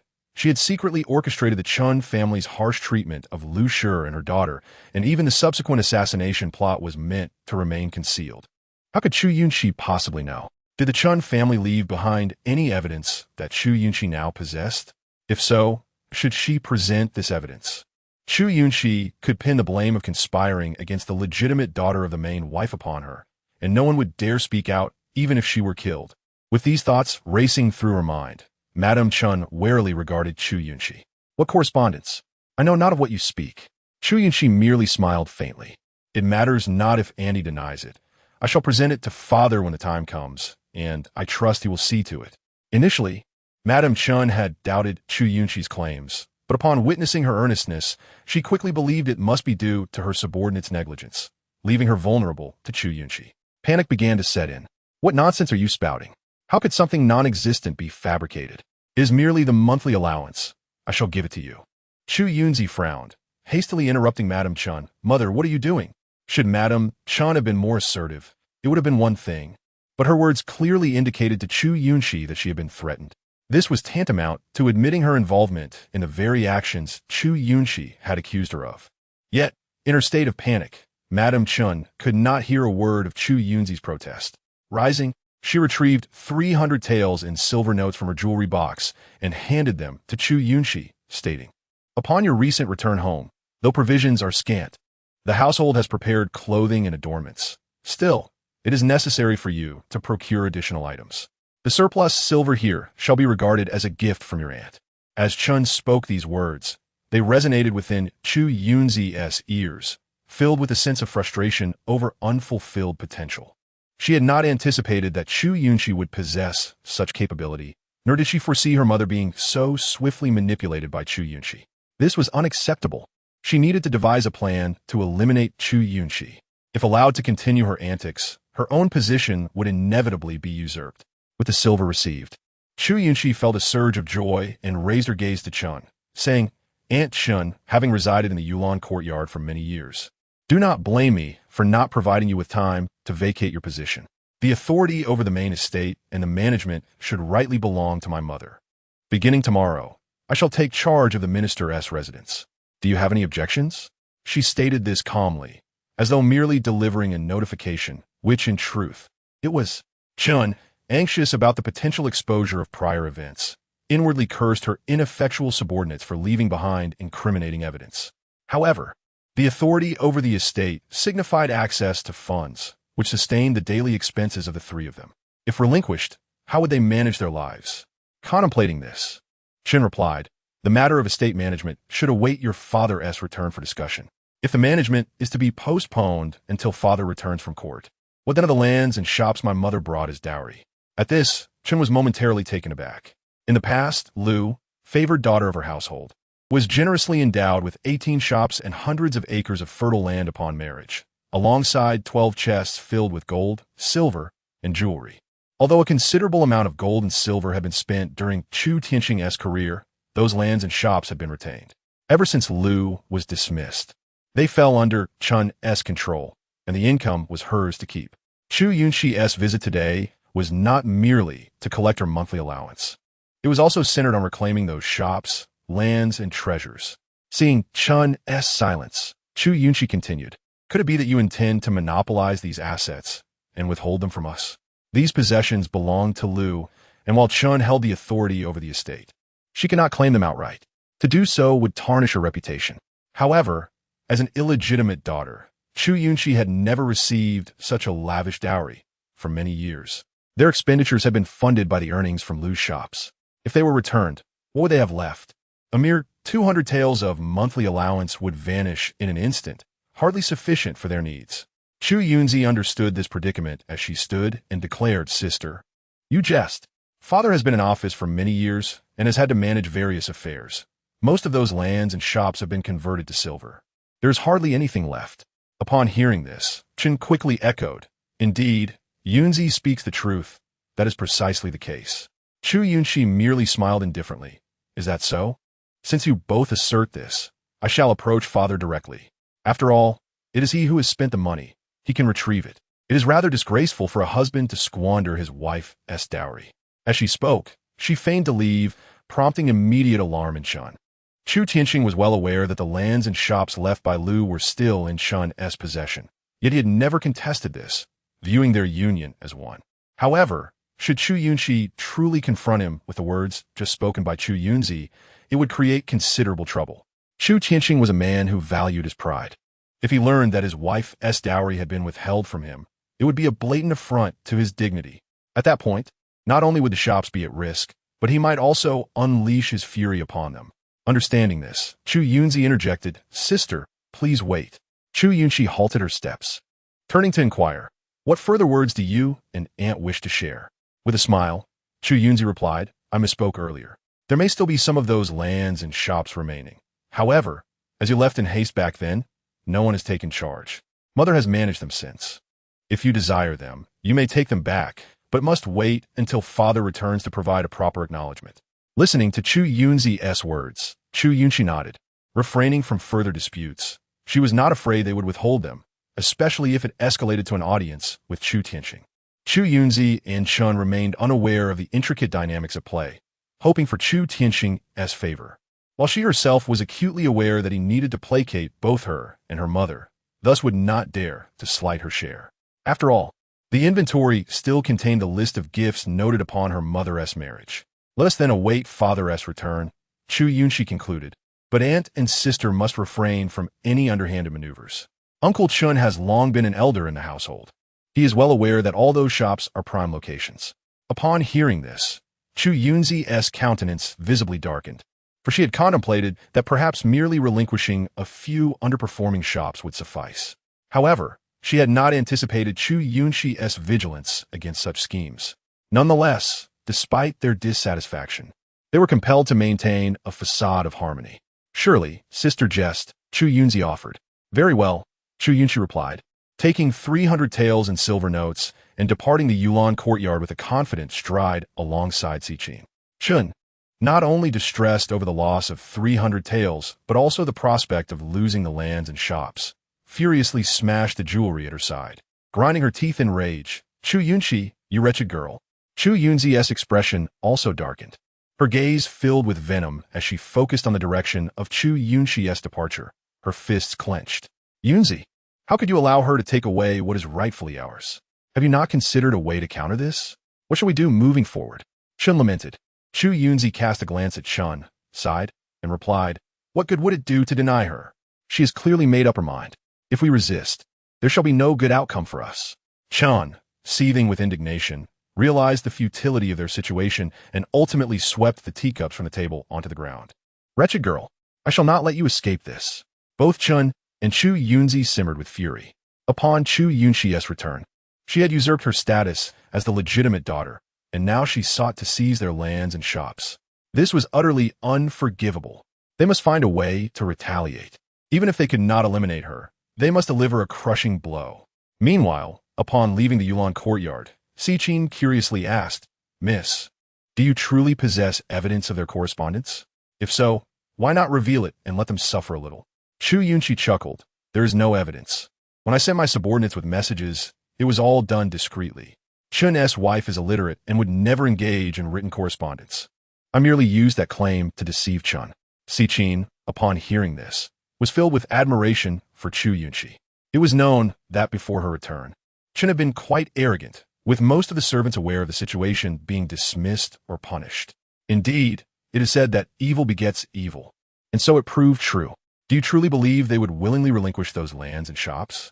Siqin inquired. Chu Yunxi replied, if they wish to claim what is mine, they must first possess the means to do so. As she spoke, her gaze drifted far away, yet held a glint of resolve. Miss, you are astute and formidable.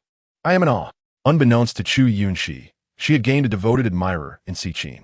On the other hand, Chao Dezhou, who had initially relished the thought of seeing Chu Yunxi suffer, was suddenly consumed by fury upon hearing that she had received a substantial sum of silver from the Qin family. The resurgence of old grievances ignited within him, and he vowed to pursue a relentless vendetta against Chu Yunxi, intending to use her life as a sacrifice for his son's untimely demise. The maids in the minister's residence, who had previously held a rather ambiguous stance towards Chu Yunxi, began to view her with a newfound respect and a sense of trepidation, especially after the news of her confrontation with the chef Zhao spread. Many had been unaware of the full extent of events surrounding the death of Chao Yoji, believing it merely to be a sensational tale. However, following the revelations regarding Zhao, they began to consider that Chu Yunxi might indeed possess the capability to instigate such upheaval. Consequently, the once unassuming young lady now evoked a palpable fear among them. They realized that she was not to be trifled with, lest they find themselves facing dire consequences. Yet, among the maids and servants who had been oppressed by the likes of the Chun family, there was a sense of vindication in seeing her stand up to them, as they felt a surge of relief watching the Chun family falter. Upon returning to the far-fragrant courtyard with Siqin, Chu Yunxi was greeted by Ling, who rushed forward, exclaiming her relief at their safe return. Amused, Chu Yunxi playfully pinched her nose and reassured her. What is there to worry about? Your mistress is quite capable. After all, she is merely a concubine and cannot truly ascend to such heights. Ling, being young and unaware of the complex dynamics at play, was astonished to learn that Chu Yunxi had not only claimed her rightful monthly allowance, but had also received a significant additional sum from the Qin family. Miss, you are truly remarkable. Just one move, and the concubine has compensated us so generously. Chu Yunxi could easily fathom the depth of Qin's animosity towards her, as well as the inevitable schemes that Chu Yunxi would concoct for revenge. Chu Yunxi had always maintained a facade of grace and fragility, manipulating those around her to eliminate her threats. In her previous life, Chu Yunxi had been deceived by this beguiling exterior, unaware of the venomous serpent lurking beneath. This time, however, she would not be fooled. She was acutely aware of the malevolence harbored by Chun, Chu Yunxi, and Chu Yunting, and she intended to hold each of them accountable for their transgressions. Seeing the silver, Lu Shi clapped her hands joyfully, exclaiming, with this silver, we could buy candies for Yunxi. Let us get plenty of Tong Halu. Chu Yunxi smiled gently at Lu Shi's enthusiasm, replying, indeed, let us purchase whatever you desire, mother. As Siqin inquired about their next course of action, Chu Yunxi pondered for a moment before asking, Siqin, when does Chu Tianxing typically return from court? Taken aback by her casual reference to Chu Tianxing by name, Siqin quickly regained her composure, noting, given the time, it should not be long now. However, after court, he must report to the Ministry of Officials, so his return will be in the afternoon. But miss, we must remain cautious. Walls have ears. Acknowledging Siqin's concern with a nod, Chu Yunxi assured her, I am well aware. Since he would not return until the afternoon, they would wait, determined to reclaim their estate and businesses before the Chun family had an opportunity to sabotage their efforts. Siqin agreed, realizing the urgency of their situation. You are right, miss. Since those assets remain in the hands of concubine Chun, we must retrieve them swiftly to avoid complications. Linger, eager for clarity, asked Miss, will you be going out this afternoon? Indeed, but only to meet my father. The dowry brought by my mother has been usurped by others, and it must be reclaimed. Chu Yunxi stated emphatically, emphasizing the word father with a weighty resonance that conveyed her unspoken feelings. Lu Shi, oblivious to the underlying tensions, fully supported her daughter's endeavor to reclaim what was rightfully theirs, while Linger expressed her unwavering commitment to care for Lu Shi in their absence. Chu Yunxi, having set aside 200 taels of silver from the funds reclaimed from Chun, felt more equipped for her endeavors. The remainder was securely stored in a small cabinet by her bed. With nothing pressing at hand, she chose to spend time with Lu Shi. After sharing a light lunch and allowing Lu Shi a brief rest, Chu Yunxi exited the room to find Siqin directing other maids in tending to the garden. Siqin, let us proceed, she said. Given Lu Shi's unfamiliarity with the household, it was prudent for Linger to remain with her, while Siqin's composed demeanor made her the ideal companion for this task. As they approached the study of Chu Tianxing, a sudden thought paused Chu Yunxi's steps. Siqin asked, Miss, is something amiss? A subtle smile graced Chu Yunxi's lips as she reflected on how Chu Yunxi and her cohorts would likely be waiting to inform their father of her actions, undoubtedly reluctant to relinquish their holdings without a fight. Siqin quickly understood. Miss, do you mean we should see him before they do? Let's wait at the main gate. As they reached the entrance, a servant approached, inquiring, Miss, are you heading out? Before Chu Yunxi could respond, Siqin interjected, no need for a carriage. The miss is merely waiting for the master's return. The servant acknowledged her words and departed. As the legitimate daughter of a prominent family, Chu Yunxi understood the importance of maintaining propriety, opting to wait inside rather than attract undue attention.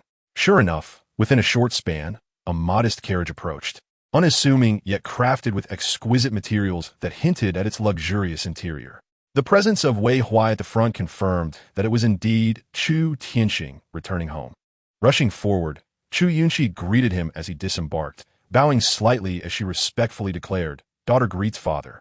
Chu Yunxi, possessing unparalleled beauty, moved with an elegance that adhered to decorum and propriety, exuding a dignified grace that instinctively led Chu Tianxing to overlook her humble origins as a mere country maid. On the contrary, he found himself considering her as a commendable daughter, one who could enhance his reputation. Furthermore, the prospect of her having a general uncle in the future softened his demeanor even more. Yunxi, being perceptive, had been waiting for quite some time. Chu Tianxing adjusted his formal attire and spoke in a calm, measured tone. Yunxi replied, not long, merely the time it takes to burn an incense stick. Chu Tianxing nodded and continued, I apologize for making you wait so long. Is there something you wish to discuss? Yunxi indeed had matters to address, yet under the current circumstances, she refrained from initiating the conversation. Instead, she responded, there is nothing of consequence, but I was concerned for my father's well-being during court. Chu Tianxing, not wishing to linger on the subject, remarked, you are quite understanding, fitting of your status as the legitimate eldest daughter. His manner was neither overly familiar nor distant, leaving little room for criticism. Very well, let us return to the residence. Yes, Yunxi obediently replied, following him back home. Chu Tianxing headed towards the study, and a subtle smile curved Yunxi's lips, aware that a captivating performance awaited. Having established a favorable impression, she felt assured that even if Chu Tianxing held no affection for her, he would not favor Chu Yunxi and her cohort. Thus, no matter their schemes, defeat was their inevitable fate. Moreover, should Chu Tianxing contemplate showing favoritism towards them, Yunxi remained unperturbed, for she had a trump card yet to be revealed. Though she relied on her uncle's influence, they were indeed family, and given the connection to the Lu family's dowry, it was only natural for her to assert her claim. As the four entered the study, they found Chun and Chu Yunxi waiting. Upon seeing Chu Yunxi and Chu Tianqing together, Chun and Chu Yunxi's expression soured, particularly as Chu Yunxi realized with dismay that Chu Yunxi had outpaced them.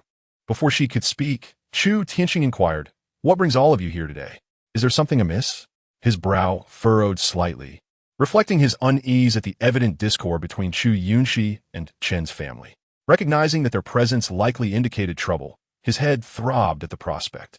Just as Chu Yunxi hesitated to speak, Chen interjected, her tone laden with grievance, "My lord, you must support me." Hearing this, Chu Tianqing's frown deepened.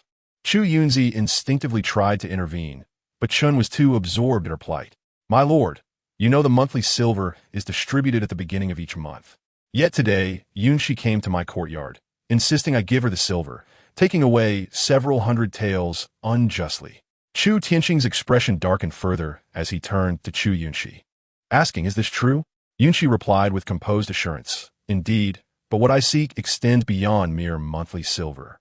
Knowing that if she had spoken first, Chu Tianqing would surely lean towards Chu Yunxi and her mother. Perceiving her as confrontational, she waited for Chun to raise the issue. Now that it was brought to light, she could respond accordingly. Confused, Chu Tianqing asked, "What else do you desire? What could your aunt possibly provide?" "My mother's dowry," Yunxi declared, her tone indifferent yet resonant with authority.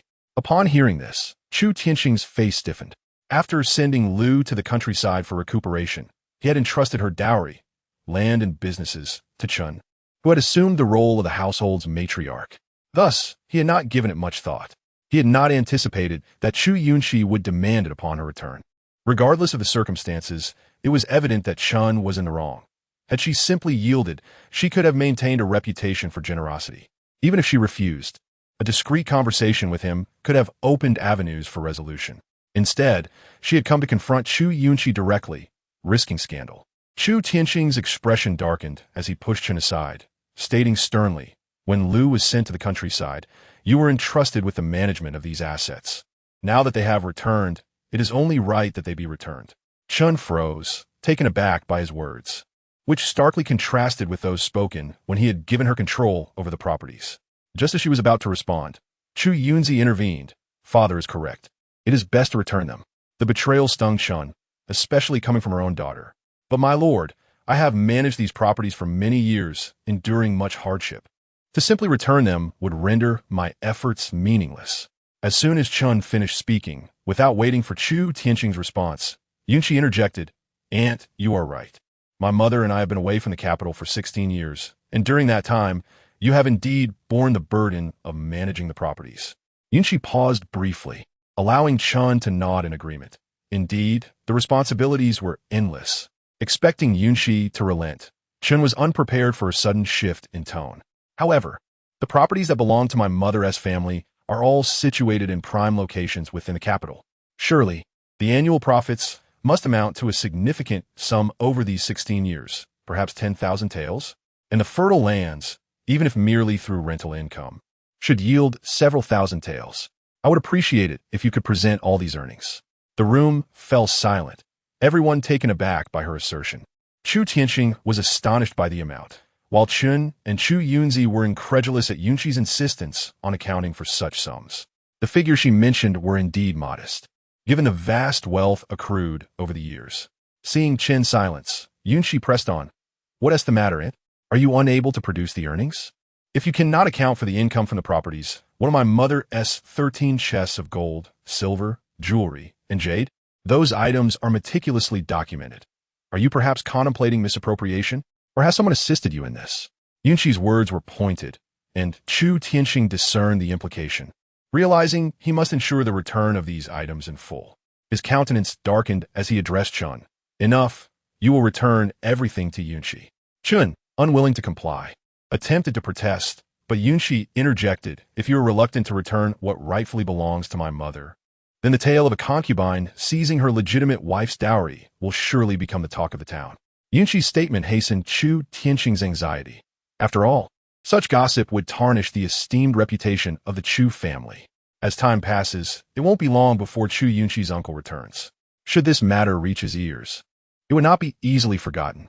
With this thought in mind, Chu Tianqing immediately declared, "Chen sure, Return the property and all the dowry. After speaking, he turned to Chu Yunxi and continued, Your aunt has managed these businesses for many years. While she may not have contributed significantly, her efforts deserve recognition. The profits should be considered her reward for hard work. Chu Yunxi raised an eyebrow. I have never heard of anyone's labor costs exceeding 10,000 taels a year. Your aunt has certainly found herself a good employer. Chapter 74. A trip out of the mansion, however, since her father had spoken, the daughter could not remain disobedient. While she would let the silver go, the 13 chests of gold, silver, jewelry, and jade must not be diminished in any way. If any had already been sold, she would ask her aunt to compensate with silver. Chunshur's face darkened like the bottom of a pot, and beside her, Chu Yunxi nearly crumpled the silk handkerchief in her hand. Yet they had to comply, for Chu Tianqing had already given his orders. Discontent simmering within her, Chu Yunxi said, Thank you, sister, for your magnanimity. With a gentle and gracious smile, Chu Yunxi replied, Sister, there is no need for such words. It is only right, after all. We are family. Without these properties, you would find it impossible to repay even a fraction of the losses, perhaps over 100,000 taels. Oh, and please present those property deeds and land contracts now. Otherwise, in a few days, you might deny them, just as you do the monthly silver. How could Yunxi argue her case then? Chunshur nearly ground her silver teeth in frustration. Chu Yunxi was deliberately pushing her into a corner, leaving no room for retreat. And yet they were bound to heed her commands. However, at this point, even Chunshur, despite her foolishness, could not continue to resist. After all, further obstinacy would yield no results, and would only provoke Chu Tianqing's ire, resulting in a true loss of both dignity and resources. With this in mind, Chunshur took several deep breaths to suppress her resentment and whispered a few words to her maid, likely instructing her on where to locate those items. Yes, aunt, the maid replied and departed. Chu Yunxi was not in a hurry. She stood patiently, awaiting the maid's return. After a while, the maid brought back the property deeds, land contracts, and farming agreements, placing them in Chu Yunxi's hands. Chu Yunxi perused the documents. Although she was unaware of the locations of her mother's dowry properties, she was confident that Chunshur would not dare to play any tricks, as she could investigate thoroughly if needed. After reviewing the documents, she handed them to her musician behind her and continued, What about the rest? The remainder is mostly in the storerooms. Tomorrow, I will have Chao Dezhu compile a complete inventory and present it to you, Chunshur replied, her spirit seemingly lost, her voice devoid of energy. Having suffered such a significant loss, she was clearly overwhelmed. Chu Yunxi nodded, understanding that in this situation, they would inevitably be required to recompense her according to the original gift list. Seeing that the matter was settled, Chu Tianqing waved his hand, saying, All right, since this issue has been resolved, you may all leave. Feeling a headache at the sight of them, he longed to dismiss them quickly and enjoy a moment of solitude. Chu Yunxi took back her belongings, showing no desire to linger, and said, Father, please rest well. I shall take my leave. Chu Tianqing nodded, and with that, Chu Yunxi turned and departed. Chu Yunxi assisted Chunshur out of the study, leaving only Chu Tianqing and Wei Huai behind. Chu Tianqing rubbed his temples, and Wei Huai, noticing, stepped forward to massage his temples. Do not worry, sir. Miss Yunxi's actions were anticipated. It is indeed more favorable for her. Chu Tianqing inquired, How so? Lu Chonglin is likely to return to the capital soon. If he sees the eldest lady and the madam living in such straits, he will undoubtedly grow suspicious. If this were to come to light, it would pose a significant problem for you, sir. However, by addressing this matter now, we can avoid that complication. Even if it is raised again in the future, it will be known that you assisted the eldest lady in reclaiming these items, thus deflecting any blame from yourself. Upon hearing Wei Huai's reasoning, the tension in Chu Tianqing's brow eased somewhat. After leaving his study, the sky had darkened considerably.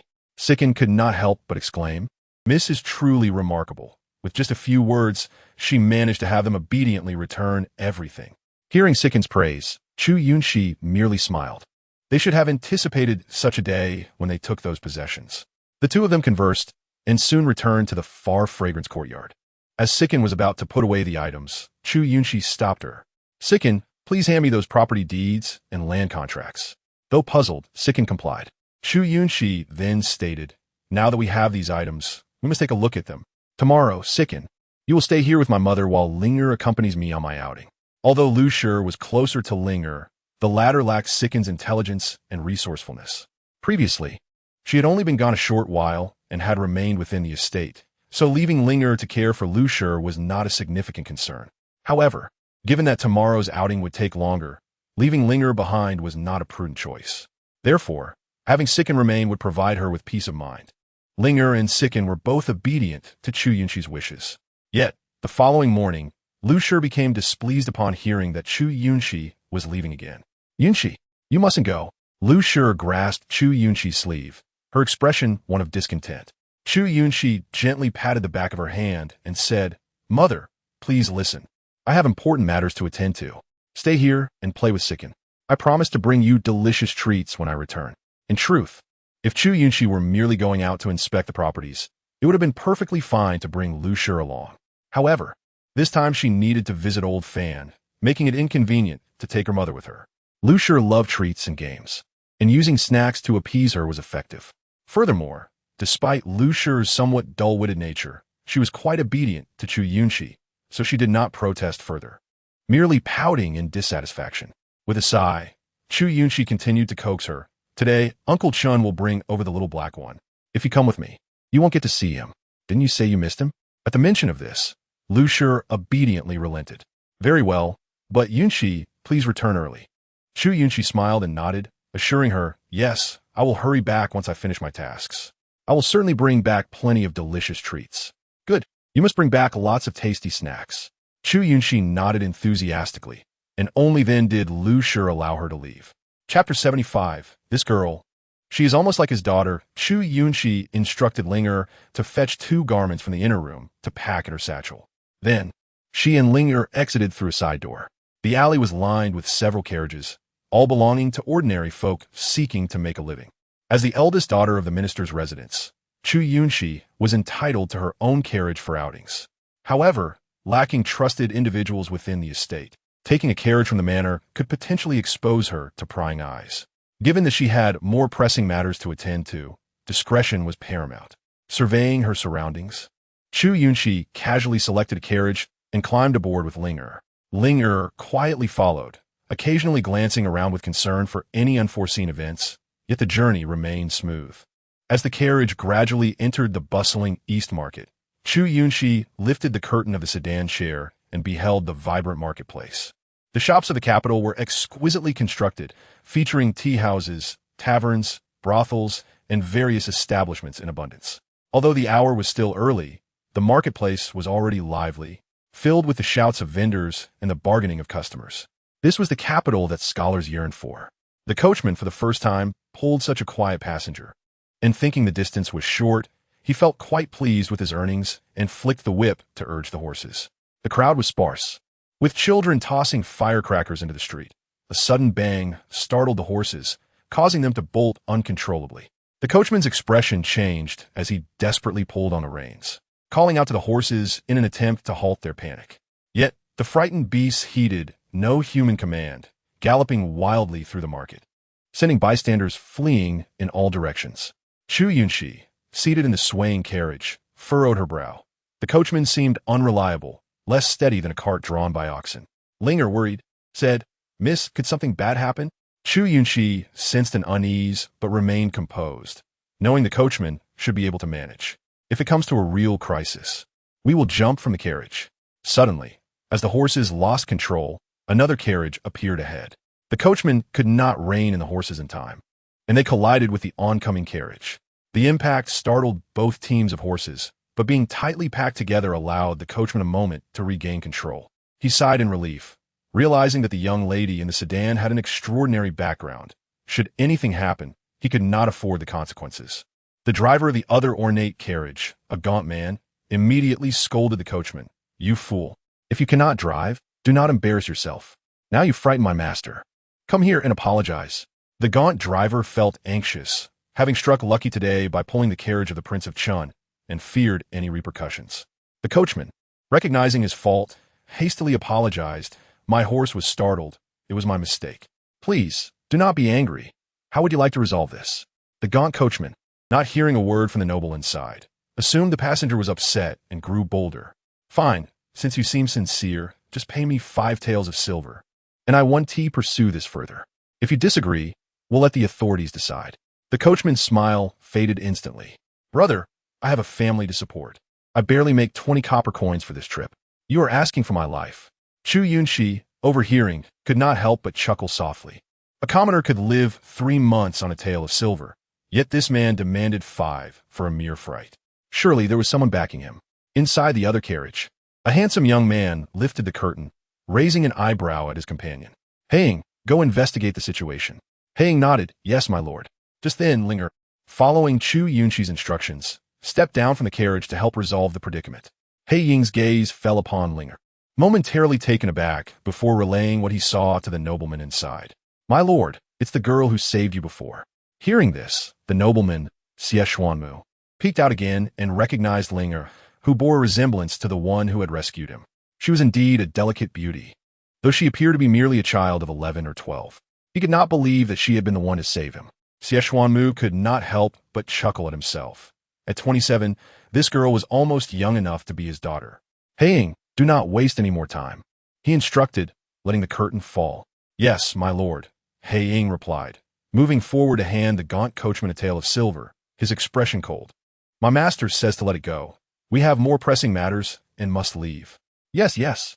The gaunt coachman quickly accepted the silver, eager to comply, then shot a glare at the other coachman, raising an eyebrow in disdain. Consider yourself fortunate. With that, he returned to his seat, driving away. As Chu Yunxi watched the other carriage pass, a familiar visage came into view beneath the fluttering curtain. It was Xuanmu, a most unexpected encounter. The coachman patted his chest, finally at ease. Linger, if all is well, let us continue our journey. My young lady has matters to attend to. Very well, miss. The coachman replied promptly.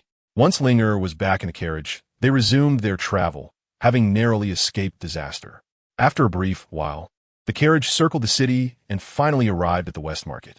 The West Market was dotted with numerous medical shops, but knowing the old man Fan, she surmised he would likely choose a secluded location. Linger peered out and asked, Miss, didn't we say we were going to see a shop? Where are we going? Chu Yunxi smiled slightly. There is no rush regarding the shop. We have more important matters to attend to.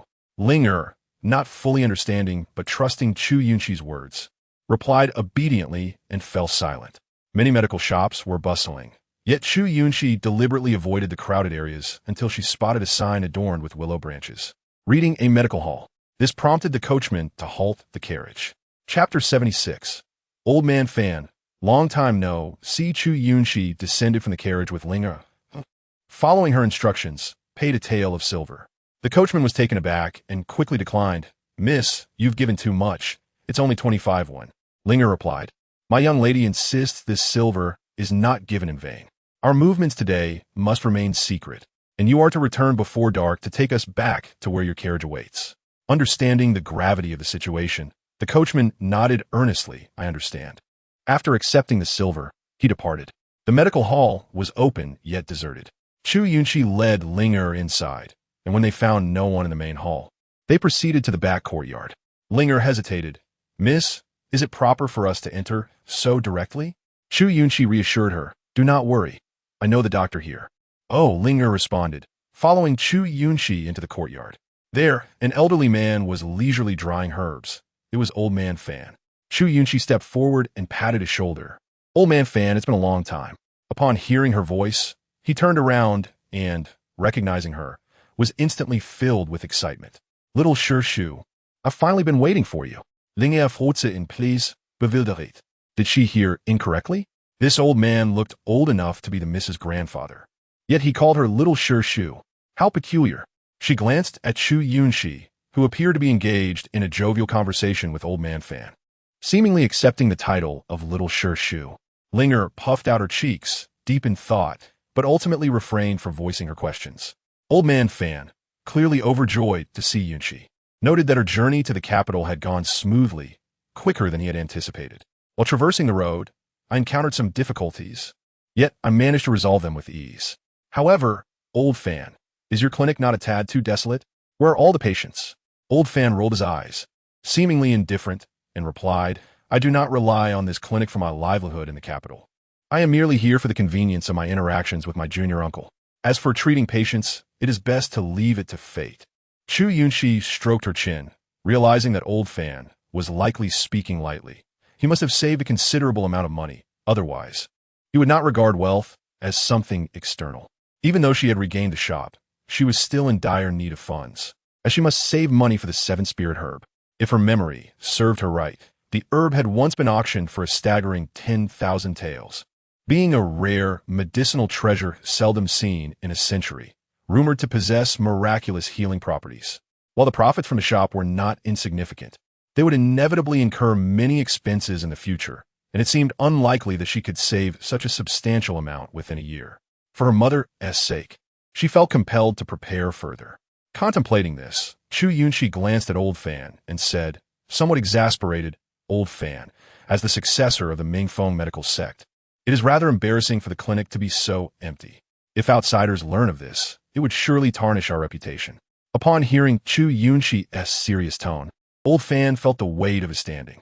His master had once elevated the Mingfeng medical sect to great heights, with disciples scattered far and wide, some even becoming chief imperial physicians. As the direct disciple of his master, he certainly could not allow the sect's prestige to be sullied. Furthermore, although the Mingfeng medical sect had seen better days, there were still numerous disciples within. Now that Chu Yunxi bore the title of sect leader, if the clinic remained desolate, it would surely become a source of embarrassment among the disciples. With this in mind, Old Fan replied, you are right, junior uncle. However, as a newcomer, it is mostly regular customers who frequent this clinic. Retaining new patients may not be easy. With a determined glint in her eyes, Chu Yunxi smiled slightly and said calmly, it is merely a matter of timing. Old Fan, provide me with paper and ink. I have instructions for you. Old Fan hurriedly fetched the writing materials from the back courtyard and placed them on the desk. Chu Yunxi spread the paper flat, rolled up her sleeves, and began to write. Once the ink dried, she folded the paper and handed it to Old Fan. Linger, who had previously learned some characters, leaned over and saw the words inscribed on the rice paper. Grand opening. Consultation fees halved. Old Fan's lips twitched. While he acknowledged the novelty of his junior uncle's idea, he wondered if this would lead to losses. Junior uncle, though this shop is small, it is situated in a bustling area, and acquiring it cost over 500 taels. I only have my savings left. Are you certain this is wise? Linger hesitated as well. The prices of medicinal herbs are quite steep.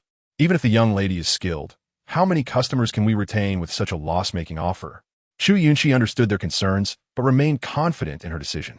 Old Fan, how do you think my medical skills compare to those of the doctors in the neighboring shops? Upon hearing this, Old Fan felt reassured and asserted, as the direct disciple of my master, junior uncle has inherited his medical prowess, undoubtedly surpassing these ordinary doctors. Though the physicians in the capital may have many clients, they are not guaranteed to solve complex ailments.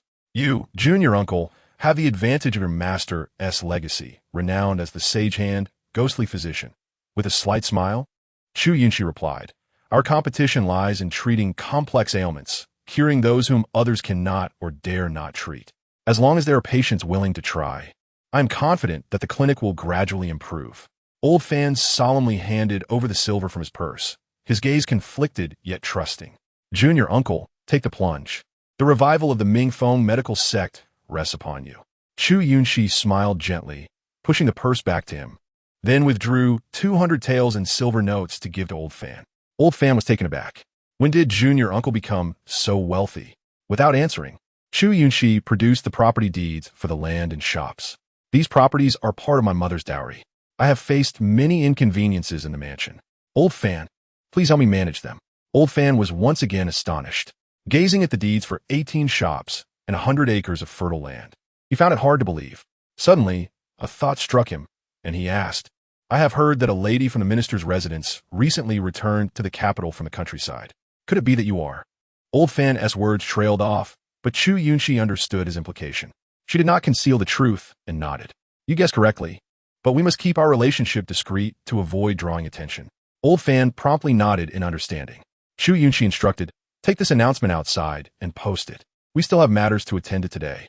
Old Fan complied and took the announcement outside, where many passers-by eyed the sign with curiosity, though most chose to ignore it or mockingly walked away. After arranging the clinic, Chu Yunxi requested Linger to fetch the clothes she had prepared before leaving the mansion. The two then changed into the guest room at the back courtyard. The outfit she donned was a dark blue martial attire gifted by Qing Yang, perfectly fitting her remarkable figure. The exquisite fabric, complemented by Qing Yang's embroidery, accentuated her extraordinary elegance. Linger, unable to contain herself, remarked, "Miss, you look so gallant in this attire." Hearing this, Chu Yunxi chuckled and playfully tapped Linger on the head. "You're quite the little smitten admirer." Linger stuck out her tongue and replied, "I can't help it. You're simply too beautiful. If you were a young man, walking through the streets, I bet countless young ladies would be captivated by your charm." Chu Yunxi teasingly pinched Linger's chin and said, "If I were a young man, I would definitely take you home as my bride." Linger, undeterred, responded, "Then I shall bear many children for you, Mississippi." The two shared playful banter until Old Fan arrived. Chu Yunxi then donned her veil and stepped outside. After waiting for an hour, only a few elderly patients entered for treatment. Although the number of patients was scant, Chu Yunxi dedicated herself to their care. After treating one elderly gentleman, he expressed his gratitude, saying, "Your acupuncture technique is commendable. I have often struggled with shortness of breath, feeling as if I might faint. My family urged me to come to your clinic, thinking I would need several taels for treatment. I never expected your consultation fee to be so reasonable." Chu Yunxi smiled gently and advised, "You should try to move around more and breathe gradually. With time, your condition will improve." The elderly man thanked her again, leaving the clinic at a leisurely pace. Old Fan observed the meager consultation fees collected at the counter, frowning deeply. It seemed he needed to devise a plan. His junior uncle was working tirelessly, and he could not remain idle. At that moment, a middle-aged man in a brown long robe with a beard entered the clinic, surveying the premises with a disdainful expression. He clicked his tongue and said, "If you lack the skills, do not venture out. Who dares to open a clinic across from our fush outing? Only 2 patients an hour. How pathetic. Don't assume that a bit of medical knowledge allows you to steal our livelihood. With such skills, you might as well return to farming." The speaker was Wan Kai, the second manager of Fush Outing, who often loitered near the clinic. Once, there were clinics with reputations similar to Fush Outing, but they all closed down for various reasons, leaving Fush Outing as the sole establishment in the area. Old Fan spat at Wan Kai, his voice cold. "What? You bought this territory? I have a shop in the West Market, and still have to watch your face? Get lost." Wan Kai had intended to assert his dominance over Old Fan, reminding him that the medical establishments in the West Market were all under the auspices of his Fush Outing. However, Old Fan's blatant lack of tact irritated him, prompting him to issue stern threats. "In less than 3 days, your clinic will undoubtedly close down. You're new here, with no sense of propriety. You'll surely learn your lesson." Chu Yunxi was aware that the capital was rife with local bullies, but encountering someone so brazen was a first for her. However, this was a time when they needed the clinic to attract business.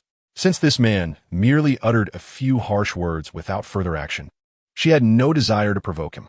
Upon returning to Fush Outing, Wan Kai found the entrance surrounded by a crowd. He grasped his disciple's arm and asked, "What has happened here?" The disciple frowned, sighing. "A patient's body is rotting. He was unconscious for an hour and has just regained consciousness. Something bit his right leg, but we don't know what it was. The flesh is decaying, and from what I and other doctors can ascertain, it's poisonous. Yet, neither the servant nor the young master recognizes the venomous creature that inflicted the bite. The rotting indicates a potent toxin, and I fear we cannot treat it." Wan Kai exhaled sharply, muttering, "What a wretched affair."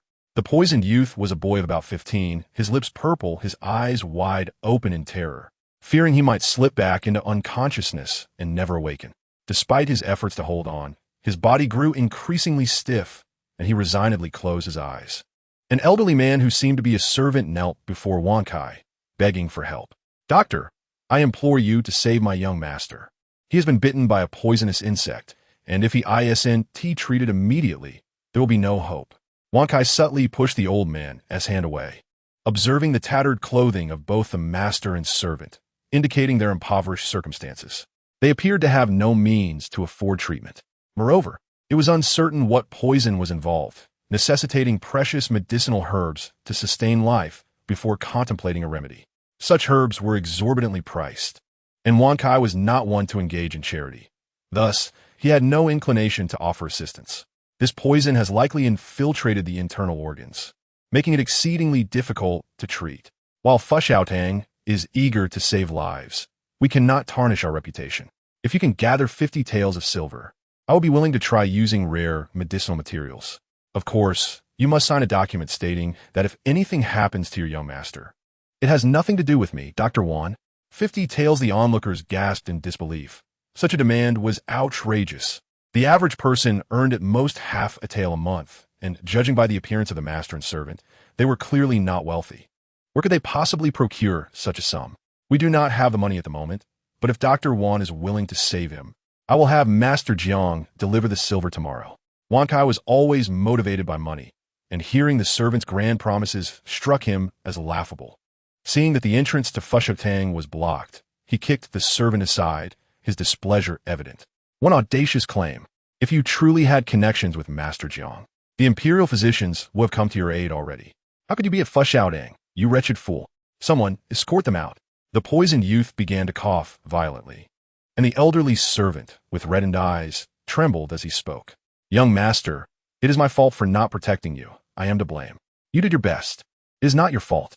Life and death are fated. Zhongbua, do not blame yourself. Upon uttering these words, the youth seemed to lose all strength and fainted. The attendant of Fushaotang expelled the pair from the establishment. Other doctors from different clinics, who had also gathered to watch, were filled with indignation yet remained silent. Faced with Zhongbua's pleading gaze, none dared to take on this dire case. If Fushaotang's doctors refused the patient, who would risk their lives to treat him? If a life were lost, the entire establishment would be in jeopardy. Chapter 78. If you trust me, what harm is there in trying? After dismissing the pair, Wan Kai returned to attending to other patients. Business was never a concern for him. As long as one had money, everything was prioritized. After all, Fushaotang was the premier medical establishment in the capital, backed by influential figures close to the emperor. Who would dare to cause trouble? At this moment, the sun blazed fiercely outside. As the crowd watched the boy gradually lose vitality, many prepared to leave, ignoring the servant's desperate pleas. Who would risk their reputation to save this critically ill youth?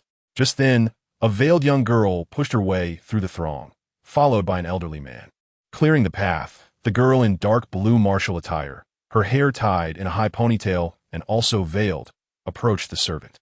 She softly said, "If you wish for your young master to survive, take him to a different clinic." The servant wiped his tears, momentarily stunned by her presence, and hesitantly asked, "Miss, do you possess medical knowledge and are willing to help? If you trust me, what harm is there in trying?" Among the onlookers were several doctors who, witnessing the girl's willingness to treat the youth, expressed their skepticism, deeming her youthful enthusiasm misplaced. "Young lady, this boy cannot be saved. Did you not hear what the doctors at Fushaotang have said? Even if your clinic lacks patience, you cannot recklessly attempt treatment. Indeed, young lady, you are too inexperienced. If you fail to save him, you will be held accountable for a life lost. Why take such a risk?" Some awaited the spectacle, while others offered well-meaning advice, concerned she might find herself in a precarious situation. Yet, Chu Yunxi merely smiled gently and replied to Zhongbua, "A healer's compassion is to treat the sick. It is my duty to do my utmost. I do not wish to be like those at Fushaotang, who demand payment before saving a life." With that, Chu Yunxi signaled Zhongbua to bring the youth to her clinic, and then instructed Ling, and Old Fan to close the establishment's doors. The crowd, drawn in by her earnestness, lingered outside, eager to learn the outcome, though many simply wished to witness the unfolding drama. Before long, news reached Fushaotang. As Wan Kai sipped his tea, he nearly choked, barely suppressing a laugh. One inexperienced girl. Does she not realize the consequences of failure? He chuckled derisively. How dare she challenge Fushaotang? What a fool. As Wan Kai finished his remark, his sycophant immediately chimed in. "Indeed, you are renowned as one of the best doctors in Fushaotang, unmatched in the capital. Was a mere girl to you." Wan Kai sneered, dismissing her entirely. However, if there were anyone capable of rivaling him, it would likely be someone from the Mingfeng Medical School. Yet, since its decline, they had vanished from the capital's scene, leaving him unconcerned. Inside the clinic, Linger looked at the youth lying on the wooden bed and couldn't help but ask, "Miss, what poison has afflicted this young master?"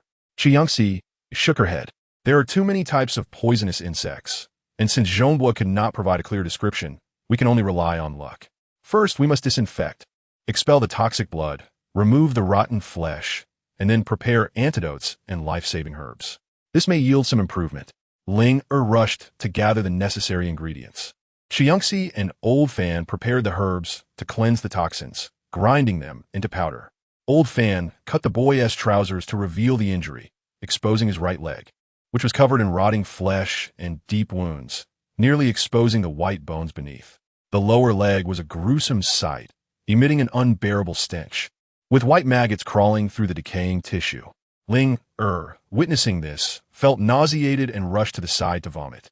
This was Chu Yunxi's first time observing such a wound directly. Yet in her previous life, she had seen a similar horror when Si Jin was mutilated. Comparatively, while it made her throat tighten and stomach churn, she did not react as violently as Ling. Looking at the maggots, Chu Yunxi even felt a slight relief. The presence of maggots feasting upon the decaying flesh of the wound signifies a lack of infection. For the young man, it is a stroke of fate. Otherwise, he might not have survived to this moment. While the servant harbored concern, he dared not disrupt Yunxi's thoughts. Observing the boy's unconscious yet agonized expression due to the pain, he felt immense worry. Linger sterilized the tweezers and scissors with fire, then prepare the bandages, commanded Chu Yunxi. When she called out, no one responded, and upon turning around, she discovered Linger had already succumbed to nausea. With a gentle sigh, Chu Yunxi instructed Old Fan, prepare what I just mentioned. Old Fan promptly nodded, understood, young master. As a seasoned physician, he had long become desensitized to such injuries, and with familiarity of the necessary procedures, he and Yunxi worked in seamless harmony. Chu Yunxi's movements were fluid and unhesitating. She first checked the boy's pulse, noting its irregularity, yet realizing the poison had not fully manifested. It was evident that he was afflicted by a chronic toxin. Time, however, was of the essence. If the poison remained, his chances of survival would dwindle. She employed silver needles to seal 18 of the boy's acupoints, halting the spread of the toxin and preventing harm to his internal organs. When Old Fan presented the sterilized instruments, she meticulously excavated the necrotic tissue from the wound. The boy, still in a stupor, furrowed his brow, displaying evident suffering. Chu Yunxi, mindful of the urgency, pressed on. Any delay could be fatal. As half an hour passed, the wound was thoroughly cleansed. Chu Yunxi applied the finest healing ointment and wrapped the injury with bandages. Subsequently, she pricked all 10 of the boy's fingers with silver needles, channeling the needles into various acupoints throughout his body. Gradually, dark, toxic blood flowed from his fingertips. Once the black poison was expelled, the blood transformed to a crimson hue, and Yunxi finally staunched the bleeding before removing the needles. After completing the procedure, 2 hours had elapsed. Wiping the sweat from her brow, she addressed the anxious Zhongbo. In no more than a tea's time, your young master shall awaken. However, his body will require care. During this period, ensure his diet remains light, ideally consisting of plain congee until he fully recovers. Upon hearing that there was hope, Zhongbo was overwhelmed with emotion, tears streaming down his face as he knelt in gratitude. Thank you, young lady, for saving my lord. Chu Yunxi assisted him to his feet, allowing Old Fan to pour him a cup of water alongside a steamed bun. No need for thanks. Eat something first. Your young master needs to regain his strength, and you must not fall ill, or there will be no one to care for him. Thank you, young lady, Zhongbo replied, tears in his eyes as he accepted the bun, reflecting on the attitude of the Fusho Hall compared to this compassionate young girl. Truly a stark contrast. For while some claimed to be healers, they lacked the heart of one. Chapter 79. All thanks to the company as the doors of the clinic swung open. People surged in, some drawn by curiosity, others seeking amusement. Wan Kai lurked among the crowd, observing the boy lying unconscious on the bed. Glancing at Chu Yunxi, he noted her composed demeanor, sensing she was suppressing her emotions. This patient, who bears no grudge against you, why must you torment him for the sake of your clinic's business? Perhaps it would be wise to compensate him, lest the authorities arrive, and you find yourself in trouble.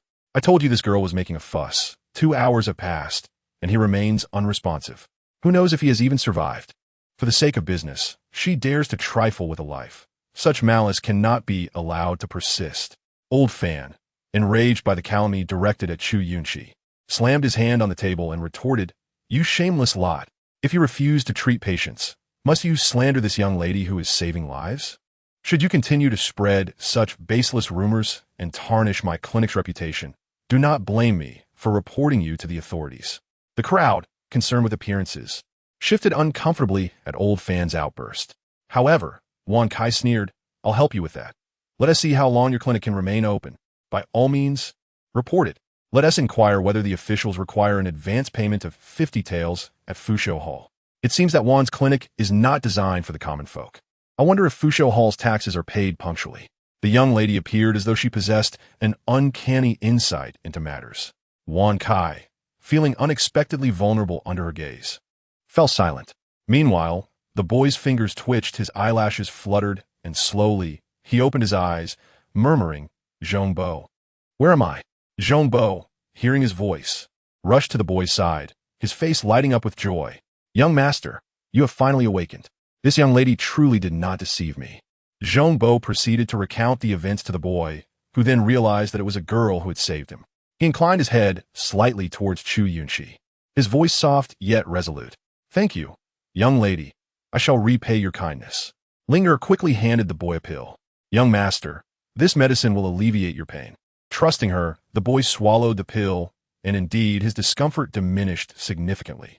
Observers murmured among themselves. Didn't Dr. Wan declare that the poison was incurable? How is it that this young girl has managed to save him? Even Wan Kai, who had expressed doubt, was astonished. Though she wears a veil, she must surely be both beautiful and kind-hearted. This clinic is truly remarkable, a healer with compassion, a rare find indeed. From now on, we shall seek treatment here rather than at Fusho Hall, where one is treated as a fool. Indeed, it saves us from being overcharged at Fusho Hall. I doubt it. It must be a mere fluke. What could a girl of such tender years possibly know of medicine? Exactly. We have practiced medicine for decades. How could we be outdone by a mere child? Even if she had been learning since birth, such skill is improbable. Bah, a gaggle of shameless old fools. Just because you cannot achieve greatness does not mean others cannot. Perhaps this girl possesses extraordinary talent and has studied under a renowned master. As the crowd continued to debate, despite the skepticism of some, Chu Yunxi's prowess left many in awe. Wan Kai, exasperated at being publicly humiliated by a mere girl, stormed away, his pride wounded. As the onlookers dispersed, word of the miraculous healer spread quickly throughout the capital, declaring that a prodigious physician had arrived in the West Market, renowned for her exceptional skills. With the young man still in recovery and unable to move, Chu Yunxi instructed Old Fan to settle him in a guest room in the clinic's rear courtyard. Both the boy and Zhongbo expressed sincere gratitude. Young lady, thank you. I shall remember this favor. Chu Yunxi dismissed the gratitude with a wave of her hand. It was but a small effort. Consider it your good fortune to have encountered our clinic. Having said this, she left the room to maintain her presence in the front, while Old Fan winked at her, saying, Young master, you are indeed impressive. With such a simple remedy, you have ensured our clinic is remembered. Chu Yunxi, my Fai Li, Ak No Wen. It is all thanks to the company. I suspect Wan Kai is regretting his words at this very moment. Once the young man had rested, Zhongbo remained active, assisting Yunxi in the clinic. Fortune smiled upon them that afternoon, as they received an unusual influx of patients. Thankfully, with both Old Fan and Chu Yunxi attending to them, most ailments were minor and easily treated with prescriptions. If a needle treatment was required, it was Chu Yunxi who took the lead, and the two collaborated effectively, working tirelessly for 2 full hours before they finally had a moment to rest. Linger gazed at the meager consultation fees collected, astonished by the considerable amount of silver amassed in just one afternoon. Miss, our business is off to a splendid start. We have earned over 30 taels. Chu Yunxi was equally surprised by the day's earnings, attributing their success to the favorable circumstances of their profession. The notice for the clinic would be taken down after 3 days, and once they accumulated a steady clientele, the clinic's fortunes would surely improve. Old Fan had initially come to the capital merely to follow Chu Yunxi, but her words ignited a newfound determination within him. If the physicians in the capital were as disdainful as Wan Kai, what fate awaited the common folk? The Mingfeng Medical School upheld the principle of benevolence in healing. Thus it was their duty to alleviate suffering. As the sun descended, Chu Yunxi, noticing the encroaching darkness, contemplated returning home. She raised her gaze to Old Fan and instructed, Take good care of that young man. If he needs assistance, do your utmost to help him. He is younger than I, and he has surely endured much hardship on his journey. Old Fan, interpreting her concern as kindness, readily agreed, unaware that Chu Yunxi sensed something extraordinary about the youth. Just as Chu Yunxi was about to depart, she suddenly recalled another matter. Linger had come to the capital in search of her father, and with the influx of visitors to the clinic, she urged him to remain vigilant in gathering information. Old Fan nodded and inquired, "Do you have any portraits or likenesses?" Linger replied, "There are no portraits, but his name is Zhou Hai. He is quite handsome and should be around 34 years of age now." "Understood. Rest assured, little Linger. I will certainly find him," Old Fan reassured her. After exchanging their garments for those they had worn upon arrival, Chu Yunxi and Linger departed. Chapter 80.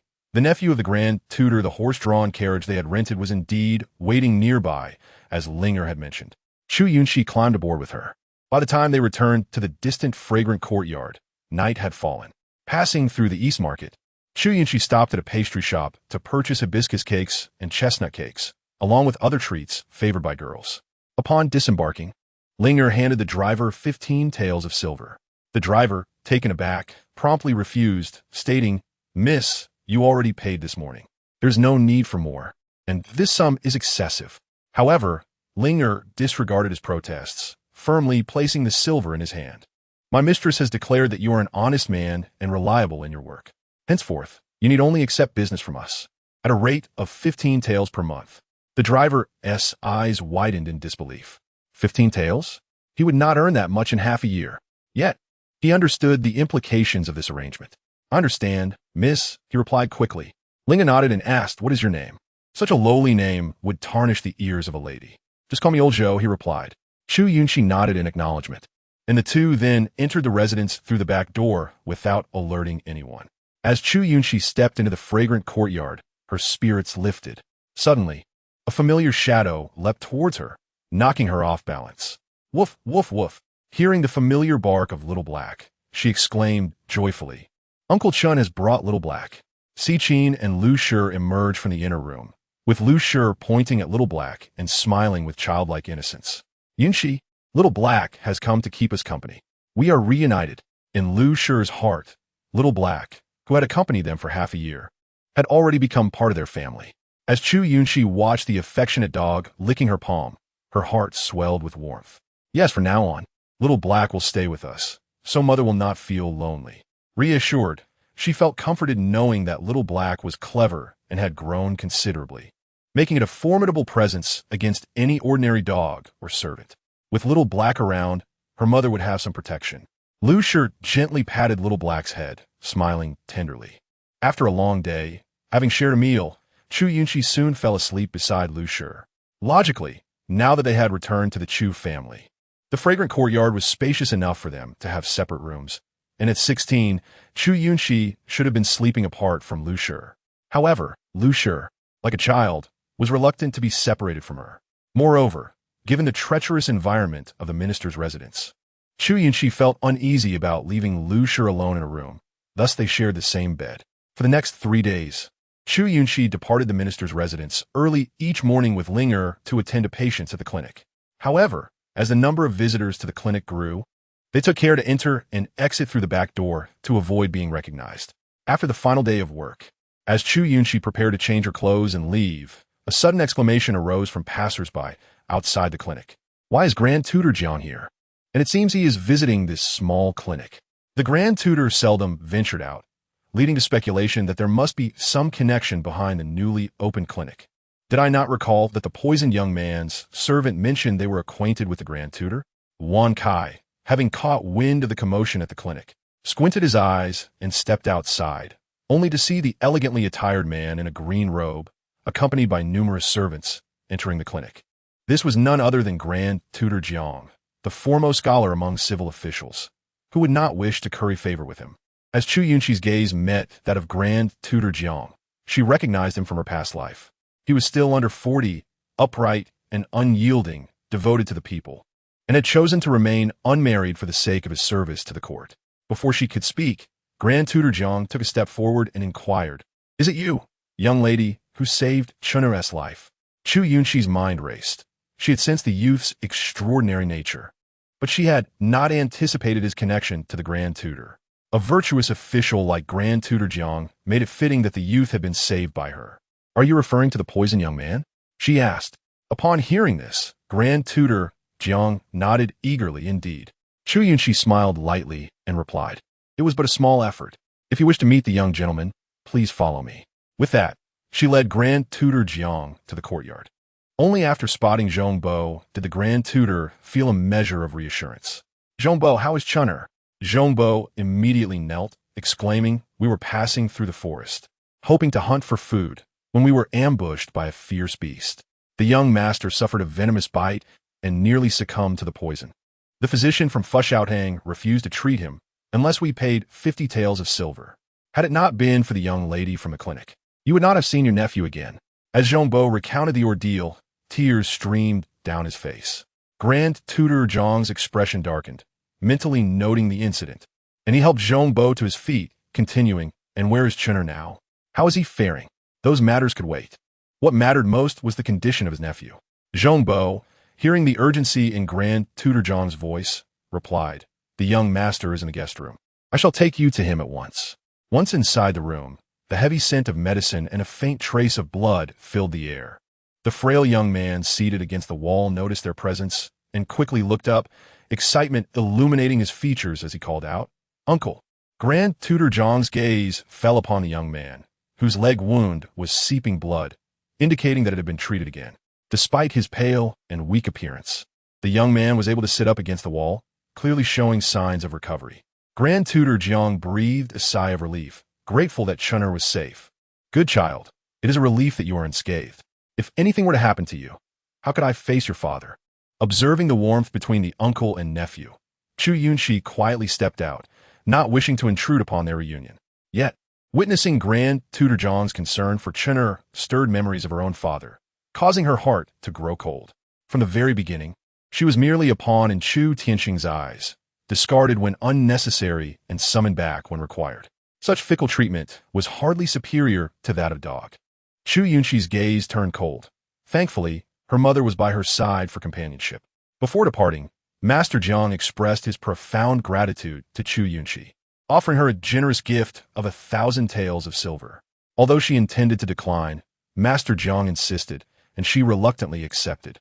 The young lady had miraculously saved Jiang Chen's life, and should she ever require Jiang's assistance in the future, she could present this token at the Jiang residence, where he would undoubtedly be of help.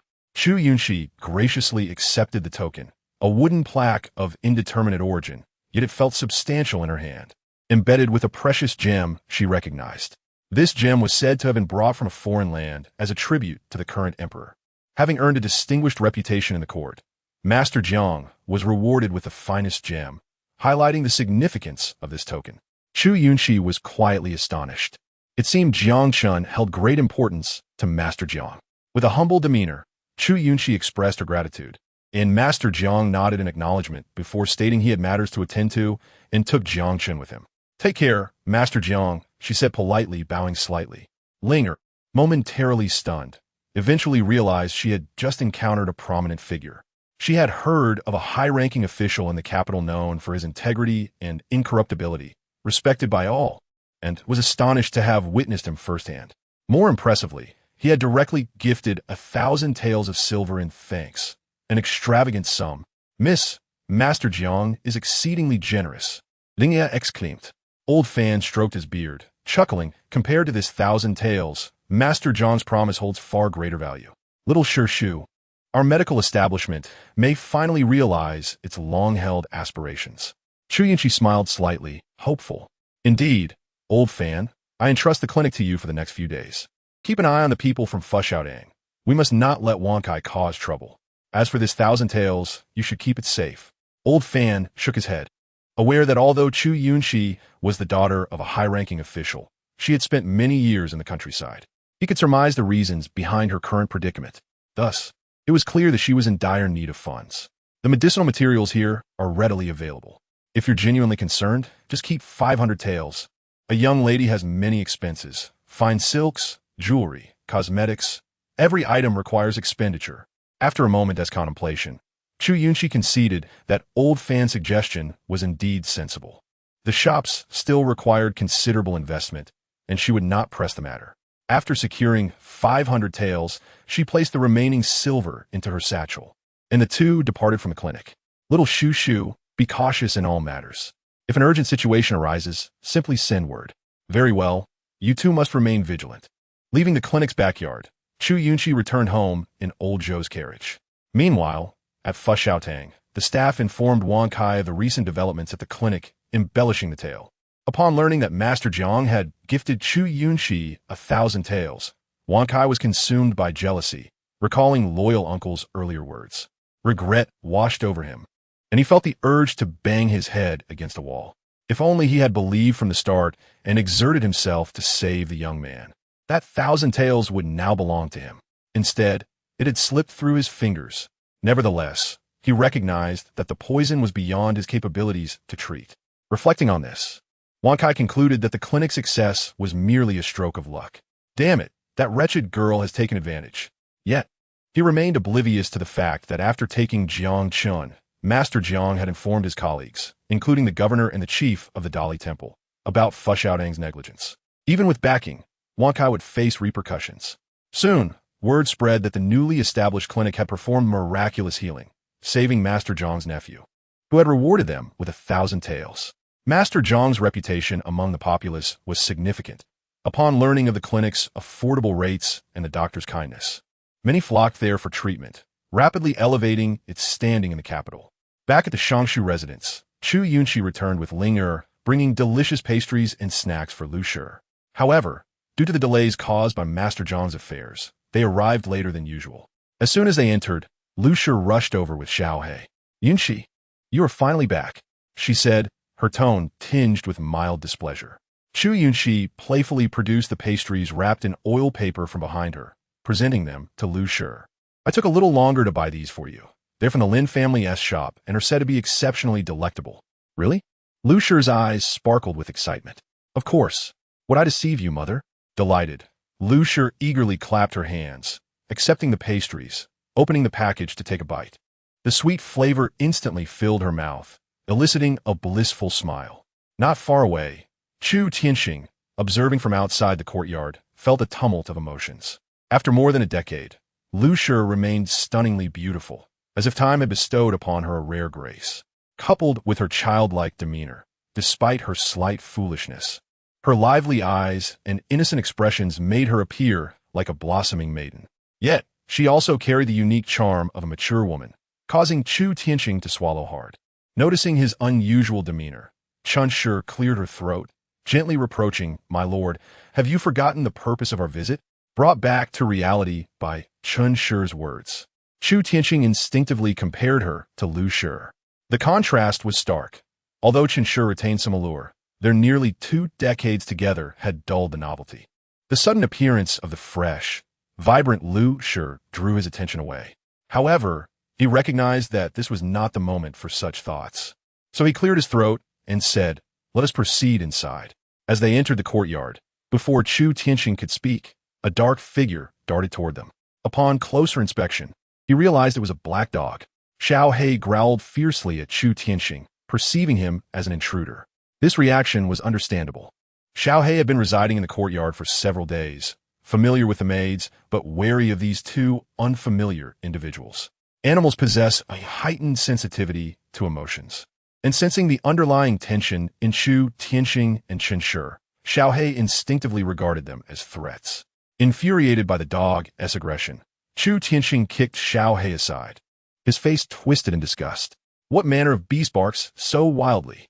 Chu Yunxi had long been aware of the unexpected guests in the courtyard. Initially unprepared to intervene, she was taken aback by Chu Tianxing's actions. With keen, observant eyes, she glanced at Chu Tianxing and Chun Shi, surmising that they had come with matters to discuss. Seeing Chu Tianxing kick Xiaohei, Lu Shi rushed forward, pushing him away protectively. "You wicked man, do not harm Xiaohei." Chu Tianxing's ire flared at Lu Shi's defense of the animal. Did she truly value a dog more than him? Chu Yunxi raised the pastry in her hand and said to Lu Shi, "Mother, please take the pastry and go back to the room with Ling Er and Si Qin. Shall we?" Lu Shi was reluctant to leave, protective of Chu Yunxi, and hesitantly replied, "Yunxi, there are bad people. They bully Xiaohei and could bully you too." "Mother, I will be fine," Chu Yunxi reassured her, gently patting her hand. "Xiaohei dislikes him. If he rushes over, he will only get beaten again. Aren't you worried about Xiaohei?" Upon hearing this, Lu Shi calmed down and, after a moment's hesitation, said, then Yunxi must be careful. If he bullies you, just fight back. Chu Yunxi smiled softly in response, and then glanced at Ling Er, saying gently, take mother inside. Ling Er complied, tenderly coaxing Lu Shi, who, although still worried, ultimately left with Xiaohe in tow. Chu Yunxi lifted her gaze to meet Chu Tianxing's eyes, her tone growing somewhat stern. As she questioned why her father had come, Chu Tianxing sensed her anger over him having kicked her dog and frightened Lu Shi, which led to his own feelings of dissatisfaction. Just as he was about to speak, Chunshi interjected cheerfully, Yunxi, you have been back in the capital for some time now. Years ago, we sent you to the countryside to recuperate based on the words of a sage. Now that you have returned, tomorrow we shall go to Xiangwu Temple to offer our thanks. Ani has already made the arrangements. What do you think? Chu Yunxi's eyes grew slightly cold, reminiscent of her past life. Back then, Chunshi and Chu Yunxi had deceived her under the pretense of offering thanks at Xiangwu Temple and then ruthlessly plotted against her. The images that flashed through her mind felt like a fleeting carousel, and even after many years, they still filled her with revulsion. This time, she must teach Chunshi and her daughter a lesson. Chunshi, feeling anxious that Chu Yunxi might refuse, recalled Z Heir's instructions and felt an inexplicable tension. If Chu Yunxi declined, their plans would be in vain. However, unexpectedly, Chu Yunxi said nothing and simply nodded, I will follow auntie and father's arrangements. Seeing the girl's obedient demeanor, Chunshi doubted her own perception but thought it was for the best, sparing her the effort of having to deceive her. After all, she was just a country girl, and no amount of cleverness could surpass the cunning of Chunshi and her daughter. Chu Tianxing's expression softened, and he regarded Chu Yunxi with a hint of kindness, saying, you have suffered these years. Tomorrow, our family will go to pay respects. Your mother is unwell and need not attend. Yes, father, she replied. Chunshi, not overly concerned, thought of her planned schemes, and a flicker of malice crossed her eyes. How dare this insolent girl threaten her and take away what belonged to her, leaving them in a precarious situation? Her foolish mother had been abandoned over a decade ago. Did she truly believe she could secure her position as the eldest daughter of the minister's household? The nobility she had painstakingly achieved over the years would never be taken from her. The position of the minister's wife was rightfully hers, and Chu Yunxi was utterly unworthy of the status of a legitimate child. Having concluded their discussion, Chu Tianxing and Chunshi departed the courtyard. Ling Er emerged from the inner room, grasping Chu Yunxi's arm, and said, Miss, I feel that Chunshi harbors ill intentions. Should we not go? Chu Yunxi gently stroked Ling Er's hand and reassured her.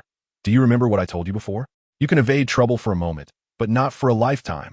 To ensure our safety, we must confront the source of our troubles. Moreover, their excuse this time is to offer thanks. I cannot refuse. But you need not worry, for the schemer and the schemed may not be as clear-cut as you think. Do you not trust me? Recalling everything they had endured together, Ling Er suddenly understood. If it were a matter of uncertainty, the miss would never act recklessly. With this thought, Ling Er quickly replied, Of course I trust you. If you have made your decision, what can I do to assist? Chu Yunxi calmly instructed, Tomorrow, you and Qin should delay your departure by half a day. I will inform you of what needs to be done then. Upon hearing this, Ling Er felt a sense of relief. Remembering the pastries they had just eaten, she hurriedly took out a clean handkerchief and presented the wrapped lotus cake to Chu Yunxi. Miss, this pastry is delightful. You must try it. Chu Yunxi took a bite and nodded in approval. Indeed, it is quite good. In the future, if you wish to eat it, I shall buy it for you every day. Ling Er's eyes sparkled with happiness as she beamed. Miss is so kind to me. Chu Yunxi smiled and affectionately ruffled her hair. You belong to me. Who else should I treat well? But as the hour grew late, she instructed, Let's call for dinner. Eat and rest early. There are more important matters to attend to tomorrow. Ling Er nodded obediently. Yes, miss, I will go at once. After Ling Er left, Chu Yunxi intended to seek out Lu Shi, but was suddenly intercepted by Qin. Is there something the matter, Qin? Qin's eyes were filled with concern as she spoke anxiously. Miss, be cautious of the second miss tomorrow. I overheard her maid, Qing Er, while I was fetching lunch from Madame at noon. She mentioned that the second miss has crafted a clever scheme, waiting for you to walk right into her trap. Chu Yunxi merely smiled, a hint of amusement in her expression, and replied, Even the most flawless plans have their flaws, Qin. I trust you and Ling Er. As long as you both follow my instructions, there will be no issues. Si Qin felt a surge of emotion at Chu Yunxi's unwavering faith in her. Recalling the harsh treatment she had endured at the hands of the Chu family, she silently vowed to protect Chu Yunxi at all costs. "I will ensure your safety, Mississippi." Upon saying this, the two exchanged smiles, and Si Qin's affection for Chu Yunxi deepened further. After dinner was finished and the lights extinguished, everyone returned to their respective rooms, and the night grew steadily darker. Chu Yunxi lay in bed, yet sleep eluded her. Gazing at Lu Shi's serene sleeping face, her emotions began to swell. The moonlight outside was cold and clear. Draped in a thin garment, Chu Yunxi approached the window, closing her eyes as memories flooded her mind. In her past life, upon her return, Chun Shi and her daughter had treated her with suspicion, appearing kind on the surface while secretly setting traps for her. At that time, Lu Shi had already passed away, and Ling Er had yet to appear in her life. With no one she could trust, Chun Shi had taken advantage of the opportunity to go worship at the temple, bribing the monks to drug her. In a moment of carelessness, she fell into their scheme. When the effects of the drug took hold, she was left in a daze, completely unaware of what had transpired. Upon awakening, she found herself in the embrace of a strange man, her attire disheveled. Young and naive, she believed she had been violated, and in her panic and fear, all she could do was cry. Coincidentally, Chun Shi and her unworthy father arrived to take her to the temple just then, and when the door was pushed open, she was found in a state of undress, held by a stranger. Chu Yunxi was appalled by the absurdity of the scene and slapped her, accusing her of being shameless and bringing disgrace upon the family. This incident ultimately provided Chu Yunxi with an opportunity to exploit her downfall. It was only upon her death that she discovered the truth. The drugging at Xiangwu Temple was orchestrated by none other than Chu Yunxi herself.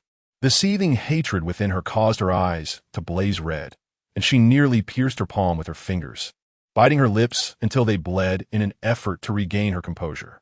She had almost been consumed by her vengeance. Did Chu Yunxi still believe she was the naive Chu Yunxi of old? But she had been dead for 8 years. Throughout those years, she had been guided by the ghost of Dong Lao Gui, contemplating how she might rewrite the past to avoid such calamities and exact revenge upon those who had wronged her. Every detail had been meticulously scrutinized under the influence of hatred, ensuring that no mistake would arise. This time, she would make Chu Yunxi pay 100-fold. Her suffering would be repaid 10-fold by Chu Yunxi. As the fury within her gradually subsided, Chu Yunxi felt a sense of fatigue wash over her. She closed the window and turned back to her bed, sinking into a deep slumber. Yet this night was far from tranquil. The events that transpired in the past at the Xiangwu Temple seemed to haunt her like a lingering nightmare, endlessly replaying in her dreams. "Yunxi, are you all right?" Lu Shi inquired, observing the furrowed brows of Chu Yunxi, tears streaming down her cheeks, her body trembling uncontrollably.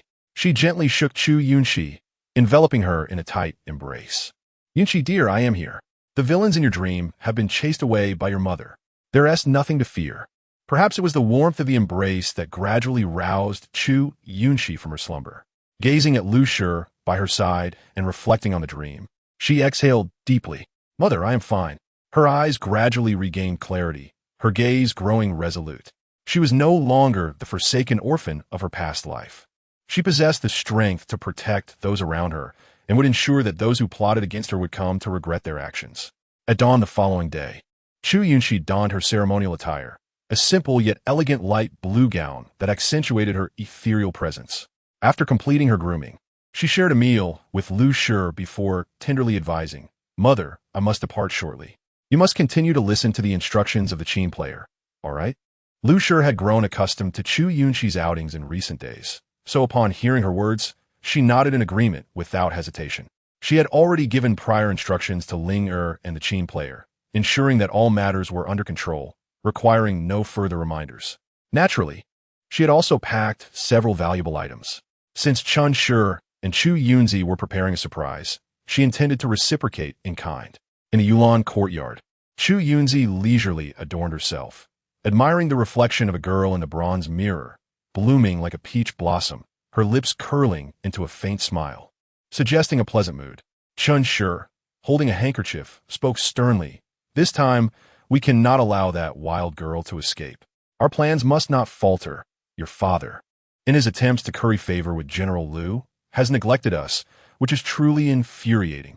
The smile in Chu Yunxi's beautiful eyes deepened as she gently replied, "Mother, you jest.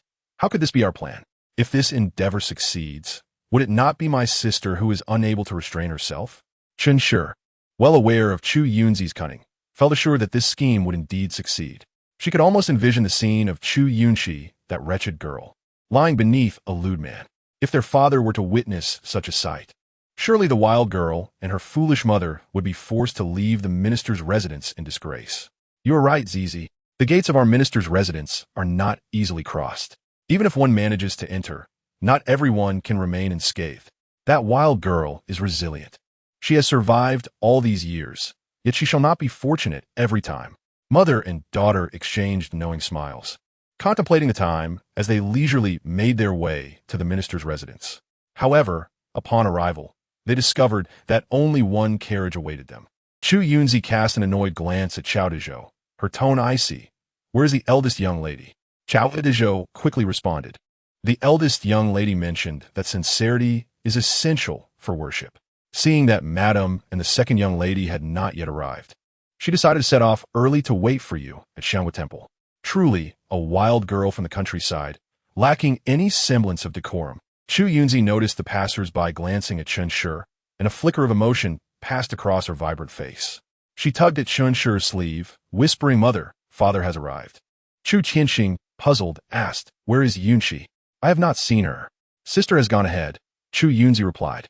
"Father, we must hurry to catch up." Chu Yunxi merely nodded in response. "This girl is rather impatient. Very well, let us board the carriage." Chen Shi, displeased, took her seat, and the family set off for Xiangwu Temple. Meanwhile, the already departed Chu Yunxi sat in her carriage, playing with the beads in her hand. As she gazed at the familiar road, her expression grew increasingly cold. Strangely, as she drew nearer to Xiangwu Temple, her emotions settled into an unexpected calm, even tinged with a sense of delight. She sampled a pastry prepared by Lu Shi, the sweet flavor spreading in her mouth, seemingly washing away her bitterness. Half an hour later, they finally arrived at Xiangwu Temple. Chu Yunxi looked back, noticing the empty official road, devoid of carriages. It appeared that Chen Shi and Chu Yunxi were still en route. Seizing the opportunity, she resolved to attend to other matters. With that thought, Chu Yunxi entered Xiangwu Temple, skillfully avoiding the monks, and found a meditation room. After pouring a white powder into a kettle, she hurriedly climbed out the window when she heard sounds outside, concealing herself against the wall. "Liao Shan, I heard that today the abbot has asked you to entertain guests from a prominent family.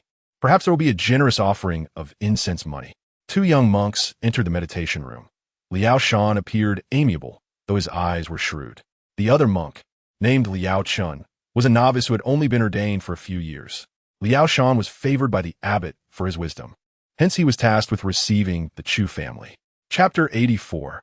A father's kindness, a daughter's filial piety? Perhaps in next life. Chu Yunxi's gaze was fixed intently on Liao Shan. His visage was unforgettable to her. In her past life, he had attended to her during a visit to worship, and it was his kind demeanor that had lulled her into a false sense of security, leading her to consume the ginseng soup he had provided, rendering her unconscious. He had delivered a concoction laced with triple the dosage of an aphrodisiac, and upon the scheme's success, Chu Yunxi had rewarded him with 500 taels of silver. After leaving Xiangwu Temple, he had wandered, deceiving many, yet ultimately became a beloved master. Fate is often cruelly unjust. Thus, we must ensure a fitting reception. Liao Chun, stroking his chin, chuckled, "I have heard that Miss Chu Yunxi is a great beauty." Liao Shan lifted the teapot, pouring tea for Liao Chun and himself before downing his cup in one gulp. Remembering the task assigned by Chu Yunxi, his eyes remained indifferent. If he could eliminate the wild girl from the countryside, 500 taels of silver would be his reward. The destinies of others held no significance for him. However, after finishing his tea, Liao Shan inexplicably felt parched, attributing it to the heat, and paid it no mind. Chu Yunxi withdrew her gaze, calmly departing the scene. The poison she had concocted some time ago was now ready for testing. Liao Shan, despite his monastic vows, had ruined her life for the sake of silver. It was time for him to pay the price. Once the poison took effect, it would cause him unbearable agony, though it would not be fatal. Rather, it would recur sporadically, leaving him emaciated like a walking skeleton by the time of his demise. Liao Shan sensed he was being watched and barked, "Who is there?" Yet, upon stepping outside the meditation room, he only saw a lazy gray cat lounging atop the roof, seemingly indifferent. He was momentarily taken aback, questioning whether he had misjudged the situation. Shaking his head, he chastised himself for being overly cautious and re-entered. When Chu Tianxing and Chen Shi, along with their daughter, arrived at Xiangwu Temple, they were personally welcomed by the abbot. Upon learning that he had come to repay a vow for his beloved daughter, the abbot promptly led Chu Tianxing to the hall of great strength. As they entered, they beheld a young girl, kneeling devoutly on a bright yellow mat. Bowing respectfully to the Buddha statue, her voice earnest as she proclaimed, "O Buddha, I, your faithful devotee Chu Yunxi, age 16. Beseech your blessings for my father's prosperous career and my mother's lifelong peace. I vow to eat vegetarian and serve you, as a testament of my sincerity." With that, she bowed deeply. Chu Tianxing, reflecting on his years of neglect towards Chu Yunxi, felt an unexpected pang of guilt surge within him. Chen Shi, observing her husband's expression, clenched her teeth in anger. This wild girl truly knew how to perform. She believed she could elicit sympathy in this manner. Alas, after today, she would be utterly cast aside by the Chu family. With that thought, Chen Shi's mood brightened considerably. Only Chu Yunxi regarded Chu Yunxi with a profound gaze, sensing that her actions diverged from her previous assumptions. These repeated encounters had undermined her initial confidence. "Good child, rise. Your heartfelt intentions bring me great joy. I regret the hardships you have endured over the years." Chu Tianxing stepped forward to assist Chu Yunxi to her feet, gazing at her delicate yet radiant visage. He couldn't help but feel a twinge of nostalgia. Yunxi bore a resemblance to Lu Shi in her youth, albeit even more exquisite. Chu Yunxi suppressed the disdain in her heart, maintaining an impassive expression. Having perused numerous scripts, she found acting to come naturally. Her father surely did not intend to send her and her mother away back then. Now that both she and her mother had returned, it was only reasonable for her father to arrange for concubine Shun and her younger sister to swiftly vacate the orchid courtyard, was it not? Observing the girl's clear, innocent gaze nearly made her nod in agreement, but concubine Shun could not remain silent. Clearing her throat, she interjected, "My lord, did we not agree to postpone this matter for a while?" Although it had initially been stated that they would relinquish the main courtyard, concubine Shun had since employed a few cunning tricks, mostly the subtle manipulations of a woman, whispering sweet nothings that inevitably coaxed Chu Yunxi into allowing them to remain in the orchid courtyard. Chu Yunxi, looking at his favored concubine with dissatisfaction, momentarily cast aside the faint vestige of paternal affection and addressed Chu Yunxi, "I will arrange this matter, but not at present. You will understand, won't you, Yunxi?" Chu Yunxi remained silent, her gaze turning frosty. Chu Yunxi was truly a scoundrel. She had lost the desire to continue this farce of paternal love and filial piety. Perhaps in another life, her father must realize that should word get out about her and her mother residing in the side courtyard while the concubine remained in the orchid courtyard, it would surely tarnish his reputation and lead to the infamy of favoring a concubine over a wife. After all, which legitimate wife resides in a side courtyard? The girl spoke as if casually, yet each word was laden with significance. Chu Yunxi was acutely aware that in the realm of politics, one must possess not only talent but also virtue. No one could withstand the stigma of favoring a concubine over a wife. Moreover, should Chu Yunxi's uncle learn of Lu's current predicament, it could spell trouble. Chu Yunxi recognized that Yunxi had a point, yet he was reluctant to admit to the years of hardship he had imposed upon the mother and daughter. At that moment, Chu Yunxi, standing to the side, gently interjected, "Sister, why must you press our father so? My mother has accompanied him for many years, and although she may not have achieved great deeds, she has certainly endured hardships. It was for your sake that she and you were sent to the estate. Had it not been so, how could you have enjoyed such fortune until now?" Upon hearing Chu Yunxi's words, Chu Yunxi cast a sidelong glance, her expression a blend of mockery and scrutiny.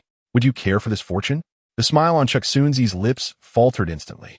Seeing the situation turn awkward, concubine Chen remarked, "Yunxi is merely jesting. Zir, after such a long journey, you must be weary. Take your sister to the meditation room. We shall reside at the Xiangwu Temple for the next few days, feasting and chanting to fulfill her vows." Although concubine Chen feigned maternal affection, Her gaze turned icy upon meeting Chu Yunxi's. Were it not for the upcoming plans, she would have little patience for Chu Yunxi. She longed to drive Lu and her daughter away. Yet for the sake of long-term strategies, she could only endure for now. Contemplating this, she envisioned a future where Chu Yunxi found herself utterly forsaken. A smirk of satisfaction creeping upon her face. Chu Yunxi scoffed inwardly, recognizing that concubine Chen harbored malicious intentions, alongside Chu Yunxi, both conspiring against her. Did they truly believe that she could still be so easily manipulated in this life? Chu Yunxi, complying with concubine Chen's directive, responded, "Yes, daughter understands." With that, Chu Yunxi reached out to take Chu Yunxi's arm, only to be deftly evaded. Chu Yunxi's expression stiffened momentarily, but she quickly regained her composure. "Sister, let us hasten to rest. After such a long journey, we must be fatigued. There are other matters to attend to afterward." Chu Yunxi chose to ignore her sister, striding out decisively. Chu Yunxi felt her teeth nearly grind in frustration. However, given the circumstances, she could only suppress her outrage. Chapter 85. You did not fall for the aphrodisiac? Concubine Chun instructed Chu Yunxi to escort Chu Yunxi to the Qingxi meditation hall, while she and Chu Yunxi would stay at the Mantingfang meditation room, separated by a river. This arrangement was carefully orchestrated in advance. Observing Chu Yunxi and Chu Yunxi depart, concubine Chun snorted derisively. "Wild girl, your good days are numbered. I shall see how you weep soon. My lord, shall we also rest at the meditation room for a while?" Chu Yunxi nodded in agreement. Walking side by side, Chu Yunxi carried herself with the airs of a noble lady, glancing at Chu Yunxi as she remarked, "Sister, life on the estate must have been quite hard for you. It is pitiful that you endured so much suffering before father finally remembered you."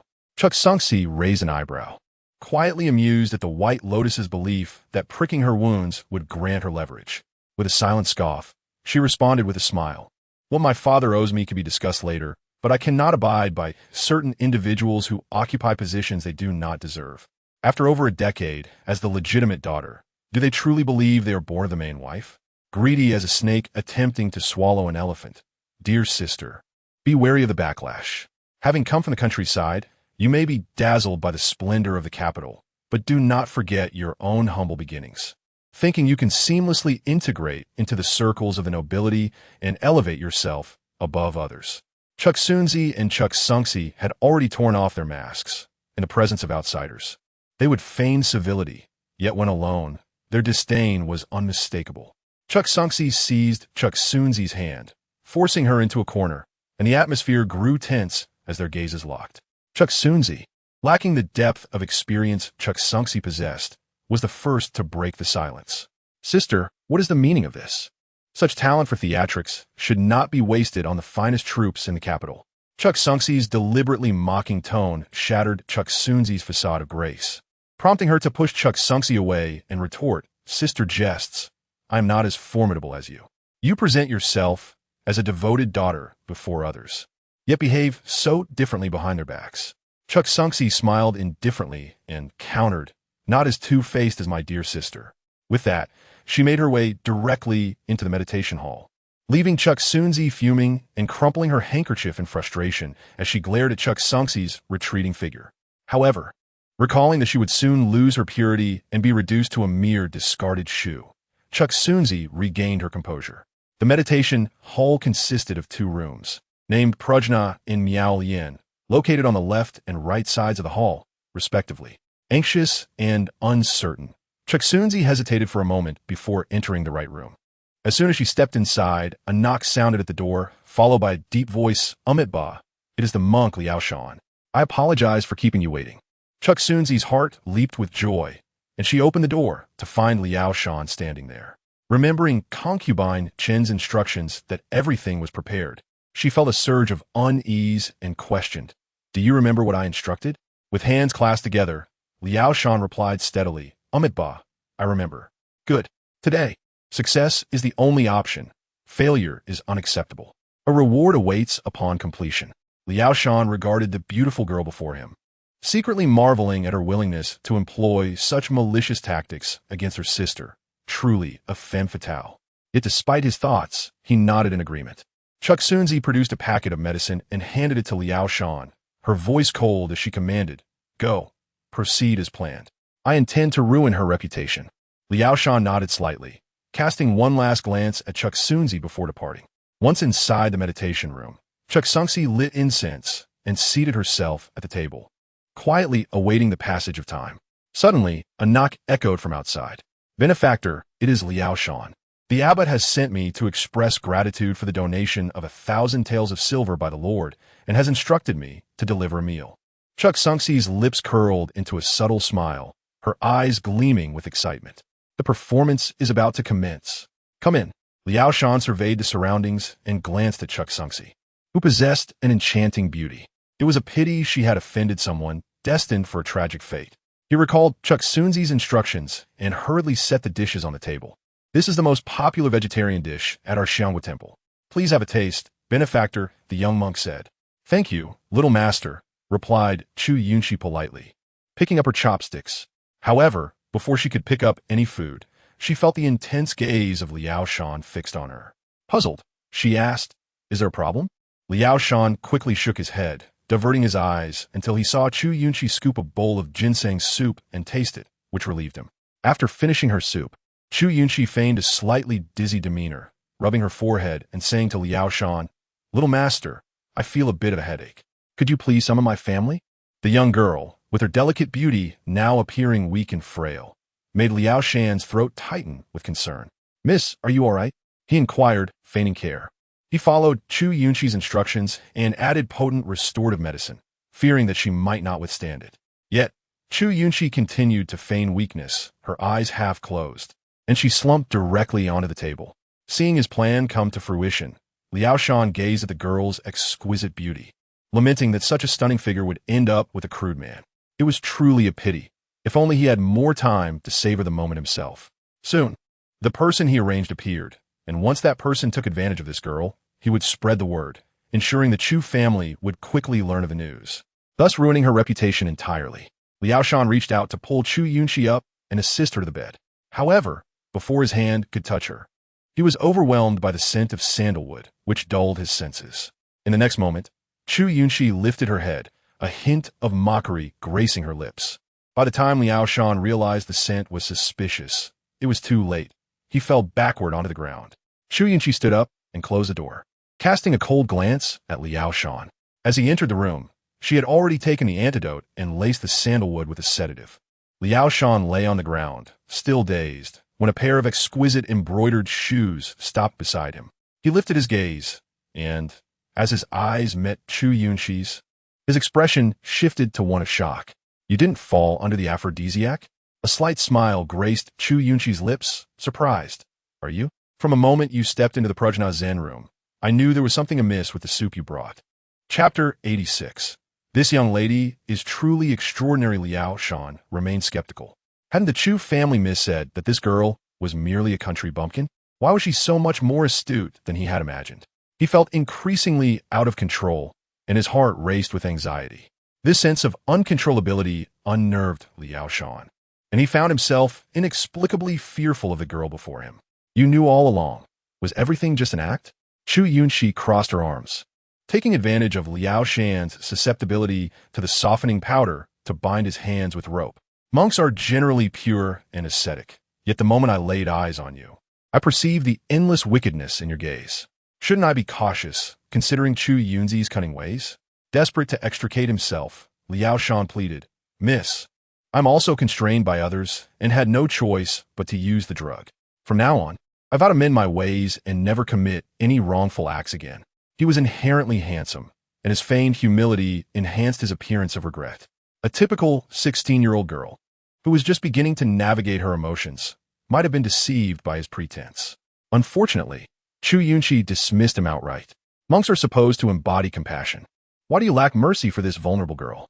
If I'm not mistaken, you entered monastic life to escape the authorities' pursuit, didn't you?" Liao Shan's feigned expression stiffened, and he looked up at Chu Yunxi, his fear becoming apparent. He believed he had concealed his past well, having spent years pretending to be a docile monk and earning the abbot's favor. Occasionally, he received donations from temple visitors, and life had been relatively comfortable. Yet, the heinous act from his past was an indelible stain he could not hide. "I don't know what you're talking about." His complexion changed, and he vehemently denied it. Chu Yunxi, uninterested in further dialogue, seized a wooden fish from the table and struck it towards him, causing his head to bleed profusely. She looked down at him from her elevated position, her tone icy. People believe in Buddhism, yet you exploit it for personal gain, leading to the demise of countless individuals while aspiring to be revered as a saint. You deserve to perish. Recalling Liao Shan's previous life as a sycophant to a wealthy family, where he had forced himself upon a village girl, leading to her tragic end and subsequent pursuit by the authorities, Chu Yunxi deemed her slight punishment a form of mercy. However, this did not signify the conclusion of Liao Shan's reckoning. Meanwhile, in the Miaolian Zen room, Chu Yunxi brewed a cup of tea, her anxiety mounting as the appointed time approached. Yet Liao Shan had yet to report back. This uncertainty gnawed at her, fearing that something had gone awry. However, she also reasoned that no matter how cautious Chu Yunxi was, she could not possibly predict their plan. Suppressing her unease, Chu Yunxi furrowed her brows. Just then, she heard a knock at the door. Not immediately rushing to open it, she listened as the knocking followed a specific pattern. 3 gentle taps followed by 2 firm knocks. This was the agreed-upon signal, confirming that Liao Shan had arrived. Opening the door, she found it empty, her brows knitting in confusion. Was Liao Shan truly so unreliable? Had she known, she would have sent someone else. Just as this thought crossed her mind, she was struck heavily on the head by the wooden fish. And in that moment of unconsciousness, she realized the assailant was none other than Chu Yunxi. Looking at the wooden fish in her hand, Chu Yunxi mused about its effectiveness, though a touch violent for her liking, as she preferred a more decisive method. Observing the unconscious Chu Yunxi, she stepped forward to tilt her chin up, a bloodthirsty and indifferent expression crossing her face. Dear sister, you shall experience the humiliation I endured in my past life. Do not thank me. This is your due recompense. The Qingxin Zen temple was deserted, yet Yunxi knew that after half a stick of incense, Chen would coordinate with Chu Yunxi to summon their father, intending to catch her in a compromising situation and ruin her reputation. She dragged the unconscious Chu Yunxi to the Prajna Zen room, changed out of her attire, and stripped Chu Yunxi down to her undergarments. Calculating the time, she anticipated that Linger and Siqin would arrive soon. Chu Yunxi donned a moon-white dress, discarding the blue outer garment she had worn when leaving the house, and strode away, eager to return to watch the unfolding drama. As she departed, Chen sent someone to the Qingxin Zen temple to check, but upon finding no activity in the Prajna Zen room, only a light blue dress scattered on the ground, clearly belonging to Chu Yunxi, she felt reassured. Zheng Pozi, known for her penchant for cunning and deceit within the Chu family, thought it better to complete the task hastily, mistaking the unconscious girl for Chu Yunxi based on their similar figures. Hiding in the shadows, she observed the movements in the Prajna Zen room. Soon after, a drunken man stumbled into the Qingxin Zen temple. Though he appeared inebriated, his steps were surprisingly steady. Zheng Pozi furrowed her brow, noting that he seemed to be feigning drunkenness. It seemed her mistress had an excellent eye for people. Inside the Prajna Zen room, Chu Yunxi's consciousness gradually faded. The man in rough hemp clothing, upon seeing the beauty in the room, smiled smugly. He bore a brown mark on his face, and in the surrounding villages, no girl ever looked his way. Usually, he could only steal a few things to trade for money to indulge in the pleasures of the brothel. Unexpectedly, today, he had heard from a young monk that a talented young lady would be introduced to him at the Qingxin Zen temple's Prajna Zen room. If he served her well, he could earn a reward. Upon hearing this, he felt fortunate and went directly, not expecting to encounter such a stunning beauty. Chapter 87. The planned Chu Yunxi felt beads of sweat trickling down her forehead, her head pounding unbearably. As she groggily opened her eyes, she was startled to find a grotesque stranger beside her. Realizing the gravity of the situation, she struggled with all her might before her consciousness faded. Let me go. Do you know who I am? I am the eldest daughter of the Chu family. The man chuckled sinisterly, tightening his grip around her. Rest assured, my lady, I shall serve you well. With that, he leaned in to kiss her with his repugnant face. Despite her desperate attempts to break free, he struck her sharply. At that moment, the scent of sandalwood wafted into her nostrils, sapping her remaining strength. Catching a glimpse of a shadow lurking outside the window, she suspected it was Zheng Pozi and cried out for help. Zheng Pozi, please save me. Zheng Pozi observed the man entering the Bana Zen room, followed by faint sounds emanating from within. She hurried to the door to listen and heard the weak struggles of a woman. A flush crept up Zhang Posi's cheeks as she quietly clicked her tongue, reflecting on the shamelessness of this country girl consorting with such a foul-mouthed man. How absurd to think she could rival her lady for the position of the daughter-in-law of the minister's residence. Thankfully, the lady had her ways. With a self-satisfied smile, Zhang Posi disregarded the girl's cries for help and coldly departed, heading towards the Man Ting Fong Zen courtyard to execute her plan. Chen Shi, intent on sparing Chu Tianxing any suspicion, feigned interest in the fish by the lakeside, her heart racing with excitement at the thought of her carefully laid plans coming to fruition. Once the master witnessed Chu Yunxi entangled with a wild man, there would be no place for that shameless pair in the minister's residence. My lady, it has succeeded. Zhang Posi's voice rang with glee, tinged with schadenfreude. Chen Shi felt a wave of satisfaction wash over her as she recalled the torment that little wretch had caused her recently, wishing she could rid herself of her entirely. She pulled Zhang Posi into a corner and inquired in detail, "Did you see it with your own eyes? Has our arranged person entered the Bana Zen room?" Zhang Posi grinned wickedly, her eyes sparkling as she recounted, "I was stationed outside and saw that little wretch succumb to a love potion, lying helplessly on the bed. Then a man entered without hesitation. Has it come to fruition?" Zhang Posi winked knowingly, adding, "I heard that wretched Chu Yunxi pleading not to, but that man seems rather ruthless. He likely forced her. We should go over at this moment." Chen Shi listened, feeling the pin-up frustration within her finally ready to be released. The sword of shame hanging over her head was finally poised to be resolved. "When you say this," she whispered instructions to Zhang Posi, and after finishing, they exchanged a knowing glance, their plan successfully set in motion. Meanwhile, Chu Tianxing was engrossed in his reading within the Zen room, his expression darkening. Compared to the comforts of the minister's residence, this place was abominably inadequate. Thankfully, he only had to endure it for 2 days, which offered him slight solace. He had to set his book down when he heard hurried footsteps. Chen Shi burst through the door, a look of panic etched across her face as if she had encountered a grave matter. "What has happened to cause you such distress?" Chu Tianxing asked, his displeasure evident. As the minister's wife, Chen Shi had remained reckless over the years, and it irked him. Her complexion was ashen, as if grappling with an unspeakable issue. Raising her gaze to meet his, she reluctantly said, "My lord, please do not be angry." Zhang Posi intended to deliver lunch to Yunxi, but she saw a man sneaking into the Qingxin Zen courtyard, and Yunxi was being quite affectionate with him. Chu Tianxing's demeanor turned frigid, a storm brewing in his eyes. He overturned the books on the tea table in a fit of rage. This matter must not be spoken of lightly. She is the daughter of the minister's residence. If she were to lose face, how could she ever hold her head high in the capital again? Chen Shi's heart harbored a cold sneer. How could she hold her head high? That was precisely what she desired. If only there were a way to expose Chu Yunxi's disgraceful liaison, she would have acted even more decisively. Yet, despite her thoughts, she maintained her fa-ade, instructing the person outside, "Zhang Posi, please come in and recount everything you know to the master." "Yes, my lady." Zhang Posi soon entered, kneeling before the grim-faced Chu Tianxing, her heart pounding with fear. She began to narrate the events. "My lord, I was concerned about the eldest lady's well-being and wished to take extra care. To my surprise, I saw the unexpected man conversing merrily with her. I initially intended to send him away, but fearing he had ties to the eldest lady, I refrained from causing a scene and hoped to inform you and the lady discreetly. However, upon leaving the Zen courtyard, I witnessed the man entering the eldest lady's room and closing the door, with the eldest lady sweetly saying how much she missed him since coming to the capital." As she observed Chu Tianxing's murderous glare, Zhang Posi wisely refrained from completing her thought about them likely engaging in untoward activities at that moment.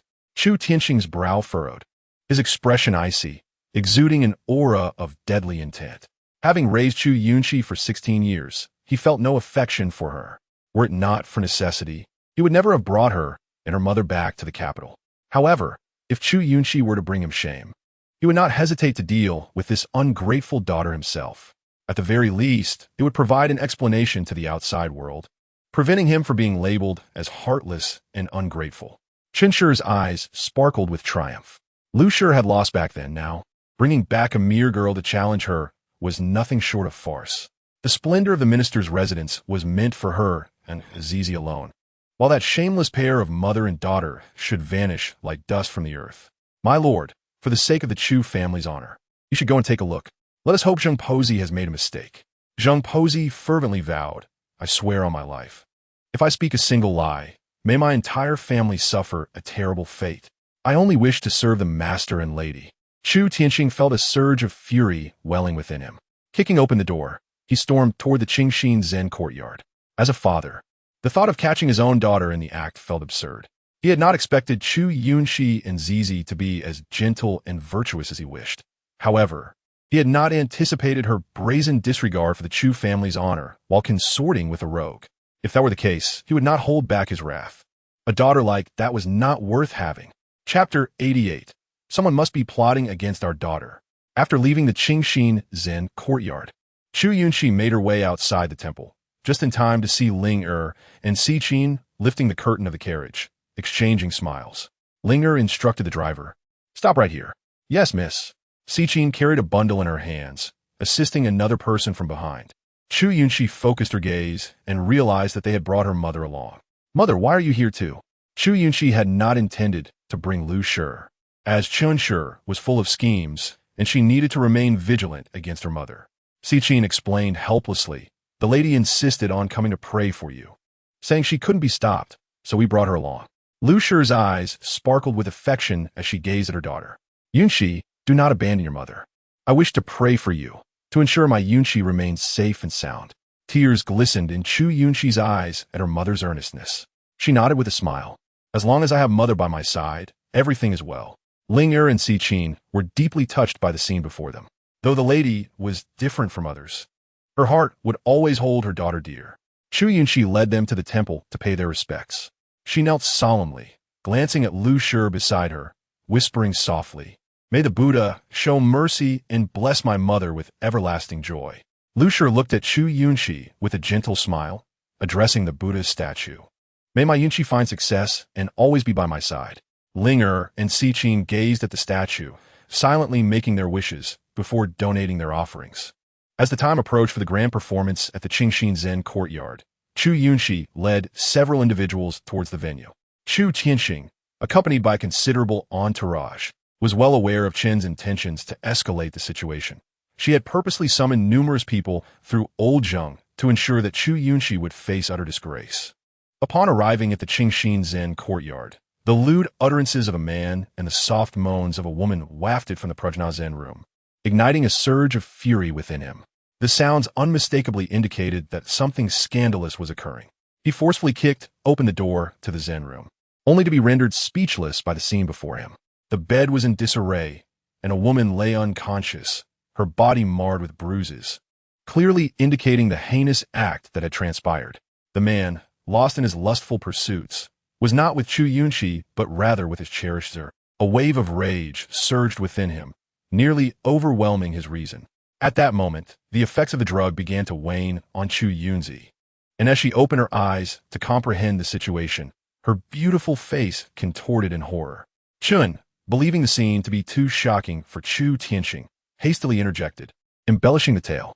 Yunxi, who appears so obedient and understanding, how could you betray us with a rogue? If this scandal spreads, it would tarnish the entire reputation of the Shangshu residence. What will become of my Zier? She is yet to be married. Without a moment's hesitation, Chu Tianxing struck Chun, leaving her utterly bewildered. Look closely. Who is lying on that bed? Only then did Chun step forward, her gaze falling upon the bed, where her daughter lay beneath the depraved man. She felt as though lightning had struck her, her complexion paling. Xie, how could it be you? Chu Tianxing shot her an incredulous look, and Chun, regaining her composure, realized her blunder. Tears streamed down her face as she lamented, Master, someone must have harmed our Zier. Surely you understand the kind of person our daughter is. With that, she pushed the man away and wrapped Chu Yunxi tightly in the silk quilt, gazing at the marks on her body and the vile gaze of the repugnant man. Chu Yunxi felt a wave of nausea wash over her. She sensed that the despicable man had crossed all boundaries. She was consumed by rage, knowing that it should have been Chu Yunxi in that position. Yet, the events preceding her fainting were a complete blur. Chu Tianxing, equally enraged, yanked the man off the bed kicking him to the ground and nearly crushing his manhood. The man, sensing the danger, quickly scrambled to evade, shouting, "Your daughter sought me out. Why treat me this way?" Chu Tianxing's expression darkened, veins throbbing on his forehead. Yet the man persisted. "That little hussy came after me." Chu Yunxi, a mere 16-year-old girl, though calculating, could not contain her emotions upon hearing the man's lewd insults branding her a shameless harlot. Tears streamed down her face, and she could only cry, hoping her father would come to her aid. As Chu Tianxing listened to the man's increasingly outrageous claims, he saw his daughter's pale face and her tears, and he bellowed, "Wei Huai!" Wei Huai, who had been waiting nearby, sensed the gravity of the situation from Chu Tianxing's icy tone and swiftly entered the Zen room. Under the scrutinizing gazes of the onlookers, he seized the man and pressed him to the ground. Chu Tianxing then coldly commanded, "Dismantle his jaw." "Yes, master." Wei Huai executed the order with precision, leaving the man speechless. Chun, clutching Chu Yunxi tightly, cried, "Master, you must stand up for our Zier. Someone is scheming against her." "Scheming against her? Perhaps you should explain why she is here." Chu Tianxing's face was dark with anger. Having seen enough of women's schemes, he had pieced together the situation. But Chun's foolishness was evident. She insisted, "Old Zheng can testify that she saw a man enter Chu Yunxi's room. How could it possibly be my Zier?" No sooner had she finished speaking than Chu Yunxi strolled in, her tone nonchalant. "Auntie, one may indulge in food indiscriminately, yet words must be chosen carefully. Are you implying that I should bear the blame based solely on your claim?" Old Zheng immediately knelt, pointing at Chu Yunxi. "I swear I saw the eldest young lady entangled with that man. Please believe me, master." Chu Yunxi, linking arms with Lu Shi, coldly retorted, "Are you suggesting I am lying? I was outside the temple fetching my mother. Upon my return, I found all of you gathered in my Prajna Zen room. I must ask, even if my sister is frivolous, must she bring a man to my chamber?" Initially, Chu Tianxing believed it was merely a ruse by Chu Yunxi. But upon noticing Lu Shi and her two maidservants alongside her, he began to trust her words. Chun was left speechless, feeling cornered, and muttered nervously. Perhaps it was just a case of mistaken identity. Chu Yunxi caught sight of Chu Yunxi's mortified expression and the tears that flowed unceasingly until she ultimately fainted. A cold smile crept onto her lips. This was the pain that Chu Yunxi had once inflicted upon her, and now she would repay it in kind. Chapter 89. Reaping what one sows. Chu Tianxing cast a frosty glance at Chun and Chu Yunxi, as well as the naked man sprawled on the floor, his expression darkening. He coldly instructed, "Wei Huai, take this man away and execute him discreetly, leaving no trace." "Yes, master." The man, upon hearing this, was instantly gripped by terror, causing an unpleasant odor to permeate the room. Chu Yunxi frowned slightly, a flicker of disdain passing through her eyes. His fate was deserved for his lustful pursuits. Wei Huai grasped the man by the collar, lifting him as one would a chick, while a nearby servant expressionlessly dressed him and bound his limbs before escorting him away. Despite his transgressions against Chu Yunxi, this incident would remain known only to those present. Once outside the courtyard, he would be presented as properly attired. For the reputation of the Shangshu residents was at stake. Chun held Chu Yunxi close, her voice trembling as she pleaded, "Master, our Zier has been wronged. As her father, you will stand up for her, one to you?" Chu Yunxi scoffed, casting a cold gaze at Chun. "Annie, this may seem coincidental, yet I cannot shake the feeling that all dangers are directed solely at me. Otherwise, why would old Zheng be so certain that I was involved with that ruffian?" Ling Er and Si Qin were on edge, understanding that a grand drama was unfolding at the Qingxin Zen courtyard, and the young lady could be wrongfully accused of unspeakable acts. Chun, flustered, could not comprehend the unexpected turn of events in her carefully laid plans. Aware that she was no match for Chu Yunxi, she decided to wait until Zier regained consciousness to address the matters at hand, swiftly shifting the topic. "If it weren't for old Zheng's warning, how would I have known? Yunxi, don't you recognize how I have treated you during this time?" Chu Yunxi raised an eyebrow, recognizing Chen's cunning attempt to absolve herself. But alas, she was merely reaping what she had sown. Chu Tianxing felt his reputation was at stake and chose not to dwell on the matter further.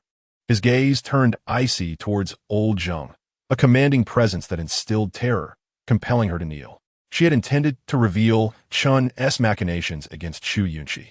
Yet the knowledge that both Chun and the young lady held leverage over her silenced her resolve. Old Zheng, your schemes to tarnish Yunxi's reputation are unforgivable. If you're not punished today, it will undoubtedly bring peril to the Chu family in the future. Zheng Pozi was not foolish. She understood that Chu Tianxing sought to preserve his reputation by attempting to cast her as the scapegoat. Deep down, she was filled with trepidation. Had she not harbored ill intentions from the beginning, she would not find herself in such a dire predicament now. This servant knows her sins. With a sweeping gesture, Chu Tianxing summoned Cao Dezhou and, pointing at Zheng Pozi, commanded, "Take her away and eliminate her in secret." His cold and unfeeling demeanor instilled fear in Chen Shi. Zheng Pozi finally ceased her struggles, resigning herself to her fate. A glint of scorn flickered in Chu Yunxi's eyes. Her father, as ever, was preoccupied with his image. Although he appeared to dote on Chen Shi, if one day Chen Shi and Chu Yunxi ceased to be of any utility, he would discard them without hesitation. "Yes, my lord," Cao Dezhou replied, moving towards Zheng Pozi. With despair, Zheng Pozi closed her eyes, her heart turned to ashes. The day's events served as a grim lesson. The remaining maidservants in the courtyard, having caught a glimpse of the unfolding scene through the slightly ajar door, overheard every word clearly. Even without entering the meditation room, they understood precisely what had transpired. They shuddered at the thought of how Chu Tianxing, to uphold his dignity and prevent the matter from spreading, had dealt with Zheng Pozi. Trembling, they all knelt and wept, pleading, "My lord, we saw nothing today and will never speak of it. Please grant us mercy." Chu Tianxing's expression remained impassive. During Chu Yunxi's absence from the manor, he had treated Chu Yunxi as his own beloved daughter, dedicating countless efforts to her education in arts and culture. Should news of Chu Yunxi's predicament leak, it would jeopardize her prospects. Not only would marriage alliances become impossible, but she would also be looked down upon by those of lesser status. At that moment, Wei Huai had finished dealing with the rogue, blood still staining the blade he carried. Bowing respectfully to Chu Tianxing, he reported, "My lord, the task is complete." Chu Tianxing, his demeanor icy, nodded. He then surveyed the assembly and, with a harsh tone, commanded, "Sell everyone aware of this matter to the slave traders. Not a single soul is to be spared. And the farther they are from the capital, the better." His words encompassed all present, including Linger and Siqin. Linger, anxious, glanced at Chu Yunxi, desperate to avoid being sold, especially since she lacked a slave registration. Yet, with Wei Guanzhong's blade still stained with blood, her youth instilled a sense of fear within her. Chu Yunxi, Zhu Xinglingye, spoke with unwavering resolve, seemingly unperturbed by the situation. "Father, if we swiftly dispose of so many servants, it will inevitably arouse suspicion regarding our actions at Xianghua Temple. Rather than this, it will be prudent for everyone to maintain silence. This way, the matter can remain concealed." The maidservants present were astonished at Chu Yunxi's defense of them. They were acutely aware that being sold to slave traders would lead to a fate more dreadful than death. Though they were merely servants in the Chu household, they held their heads high, knowing no one dared to mistreat them.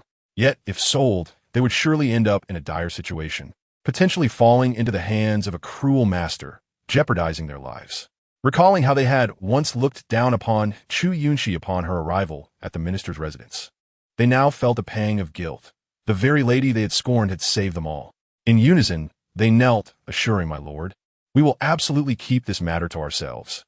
Our lives are in your hands, and we would never dare to act recklessly." Chu Tianxing, weary of the conversation regarding this matter, arched an eyebrow and gravely declared, "Enough. Since the young lady has interceded for you, you must keep this secret. If a single word escapes your lips, I will show no mercy." With that, he waved his sleeve and turned to leave. Chapter 90. Chu Yunxi. "How dare you?" Chen Shi, seeing Chu Tianxing hastily departing, rushed to inquire, "My lord, what about Zur and me? Inform your obedient daughter that I shall feign ignorance regarding this matter. Should she dare to engage in such disgraceful conduct again, I shall no longer acknowledge her as my daughter." With that, he strode away in anger. Chen Shi, recalling Chu Tianxing's past kindness, now beheld his somber countenance, feeling a twinge of fear. "Yes, I understand discretion," she murmured, watching him depart, her limbs growing cold. It dawned upon her that she hardly knew the man she had shared a bed with for years, and contemplating Chu Yunxi's distress deepened her sense of uncertainty. How had things come to this? Aunt, have you heard the saying? Evil deeds will lead to one's own demise. The melodious voice of a young girl sent alarm bells ringing in Chu Yunxi's mind. Though she was not astute, she was not blind to the unfolding reality. It seemed that Chu Yunxi had a hand in stirring the pot regarding Zier's situation. After all, it should have been her lying there, her purity taken by a rogue. Chu Yunxi, grappling with a dawning realization, gazed incredulously at Chu Yunxi, as if seeking the truth from her lips. Have you known about our plan all along? Observing Chu Yunxi's terrified reaction, Chu Yunxi smiled with satisfaction. Aunt, do you believe in the saying that one cannot hide wrongdoing? Her expression was placid, yet her words dripped with mockery. Chu Yunxi, incensed, pointed a trembling finger at her and shouted, Chu Yunxi, how dare you? Chu Yunxi gently pressed her finger down and spoke softly. Aunt, do you believe in the concept of retribution? When you seduced a married man and forced my mother from the house, you should have anticipated such a day. How does it feel to see your daughter in such a predicament? Are you not filled with a desire to end me? The girl's smile was laced with a seductive charm, her half-truths providing Chu Yunxi with a sense of certainty that she had orchestrated the events at Xiangwu Temple. Chu Yunxi, do you think such clumsy schemes will yield great results? If my lord truly cherished your mother, would he have cast aside wife and child? Now you dare to plot against my Zier. You wild girl, just wait and see. Chu Yunxi glared at her in fury before turning to check on Chu Yunxi. Chu Yunxi, unable to suppress a cold laugh, reflected on her own capabilities. She knew that capturing Chu Yunxi's affection would not be a challenge. She possessed a profound understanding of human nature, far surpassing that of those around her. Moreover, she understood Chu Yunxi's true character intimately. She simply found it beneath her. Regaining her composure, Chu Yunxi turned to Lu Shi and the others, stating, Let us depart. This meditation room is no longer suitable. We must find another place to stay. The matter of vows was far from over, and despite the turmoil, Chu Yunxi was determined to maintain appearances. They could not allow outsiders to catch even a whiff of the incident. Indeed, Miss, both Siqin and Linger replied in unison, and then the group departed from the courtyard together. As they walked along the path, Linger recalled Chen's earlier words and felt a wave of apprehension wash over her. With reddened eyes, she turned to Chu Yunxi, saying, Miss, did you foresee that Chun would scheme in such a manner? It is so perilous. Why face it alone? Thank goodness you are unharmed. Otherwise, what would I have done? Siqin, equally distressed, added, Miss, remember that both Linger and I are here for you. Do not shoulder everything alone. We will share your burdens. Chu Yunxi smiled faintly, recognizing the affection the two girls held for her. Very well. I shall not do so again.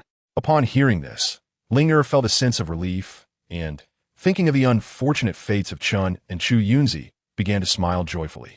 Indeed, Miss is formidable. With just a few words, Chun was left infuriated, her face turning a shade of deep crimson. It brings such satisfaction to see. Indeed, Aunt Chun initially plotted against you, and the loss of the second Mrs. Virtue is the consequence of their misdeeds. Lu Shi remained silent, yet her innocent eyes reflected concern as she gazed at Chu Yunxi. Yunxi, you must be cautious. Chu Yunxi replied with a smile. Mother, I know you worry for me, but I have not been wronged. The villains have been driven away by me. Lu Shi's expression softened a bit. When they arrived at another meditation room, it wasn't long before Lu Shi yawned. Yunxi, I feel quite drowsy. Chu Yunxi glanced at the sky, realizing how late it had become after their long day. Mother, let us have some vegetarian food from Xiangwu Temple before resting. Their dishes are delightful, especially the sticky rice pumpkin porridge. Coincidentally, Linger's stomach growled at that moment, prompting Yunxi to chuckle helplessly before calling for a novice monk to bring their meal. After dinner, the tranquility of Xiangwu Temple enveloped them. Exhausted from their journey, Linger and Siqin had already retired for the night, while Lu Shi, accustomed to an early slumber, went to bed even earlier. Chu Yunxi's mind, however, was restless, gradually losing the urge to sleep. She remembered that Liao Shan was likely rescued by now, and, calculating the time, it was about when he would be stirring.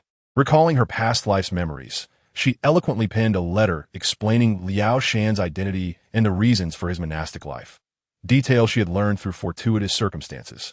After tying her long hair back, she donned her martial attire from her travel bag. Gazing into the copper mirror at the spirited young woman reflected, A slight smile graced her lips, and her brows bore a newfound sharpness. Under the moonlight, she tread silently through the night, her figure ghostly and ethereal. Chapter 91. What a coincidence, encountering Prince Chen here. The young monks resided in the back courtyard of the temple, where the environment was serene and close to the main hall. The abbot of Xiangwu Temple treated everyone kindly. Liao Chun yawned and turned over, intending to continue his slumber, unaware that his companion, Liao Shan, was glaring at him with a dark expression, even raising a hand to strike him. Liao Chun, instantly furious, exclaimed, "What madness is this in the middle of the night? If I hadn't rescued you by the riverbank, you'd be long gone. Why disturb my dreams now? Had I known, I wouldn't have saved you."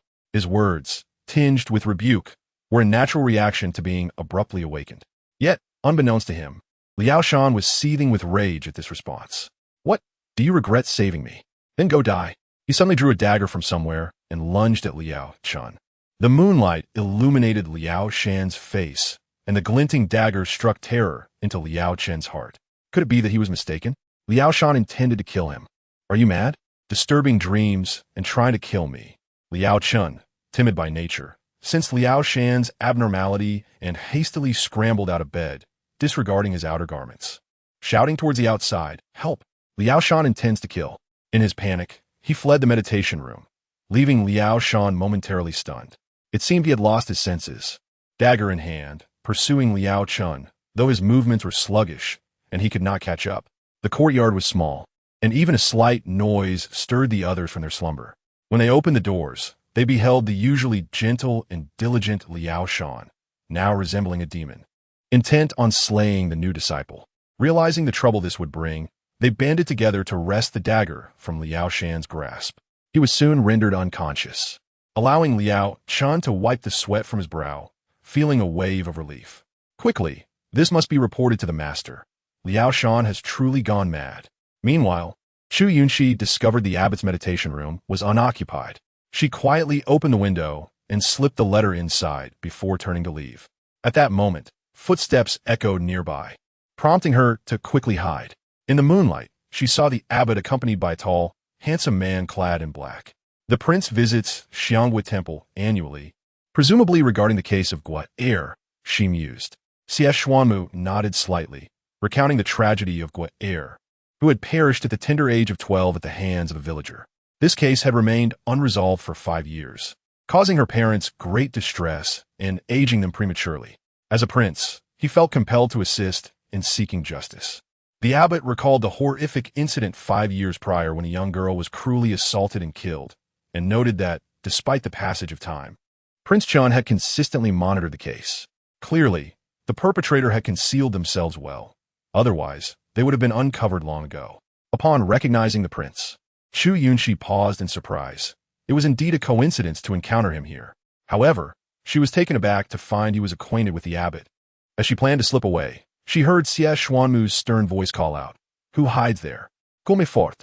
As he approached the corner, he was suddenly blinded by a cloud of powder. Quickly shielding his eyes, he waited for the dust to settle, but when it did, he found no trace of anyone. "Cursed be it, this person is swift. Should I catch them, I shall show no mercy." The abbot, puzzled, inquired, "Your Highness, what troubles you?" Xie Xuanmu's expression grew grave. "Someone has entered your meditation room." The abbot, bewildered, considered that he had long been cherished by the patrons of Xiangwu Temple, and his chamber contained only scriptures and records of donations. What could anyone want to steal?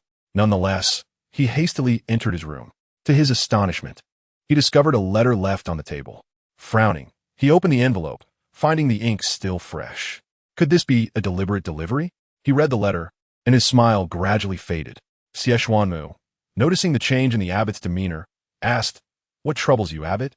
The abbot handed the letter to Xie Xuanmu, expressing his confusion. Could it be that someone seeks to frame him? It claims Liao Shan is a vile villain who harmed a young girl 5 years ago. This cannot be. He is the most obedient and diligent among the monks, always the first to transcribe and recite scriptures. How could he be a murderer?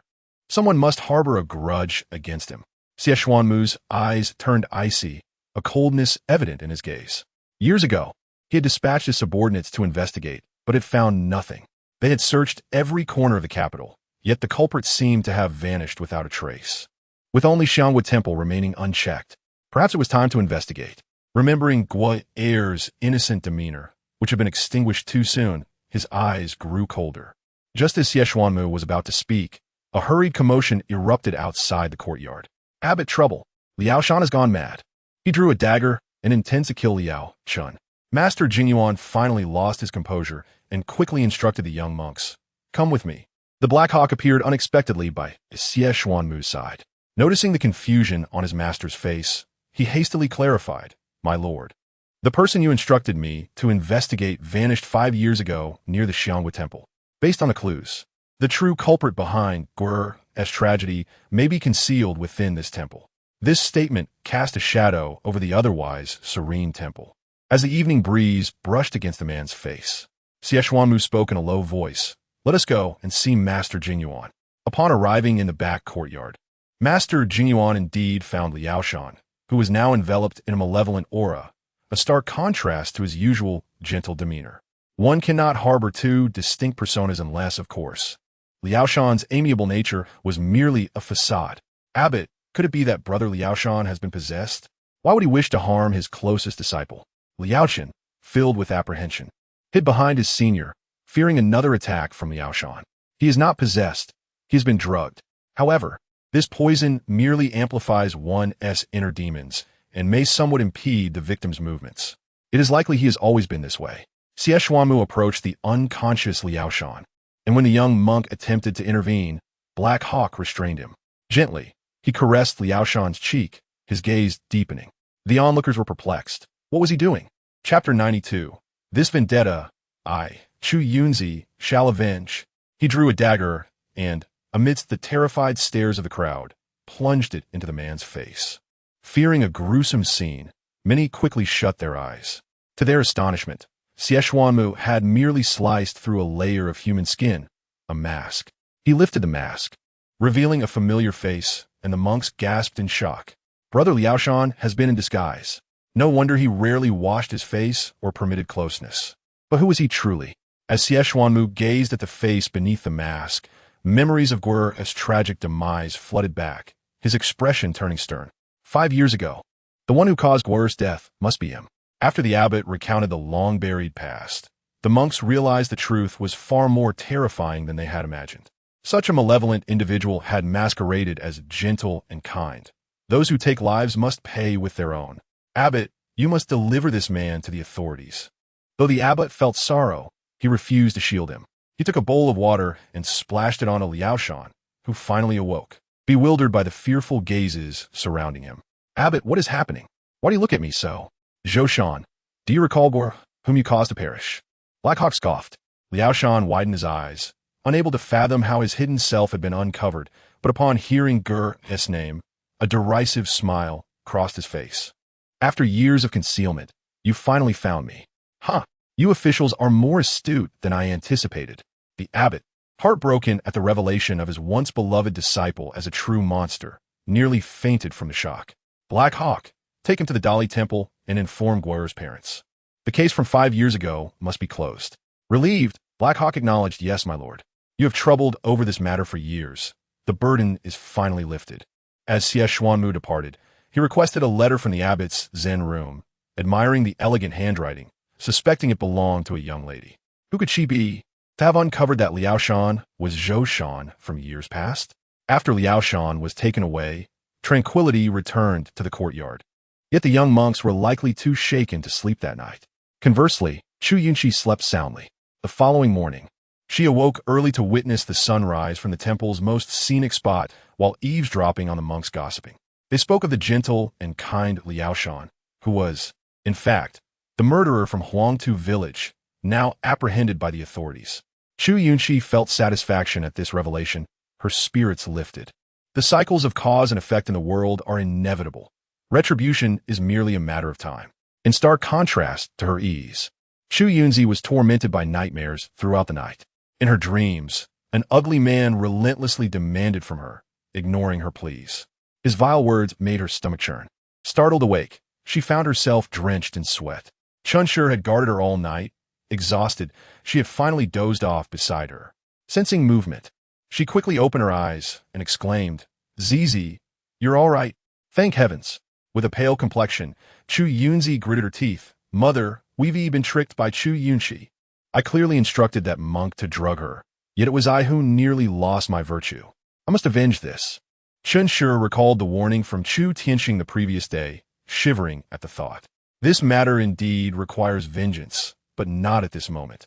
Zizi, your father is very concerned about reputation. We must avoid provoking Chu Yunxi for now. Have you not noticed that whenever we confront her, we are always at a disadvantage? Chu Yunxi was aware of this. Chu Yunxi was far more astute than she had expected. Yet she was confident that despite Chu Yunxi's capabilities, she could never match her own experience. After all, she was merely a country girl. How could she compare to a naturally pampered young lady like herself? If she wished to take everything from her, she must first prove her ability. The previous missteps were merely due to her negligence. Given the chance, she would crush Chu Yunxi as easily as squashing an ant. Let us spare her for now, but when the opportunity arises, I shall ensure she meets a gruesome end. Chen Shi comforted Chu Yunxi, though her gaze and tone held a darkness that belied her words. Mother, I know what must be done. Reluctantly, Chu Yunxi acquiesced, but felt an inexplicable sense that matters were not as simple as she thought. The mother and daughter set out at dawn, leaving in a carriage. Chu Yunxi's pride was wounded, and she could no longer endure the humiliation, while Chen Shi plotted revenge against Chu Yunxi. However, the incident at Xiangwu Temple kept her on high alert. She could not afford to underestimate Chu Yunxi again. Meticulous planning was essential. Or perhaps they should wait for her to expose her own flaws. After breakfast, the carriage from the Ministry of Rites had been waiting at the Xiangwu Temple for some time. Finally, Chu Yunxi and her party set off. Linger recalled the morning conversation with the young monk and shared the intriguing news. Miss, something happened at Xiangwu Temple last night. There was a monk named Liao Shan who committed a grave offense and fled to the temple to evade capture. Si Qin, still in her teens and eager for gossip, questioned. I heard even the Jingzhou prefect took action. Last night, His Highness Prince Chun sent someone to apprehend him. It seems the crime was severe. Linger retorted angrily. That monk appeared so amiable. Who would have thought he had assaulted and murdered a girl from his village 5 years ago?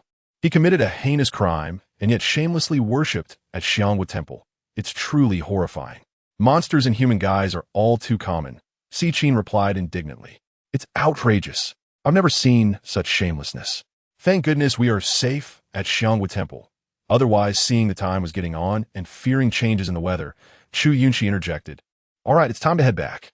The journey home was not long, and as Chu Yunxi observed the two young maids yawning and eventually dozing off, she couldn't help but smile. These two girls were too frail. She needed to find a way to secretly bolster their health. At the very least, they should possess the ability to protect themselves and avoid unnecessary troubles. The return journey was exceedingly quiet, with Lu Shi gazing out at the fleeting scenery, murmuring. Changlin Chu Yunxi's expression stiffened. She was momentarily taken aback to hear her uncle's name from Lu Shi's lips. Mother, do you still remember uncle? But Lu Shi fell silent, yawning and leaning against Chu Yunxi's shoulder, drifting into slumber. She appeared carefree, seemingly untroubled by any worries. Yet Chu Yunxi understood that beneath Lu's exterior lay a multitude of burdens, which even she could not fully recall. Chapter 93. Not even as good as a dog. Chu Yunxi lowered her gaze, observing the few individuals beside her, feeling an inexplicable softness within. Time passed, and her uncle's arrival in the capital was drawing near.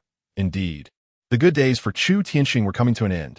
The carriage jolted as it reached the foot of the mountain, and after a restless night, Yunxi gradually succumbed to sleep, leaning against the carriage curtain. However, despite her fatigue, she dared not sleep too deeply, for the three companions beside her lacked the ability for self-defense, necessitating her constant vigilance. Upon awakening, they had arrived at the minister's residence. Yunxi instructed Si Qin and Linger to escort Lu back to the distant fragrant courtyard while she herself ventured to the storeroom. Previously, she had instructed Chun to return all of her mother's dowry. The properties and shops had been restored, but the 13 chests of dowry had yet to be returned. She had assumed that Chun would not delay too long, but to her surprise, it had been days without any sign of it. Thus, Chu Yunxi decided to investigate the storeroom herself.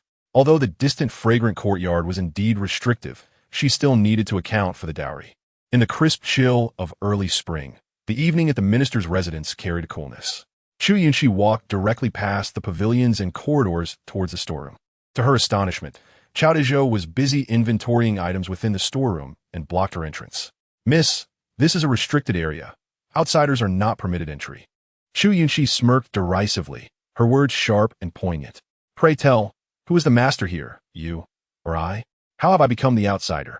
I once thought you, Steward Chow, were well-versed, but it seems you're outdone by my little dog, Xiaohong." Cao Dezhou, taken aback, instinctively inquired, "Who is Xiaohong?" He had never heard of such a character.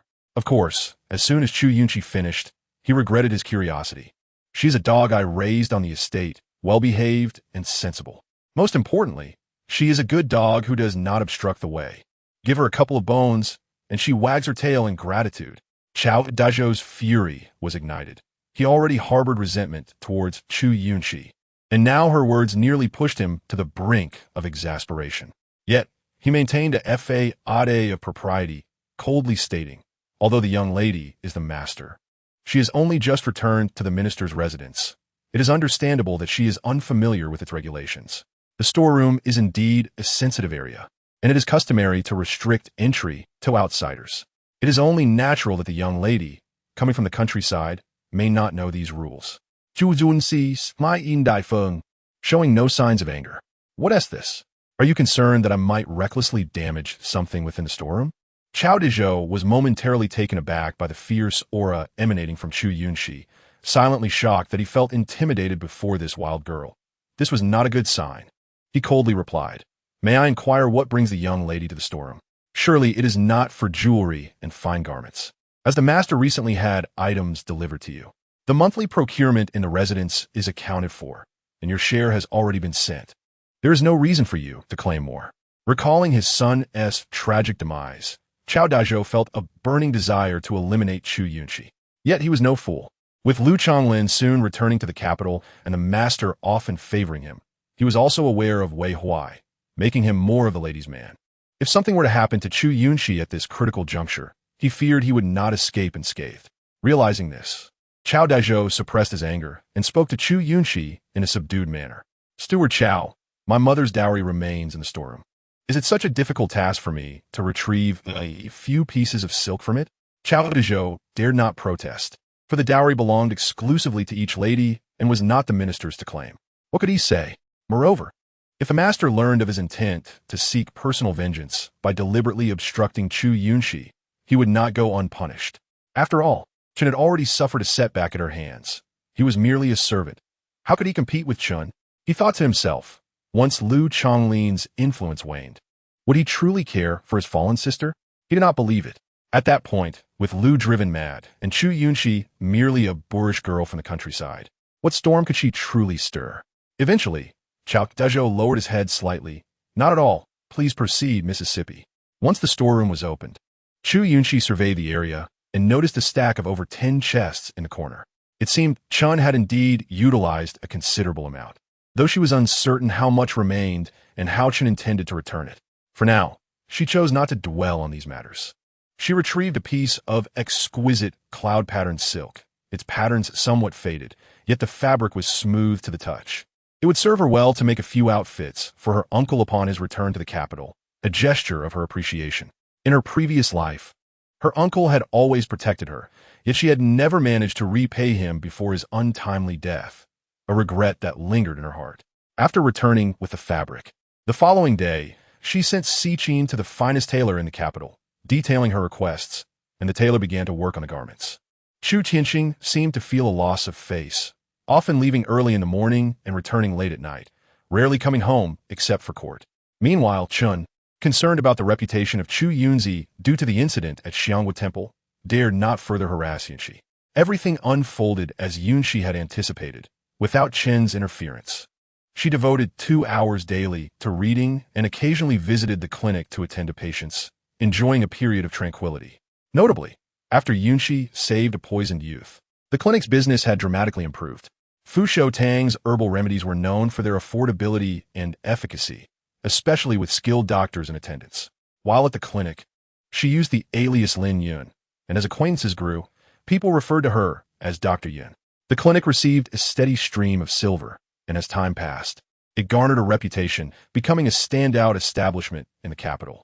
Wan Kai from Fushou frequently sought trouble, but was consistently reprimanded by Yunxi, leaving in disgrace and becoming a source of amusement. Time flew by, and in the blink of an eye, a fortnight passed. When the tailor returned with the finished garments, Yunxi heard Linger excitedly exclaim, "Miss," while I was buying pastries, "I overheard the townsfolk say that the general who won the battle of the border is now just 10 miles from the city gates and will be entering the capital tomorrow." Upon hearing this news, Yunxi paused, and an overwhelming joy washed over her. The day she had awaited had finally arrived. Her uncle was returning to the capital a hero, and the Chu family would soon be thrown into disarray. "Tomorrow, we shall go and witness this." Linger, surprised at Yunxi's enthusiasm, hesitated. "Miss, are you really going? Aren't we quite busy?" Chapter 94. Lu Chonglin returns to the capital hearing Linger's words. Chu Yunxi couldn't help but tap her on the head playfully and replied, "Do you not realize the connection between this general and myself?" Linger, somewhat bewildered, rubbed her forehead and asked, "Huh? You have a connection with him?" Chu Yunxi explained, "This general, named Lu Chonglin, is the younger brother of my mother, making him my uncle." Linger's eyes widened in disbelief as she exclaimed, "Goodness, the miss has an uncle who is a general. How impressive!" With pure admiration shining in her innocent eyes, Chu Yunxi merely smiled. She had never disclosed her relationship with Lu Chonglin to anyone, for in her previous life, she had been unaware of her uncle's significance until much later. Linger, filled with reverence, remarked, "Your uncle fights valiantly on the battlefield to ensure peace. Such a person is truly a hero deserving of respect." Hearing Linger's words, Chu Yunxi could not help but silently sigh.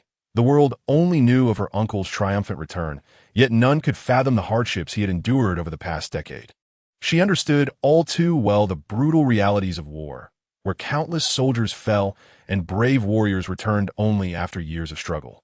On this particular night, Chu Yunxi found herself unable to sleep once again. To avoid disturbing Lu Shi, she donned an outer robe and stepped onto the corridor.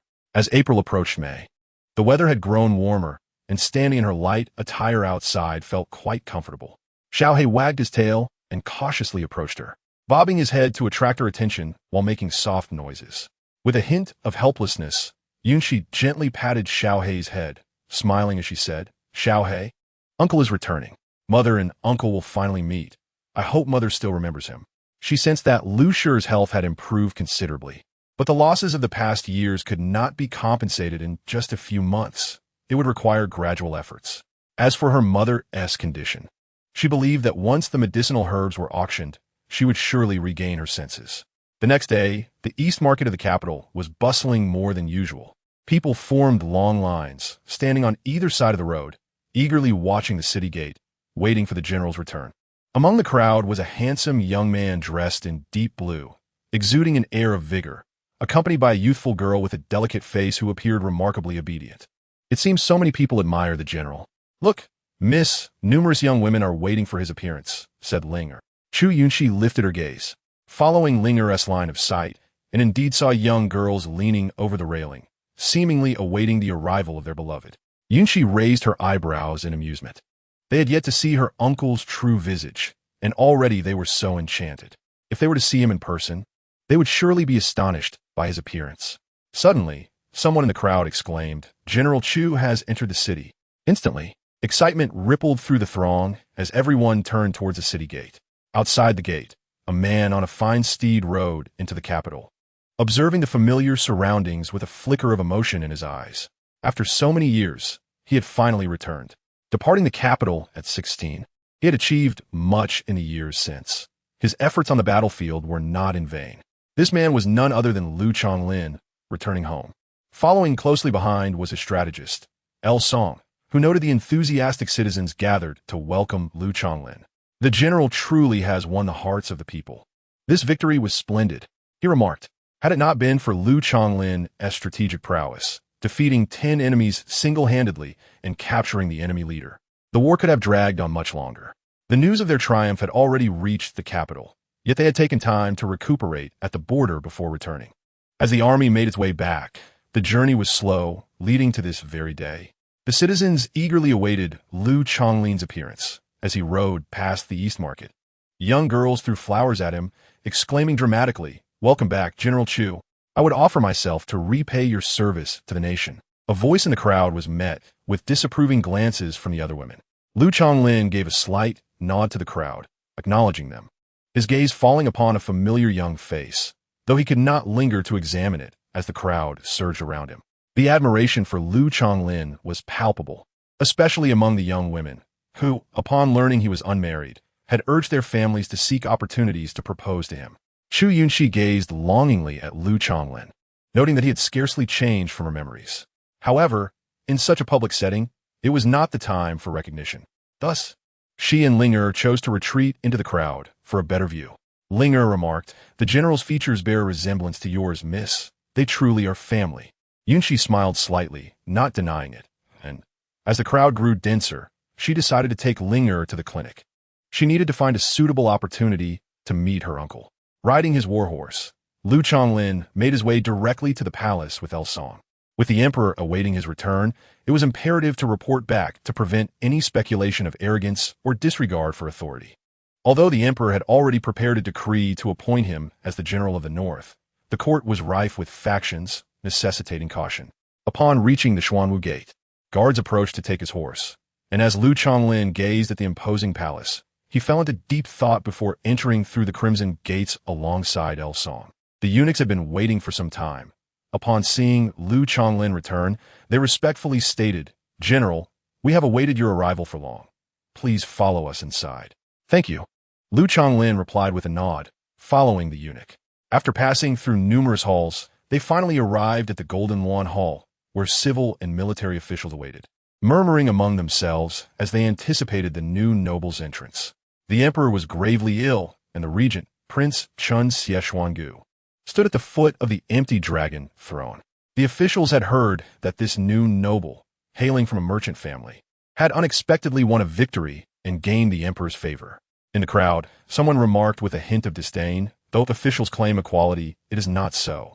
The Confucian scholars always consider themselves superior to military generals, believing them to be mere brutes lacking the education of a civil examination. This discrimination against military leaders was not new, though it had improved somewhat in recent years due to the need for capable individuals amidst ongoing conflicts. Such disrespectful words from a civil official, daring to offend the new noble of the court. Does the Hamlin scholar think that a second-rank general is insignificant? Hamlin scholar Jia Sheng had merely spoken offhandedly, but he was quickly reprimanded by Prince Chun Xie, who was quick to seize the opportunity. Heroes are never judged by their origins. Lu Chonglin is now the general of the north appointed by the emperor. Jia Darren, it would be wise to choose your words carefully. The discussion regarding Lu Chonglin's background had suddenly grown quiet, as the newly returned prince had been entrusted with many state affairs due to the emperor's illness. "No need to be so aggressive, Prince. I believe Jia Darren was merely expressing curiosity about General Lu," interjected a man nearby, his tone lighthearted. He was the third prince, Xie Wenjian, known for his striking appearance, accented by a beauty mark at the corner of his eye. Seeing Jia Sheng reprimanded, Xie Wenjian quickly offered support, but the prince did not even glance at him, diverting his gaze with an air of indifference, which deepened the tension in the atmosphere. "The general has arrived." The voice of the eunuch echoed from outside the hall, relayed into the chamber. Lu Chonglin and Song were halted by guards, who searched Lu Chonglin and, finding no weapons, sighed in relief before respectfully inviting him in. "General, please." Lu Chonglin nodded slightly, expressing his gratitude.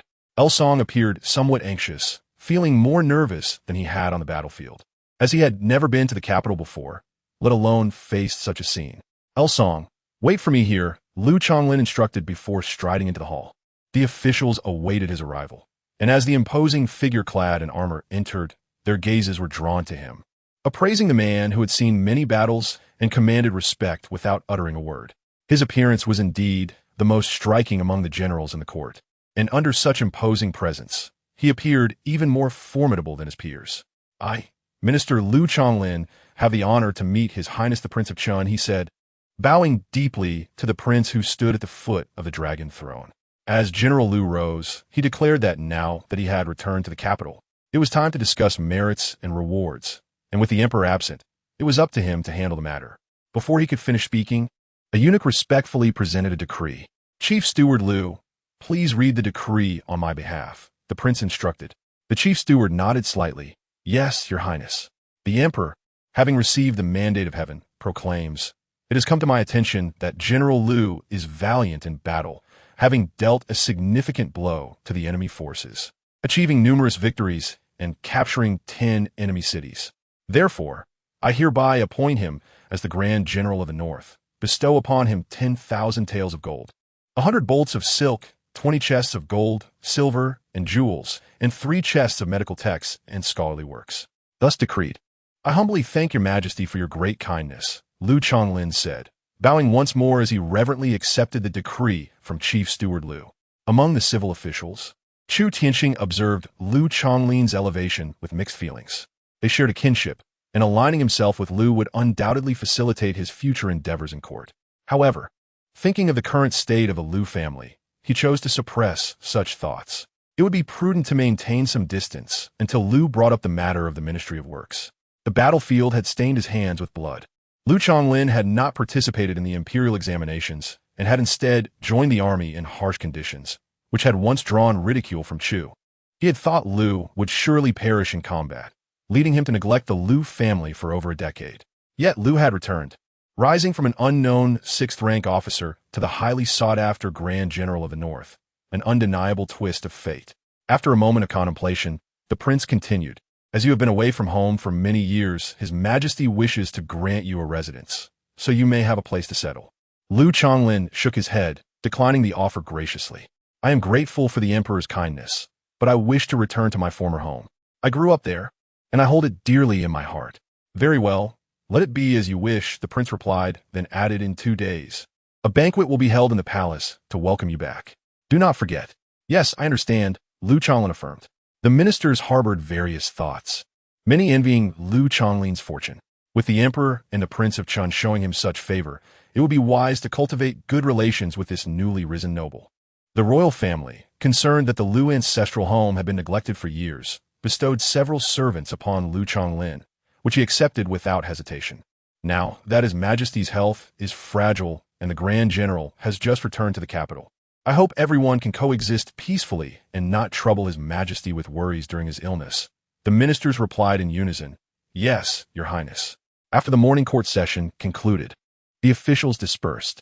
Some had intended to engage Lu Chonglin in conversation, but they saw him leave the Hall of Golden Chimes with the decree in hand.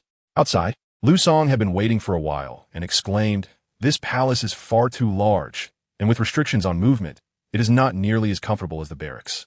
Lu Chonglin patted Lu Song on the shoulder. It's all right. I have fulfilled my duties and expressed my gratitude. Let's return home.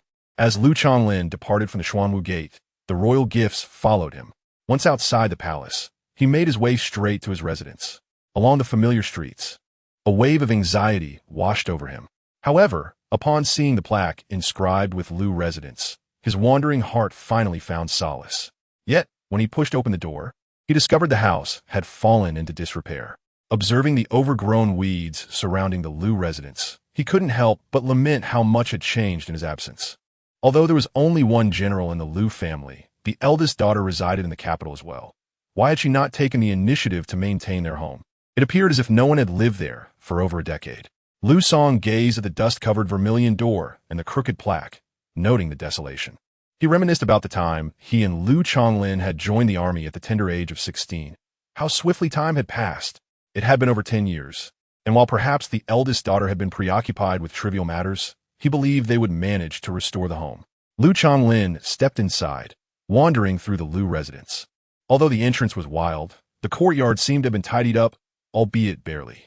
Greetings, General, the servants said respectfully, their eyes filled with trepidation as they looked at Lu Chonglin. There is no need for excessive formality. First, let us tidy up the residence, Lu Chonglin instructed. The servants promptly set to work, unloading box after box of gifts from the carriage that had accompanied Lu. Lu Song felt a mix of joy and concern. He was well aware of the political climate in the capital, divided between the third prince and the crown prince's faction. While the crown prince's ascension to the throne was not inherently problematic, the Prince of Qin's regency had ignited the ambitions of the third prince, making the newly elevated general a hot commodity in court, likely to face numerous challenges ahead. We should also help with the cleaning, Lu Chonglin suggested as he was about to enter the house, but was called back. General Lu. They turned to see a gathering of individuals approaching the Lu residence, many bearing congratulatory gifts and smiles. Lu Song smirked, whispering, "Now that you have returned in glory, there are many here to congratulate you. Our Grand General will be quite busy." Lu Chonglin, surveying the unfamiliar faces, responded politely yet distantly, graciously declining their offerings.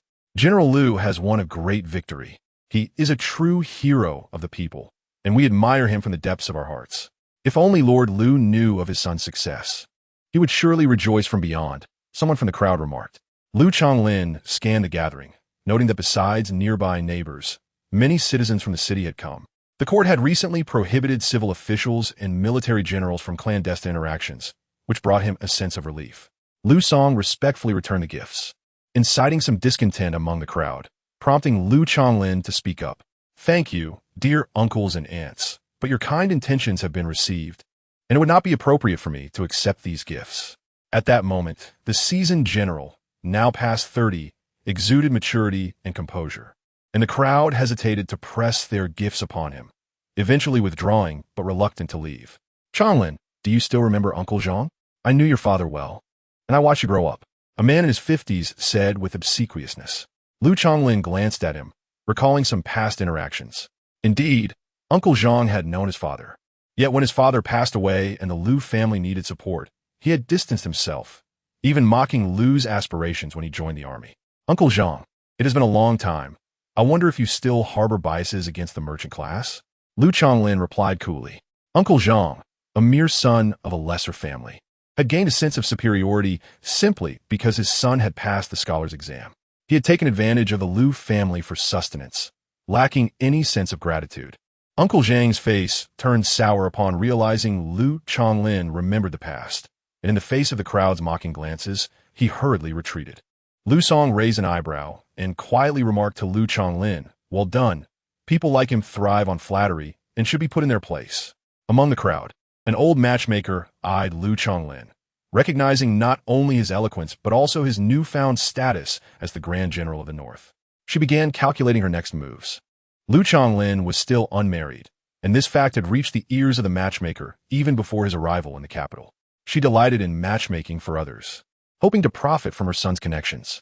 With her connections to the Lu general, she spread the word, claiming her home was just a street away, and many families began seeking her assistance in arranging matches. It could be said that her business had reached unprecedented heights in recent months, accumulating nearly 1,000 taels of silver. Though General Lu boasts remarkable achievements, it is rather unseemly for him to be without a woman by his side. A man who has long endured the rigors of military life, upon returning to the capital, would surely find his days more pleasant with a lady to attend to him. The Grand Lu residence is in need of a mistress to oversee it. Wang Posi's words caused a subtle shift in Lu Chonglin's demeanor. While he had not considered marriage, he found her suggestion rather unpalatable, as her words were far from agreeable. "If you are here to propose a match for me, it is unnecessary. Regardless of how much silver you have received, this matter shall not change. Someone, please escort Wang Posi out." Lu Chonglin's patience was waning, and casting a glance at Wolfsong, he said coldly, "Wolfsong, please ask our neighbors to return home." "Yes, General." Wolfsong, with his imposing stature, spoke in a cool tone. "The general has traveled a long way and is quite fatigued. Your kind intentions are appreciated, but the general has not returned home in years and wishes to enjoy some peace. Please take your leave." Yet, some were still determined to persist, hoping to speak further with Lu Chonglin. Wolfsong's stern expression summoned his burly subordinates, surrounding the entrance of the Lu residence, ensuring that no one dared to act foolishly. In the midst of her busy schedule, Chu Yunxi seized a moment to have old Zhou take her and Linger to the clinic. Curiously, Linger asked, "Miss, are you going to see the general?" Yunxi shook her head. "Certainly not, but I do wish to meet my uncle soon," recalling that she had taken a piece of her mother's dowry when she left. She remembered Uncle Chan mentioning that the hairpin had once been a gift from her uncle Lu Chonglin to the Lu family, which might now prove useful. Old Zhou halted the carriage as usual at the back door of the clinic, helping Yunxi disembark. She instructed him, "Come back for me in 2 hours. During this time, you are free, but do not disclose my whereabouts, understood?" Listening to her earnest request, old Zhou chuckled. "Miss, you pay me so generously each month. I'm more than willing to sit here for an afternoon. Chu Yunxi did not press the matter, finding old Zhou to be reliable enough, as he had not caused any trouble, which was quite satisfactory. She entered through the back courtyard, just as old Fan was drying herbs. Upon seeing Yunxi, he beamed. Little Shu has come to consult today. How wonderful. Some doctors are eagerly awaiting your presence, hoping to learn from you. Chu Yunxi shook her head. I have some matters to attend to and will not be consulting today. However, I do have a request. Old Fan, when will you have time to assist me? Noticing the seriousness in her expression, Old Fan quickly replied, Little Shu, please feel free to speak without hesitation. Our clinic, while having many purposes, requires discretion in my current position. If you find the time, could you craft a mask for me to conceal my identity? This way, even if I encounter acquaintances while consulting, I need not be alarmed. Understanding Chu Yunxi's desire for safety, Old Fan readily agreed. Rest assured, Little Shu, I will have the mask ready within 10 days or so. Chu Yunxi patted Old Fan on the shoulder, reminding him, at this time tomorrow, someone will come to the clinic, a man in his 30s with a handsome appearance. Please bring him to me. Old Fan's expression turned peculiar, as if he sensed that his young Shu might be in danger of being whisked away. Little Shu, you have not developed feelings for someone, have you? We must promote the Mingfeng Medical School. How can we allow ourselves to stagnate over a man? Chu Yunxi glanced at Old Fan with a smile. Old Fan, are you now overseeing my affairs? The young woman smiled brightly, yet Old Fan felt an inexplicable chill, as if the girl before him could devour him whole. Of course not. Whatever Little Shu commands, I will certainly remember. Chu Yunxi raised an eyebrow, choosing not to dwell on the matter further. After composing a letter, she handed it to Linger, instructing, Linger, take this letter to the Liu residence and ensure it reaches General Liu. Also, take this hairpin along. She placed the letter and the hairpin into an envelope, solemnly handing it to Linger. Return swiftly once your errand is complete. Yunxi nodded slightly, watching Linger depart before donning a veil and attending to patients at the clinic. Before long, several patients began to arrive, and she and Old Fan worked efficiently. Originally, there were over 10 patients waiting, yet in less than half a tea time, most had been attended to. Meanwhile, at Fushaodang, the scene mirrored that of the clinic at first, with many in line, but the doctors were exceedingly slow. As the patients at Fushaodang noticed that all had been seen at the clinic while they had yet to catch a glimpse of a physician, they began to flock to the clinic instead. The clinic was bustling throughout the afternoon, while Fushaodang's clientele dwindled. In comparison, it was clear that the clinic was immensely popular. In the past, we had only 5 clinics. We thought Fushaodang, with its higher prices and quality herbs, was the best. Who would have known that not only were the herbs mediocre, but the costs were substantial, and in the end, the ailments remained untreated while the doctors shifted the blame. It is truly infuriating. An elderly woman, just finished collecting medicine for typhoid, voiced her agreement. Who can deny it? The doctors at the clinic only check the pulse and diagnose the ailments. The prices here are the lowest, yet the healing is the quickest. Listening to the praises of the common folk, Chu Yunxi felt an inexplicable sense of accomplishment. The medical skills she possessed, if solely utilized for vengeance against a few scoundrels, would indeed be a grave waste. The heart of a healer lies in saving others, which also serves as an accumulation of blessings. Chu Yunxi was not afraid of hardship. Having endured a wretched previous life, she could not fathom anything more difficult. Her only desire was to bestow these blessings upon her loved ones, her mother, uncle, Linger, and Sichin, perhaps even Old Fan. Thus, she declared, in our establishment, we uphold integrity. Rest assured, we at the clinic will adhere to the principle of prioritizing the well-being of the common folk. The staff exchanged glances, visibly pleased with the masked physician. Who says only men can run a clinic? Dr. Yun is simply exceptional. Even Grand Tutor Jiang has sung her praises. Having gained some quietude, Liu Chonglin wandered through the Liu residence, feeling an inexplicable pang of nostalgia. Though the scenery remained unchanged, the people were no longer the same. Song, sensing his mood, patted his shoulder and said with a knowing smile, now that you have achieved your rank and your sister is a lady of the court, why not visit your family if you miss them? Why linger here in sorrow? Liu Chonglin shook his head. It is most frowned upon for civil officials and military generals to meet privately. Besides, I have just returned to the capital. The waters here are too deep to tread lightly. I shall wait a few days before I go. Song, feeling somewhat helpless, understood the complexities of court etiquette, thus refrained from further comment. After the servants finished tidying the Lu residence, it appeared revitalized after 2 hours. Lu Chonglin also dispatched individuals to procure new furnishings, setting up rooms for the Lu family. By the time he concluded his tasks, the sun had begun to set. Lovesong went to settle matters with the Northern Town Army, seizing this opportunity to visit the study, where he lingered for a considerable time. This was the place he had shared with his elder sister during their youth.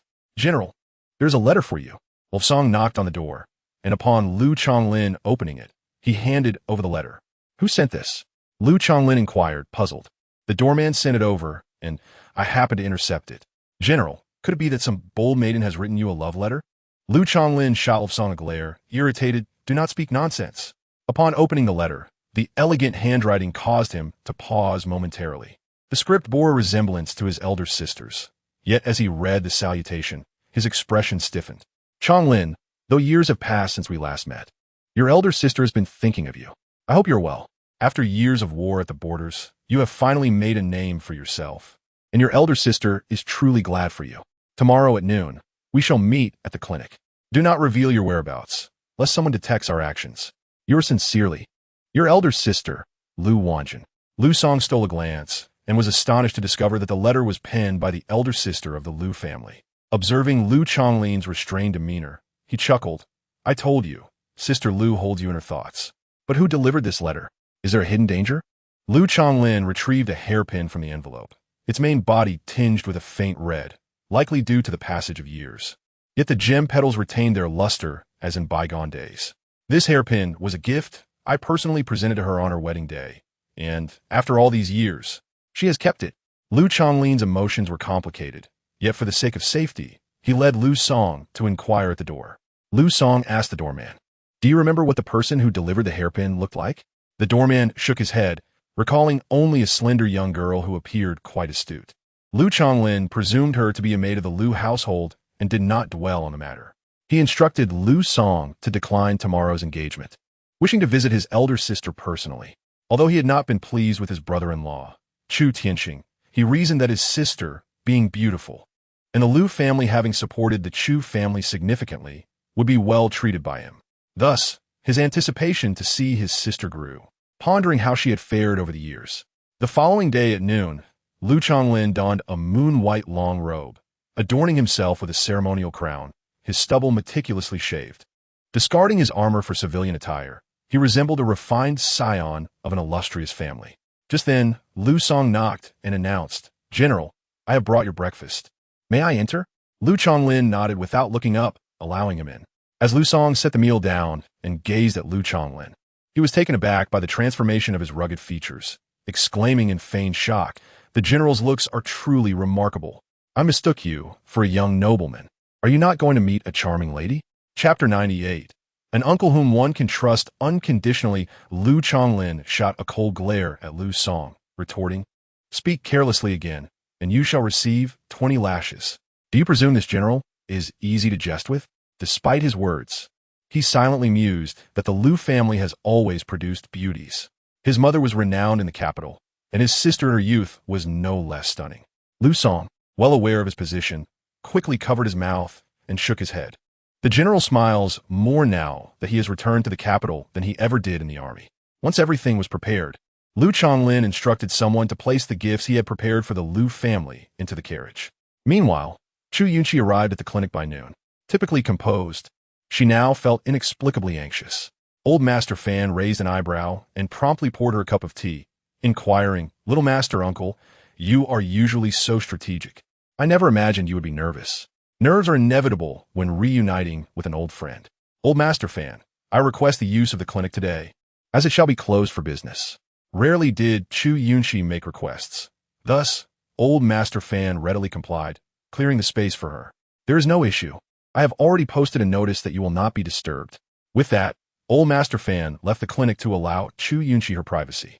Lu Chonglin entered the clinic through the back door, the aroma of herbs causing him to frown.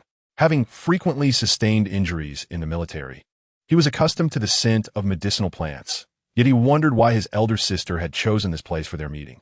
Footsteps approached from behind, and Chu Yunxi clenched her hand beneath her long sleeves. In her previous life, she had wronged her uncle deeply. Fortunately, having returned to the past, She vowed never to betray those around her again. As Lu Chonglin stepped into the clinic and ventured into the courtyard, he softly inquired, "Sister, is Sister here?" At that moment, a young girl emerged from within but could not locate Lu Shi. She seemed somewhat familiar to Lu Chonglin, who frowned and coldly addressed Chu Yunxi. "Who are you? Where's Madame Lu? Are you deliberately leading me into a trap?" Chu Yunxi was not surprised that her uncle did not recognize her. After all, when Lu Chonglin departed, she had not yet been born. Noticing his freshly donned attire and the care he took in his appearance, it was evident that he placed great importance on their meeting. She remained silent, her eyes brimming with tears as she gazed at Lu Chonglin. Seeing his wariness, she knelt without hesitation. Lu Chonglin appeared startled, instinctively stepping back as he asked, "Young lady, what are you doing?" Recalling her past, tears glistening in her eyes, Chu Yunxi thought of how she had once believed Chu Tianqing's lies, painting her uncle as a mere manipulator. She had distanced herself from him, ultimately causing herself great harm. In her previous life, she had been a burden, dragging down her uncle, who had once been a great hero, to the depths of disgrace. They said he was indeed born of merchants, foolishly thinking that becoming a general would alter his fate. "Uncle, my mother is Lu Wanjin, your sister. I am her only daughter, Chu Yunxi." Initially intending to dismiss her, Lu Chonglin paused, taken aback by her words. He scrutinized her features closely. They bore a striking resemblance to his sister in her youth. "Yunxi," he murmured. When he left, Lu Shi had indeed just been pregnant. Yet after so many years without a letter, he was ignorant of whether she had borne a son or a daughter. Now, seeing her, he recognized the likeness. It seemed true. However, although Chu Yunxi was his biological niece, he had been unaware of her existence for over a decade. Such emotions could not arise from thin air. Yet the innate bond of blood compelled him to feel a profound affinity for her. After an indeterminate amount of time, Lu Chonglin's emotions settled, and he helped Chu Yunxi rise. Puzzled as to why Lu Shi was not present, he inquired, "Yesterday, I received a letter sent by my elder sister, correct?" "Uncle, the letter was written by Yunxi in my mother's name. Given the recent shifts in the court, I worried you might have concerns, so I wish to meet you here," she replied. Lu Chonglin asked, "Why did your mother not come? How have you fared all these years? How's your father treat your mother?" Chu Yunxi sat at a wooden table and poured Lu Chonglin a cup of tea. "Uncle, please drink this tea first. The tale of the past decade is long, and it requires careful recounting." "Very well, I shall listen attentively," Lu Chonglin responded. Upon meeting Yunxi, he felt an immediate fondness. After all, she was his sister's child, bearing a resemblance to Lu Shi in her youth. He naturally cherished her deeply, despite not having seen her for over a decade. The bond of kinship rendered any sense of estrangement non-existent. As Chu Yunxi sipped her tea, vivid memories flickered in her mind, like fleeting shadows. In her past life, upon returning to the capital, her father had subtly warned her not to reveal the truth of her mother's passing, to survive in the minister's residence. She had ultimately heeded Chu Tianqing's words and remained wary of her uncle, Lu Chonglin. In this life, she resolved to break free from that constraint and reveal Chu Tianqing's misdeeds to her uncle, with plans for the future to be addressed later. Lu Chonglin had joined the army, and on the day her mother gave birth, she had stumbled upon Chu Tianqing and Chun Shi in a compromising situation, discovering that he had maintained a mistress since marrying her mother. Both women had given birth on the same day. Her mother suffered severe blood loss during her delivery, while Chun Shi had a healthy pair of twins. 3 days had barely passed when Chu Tianqing made a grand declaration to wed Chen's family. How could my mother possibly acquiesce? After several heated arguments, her spirit was already severely diminished. Subsequently, rumors spread that my uncle had perished on the battlefield. Unable to bear the blow, my mother succumbed to madness, and for over a decade, she has remained in a state of disarray. Chu Tianqing branded me a harbinger of calamity, and before my mother had even completed her confinement, we were sent away to the countryside. Yunxi recounted the events of these past few years briefly, her heart weighed down by the memories. Although she had managed to alter the tragic fate of her mother's demise, the suffering of those early days was etched deep within her bones. Lu Chonglin, her uncle, was a person in whom she could place her unwavering trust. She confided in him the secrets she had kept from others. Bearing too much alone inevitably leads to exhaustion, and having a relative who would never betray her allowed Yunxi to feel as though the heavy stone pressing upon her chest had been lifted. granting her a newfound sense of ease. Chapter 99. As a woman, one must be this way. Lu Chonglin's expression grew increasingly grim as he slammed his hand upon the wooden table, perhaps with too much force, causing it to split in two. Enraged, he exclaimed, "That scoundrel Chu Yunxi. My sister married him, which could be considered a humble match.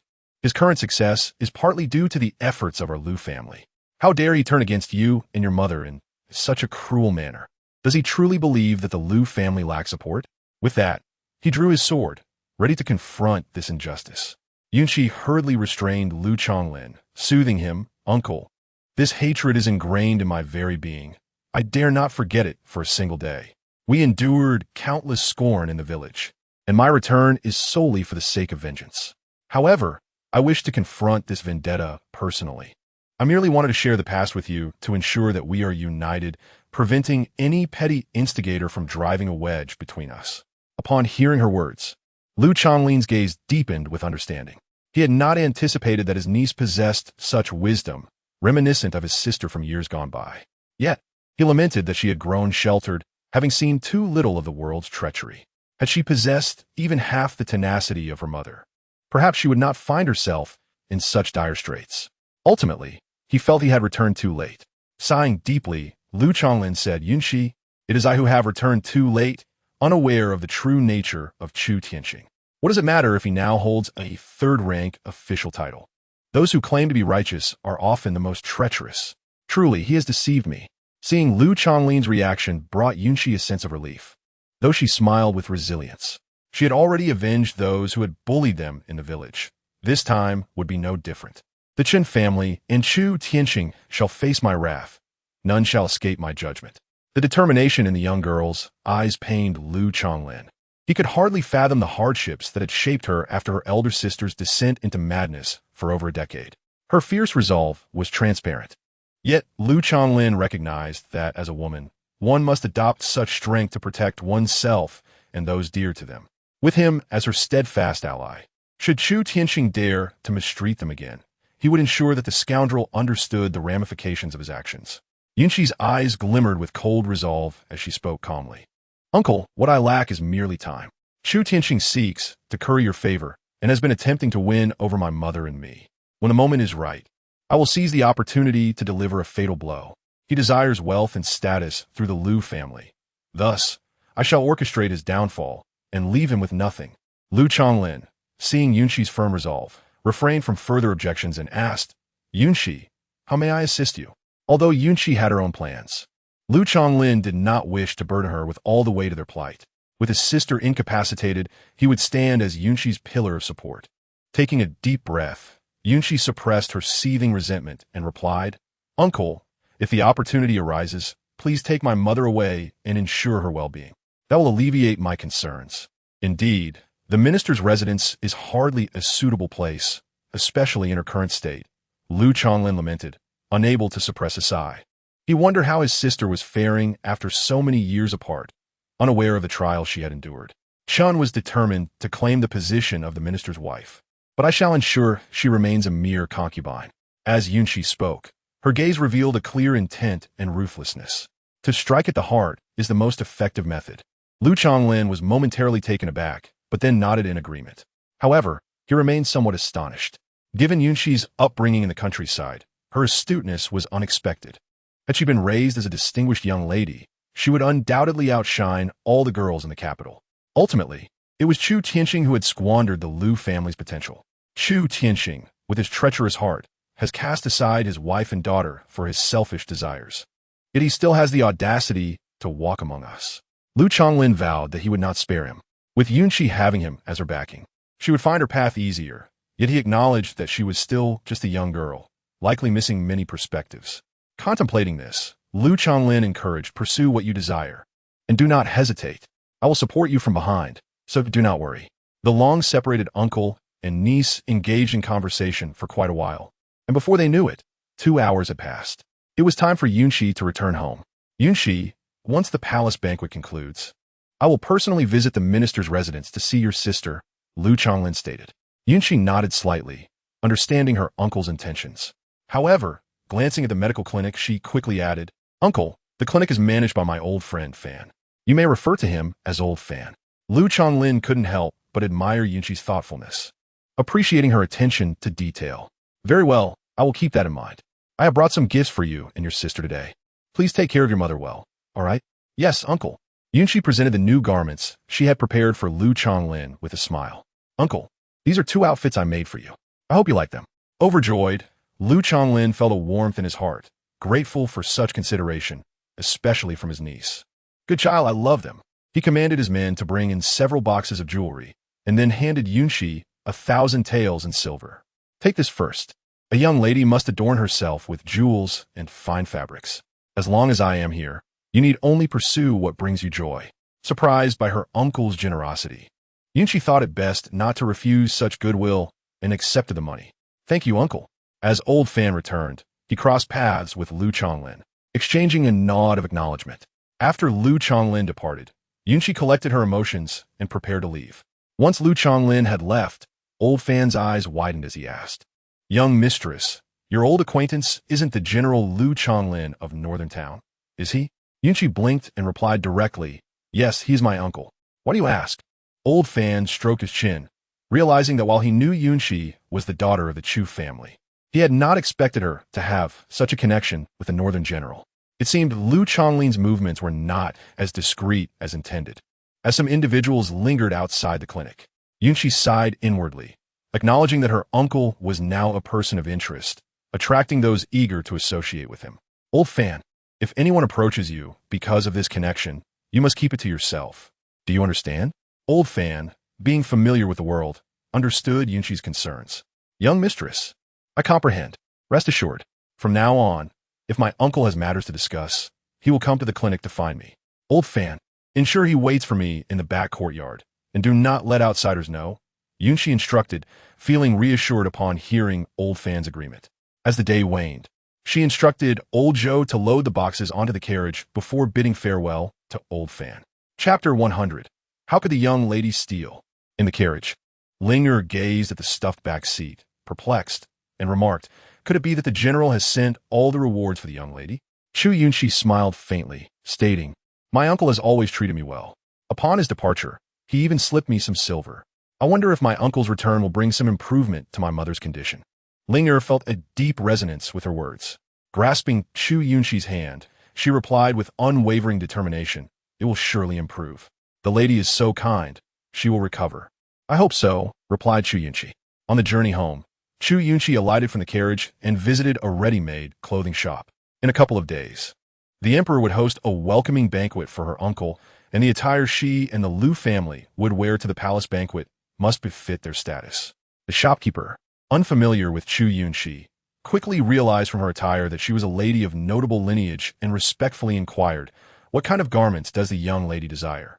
Chu Yunxi nodded slightly, surveying the fabrics but appearing unsatisfied. The shopkeeper, sensing the potential loss of a lucrative transaction, felt anxious. Do you have cloud brocade? I wish to create a wide-sleeved cloud robe, embroidered with hibiscus flowers. What do you think? Upon hearing this, the shopkeeper pondered for a moment and presented several exquisite fabrics. The materials appeared luxurious, silky to the touch, and would undoubtedly create a stunning garment. Chu Yunxi's eyes were drawn to a piece in a smoky hue. She instructed the shopkeeper, I would like to use this fabric for the cloud robe, and from the same material, the misty purple for a complete dress. I will return in 2 days to collect them. Is that feasible? The shopkeeper's face brightened at her words. The 2 pieces of fabric amounted to nearly 300 taels of silver.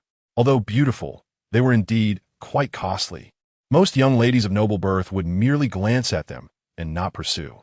The shopkeeper wondered if this young lady could afford such a sum. We are seasoned tailors and can complete the order in a day and a half. However, young lady, this cloud brocade from Luocheng is exceedingly precious. Are you certain you wish to proceed? We cannot extend credit. Without hesitation, Chu Yunxi placed 300 taels of silver on the table, her brow unwrinkled. The shopkeeper, now grinning widely, assured her, Rest assured, we will attend to your order with utmost care. After discussing the details, Chu Yunxi turned and, with Linga, bought some pastries on their way back before returning home. Reflecting on the silver her uncle had given her, she noted that she still had over 600 taels remaining, intending to deposit it in the bank at her earliest convenience. While it wasn't an immense sum, Over time, it would accumulate to a considerable amount. Old Joe parked the carriage at the back entrance and announced, "Miss, we have arrived." "Good," she replied. Old Joe assisted Chu Yunxi in unloading the boxes from the carriage, and Linger called over some servants to help carry them inside. Unbeknownst to them, this scene was witnessed by someone from the Chen family. Zhao Mama, by Chen's side, observed the servants carrying several large boxes and felt an inkling that something was amiss. Last time, when Chu Yunxi sought trouble, she had suffered greatly, and this time she would not let her escape easily.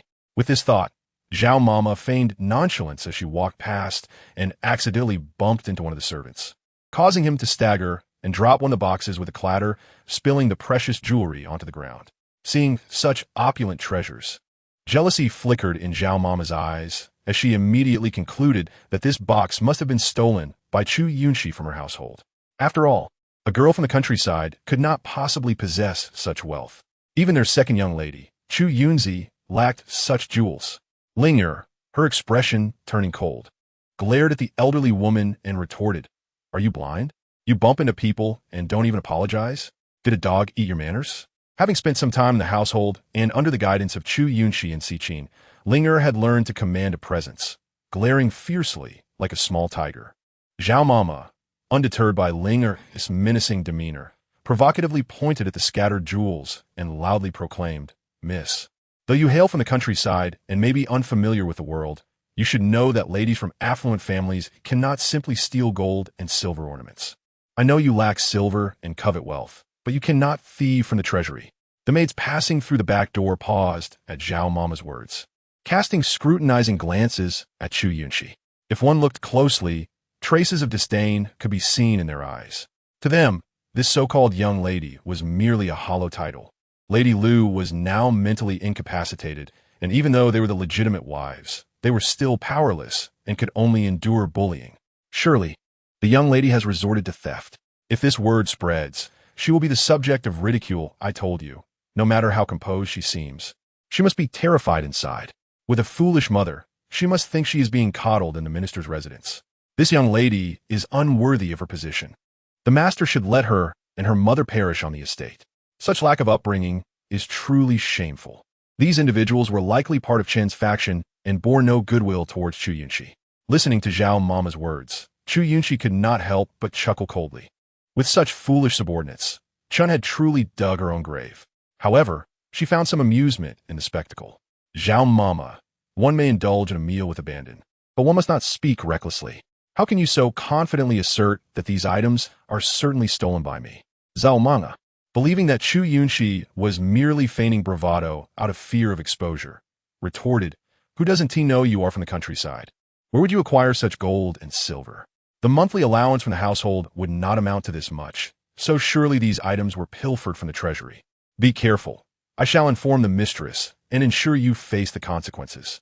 The crime of theft is indeed a grave one. Should this matter become public, it would undoubtedly tarnish Chu Yunxi's reputation. At that point, not a single servant in the household would regard her with respect. Yet, Chu Yunxi merely smiled lightly. This foolish woman was unwittingly digging a pit for Chen. Since you are so eager, why not go and inform Aunt Chen? Let us see how she chooses to deal with me." Zhao Mama scoffed. "Does the young lady think I dare not?" With that, she summoned a nearby maid who had been watching the scene unfold. This maid, keenly aware that this was an excellent opportunity to ingratiate herself with Chen, dashed over. "Zhao Mama, what is your command?" Chapter 101. A knife delivered to Chen. Go to the Yulan courtyard and summon the mistress. Inform her of what has transpired here. Zhao Mama instructed, casting a disdainful glance at Chu Yunxi, thinking to herself, once the mistress arrives, Chu Yunxi will surely not escape this time. She was determined to exact revenge for the previous humiliation. The maid complied and hurried off towards the Yulan courtyard. Upon reaching Chen, she embellished the tale, reporting that Chu Yunxi had stolen gold and silver from the treasury. Upon hearing this, Chen felt she had found a stronghold against Chu Yunxi. However, she remained cautious and inquired, "Are you certain that those items are not her mother's dowry from years past?" The maid had no knowledge of Lady Lu's dowry and, gazing at the scattered jewelry, replied, "It seems unlikely. Those jewels are of the current fashion." Upon hearing this, Chen's spirits soared, and she immediately instructed her trusted maid, "Let's go and see.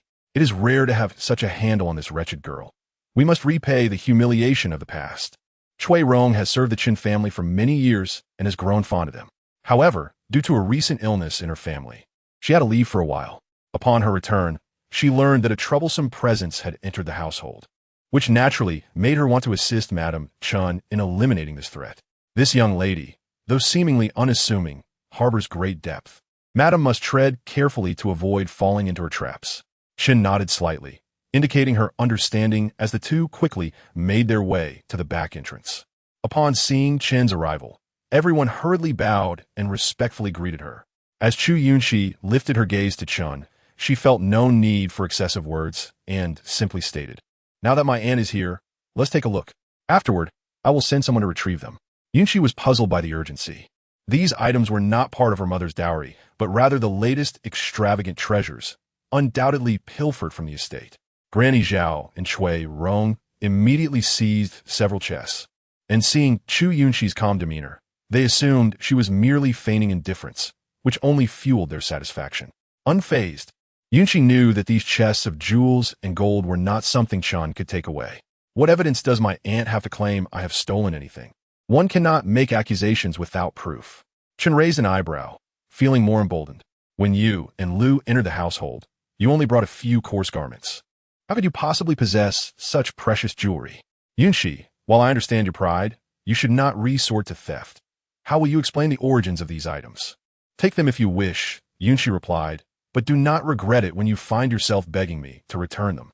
With that, she grew weary of further conversation and, before a gathering crowd, departed with Linger. Although Chan found Yunxi's demeanor somewhat suspicious, she largely interpreted it as a sign of guilt. She then ordered the 3 chests to be moved into the secluded orchid courtyard, planning to later report this matter to Chu Tianxing and to ensure that the scandal would tarnish Yunxi's reputation. In her thoughts, Chen exhaled the frustration that had built within her. Since Yunxi's return, her own fortunes had plummeted, leading to constant setbacks with the master. This time, she was determined to teach Yunxi a lesson.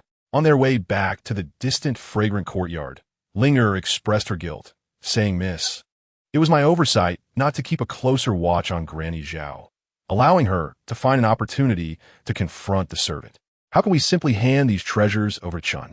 They were gifts from the general, and she is unworthy of such exquisite jewels." Seeing Linger distressed, Yunxi gently patted her shoulder and smiled reassuringly. "It's all right. I anticipated this. Within the hour, she will likely come to apologize." Linger, puzzled, asked, "Miss, did you foresee that Chan would attempt to seize these items?" Yunxi shook her head. "Before returning home, I hadn't considered Chen's motives, but once Granny Zhao appeared, I deduced her intentions. Chen has always been at odds with us, and especially with Granny Zhao, who previously outsmarted her.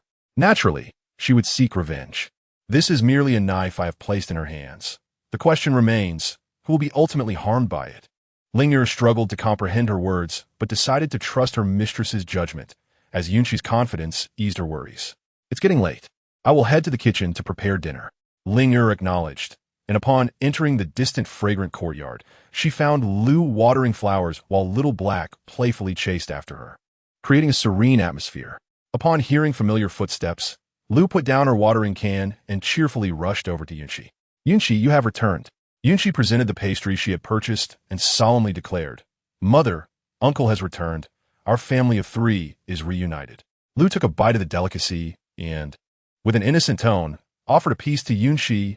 "Yunxi, try this. It's delicious." Yunxi smiled as she accepted the pastry, unaffected by Lu's lack of engagement with her earlier statement. After all, her uncle had been away at war for over a decade, and seeing her mother in such a state would surely cause him pain and guilt. However, as long as her uncle and mother were by her side, their family would flourish. The intricate and dark matters would be left for her to resolve. In her previous life, her uncle had protected her. In this life, it was her turn to safeguard them. After Sichin finished tidying the room, she stepped outside to witness the tender scene between mother and daughter. She glanced at Yunxi and remarked, "Miss, Madam has recently taken to reading for hours on end." Yunxi sighed inwardly, reflecting that had they been in the countryside, her mother would have insisted on outings. But since arriving at the minister's residence, Lu had grown more subdued and stable in her emotions, which, in a way, was a positive development. "Sichin, thank you for looking after mother," Yunxi said as she handed Sichin 20 taels of silver. I'm unsure of your preferences for jewelry, so I thought cash would be most practical. When you have time, treat yourself to something nice. Sichin immediately shook her head, refusing, Miss. You have been more than generous to me. Compared to the other maids, I feel quite fortunate. Please keep the silver for yourself. There will be many opportunities to spend it in the future, and the monthly allowance provided by the estate is far from sufficient. Sichin pondered, realizing that if it weren't for Yunxi, her life would not be so easy. The distant, fragrant courtyard was clean and orderly, and with other maids handling the heavier tasks. Her responsibilities were minimal. Nevertheless, Yunxi remained insistent, and after several refusals, Sichin ultimately accepted the silver, secretly vowing to save it for a time when it would be needed. As night fell, Ling promptly brought dinner, which the kitchen had prepared quite lavishly. After Yunxi had reprimanded the cook, the staff had not dared to neglect the needs of the distant, fragrant courtyard again. Once dinner concluded, the evening was cloaked in twilight. Yunxi recalled an upcoming banquet at the palace and reminded her maids of the appropriate etiquette.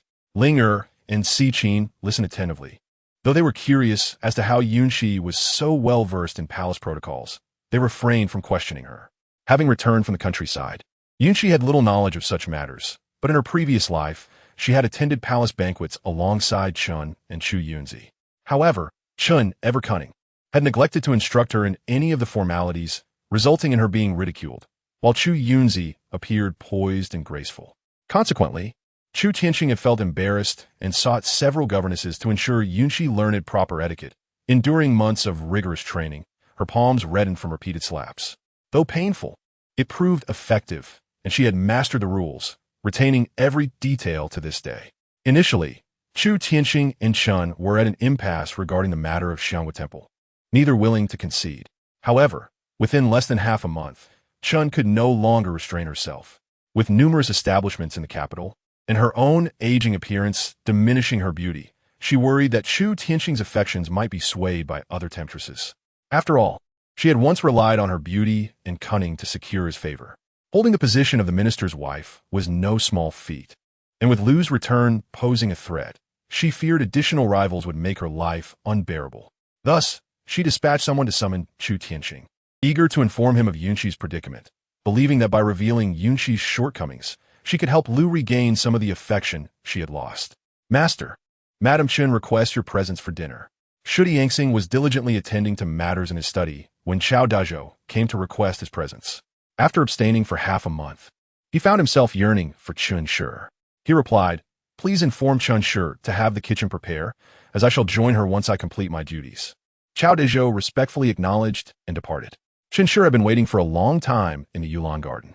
For the past half-month, Chu Yunxi had rebuffed her affections in various ways. Yet tonight, unexpectedly, he agreed to see her. Excited, she had Zerong assist her in dressing. Adorning herself in what she deemed a luxurious and elegant gown, anxiously awaiting Chu Yunxi's arrival. Before long, he appeared in the garden, and Chun Shi, overwhelmed with joy, hurried to greet him, urging him to sit down. My lord, you have finally chosen to visit me. Having been married for nearly 20 years, there was a bond between Chu Yunxi and Chun Shi. Although she was no longer in the bloom of youth, her charm remained. Her tear-streaked visage evoked a pang of sympathy within him. He took her hand, gently caressing it. As long as you lead a stable life, I shall not neglect you. This statement carried deeper meaning, subtly cautioning Chun Shi against seeking trouble with Chu Yunxi and her mother. For a brief moment, Chun Shi's smile faltered, but she quickly composed herself, gesturing towards the dishes on the wooden table. My lord, the braised fish, sweet and sour pork, bird's nest porridge, and corn soup are all your favorites. I have even made you sweet oil pastries. Please do try them. When Chun Shi first met Chu Yunxi, they shared sweet moments, and she had personally prepared pastries for him. This reminded him of his impoverished childhood, where his mother's sweet oil pastries were his favorite, leading him to perceive Chun Shi as akin to himself. Despite his long-standing favoritism, he remained unaware that, had the Lu family not cared for his humble origins and nurtured him, he would not have achieved his current status. Very well, I shall have taste. As the distance between Chu Yunxi and Chun Shi began to diminish, he felt a twinge of guilt for his recent indifference towards her. I have neglected you during this time. I shall make amends. Chun Shi's heart soared with happiness, and she responded with a radiant smile. Thank you, my lord. Chu Yunxi fell into a moment of contemplation. seemingly recalling something important. In a couple of days, there will be a banquet at the palace. Upon hearing this, Chen Shi's spirits lifted. Believing Chu Yunxi intended to take her with him, she could not help but feel a sense of triumph, convinced that he must find Lu Shi foolish and embarrassing, thus desiring her presence to save face. As she imagined the scenario, her confidence grew, and she eagerly exclaimed, "I shall prepare my attire and accessories for the banquet without fail, ensuring you do not lose face." However, Chu Yunxi cleared his throat, his expression shifting as he shook his head. "You are indeed understanding and considerate, but it would be inappropriate for you to accompany me to this banquet." Chen Shi's smile faded, disbelief etched on her face. "My lord, did you not say that regardless of Lu Shi, your heart still cherishes me? I only wish to be by your side. It has always been me. Why is it different this time?" Tears streamed down her face, resembling a wilted flower, leaving Chu Yunxi perturbed. This banquet was intended as a welcoming feast for Lu Chonglin. If he brought Chen Shi along, how could he explain Lu Shi's absence? "You are usually so perceptive. Why do you not consider my position now?" Chen Shi's countenance altered slightly, yet she understood that attending would cause complications. Reluctantly, she feigned gentleness, saying, "It seems I have not considered everything. If that is the case, I shall refrain from attending." However, with Lu Chonglin at the banquet, many noble daughters will be present. Since Ting'er is of age, you should take him along to scout potential brides. Chen Shi recognized that her own exclusion was due to the status of Chu Yunxi. Being a concubine, was also unable to attend. However, Chu Yunxi, as Chu Yunxi's legitimate son, would surely be there. To her surprise, Chu Yunxi shook his head again. "Ting'er is impulsive. There will be many nobles at the banquet. If you were to offend someone, it would be more trouble than it is worth." Chu Yunxi had his own reasons for this decision. Regardless of Chu Yunxi's status as his son, he knew him well and understood his character. If he were to take only him and leave out Chu Yunxi and Chen Shi, it would undoubtedly provoke a scene. It was wiser to take only Chu Yunxi and Lu Shi, thus establishing a favorable impression with Lu Chonglin and laying the groundwork for future endeavors. However, Chen Shi was not pleased with Chu Yunxi's reasoning.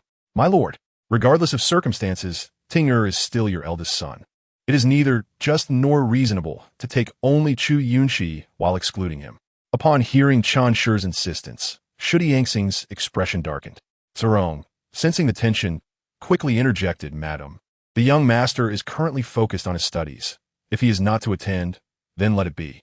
After all, he is still young and lacks any official title. So discussing marriage is premature."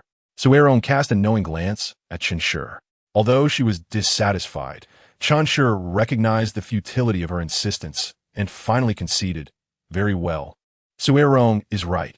I merely hope you will remain attentive." Chu Yunxi's demeanor softened slightly as he replied, "Understood." After their meal, Zerong served tea, carefully pouring it. Chu Yunxi's gaze fell upon several boxes placed beside the wooden table, prompting his curiosity. "Madam, what are those?"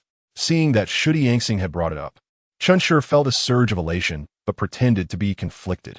She hesitated before responding, her expression betraying a hint of anxiety.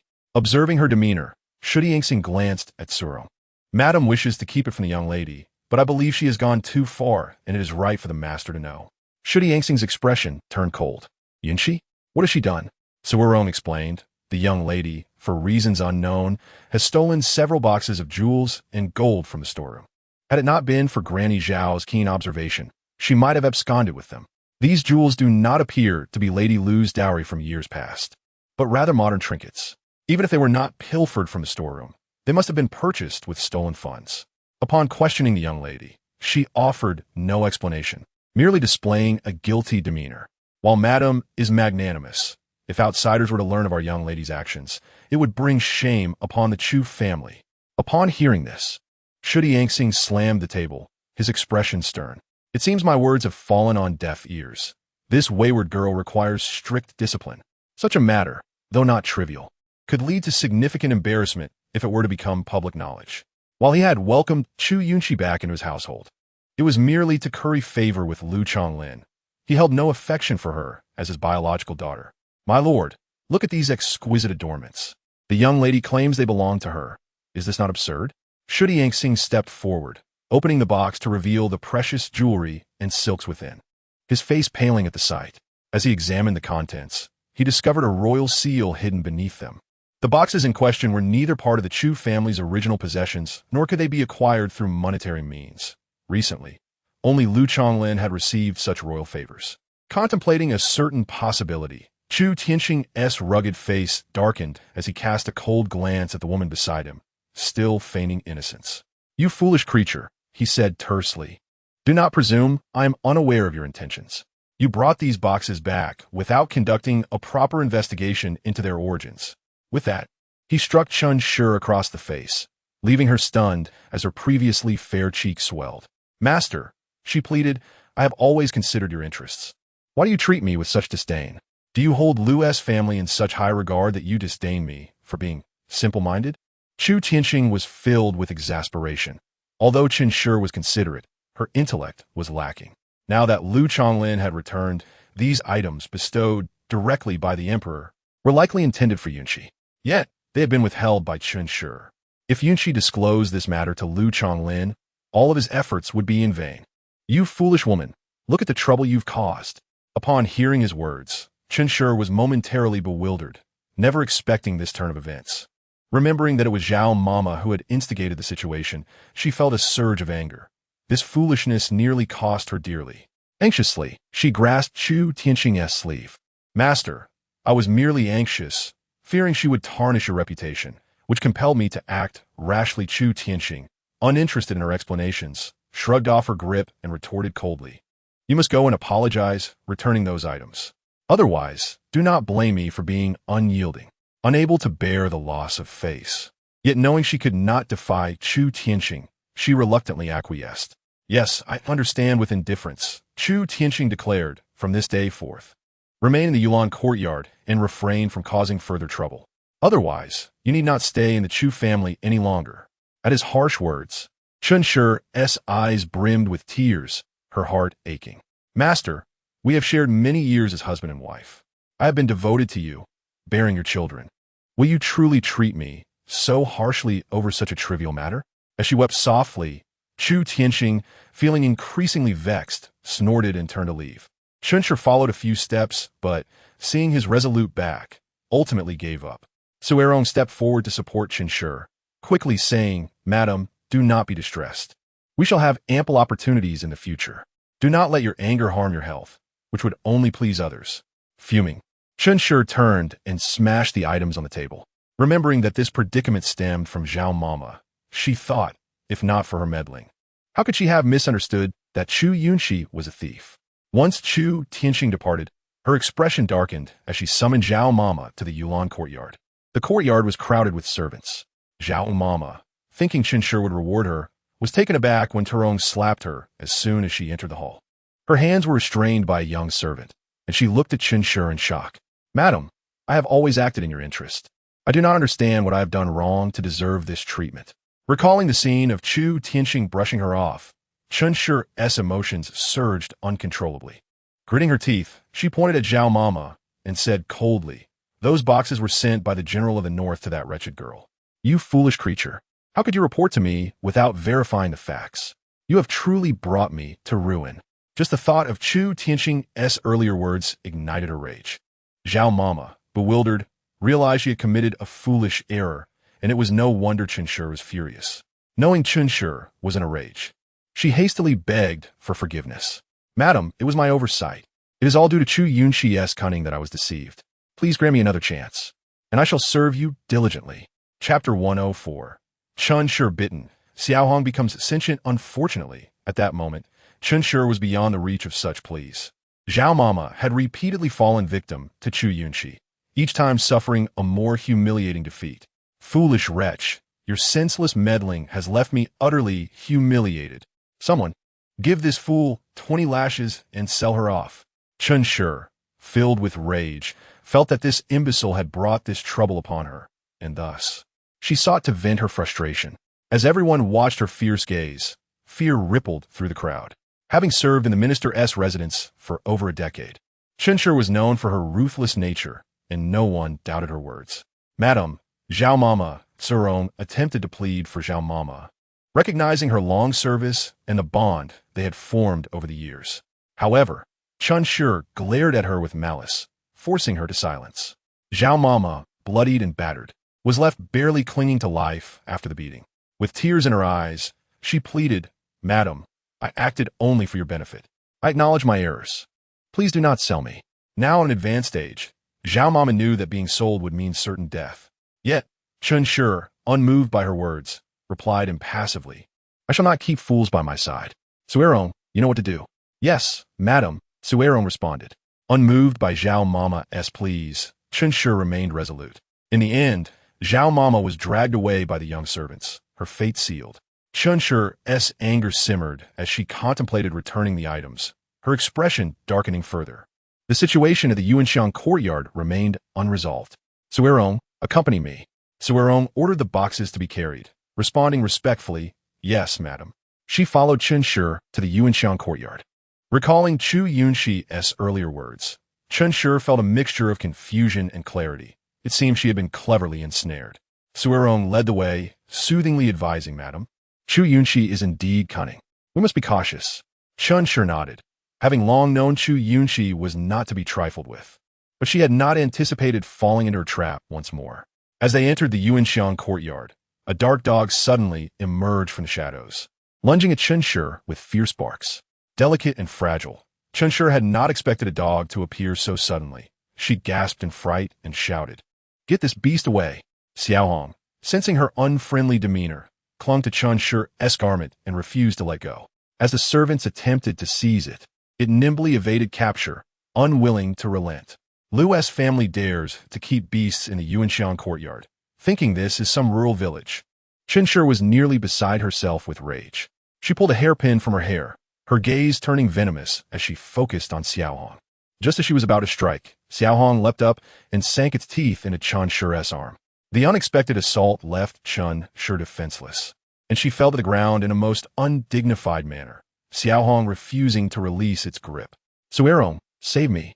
Chu Yunxi finally felt genuine fear.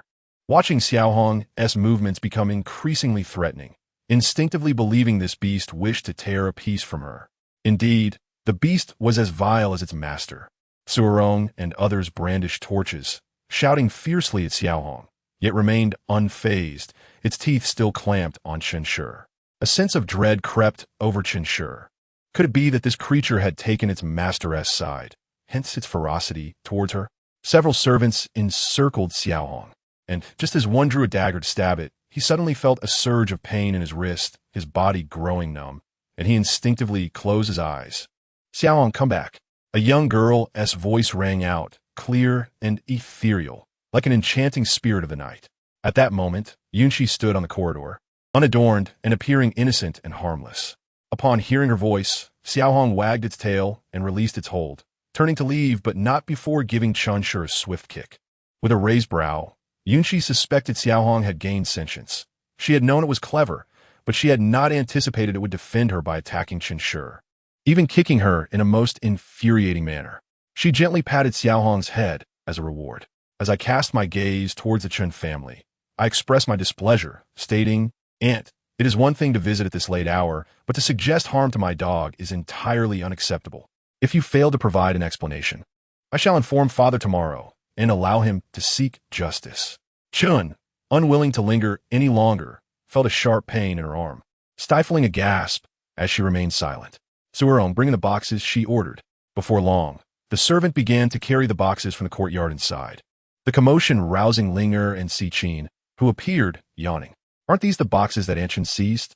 How curious that they are being returned voluntarily," Linger remarked, a knowing smile playing on her lips. "Surely Aunt Chun has faced the wrath of the minister."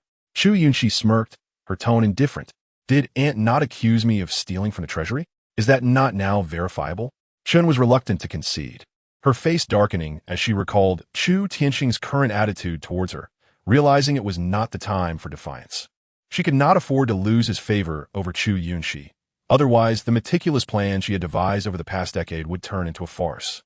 With a twitch at the corner of her mouth, she donned a false smile and feigned propriety, saying, "It seems I misjudged the situation.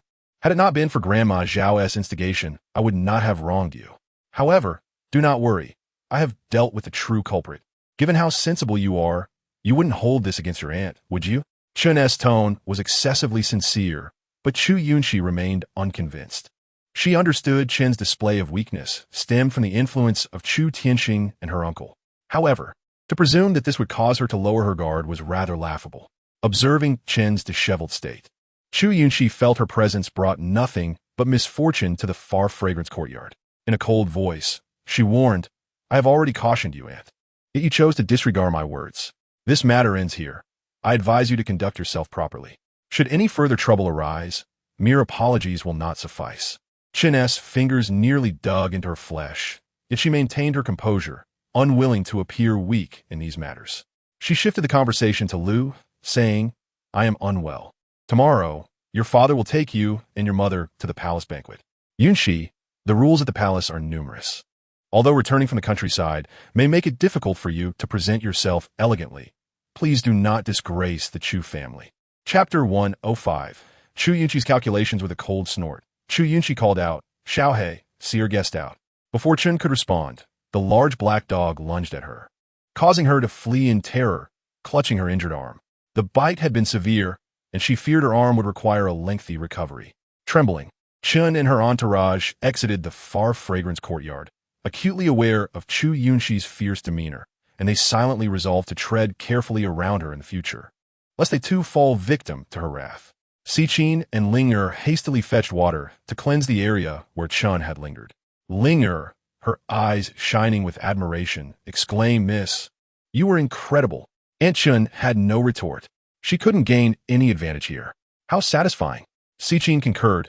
"I thought Chen would quiet down for a while, but it seems she is relentless in seeking any opportunity to undermine you. This time, however, she has truly brought trouble upon herself." Linger added, "I just heard that Grandma Zhao has been sold by Chen. At her age, I wonder where she will end up." Chu Yunxi felt no sympathy for Grandma Zhao. It was merely a consequence of her own actions. It seemed Chen had taken her frustrations out on Zhao, which was fortunate for her, as it spared her the trouble of dealing with the old meddler herself. "Sichin, tomorrow, fetch some meat for Xiaohei.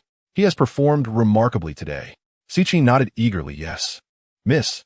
Xiaohei wagged his tail, seemingly awaiting praise from his mistress. With a smile in her deep-set eyes, Chu Yunxi patted the dog's head, commending, "Well done, Xiaohei." The dog barked joyfully, further expressing his delight. Meanwhile, Chen, nursing her injured arm, wished for Caron to fetch a doctor, but it was late at night, and no one was available until morning. The doctor eventually arrived to tend to her wound and prescribed medicine before leaving. Given the severity of Xiaohei's bite, Chen would need to recuperate for several days. News of the incident spread swiftly through the orchid courtyard, eliciting suppressed laughter from the onlookers, who struggled to contain their amusement. That evening, Chu Tianxing sent word to the far fragrance courtyard regarding Lu and her daughter as attendants at the palace banquet, to which Yunxi readily agreed. And the attendant returned with the news.